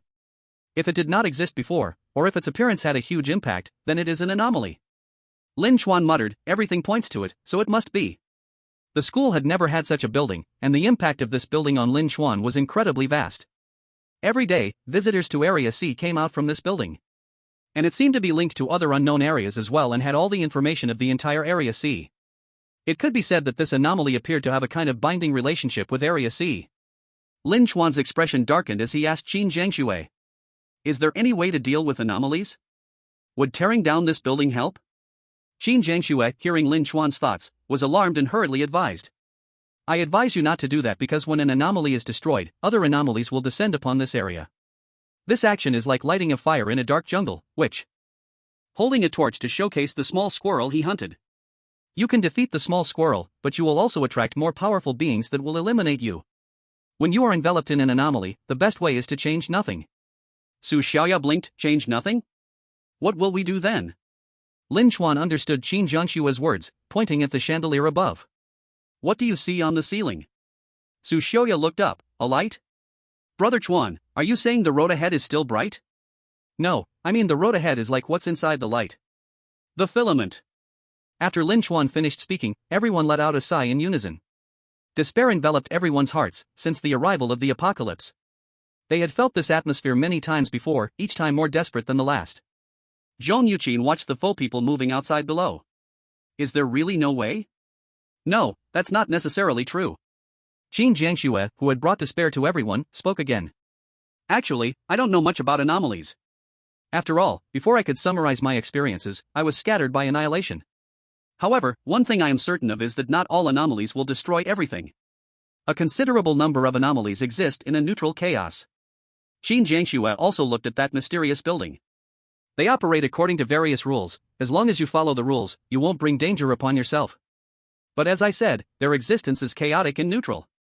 For them, your destruction may not be a deliberate target. After all, an existence like it destroying you has nothing to do with them. So even if you follow the rules, there's a possibility of facing death. Lin Chuan had to agree with these words. This increase in danger levels is likely just that. It merely operates on its own logic, continuously increasing the number of faux people and entities. Its original intent might not have been to kill you, yet you just can't survive in this danger. Lin Chuan clenched his fist, causing his knuckles to turn white. Our relationship with it is like that of humans and ants. A casual action by humans can easily crush an ant. So the reason we have survived until now is just one. Lin Chuan and Qin Zhangxue said together. Because of luck. Qin Zhangshue's words still brought no hint of hope, instead thickening the atmosphere of despair. However, Lin Chuan's gaze gradually calmed down. He was not in despair, rather, he had come to understand some things. But I have a somewhat different opinion. Lin Chuan pointed to the windowsill, where an ant was climbing toward the chip Su Xiaoya had dropped. Though ants are weak, they have never been defeated by humans. We may be weak, but that doesn't mean we will definitely be destroyed in this apocalypse. I will figure out how to deal with the anomalies, but before that, I must gather strength. When Area C is completely under my control, it will be time for the ants to counterattack. Chapter 124, Many Voices, Preparing to Farm. After Lin Chuan understood all these situations, it was almost time for today's settlement. Before the settlement, Lin Chuan still had some work to finish. He first called Zhou Muqin and said to her, "I'll ask you one more time, can Yang Lulu's illness be controlled from spreading in a small range? Also, can you control her condition so she doesn't get better?" Zhou Muqin patted her chest, causing a wave to rise. "Don't worry, Master Lin, I guarantee with my life that Yang Lulu's illness will not affect the shelter. Although COVID is terrifying, most people now have antibodies in their bodies. As long as you ensure ample nutrition in the body, basically everyone can recover by themselves. The reason for this situation in their shelter is that most people are malnourished. In such conditions, let alone COVID, even an ordinary cold can send a large group of people away." Zhou Muqin took out the survivor files from the dormitory and assured Lin Chuan. "The food for our dormitory survivors is prepared by me every day, basically meeting the 3 major nutritional elements needed daily. However, based on our current internal stock, the food won't last long." Lin Chuan sat on the sofa and hummed in response. "I had anticipated this situation. Now that the number of survivors in the dormitory has increased, food will definitely be insufficient." Lin Chuan looked towards Ji Yaoyao, who had always been responsible for inventory. "Yaoyao, how much longer can the food for those survivors in the compartments last?" The food supply for the important rooms and the beautiful women was provided by Lin Chuan's boxed meals. So these two groups were not included in Ji Yaoyao's inventory. Ji Yaoyao replied to Lin Chuan, "Currently, the food stock in our dormitory will only last for 4 days. After 4 days, we'll have to rely on boxed meals to fill this gap. But that will probably only stretch for another 3 days or so. After all, there are now 40 mouths to feed." "Yes." Lin Chuan helplessly rubbed his temples. After the number of people in the dormitory increased, while offensive and defensive capabilities grew stronger, the number of people he had to take care of also increased. "I never thought I could take care of so many people. Now, with more people, how to feed them has become a problem. To avoid chaos, the most important thing is for people to have enough food. Whether it is a change of dynasty or the continuation of power, this is a problem that must be considered. I think I've seen that there are vegetable greenhouses for sale in the mall. Let's see what that's about." Lin Chuan opened the terminal, and indeed, there was a category for food under housing facilities. Upon opening it, not only were there vegetable greenhouses, but even pig pens and chicken coops. However, the prices were quite touching, and there were comfort level restrictions as well. Lin Chuan could buy very few items now. He selected a few products to consider and began to look closely. Basic greenhouse, specially modified to grow small crops indoors. The greenhouse has built-in grow lights, maintains constant temperature and humidity, covering an area of 100 square meters. Price, 1,000 gold coins. Crops come from a dedicated seed bank, have strong disease resistance, high yield, and an ultra-short growth cycle. Currently unlocked crop seeds. High-starch potatoes. This crop does not grow leaves but tubers, with a slightly rough texture, and carbohydrates 3 times that of ordinary potatoes. Growth cycle of this crop, 7 days. High-protein soybeans, can make various bean products and extract soybean oil, with protein and fat content 3 times that of ordinary yellow soybeans. Growth cycle of this crop, 7 days. Multivitamin spinach, contains far more iron than ordinary spinach, rich in vitamins and folic acid, key for maintaining blood health and enhancing bone density. Especially important for survivors under long-term high-pressure combat environments and physical exhaustion. Growth cycle of this crop, 6 days. There were also various seeds like carrots, white radishes, and beets. But Lin Chuan still chose potatoes, soybeans, and spinach among these 3. Potatoes and soybeans can meet the body's 3 major nutritional requirements: protein, fat, and carbohydrates. And spinach can supplement trace elements, especially iron, which is what the survivors need most right now. Lin Chuan sat on a chair and began to calculate, and every time he did this, he felt particularly troubled.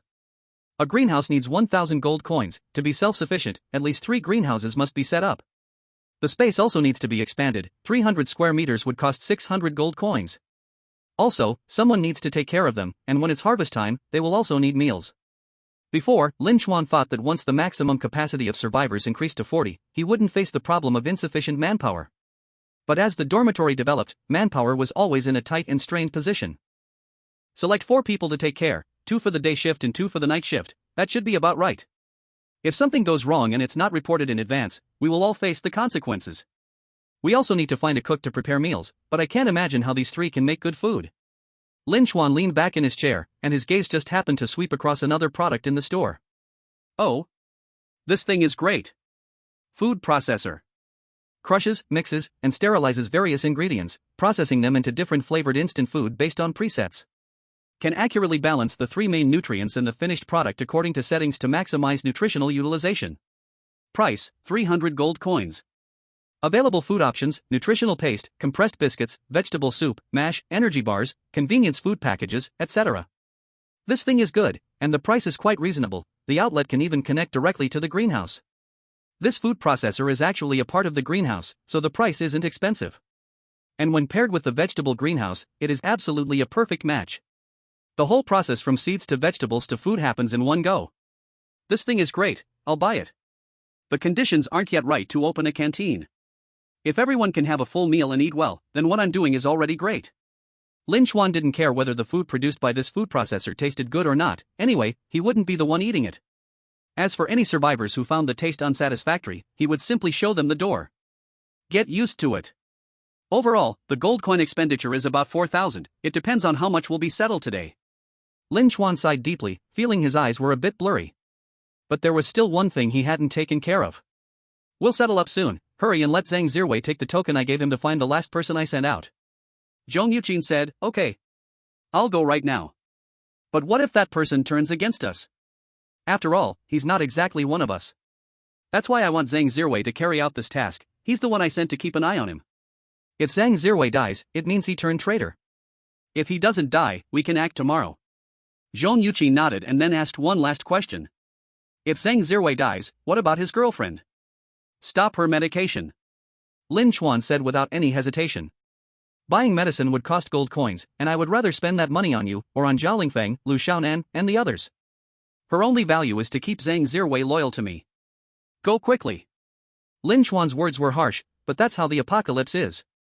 Chapter 125, Redistributing Rooms. The door of 404 opened, and a figure rushed out and disappeared into the darkness. He was ready to never return. Lin Chuan sat in the bedroom, waiting for the settlement to come. Before the settlement arrived, a new group of survivors hoping to be taken in came to the door. Lin Chuan optimized the assignment of people in the dormitory. He kept the number of survivors at 40, the rest were either rejected or exiled. As for Qin Jiangxue, she was assigned to the combat personnel room of Zhao Lingfeng and the others. Originally, it was a room for 5, but it had always housed only 4 people. The remaining space was just enough for Qin Jiangxue. As for whether she would be in danger being the only girl in the room, Lin Chuan wasn't worried at all. Let alone the fact that the 4 were loyal to Lin Chuan to the death. Besides, even if they were capable, they wouldn't dare. Qin Jiangxue's strength was already apparent, combined with Lin Chuan's management. If anyone dared to have such ideas, it would really get out of hand. Not long after 4 o'clock, the system finally transmitted a voice. Today's settlement begins. Owner, Lin Chuan. Protected survivors, 40. Rewards obtained, 3,200 gold coins. Number of pseudo-humans killed, 79. Rewards obtained, 790 gold coins, kill package *5. Number of entities killed, 1. Rewards obtained, 100 gold coins. Total gold coins, 4090. Seeing this number, Lin Chuan was also astonished. I measured it, it's almost not enough to reach 4,000 gold coins, or I wouldn't have been able to start work. After the settlement was completed, Lin Chuan immediately went to the craftsman's room to wake Lu Xiaonan up. When he saw the sleepy Lu Xiaonan standing in front of him, he almost couldn't hold back a laugh. Lu Xiaonan was quite short, looking like an elementary school student. But after staying up all night, he had grown some stubble. The whole person had a contrast of maturity and youthfulness, just like the photo on the recruitment panel. When Lin Chuan told Lu Xiaonan about his building plan, Lu Xiaonan immediately got his apprentices to start working. With their help, Lin Chuan saved 500 gold coins on costs. But that money wouldn't last long, more survivors meant more beds and rooms needed to be arranged. The remaining money after upgrading comfort, plus today's leftovers, was about to fill this gap. Now, the dormitory rooms had reached room number 8, with a maximum of 5 people in each room. The higher the room number, the better the living conditions. Although everyone was at level 3 comfort, there were still differences within level 3. So the allocation of personnel among the rooms also needed to be addressed. For this reason, Lin Chuan called all the survivors to the battle area again to reassign the rooms. I don't care if you are new or an old resident from before. Starting today, all bed placements are being rearranged. The criteria for bed placement comes from your work and contributions. Rooms 1 to 4 have better living environments and will be allocated to combat personnel. Lin Chuan pointed at Zhao Lingfeng and Pansy standing in front of him on either side. These two are the team leaders of the combat personnel. Zhao's team mainly handles external matters. Exploring outside, foreign negotiations, transporting goods, and other tasks are done by his team. Lin Chuan then pointed at Pansy. Pansy's team mainly handles internal matters. Maintaining internal security, suppressing riots, and daily stability are all managed by him. After Lin Chuan finished speaking, the survivors below began to discuss quietly. From the job functions, it seemed that following Pansy would be safer. But Lin Chuan's next sentence blocked their way. Of course, in case of major danger, the two teams will unite. For example, in an external war, if guarding the gate needs crisis response, all combat personnel must participate. A gasp came from below, and Lin Chuan opened his arms and shouted down. Alright, now you can choose your team leader based on your preferences. Everyone knew that becoming combat personnel would mean stepping into danger. But at the same time, your living conditions would be the best, and the food allocation would be the highest. Furthermore, this was also the only upward promotion channel in the dormitory. As long as you showed bravery and achieved war merits, you could gain more allocation rights. I'll go. I want to follow team leader Joe. I have a bad sense of direction, I'll get lost outside, so I'd rather stick with team leader Pansy. I used to work on a construction site for a while, both sides are not bad for me. Many people sign up, with most male survivors and a few female survivors wanting to give it a try. Pansy and Zhao Lingfeng screened through the candidates, and both teams were fully recruited. Next up were the people for the vegetable greenhouse. Lin Chuan picked up the microphone again and said, "For the next dormitory number 5, those who want to stay need to be responsible for the operation and maintenance of the internal devices. 4 people will monitor the operation of the vegetable greenhouse, 2 in the morning and 2 at night. 1 more person needs to follow Lu Foreman's apprentice daily to check if the facilities in the dormitory are damaged. Raise your hand if you want to sign up." The number of people signing up was not large, the dormitory was either for growing crops or hammering. Especially among some of the female survivors in the crowd. For such work, I scoff in disdain. Only 5 people raised their hands, 4 men and 1 woman. Lu Xiaonan, pulled over by Lin Chuan, wore an awkward expression, but the reactions of the others below enraged Lin Chuan. Lin Chuan deliberately raised his voice and spoke to the people in room 5. The housing facilities and food allocation in room 5 are on par with rooms 1 to 4. I hope you all work seriously, who knows, someone might become Lu's apprentice in the future. Wow. This time, the rest gasped in surprise. Many regretted not raising their hands. Some female survivors looked at the people in room 5 with changing expressions. The 5 chosen people thanked Lin Chuan crazily, promising they would work seriously. Lin Chuan continued to allocate the remaining rooms. The 4 beds in room 6 are for logistics personnel. You will mainly follow Ji Yaoyao's instructions, responsible for managing inventory, counting data, and checking on survivors regularly. This job requires meticulous people, raise your hands if you want to apply. Many female survivors raised their hands, they preferred this non-dangerous and office-type second-line work. Chapter 126, Preparing for Trouble. The situation was as Lin Chuan expected. Fortunately, he controlled the gender ratio of the survivors in the dormitory. There were about half as many women as men, otherwise, many jobs couldn't be done. The 4-person quota was confirmed, and room 6 was allocated. Next, only rooms 7 and 8 remained, which were a 4-person and 5-person room, respectively. The remaining 9 people looked at Lin Chuan. They didn't know what kind of work Lin Chuan would assign them. Lin Chuan sneered at them, picked up the microphone, and said, "You last 9 need to contribute to the dormitory, you will become the maintenance personnel of the safe house. Jobs include cleaning, moving, serving, and so on. This work is neither dangerous nor technical, just right for you. This will be your work from now on, and everyone will have performance evaluations. If you can't achieve them," Lin Chuan pointed to the door, "then you will be banished." No one doubted the truth of Lin Chuan's words, after all, there were past examples. After explaining everything, Lin Chuan went straight back to the apartment. Each department head emphasized some key points to their new team members. They all went back to rest, planning to discuss in detail again tomorrow afternoon. With so many things happening today, Lin Chuan couldn't help but feel a bit tired. So he lay down and fell asleep, quickly entering dreamland. When Lin Chuan woke up, it was already getting dark outside. He had slept for nearly 10 hours, and no one had called him to get up. "Oh no, there's still so much to do, I slept way too long." Lin Chuan hurriedly tidied up and rushed out of the room, only to find the living room empty. Huh? Did they all go to work? Lin Chuan ran to the girls' bedrooms, knocking on each door, but found no one responding. Feeling puzzled, Lin Chuan used the intercom to call out to the whole dormitory. Ji Yaoyao, Su Xiuya, and Zhong Yuqin, come back to the common area immediately after hearing this broadcast. Zhao Lingfeng, respond to me now, where the hell did you all go? After finishing his words, Lin Chuan leaned back in the chair, waiting for a response, but after 2 full minutes, no one replied. Damn it, what's going on? Lin Chuan couldn't help but feel tense, quickly putting on his exoskeleton, preparing to check the situation in the combat area. But as soon as he opened the dormitory door, he saw a familiar yet terrifying figure. Mr. Lin Chuan, where are you going? Lin Chuan was shocked and shouted in his heart. What are you doing here? I never invited you in. The pale man looked surprised and praised Lin Chuan. I didn't expect Mr. Lin Chuan to find out one of my rules. You are really clever. But unfortunately, it seems some of you humans can no longer hold back.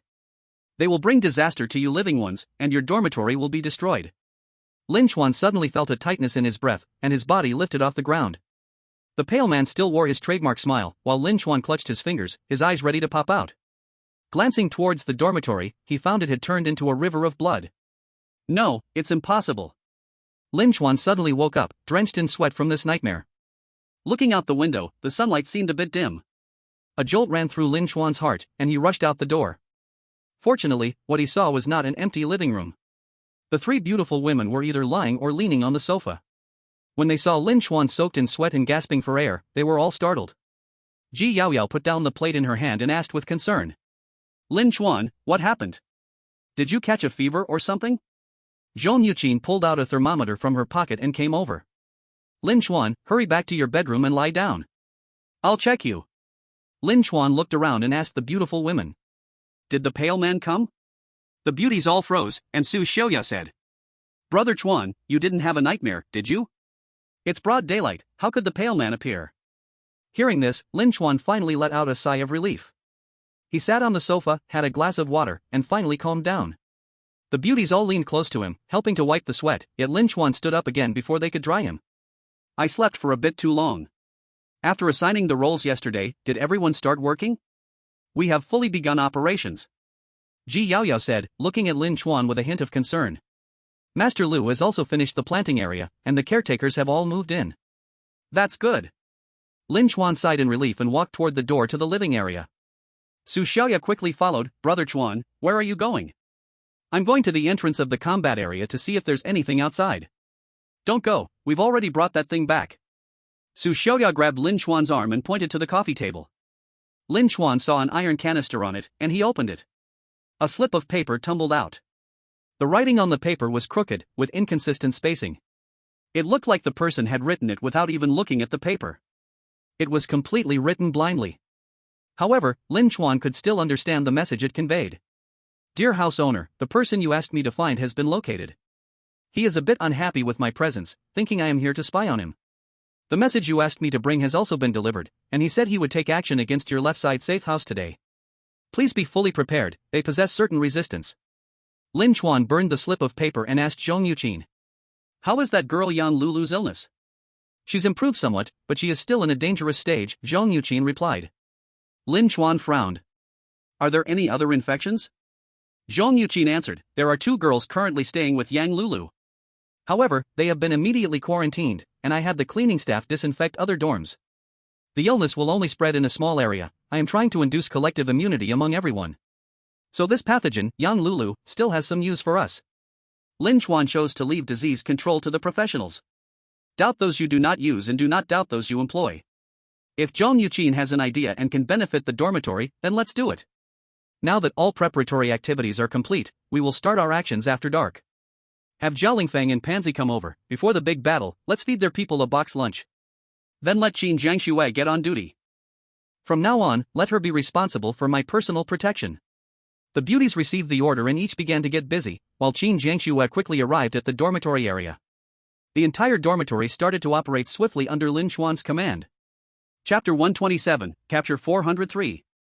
Before the big battle, having a feast has become a basic operation for Lin Chuan. This act can uplift morale and replenish energy before the fight. Lin Chuan directly splurged 300 gold coins to buy a large pot of lamb soup for himself. With the remaining 290 gold coins, Lin Chuan bought a bunch of side dishes from the store to share with his fighting personnel. Lin Chuan always believed in one thing. The money for those who risk their lives for you should never be saved. The better you treat them, the more they will fight for you. A warrior dies for the one who knows him. Guliolu. The lamb soup was bubbling, and the unique mutton aroma spread with the steam. The beautiful women, who had experienced hard times, had long stopped being picky about food. They ignored any talk of fatty lamb or strong smells. In their eyes, such issues simply didn't exist. Everyone prepared a plate of dipping sauce, and Lin Chuan picked up a piece of lamb chop from the pot first. The dipping sauce was simply chili oil mixed with vinegar, with some chive flowers added. Dipping the meat in the sauce a couple of times and putting it in his mouth, the lamb that had already become tender fell off the bone. The fat releases a fragrant flavor that fills the mouth, and the slightly strong taste was masked by the vinegar and chive flowers. The lean lamb, rich in fat, was even more tender and bouncy.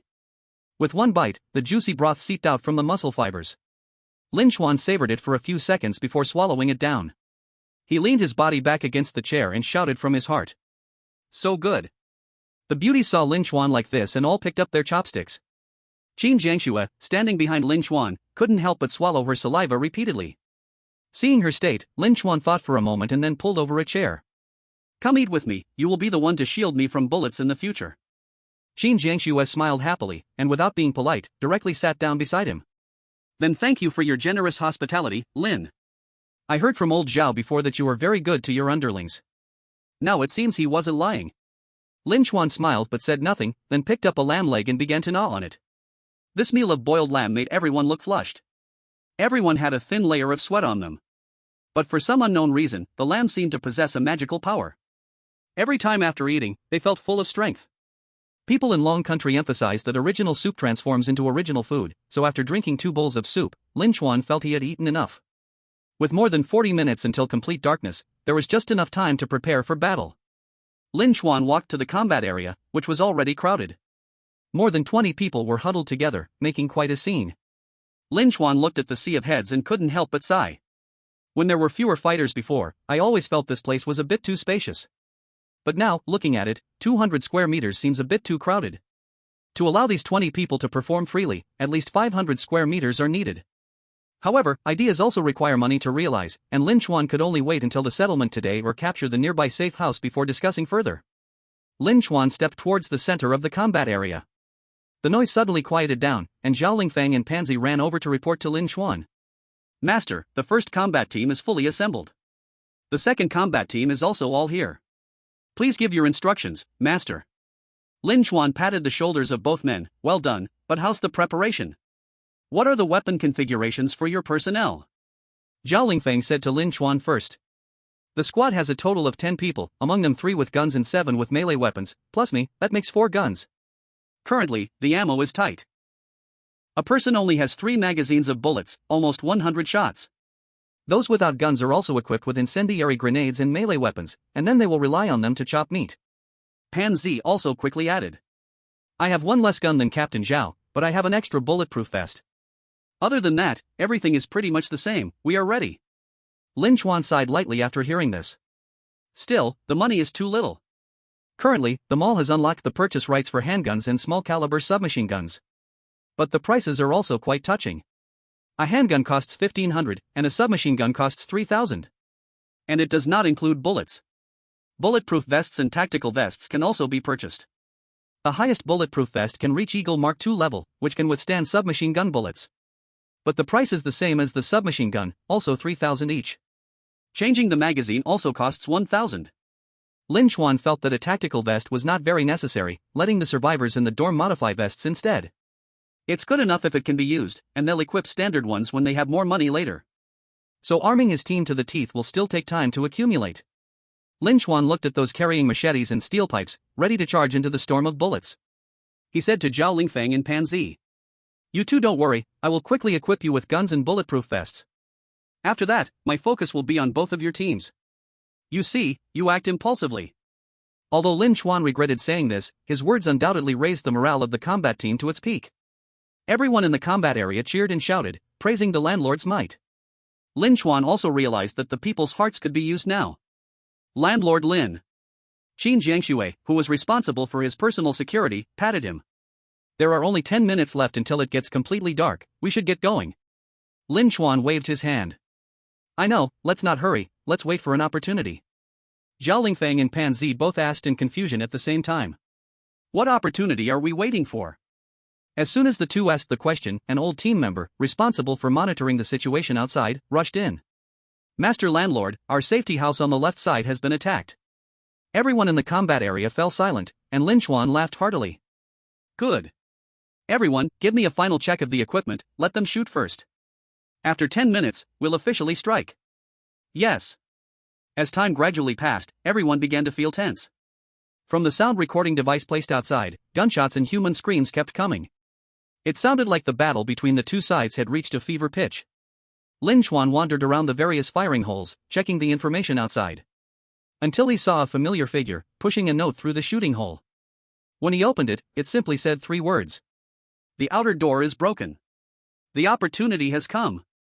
Lin Chuan grabbed his shotgun and shouted to the combat personnel. To survive. To live better. Everyone, attack the 403 safety house. Creak. The gates slowly opened, and the sounds of gunfire outside grew louder. Zhao Lingfeng and Pan Zi stood at the very front of the team, their eyes wide and expressions fierce.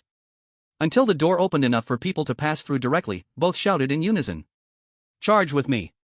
Chapter 128, Advance, Inexperienced. Their shouts shattered the balance of the battlefield, and those at the door of 404 looked in terror towards the door of 403. They saw a group of burly men charging out from the big door, weapons in hand, roaring. Somebody reacted and just wanted to remind the surrounding teammates to be careful. But as soon as he opened his mouth, several gun lines immediately locked onto him. He was instantly shot into a sieve, his original shout turning into a wail. As he fell to the ground, his mouth kept opening and closing, blood and flesh coughing out constantly. Until he saw a man holding a spade rushing in front of him, he raised his hand wanting to beg for mercy. But he just felt a sharp pain in his neck and lost all sensation. Zhao Lingfeng and Pan Zi pushed their way through with the group, even though there was some distance between the safety houses and the dormitory building. However, their sudden appearance caught the other two parties off guard. Before they could react, Zhao Lingfeng and Pan Zi had already rushed to the faces of the opposition. Molotov cocktail. Bang whoosh. A Molotov cocktail, also known as a firebomb. This thing is easy to make and convenient to carry. It's one of the simplest large-scale ranged weapons for civilians to create. And it has a long history, from the Spanish Civil War to now. Time has proven its reputation. Igniting the wick at the front with a lighter, multiple flames arced through the air. A moment of silence seemed to descend on the battlefield. Until PSSSH. The glass bottle shattered, and the gasoline inside instantly dispersed around. When it made contact with the vast air, the Molotov cocktail combusted fiercely. Within a 5-meter radius of its center, people were splashed with gasoline. Their clothes ignited, and they felt the excruciating pain and heat on their skin.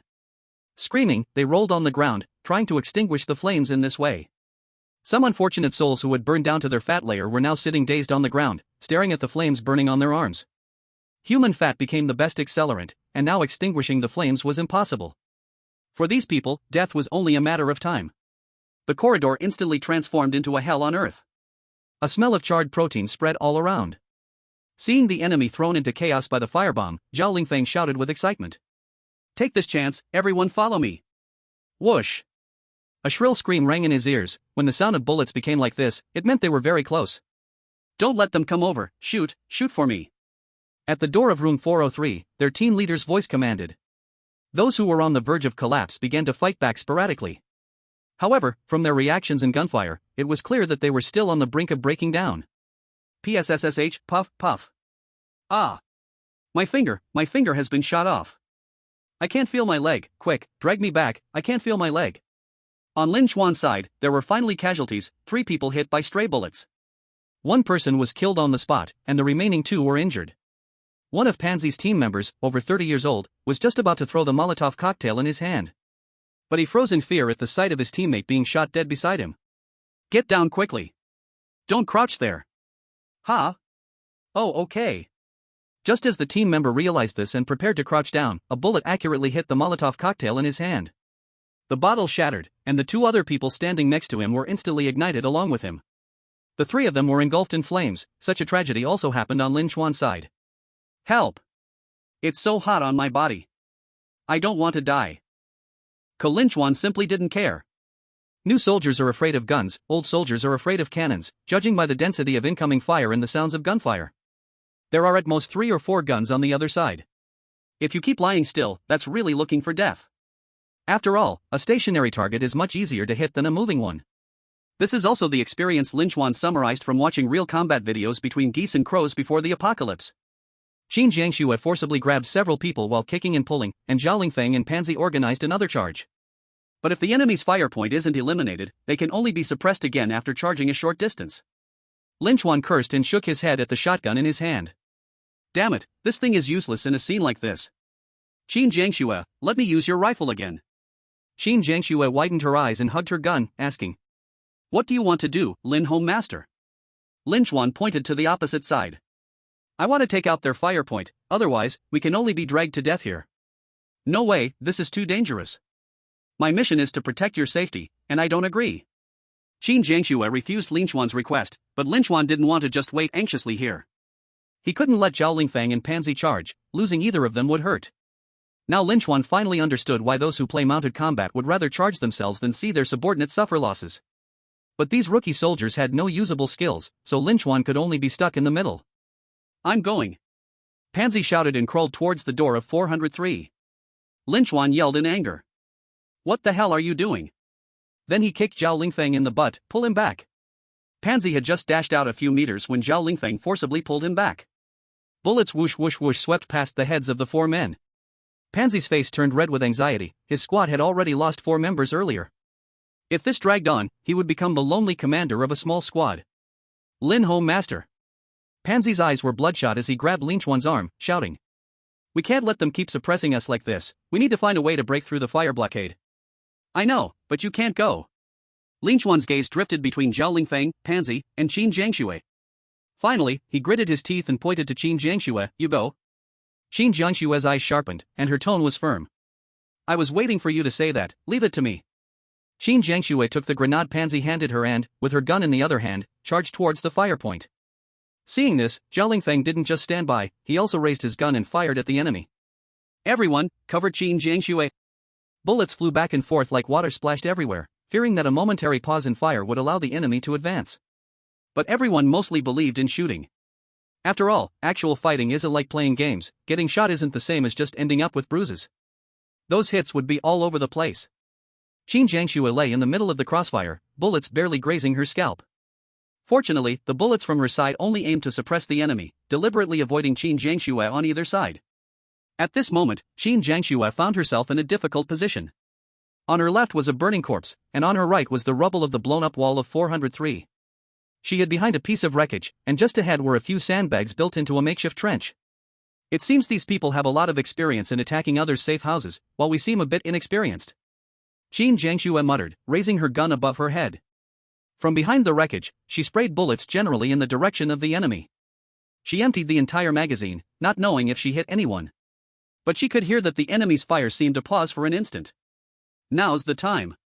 Qin Jiangxue jumped up and executed a tactical roll, landing behind the makeshift trench. Bullets almost landed on her heels. 50 more meters. If this distance were outdoors, one lightning strike would do the job. But indoors, with the ceiling as a limit, throwing it over was almost impossible. However, as long as the distance was shortened to 30 meters, she was confident she could throw it over. If it really doesn't work, I'll take the risk. Qin Jiangxue prepared to charge forward, but just as she was about to leap out of the trench, she heard footsteps behind her. Who? Qin Jiangxue pressed the person behind her to the ground, and that person grimaced in pain. But he quickly pulled out a slingshot to show his identity to Qin Jiangxue. Sister Qin, I'm one of us. The landlord sent me to help you. Chapter 129, Breaching 403. The landlord sent you? Qin Jiangxue sized him up. The boy looked young, probably a little over 20. But he wasn't very tall, probably only more than 1.6 meters, and he looked thin and dark. However, Qin Jiangxue knew not to judge a person by their appearance, so she asked Wang Rui. So, tell me, how can you help me? Wang Rui pointed at Qin Jiangxue's hand grenade and then at himself. I can help you throw the grenade over. Qin Jiangxue was furious and said, Are you dreaming? The distance to the other side is about 50 meters. This place is so complicated, it's basically impossible to throw it accurately. I don't even have the confidence to throw it next to their stronghold, let alone you. Wang Rui waved his hand, of course I can't. He then brought the slingshot in front of Qin Jiangxue. But it can. I grew up in the mountains, often using a slingshot or throwing stones to catch birds or rabbits. This grenade is just a slightly rounder stone, it will definitely work. Seeing Wang Rui so confident, plus the fact that he was sent by Lin Chuan to help, Qin Jiangxue had no doubt and handed him a grenade. Okay, go ahead. When the grenade goes off, I'll rush up. Got it. Wang Rui placed the grenade in the pouch of the slingshot, and Qin Jiangxue extended her gun again from behind cover. Hurry and throw, I'll cover you. All right. In an instant, gunfire erupted, and Wang Rui began to sway the slingshot. Whoosh whoosh. The grenade whizzed as he swung it, while Qin Jiangxue was running out of bullets. Hurry and throw, I'm out of bullets. Whoosh bang. The slingshot made a loud bang due to the whip effect, flinging the grenade out. And Wang Rui's aim was just as he said. A round and nearly invisible object flew straight toward the enemy stronghold. Seeing the grenade flying accurately, Qin Jiangxue excitedly patted Wang Rui's shoulder. Well done. There are a lot of talent under the landlord. Wang Rui sheepishly smiled. He, it's my honor to help the landlord. Qin Jiangxue praised Wang Rui for being resourceful, then hid behind the trench, waiting for the explosion sound to come. But after nearly half a minute, although the gunfire on the other side had stopped, the grenade still hadn't gone off. Qin Jiangxue was stunned. She leaned out to glance at the other side. She saw several people on the other side running chaotically down the corridor. And the grenade she threw just lay motionless on the ground. Next to it was a person who had been knocked out by the grenade. Qin Jiangxue. She stiffly turned her head to look at Wang Rui. Did you pull the pin? Pull the pin? What pin? Wang Rui scratched his head. No one told me to pull the pin. Qin Jiangxue almost coughed up blood. You damn forget it. Qin Jiangxue wanted to curse but couldn't bring herself to. Because the enemy stronghold was actually taken down by Wang Rui in this way. Qin Jiangxue quickly rushed forward to pursue. The enemy was already thrown into disarray by the surprise attack. When they saw the grenade rolling towards them, their morale completely collapsed. They didn't even bother to check if the grenade would explode. Of course. Even if they could think, no fool would dare to look. Qin Jiangxue ran toward the direction the enemy was fleeing. Some who were overly focused on running didn't even care about their backs, not having the chance to look back. As a result, Qin Jiangxue shot him directly and killed him in the corridor. The ones who ran fast didn't care about the people behind. They rolled and crawled into the safe house 401, closing the door without thinking. But this close was a problem, locking their team leader outside. He watched Qin Jiangxue's figure getting closer, scared to the point of losing control. It trickled down his pant leg as he kept banging on the door. Open the door. I am your team leader, away. But no matter how he banged, the door did not open. Instead, it pushed Qin Jiangxue to come closer. Away's body leaned against the wall, but as his legs weakened, he gradually slid down. Sister, don't be impulsive, I will tell you anything you want to know. Before Away finished his words, his body softened and he was knocked unconscious by Qin Jiangxue's gun. At the same time, the people inside 401 seemed to react, and an arrow shot at Qin Jiangxue, which she dodged. Pretty quick reaction. Qin Jiangxue pulled Away up and ran with him, his body blocking several arrows. On the other side, Lin Chuan and the others surged forward like a tide. The attackers at 403 were pushed back. In front of them, 403 was just a beautiful woman lying on the bed after a shower. Her face said she welcomed attention, making Lin Chuan's fingers twitch with excitement. Brothers, charge in. Take whatever you see, grab anything you can move. But there's a premise, no touching or harassing the women, and anything you grab should be registered with Zhao Lingfang and Pansy. Lin Chuan admitted that this group was not exactly good people, but he also dared not allow robbery or forced actions. Because that would lower the fighting power of the army, and the world was already at an end. If morals continued to decline, it would become uncontrollable, and Lin Chuan absolutely could not start this trend.